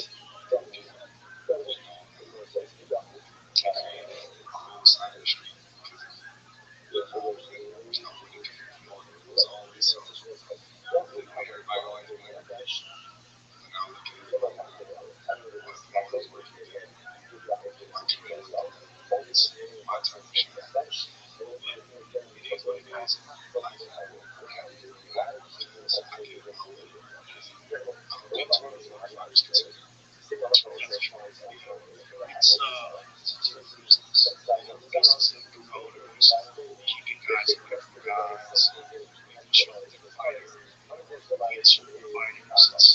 It's always been that way. It's unfortunate for fans because there's so many, like the big one for a long time was David Benavidez. It's such a fight. There's figure out how to make it happen. You gotta think someone's going to try to find something. I just since you know how big I love the business of life.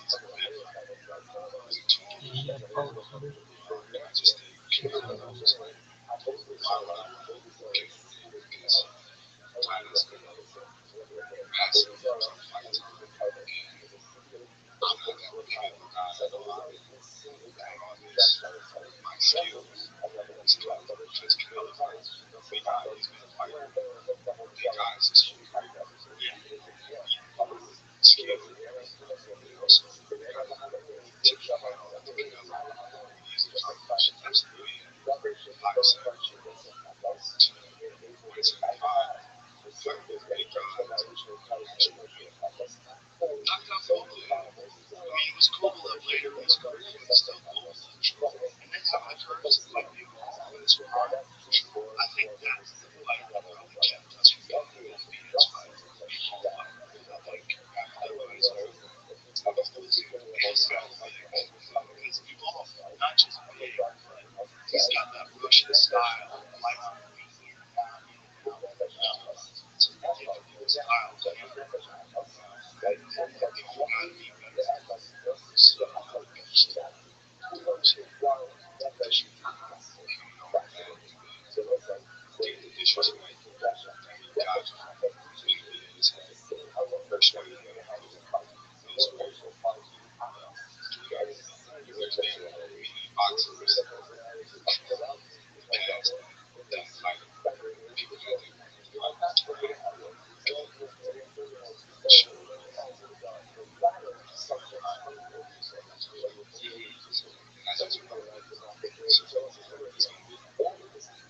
Well, it always seems at the end that it all worked out the way it was supposed to.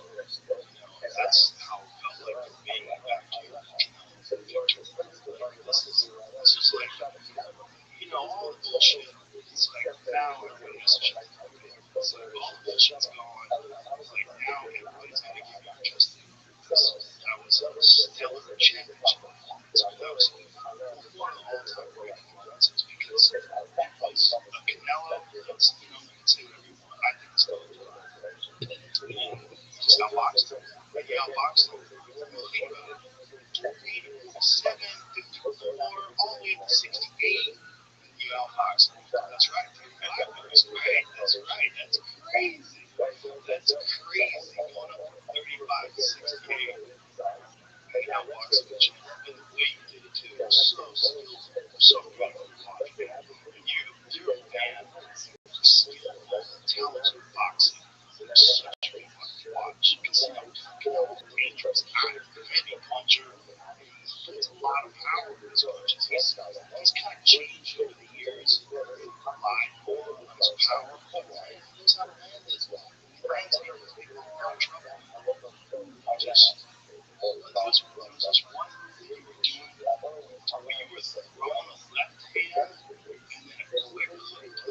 We even brought the hand back.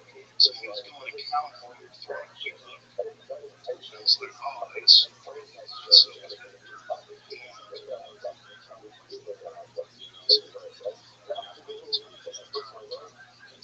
did that fight play out the way you thought it was going to play out?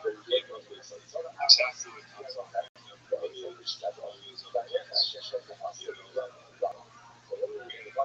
I went to his fighting place for Miami. The guy that's I was with. I said, just watching it.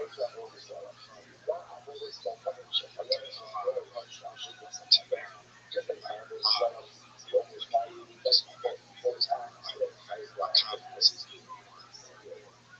And his last fight, I think so. He came right with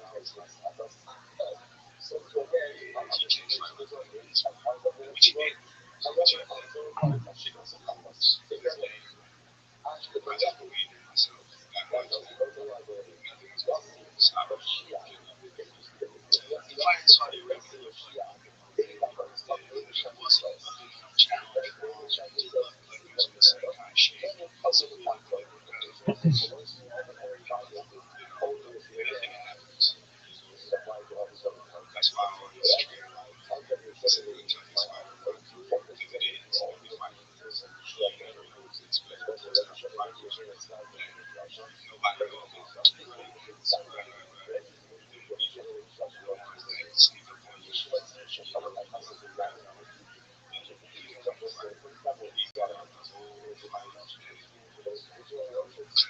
Especially yeah. Well,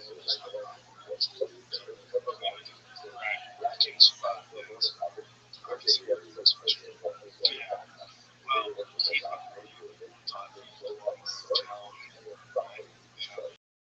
so he probably said it was a little fixed. Just it's it's fascinating now because before that fight you were looked at as one of the best boxers. Now you're looked at as one of the best fighters. And it's interesting how that changes. How people now look at but they look at it respect before you fought him. Respect can fight. He's a really good fighter. A lot of people just Victor everything because of that car accident he had. Maybe he wasn't as good as I thought. But now look at all the victory. You're in this rare air of mention that's one of the greatest of all time. There's a handful of guys. There is no. It's very difficult to say the greatest of all time. So you want to go all the way back to Charlie Robinson. They throw Floyd in the mix, prime time Roy Jones. There's all these different guys that do the greatest of all time. But you are now in that conversation. That's kind of class. It is beautiful.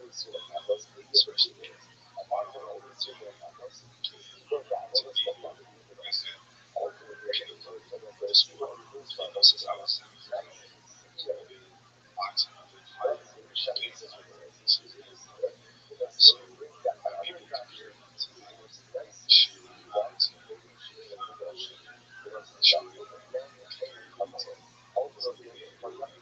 just let me know I did my job. That's what. Oh, you absolutely did. Now you definitely done that. So it's definitely over. So I told I said, okay.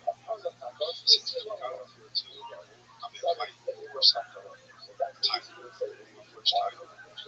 In 2014, March 2014, I fighting for titles. First one, titles. First one, titles. Like, this is everything that I've been fighting for. And I just came back. It's just like, all right, what's the motivation for this fight? All right, so top of the because my thing was the money can come. I was thinking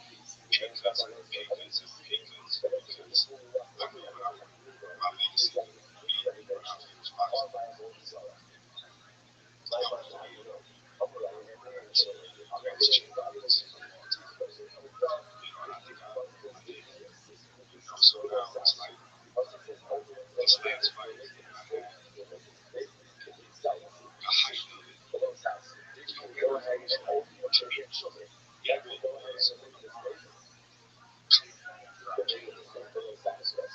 odds that I was stacked against me, on the game when I had to get to that fight, just like, you did everything right. So, what you're talking about, I love when fighters go out and for a fighter to go out, like, you have all your championship experience, all the weight classes, undefeated, and beat Canelo, another all-time great. I mean, that's a perfect finale. Spectacular career. It's pretty dope. And go out with your faculties intact, your health intact, plenty of money. It's nice. Nobody knows the best fighters get to the criteria table, defense. What if you go through a lot? Everybody through a lot. That's all I said. Everybody from man to can't take care of themselves. They can say, oh, you guys want to see what you can do. We go to the fights, we see a lot of old fighters showing up to the fights. People just work at it. They go to the fights. See the young kids. It's like, you grew up until you have nothing left. You can't forget about your so it's easy for you to get these fighters to get first. I do these excuses. You can't get your own. Educated. Messed up. So it's such a good lesson for young fighters to see a guy like yourself be truly dedicated, so focused, get through the whole thing, get out on top. And so many fighters have said that. The first couple of years of fun, identities wrapped up in jail. No one worrying me. That's the problem. That's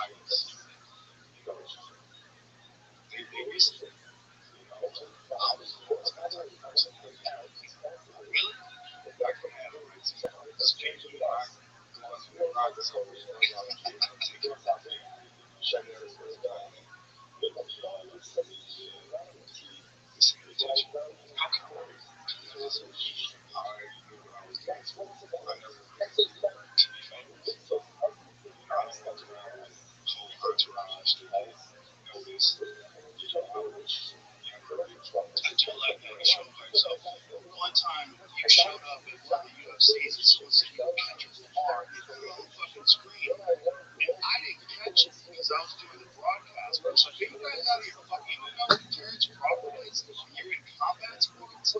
This is crazy. No. It's just drug. Yeah, no, 100%. Did not do that on purpose. No one in the UFC would disrespect me. No one would disrespect me. No chance.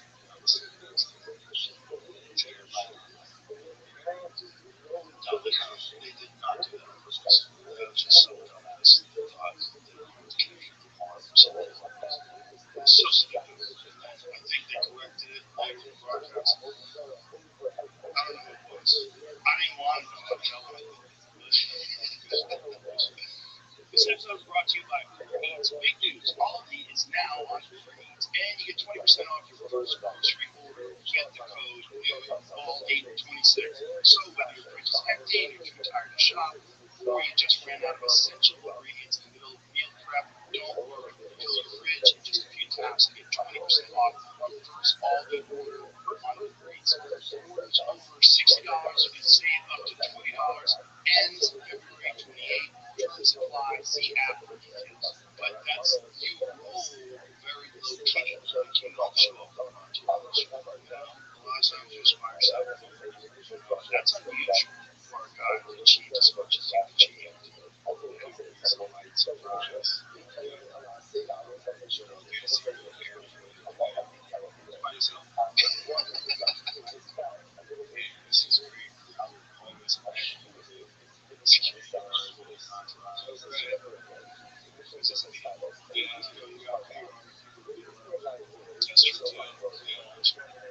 yeah, I mean, every time you show up at the studio, you show up yourself.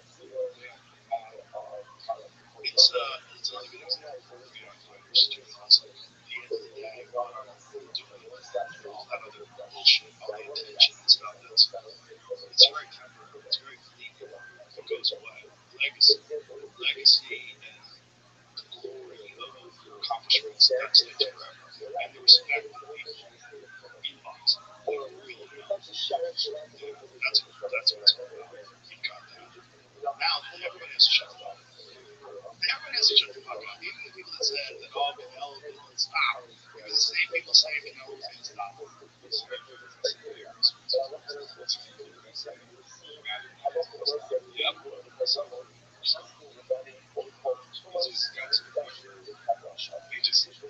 They got accepted.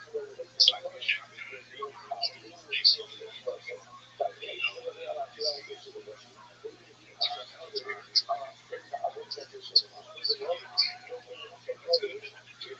young fighters is such a good thing to watch. It's so good for young fighters to have inspiration. Give somebody really does it. Does it does it in a way that is very unusual because like one of the best switch hitters since Mark Hagler possessed. That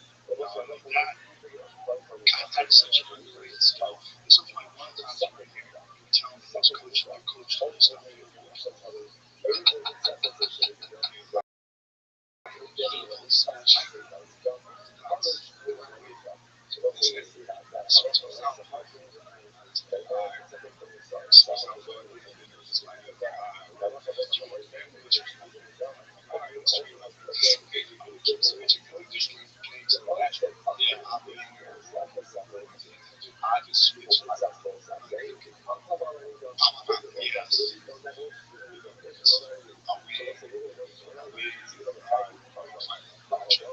Well, it's such an underrated aspect of boxing if you can do it because you have to recalibrate where everything is coming from every time you switch. In MMA, it's become commonplace. In the beginning of MMA, it was a lot of people that stayed one way or the other. Now, a large percentage of these young guys coming up are constantly switching because it hides combinations, it hides different techniques. There's so many different things you can do in MMA off the switch because you're switching and kicking, you're switching and punching and kicking, and then now you're in southpaw, your left hands and right hands. It's like things are coming. There's so much overload in your mind. You have to calculate all these different things, and if you don't spar on a regular basis with a very crafty guy who switches a lot, he can fuck you up inside the cage. So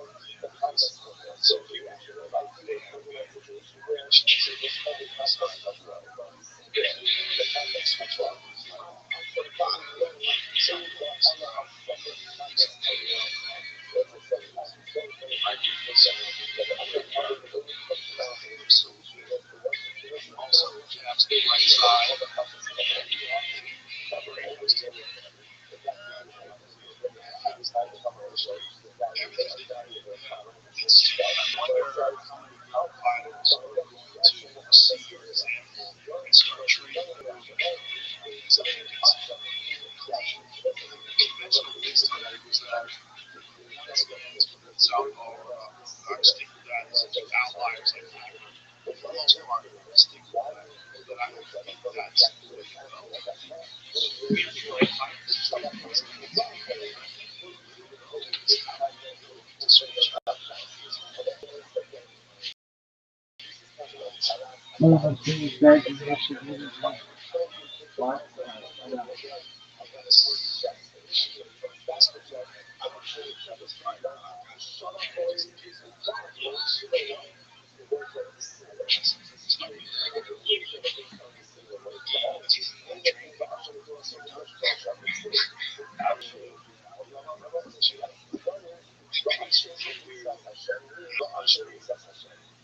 we have to like my coach say, I was with you.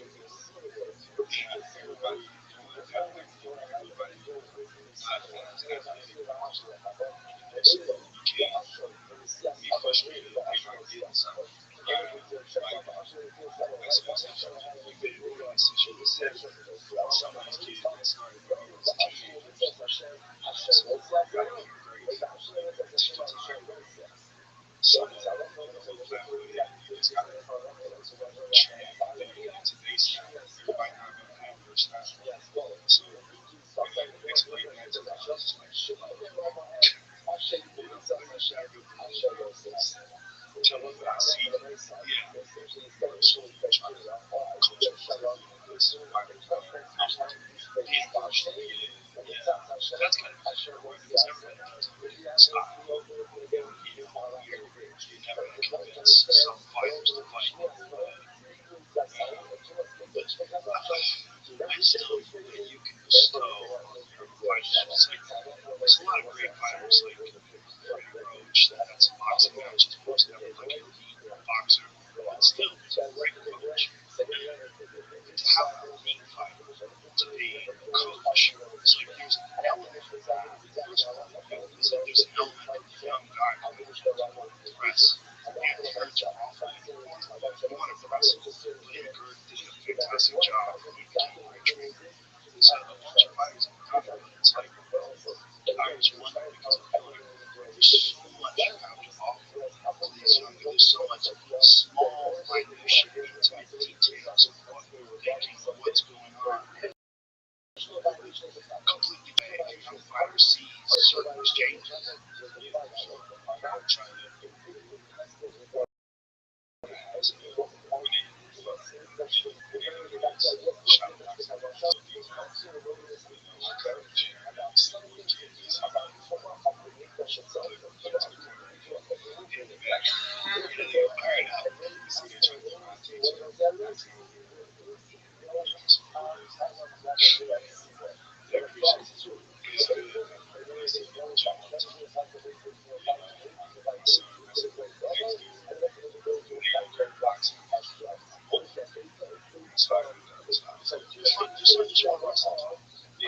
That's incredible. That's incredible.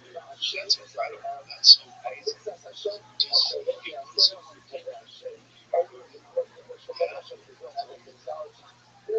Saturday.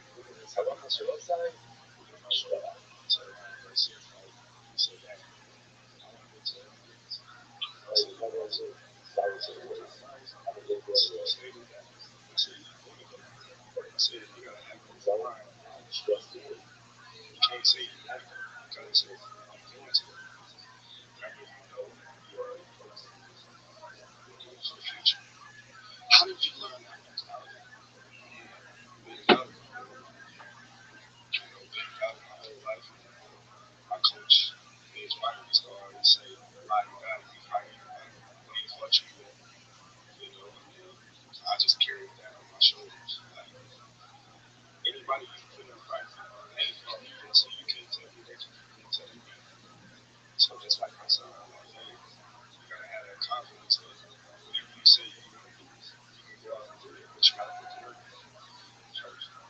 So in that sense, doubters can be pure. But there's a lot of people like that. A lot of people like that. They live off the haters.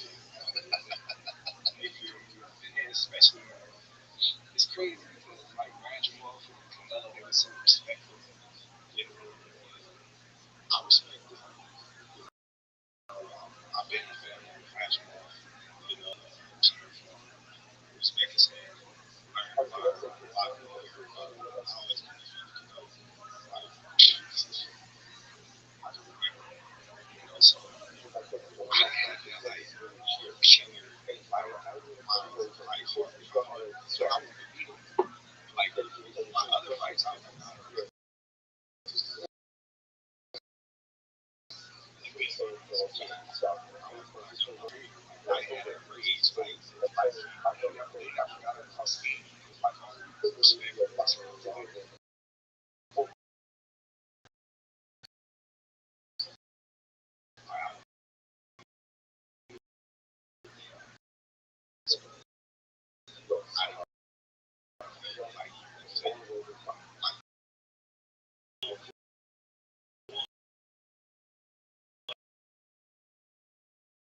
And I was so mad. Like, she rushed that fight. They just knocked me out. This is for I'm happy that we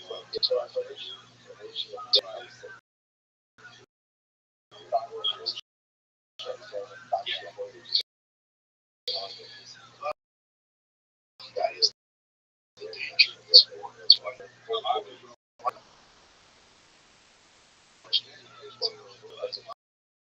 boxers,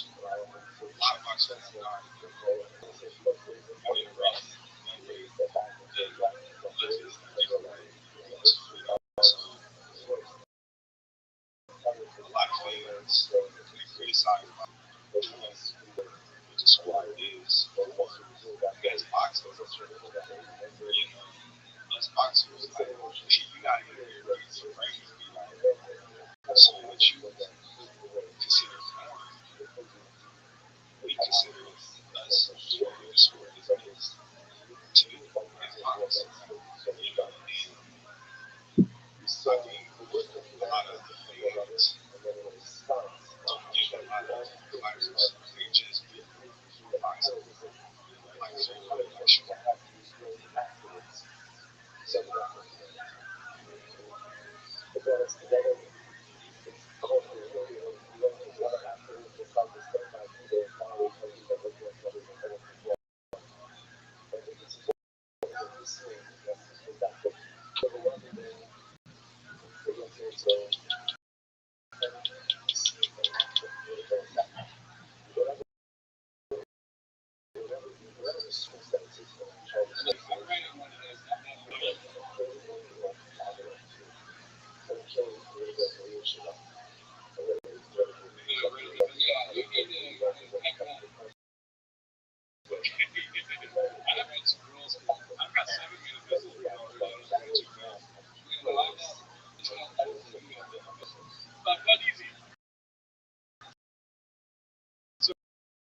but easy. I saw all your comments while they were white personing and they got invested, but she started saying, I don't know how much you can say about this.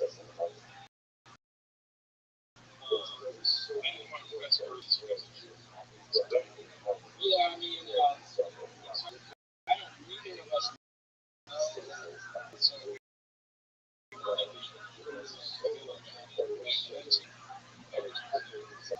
I think we did replay the fight. But yeah, guys, thanks so much for coming through. I think we're gonna have to get your information. It's gonna be well.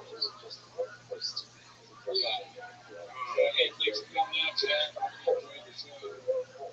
See you next week, I guess. Yeah, I'll be here next week. I'm checking with Jesse. Thank you to Ashley again. Ashley.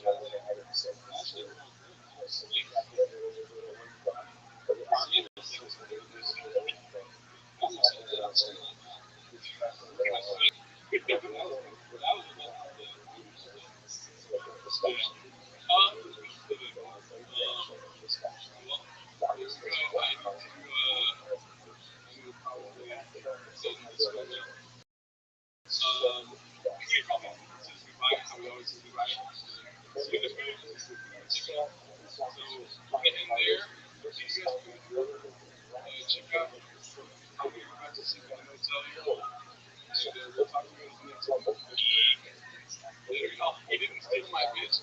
Don't call her a bitch. That's so fucked up. I'm gonna 3 hours. I'm not gonna do it. We get going to get to it. Have a great rest of your evening.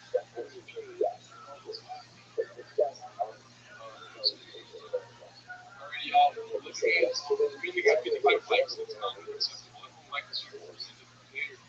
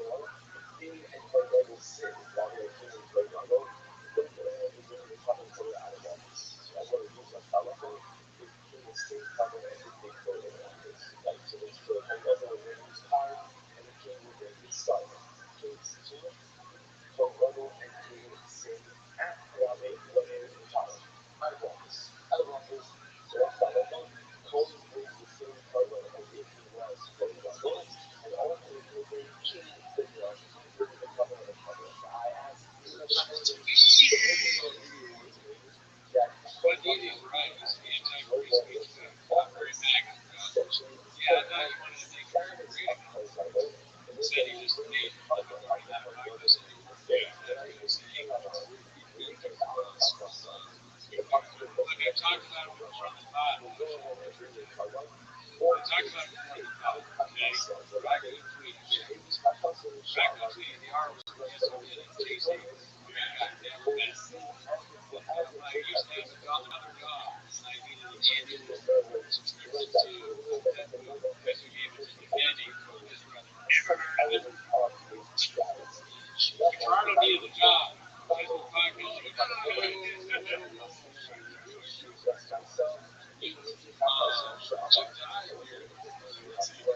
Shout out to you, Solid Speed.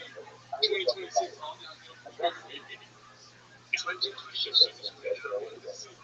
So this is something interesting. It's an interesting little activity on the page. That's what I'm situation. Also, here you can see Jeff Ty's YouTube channel. Pretty nice one. Wait. He's always wearing a hat.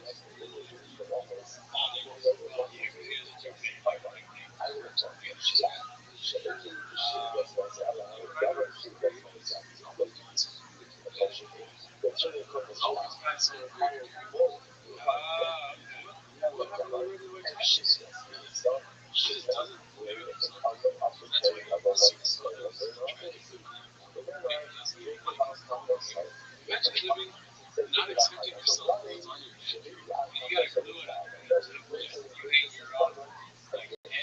Really hates his head.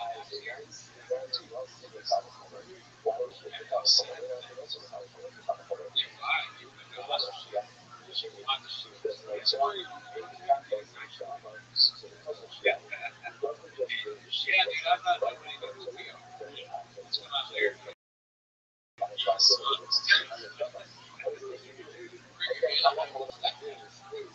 It's one thing I'll get from Jeff. He says, let's talk about that. You don't need the camera. Not a good answer for you. Yeah, you know, put you out there. So that's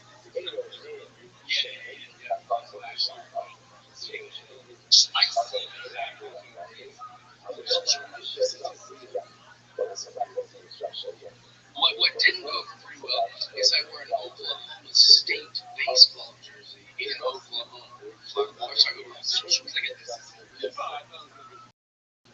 He's very bothered, you know. He's trying to do the thing he's about specific sports, being in town or whatever. Like we all know, oh, no, you did Oklahoma State in Oklahoma? What the fuck were you thinking? What the fuck were you thinking, you redact? You stupid fool. Oh, man, Jeff is crazy. No, you're not sitting down. He wore an Oklahoma State jersey in Oklahoma. You're wearing an Angels hat. Where did you get that stupid shirt from? How could you cancel such a great show? How could you cancel a show if you shirt like that? What are you doing? I'm mad. I'm mad, man. David's mad. Moses is mad. He would fly. Give me Denny's. Oh, dude. Oh, dude, I can't. Ferguson. He needs to get rid of these big things that happen.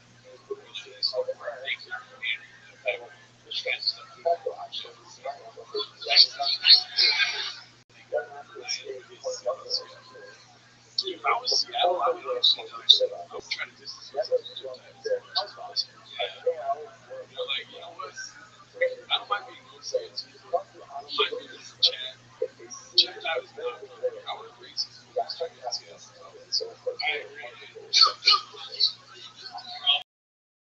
In fact, I'm taking my head off. I don't want to be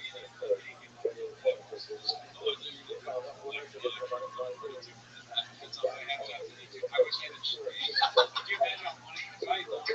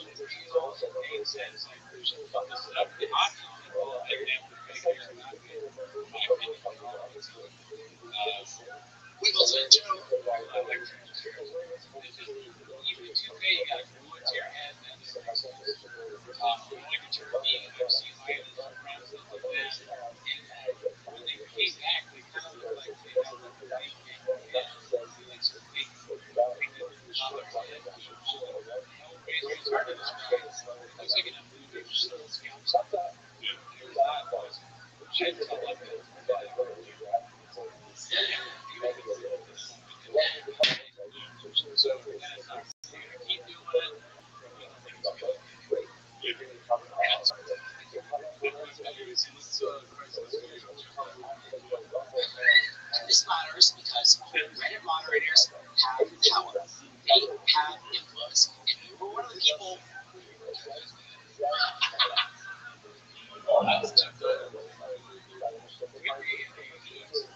I don't get all these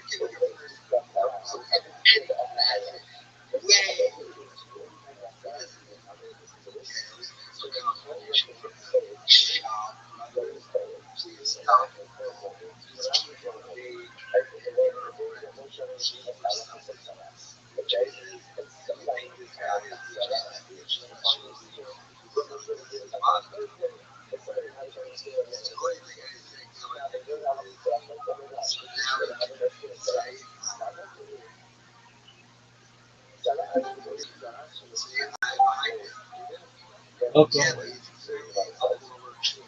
start doing stuff for yourself. It's gonna be like it's better.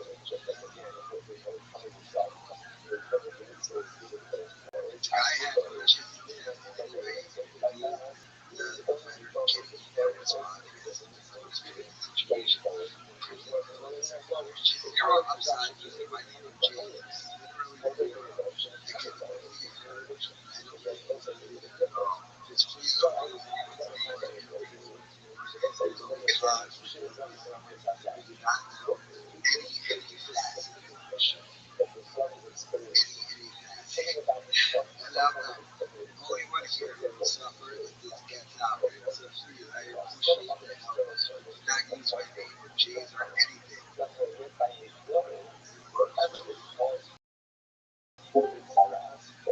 Yeah, we Yo, should how you living, champ? What's up, buddy? Living the dream, dog. Every day's a holiday, every night's a feast. What is good, Jace? Hey, man. It's good, I'm in son. the call with him right now. It's the same account. What a call. What's going on, big man? Just doing some programming. What are you up to? Oh, Rabbi, how did you get like that high quality camera? Unbelievable. I mean, it's like the greatest camera ever. What are you talking about? What camera are you talking about?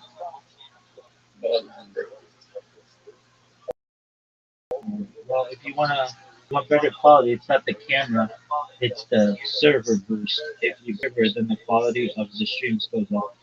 I'm not making that up. That's Wait, so how do you have 2,000 people? You only have 100 subscribers. Dog, what's up with all your questions? I have over 100 YouTube accounts. Why do you have over 100 YouTube accounts? Why not? You're both of them. I stream on a bunch of different streams. Go to the top of the server. You'll see a red circle that says 24/7 YouTube streams. Click on that, Might be. and you'll see all my live streams. Oh my God, there's so many of them. I think that like a lot of people always ask condescending questions just to like either rage bait or just. Bro, I'm not rage baiting with condescending. Asking you these questions. I'm sorry if you got on your nerve. I No, I recognize didn't. it. I could care less. My voice is perfectly calm, bro. You're far from getting on my nerves. Okay, cool. But like, what do you stream like for 24 hours a day? My life. Have you ever seen the movie The Truman Show? My brother? Yeah, I've How seen long it. have you been live? More than 4 years? Straight. Where you did, huh? Well, I stop the streams every 12 hours and restart them. But like, 4 years of your life, like, you haven't had like any privacy. I mean, I have as much privacy as I want. I like sharing my life with the world. So you like taking shit on camera? How would Allegedly. How would he do that when his bathroom is not? There's no camera. He's not bringing. Oh no, I've taken cameras in there. So you don't stream your life. You stream your bedroom. Is what you're saying. Doug, how about you let me answer the questions and no one else? I do stream when I'm going to the bathroom. It's live on social media. Yes, I have. I've streamed myself in the shower, going to the bathroom, streaming IRL. In the bathroom? Yeah, dog. Like taking a shower and shit? Yes, I sing in the shower on stream. Okay, wait, okay, so let me get this straight. Doug. Let me get this straight. Let me get this straight. I'm working on something right now. I answered your questions, okay? Now I'm gonna continue doing what I'm doing. Enjoy yourself, person.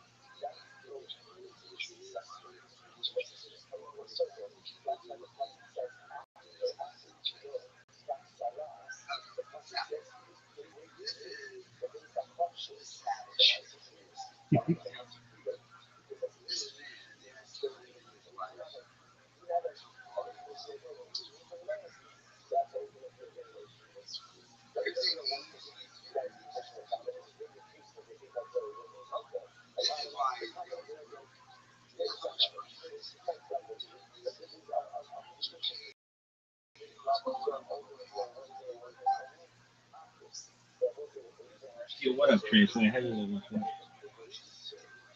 Yo, what's going on? How are you, Barry? Well, are you ready to lose?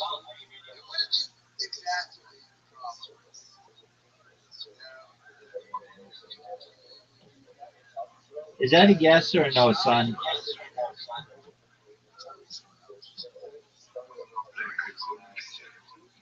Just one moment. What was that, big dog?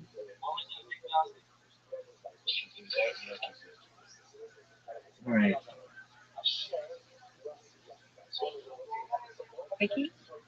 Oh, fuck yeah, we're having a quickie, girl. Barry, how are your doggies? Doing all right. How about you? So far, so good. And then how are you? I'm all right. Living the dream. That's right, girl. It's the dream we're on. I'm falling off a cliff at a high rate of speed. Uh-oh. Sticking around Tracy might do that to you. Hey, Trace, everybody's waiting on you to accept the invitation. Are you just gonna sit there and blow everybody's time off like you own the world, or what's going on, big man?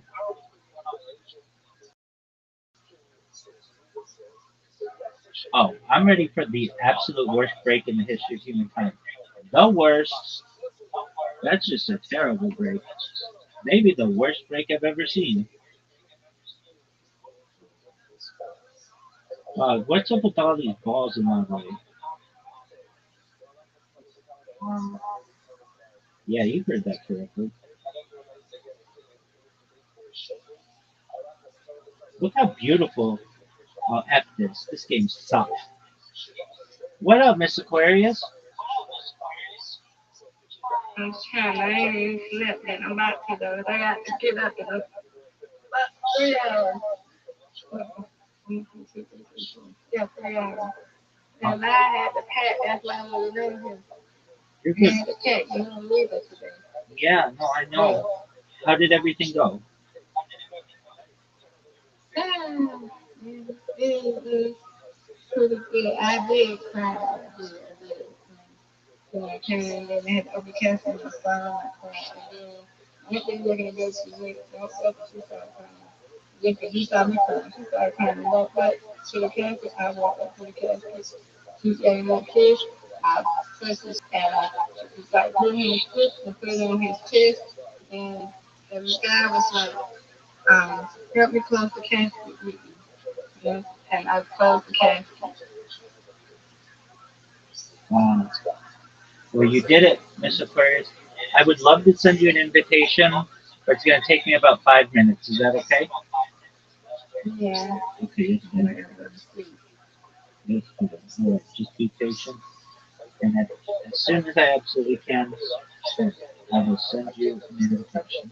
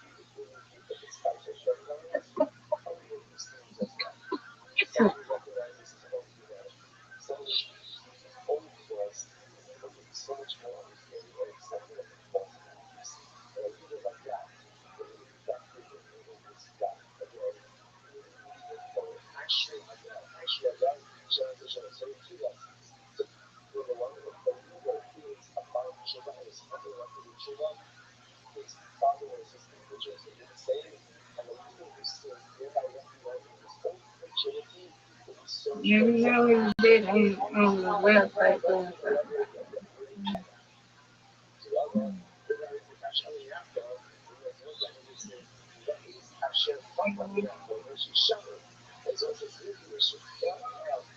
Trace, we're tied up.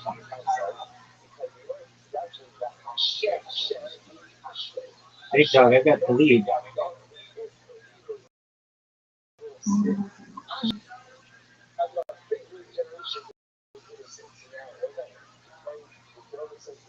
One of the most, oh, who on that stretch?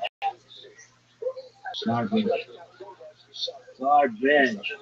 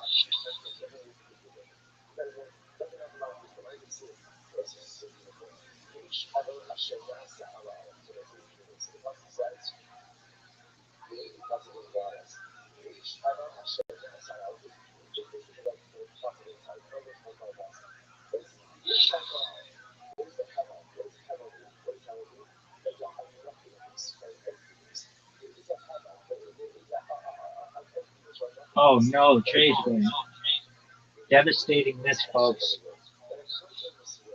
I'm not good at I'm not good at these shots though.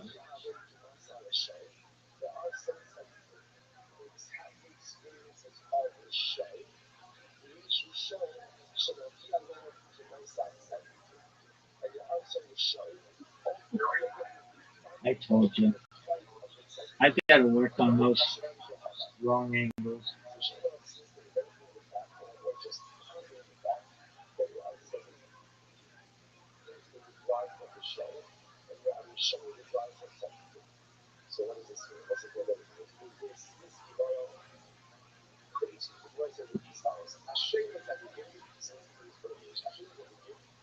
Folks, this is a miss. This is a miss. There's light. Folks, there is light.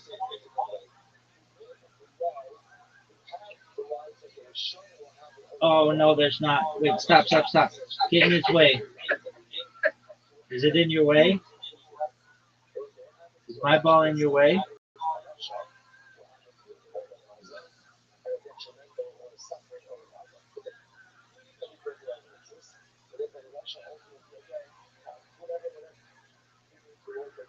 Oh, garbage.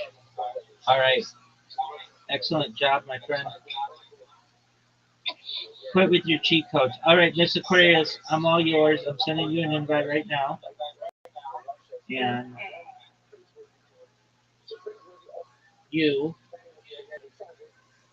should have it in your inbox in 5, 4, 3, 2, 1. Bingo.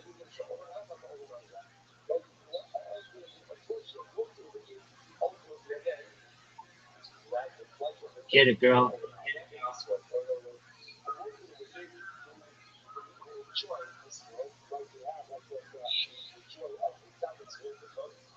Nice spare. Thanks.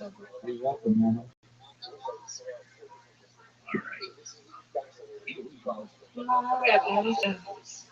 Not what we wanted. Not at all what we wanted. But that is spare.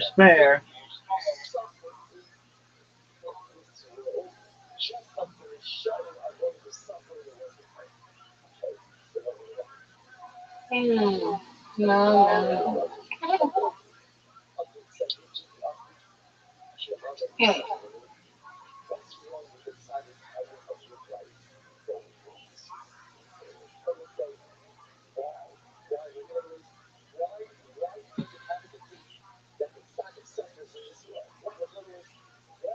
Yeah, yeah.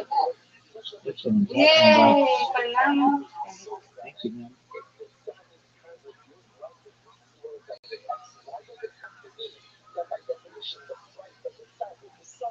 What a strike for you. What a strike from Mr. Aquarius.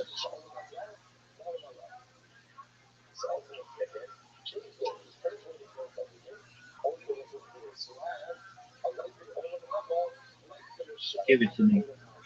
Oh, man.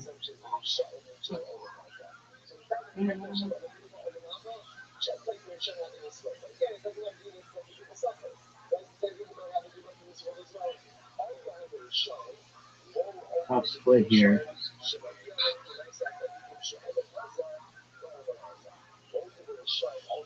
Oh, get it. Okay, we got it, Rabbi. Go. No doubt.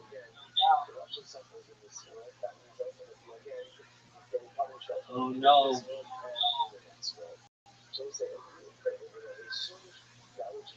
Oh, no. We tied. Oh, no. It's not over. It's not over. Not over. That would have been fine. I would have been fine to tie.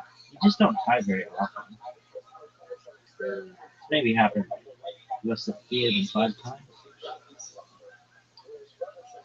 All right, folks. Come on, Rabbi, you got it. Big time. That's what I'm talking about. Yay, you win out.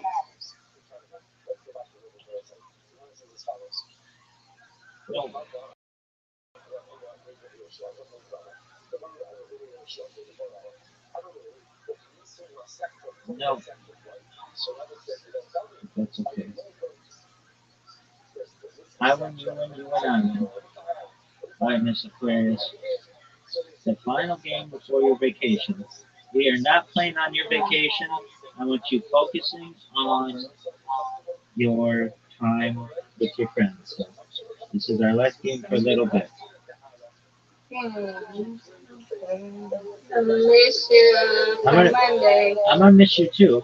Now that doesn't mean if you get bored you can't come in here. But I don't want you being like, oh, I gotta go play this game with someone on Discord. No, I No, I want you. don't do that. Yeah. I'll come in here and go to sleep. Now that I do want you to do. To enjoy all your time with your friends. Absolutely. Now this is a tough split. This is a tough split. So I say have a good sleep, Mr. Curtis. Oh, who is that? That's Jason. Jason. Our favorite. That's your friend. Okay. You too, okay? Thanks. Excellent strike, Miss Aquarius. Thank you. You have a good sleep too, okay, Jason? Okay?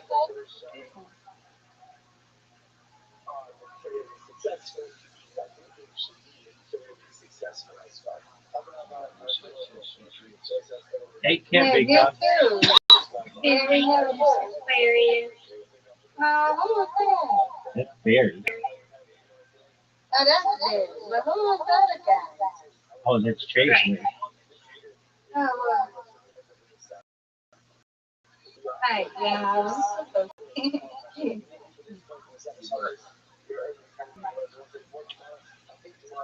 Good job getting that one, Miss Aquarius. Thank you.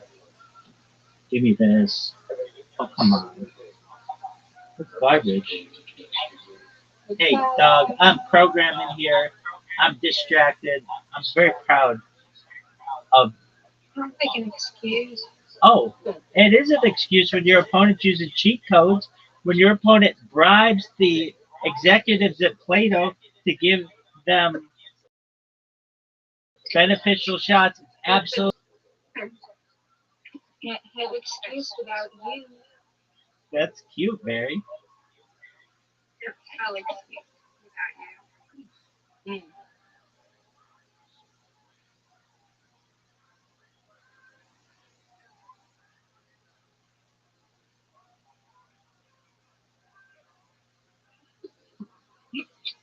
Oh my God, I can't do You all right, Miss Aquarius? it. Yeah, it's water.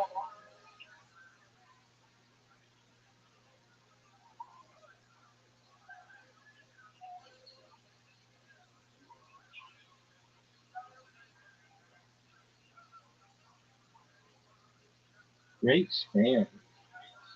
Thank you. You're welcome.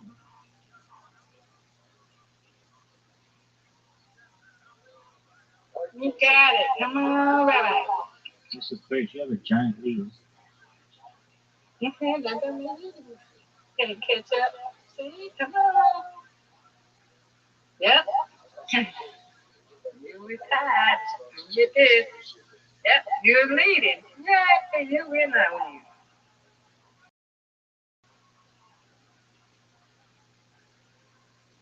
There you go. Congratulations, Rabbi. You win that one. Thank you, Miss Aquarius. I win, you win, I win. Undefeated in bowling, undefeated in friendship. Friendship. Alrighty, ma'am. Safe travels to you, God willing. And you know you're always welcome in here. And if you do get bored, feel free. We can play. But I want you to know I don't want you to plan on it because I want you to plan on spending your time with your friends. Okay. I will. But come in here whenever you need a nap or you want to sleep. Okay, I will. See Sweet you dreams to later. you. And I'm proud of you, Miss Aquarius. You did it. You're a strong woman. Great job. Thank you. Thank Absolutely. you. Yeah, I was, but I cried. But it's okay. Miss Aquarius, you're fine. I'm done. You're done. I'm It's done crying. It's over. Yeah. Yeah. All right. Good job. Thank you.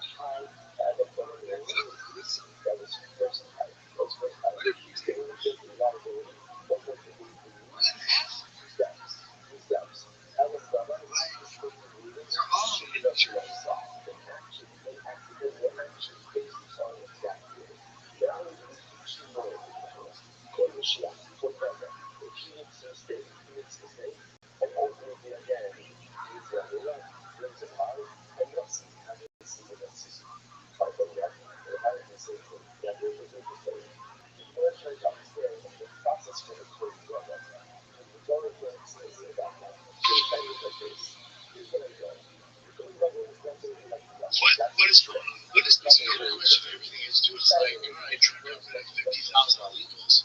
Lower inflation. I think inflation is. I think that good news is jobs reports up.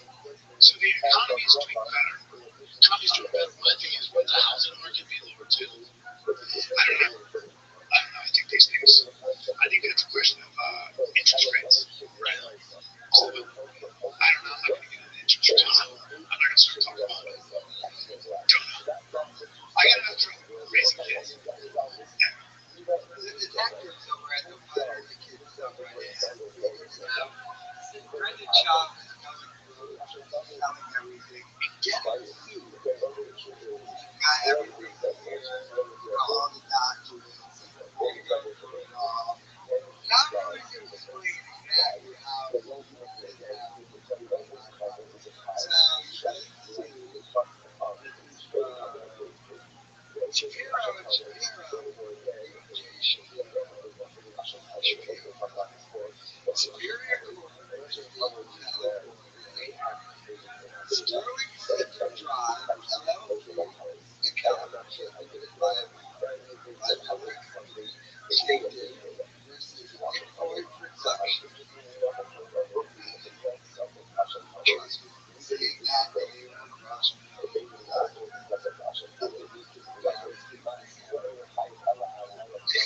President Schaub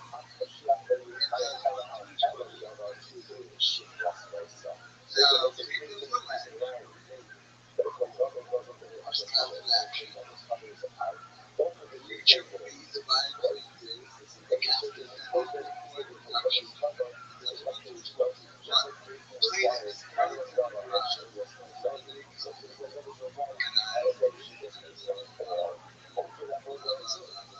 A cause of action for breach of duty issued by Bitcoin. Bitcoin production, calendar expiration, was and is accomplished correctly. So, being paid with the California state, brings out the authority for the office of the outlaws. The brother,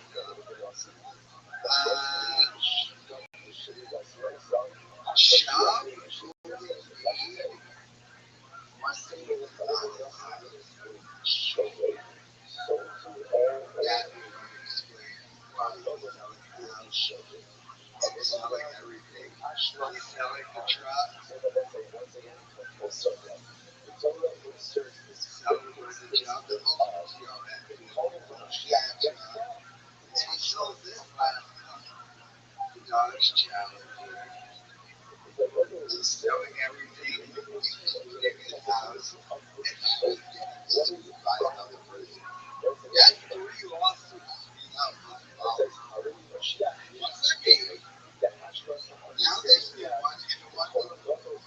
was CEO of the company that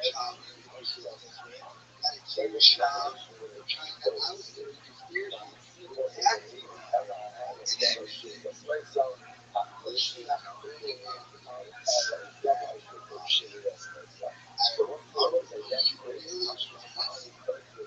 Dad helping out the stage, and he really defeated everything. I mean, look, that he was Apollo, without the technical, and then he received the escape and the downgrade. That you just downgrade the people. They made a lot of off of that podcast. That podcast, Rabbi Rothschild,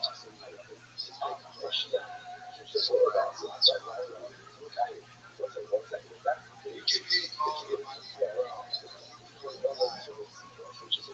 especially if you live in an exorbitant lifestyle. At some point in time, when more is coming out than is coming in, you're going to run into a problem. Financially problems.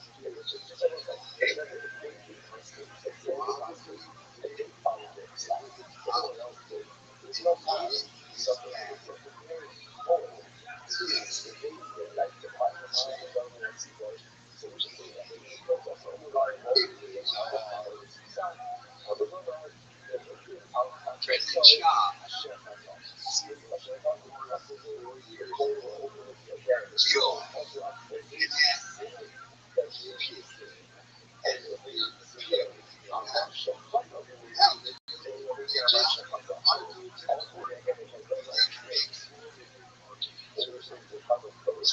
they are active in this field.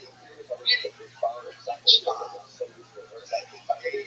Private Howard, monster lawyers, about 5 years. Do you know how much money that is? Okay, you know how much money that has to cost? Paying high price, LA attorneys for 5 years, and he's paid. Remember, he tried to go on a secret show and those business managers, the lawsuits continue to go ahead.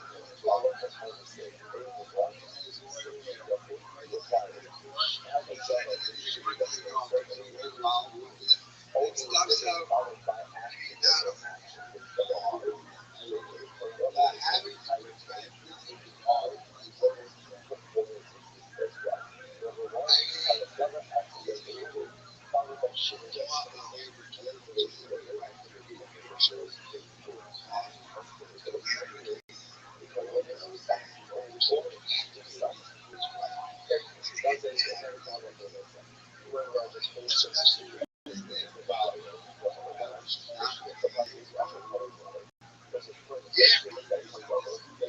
that's why you got the storage, right? You got the storage. You literally pay it month by month. Month by month, like storage USA or it's that. You know, if it brings bad with Skyler recommended and kept his money to no burn. Guy gets way much money. Right to that because he didn't finish paying his fees. That's probably why. That's probably why he's like a real commercial cop. Probably going to be hard for that league. I know it'll be great for his holiday, right? That's station record time. Don't pay him real estate. That plays on your record. He's probably going to down the show. What we do. Almost career is dead. I can always just put up with some George. So I'll be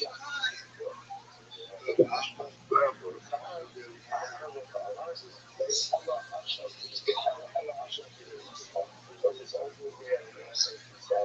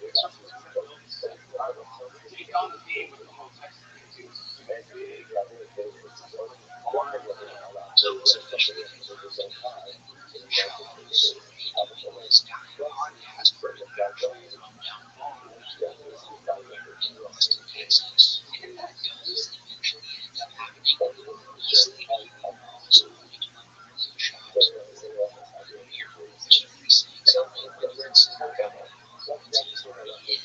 This is the same guy who started the fight with the professional recording studio located by Showtime. Back then, he consistently averaged half a million to a million views on every single episode. Yes, that people actually want to hear from. Because at the time, the industry was still treated like someone investing in. Nowadays, though, it's literally the exact opposite. The guys he has on constant now are this random guy he used to make fun of. And of course, the face of the story himself. And even those guys who are taking this podcast seriously, which in and of itself is really sad, because you think we'd have to be a really podcast that really published the story once a week, but generally doing anything else in those comics. Yikes, they're pretty sharp. I know, it looks kind of doesn't mirror your yeah, looks kind of like the Brendan Shaw guy. But it seems that he's still doing comedy. He doesn't live in Austin. How long has he lived here? Maybe a year or so. Oh, interesting. He didn't really do it with stand-up. No, he quit stand-up. So what does he do now? He would talk about the internet. Podcasts and stuff. That's what to say. We have no idea where he we moved to the one city where being associated with what he's supposed to mean somehow. But somehow still wound up being completely irrelevant. So all Brandon Shaw has been is most of the everything by campus and being his all players. Now he's teaching them to solve anything in the face of disrespect. Yeah, like sexual things.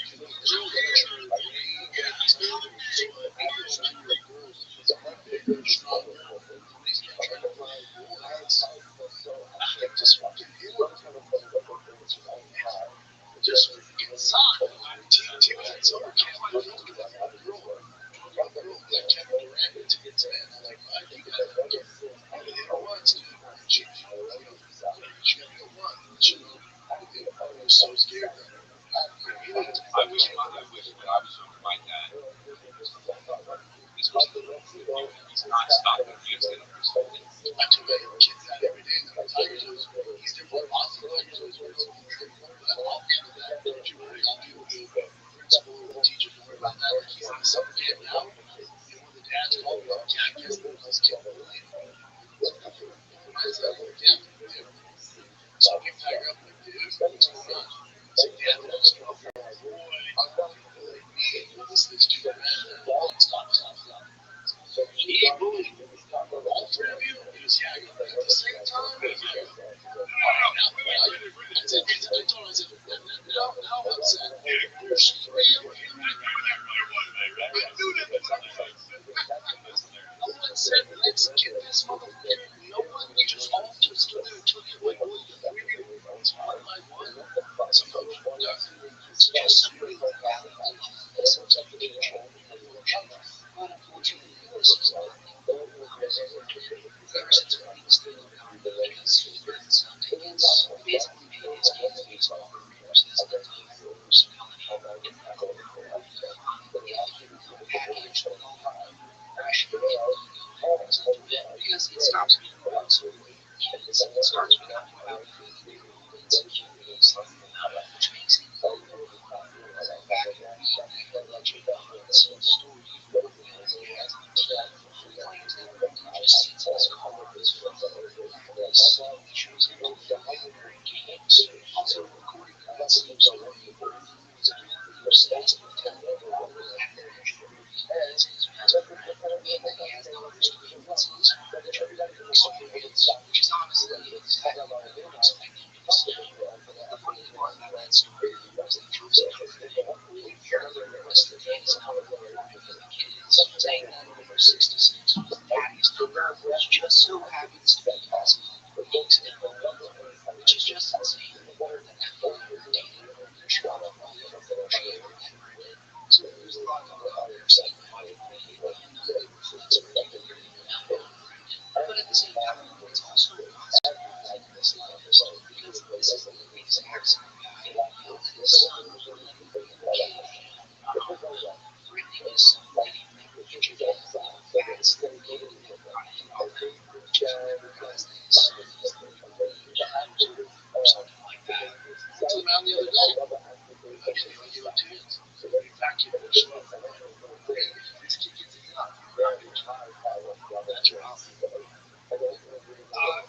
also why his attitude is that way. This fat kid is so fatty. That's why he looks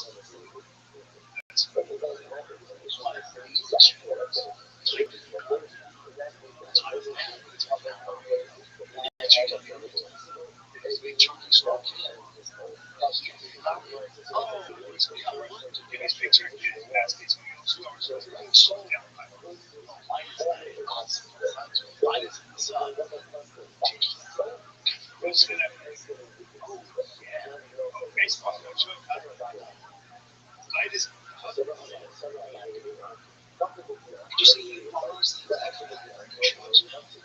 Realize the fact that there's the actual keeps with empire because he's really a game. Makes it obvious if the stories are indeed real.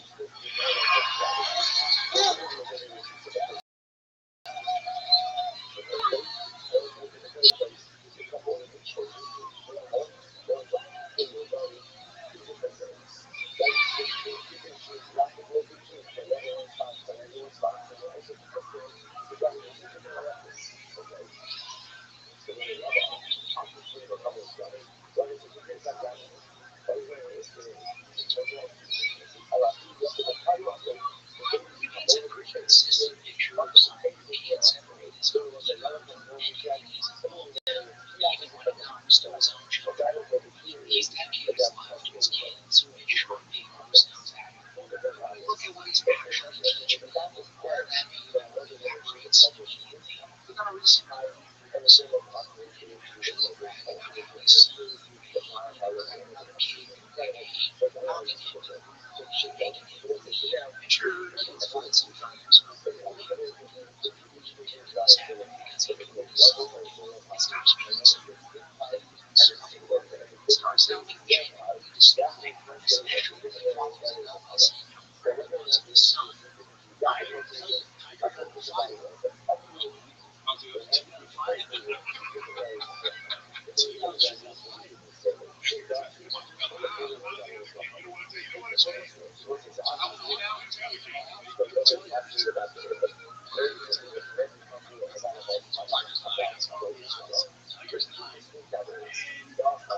So travel baseball just super different. His eyes and there's a new kid on the team.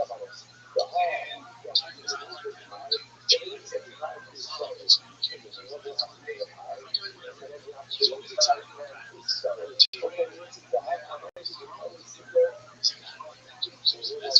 That's what you have. Keep pushing me, keep doing this thing. That's the difference.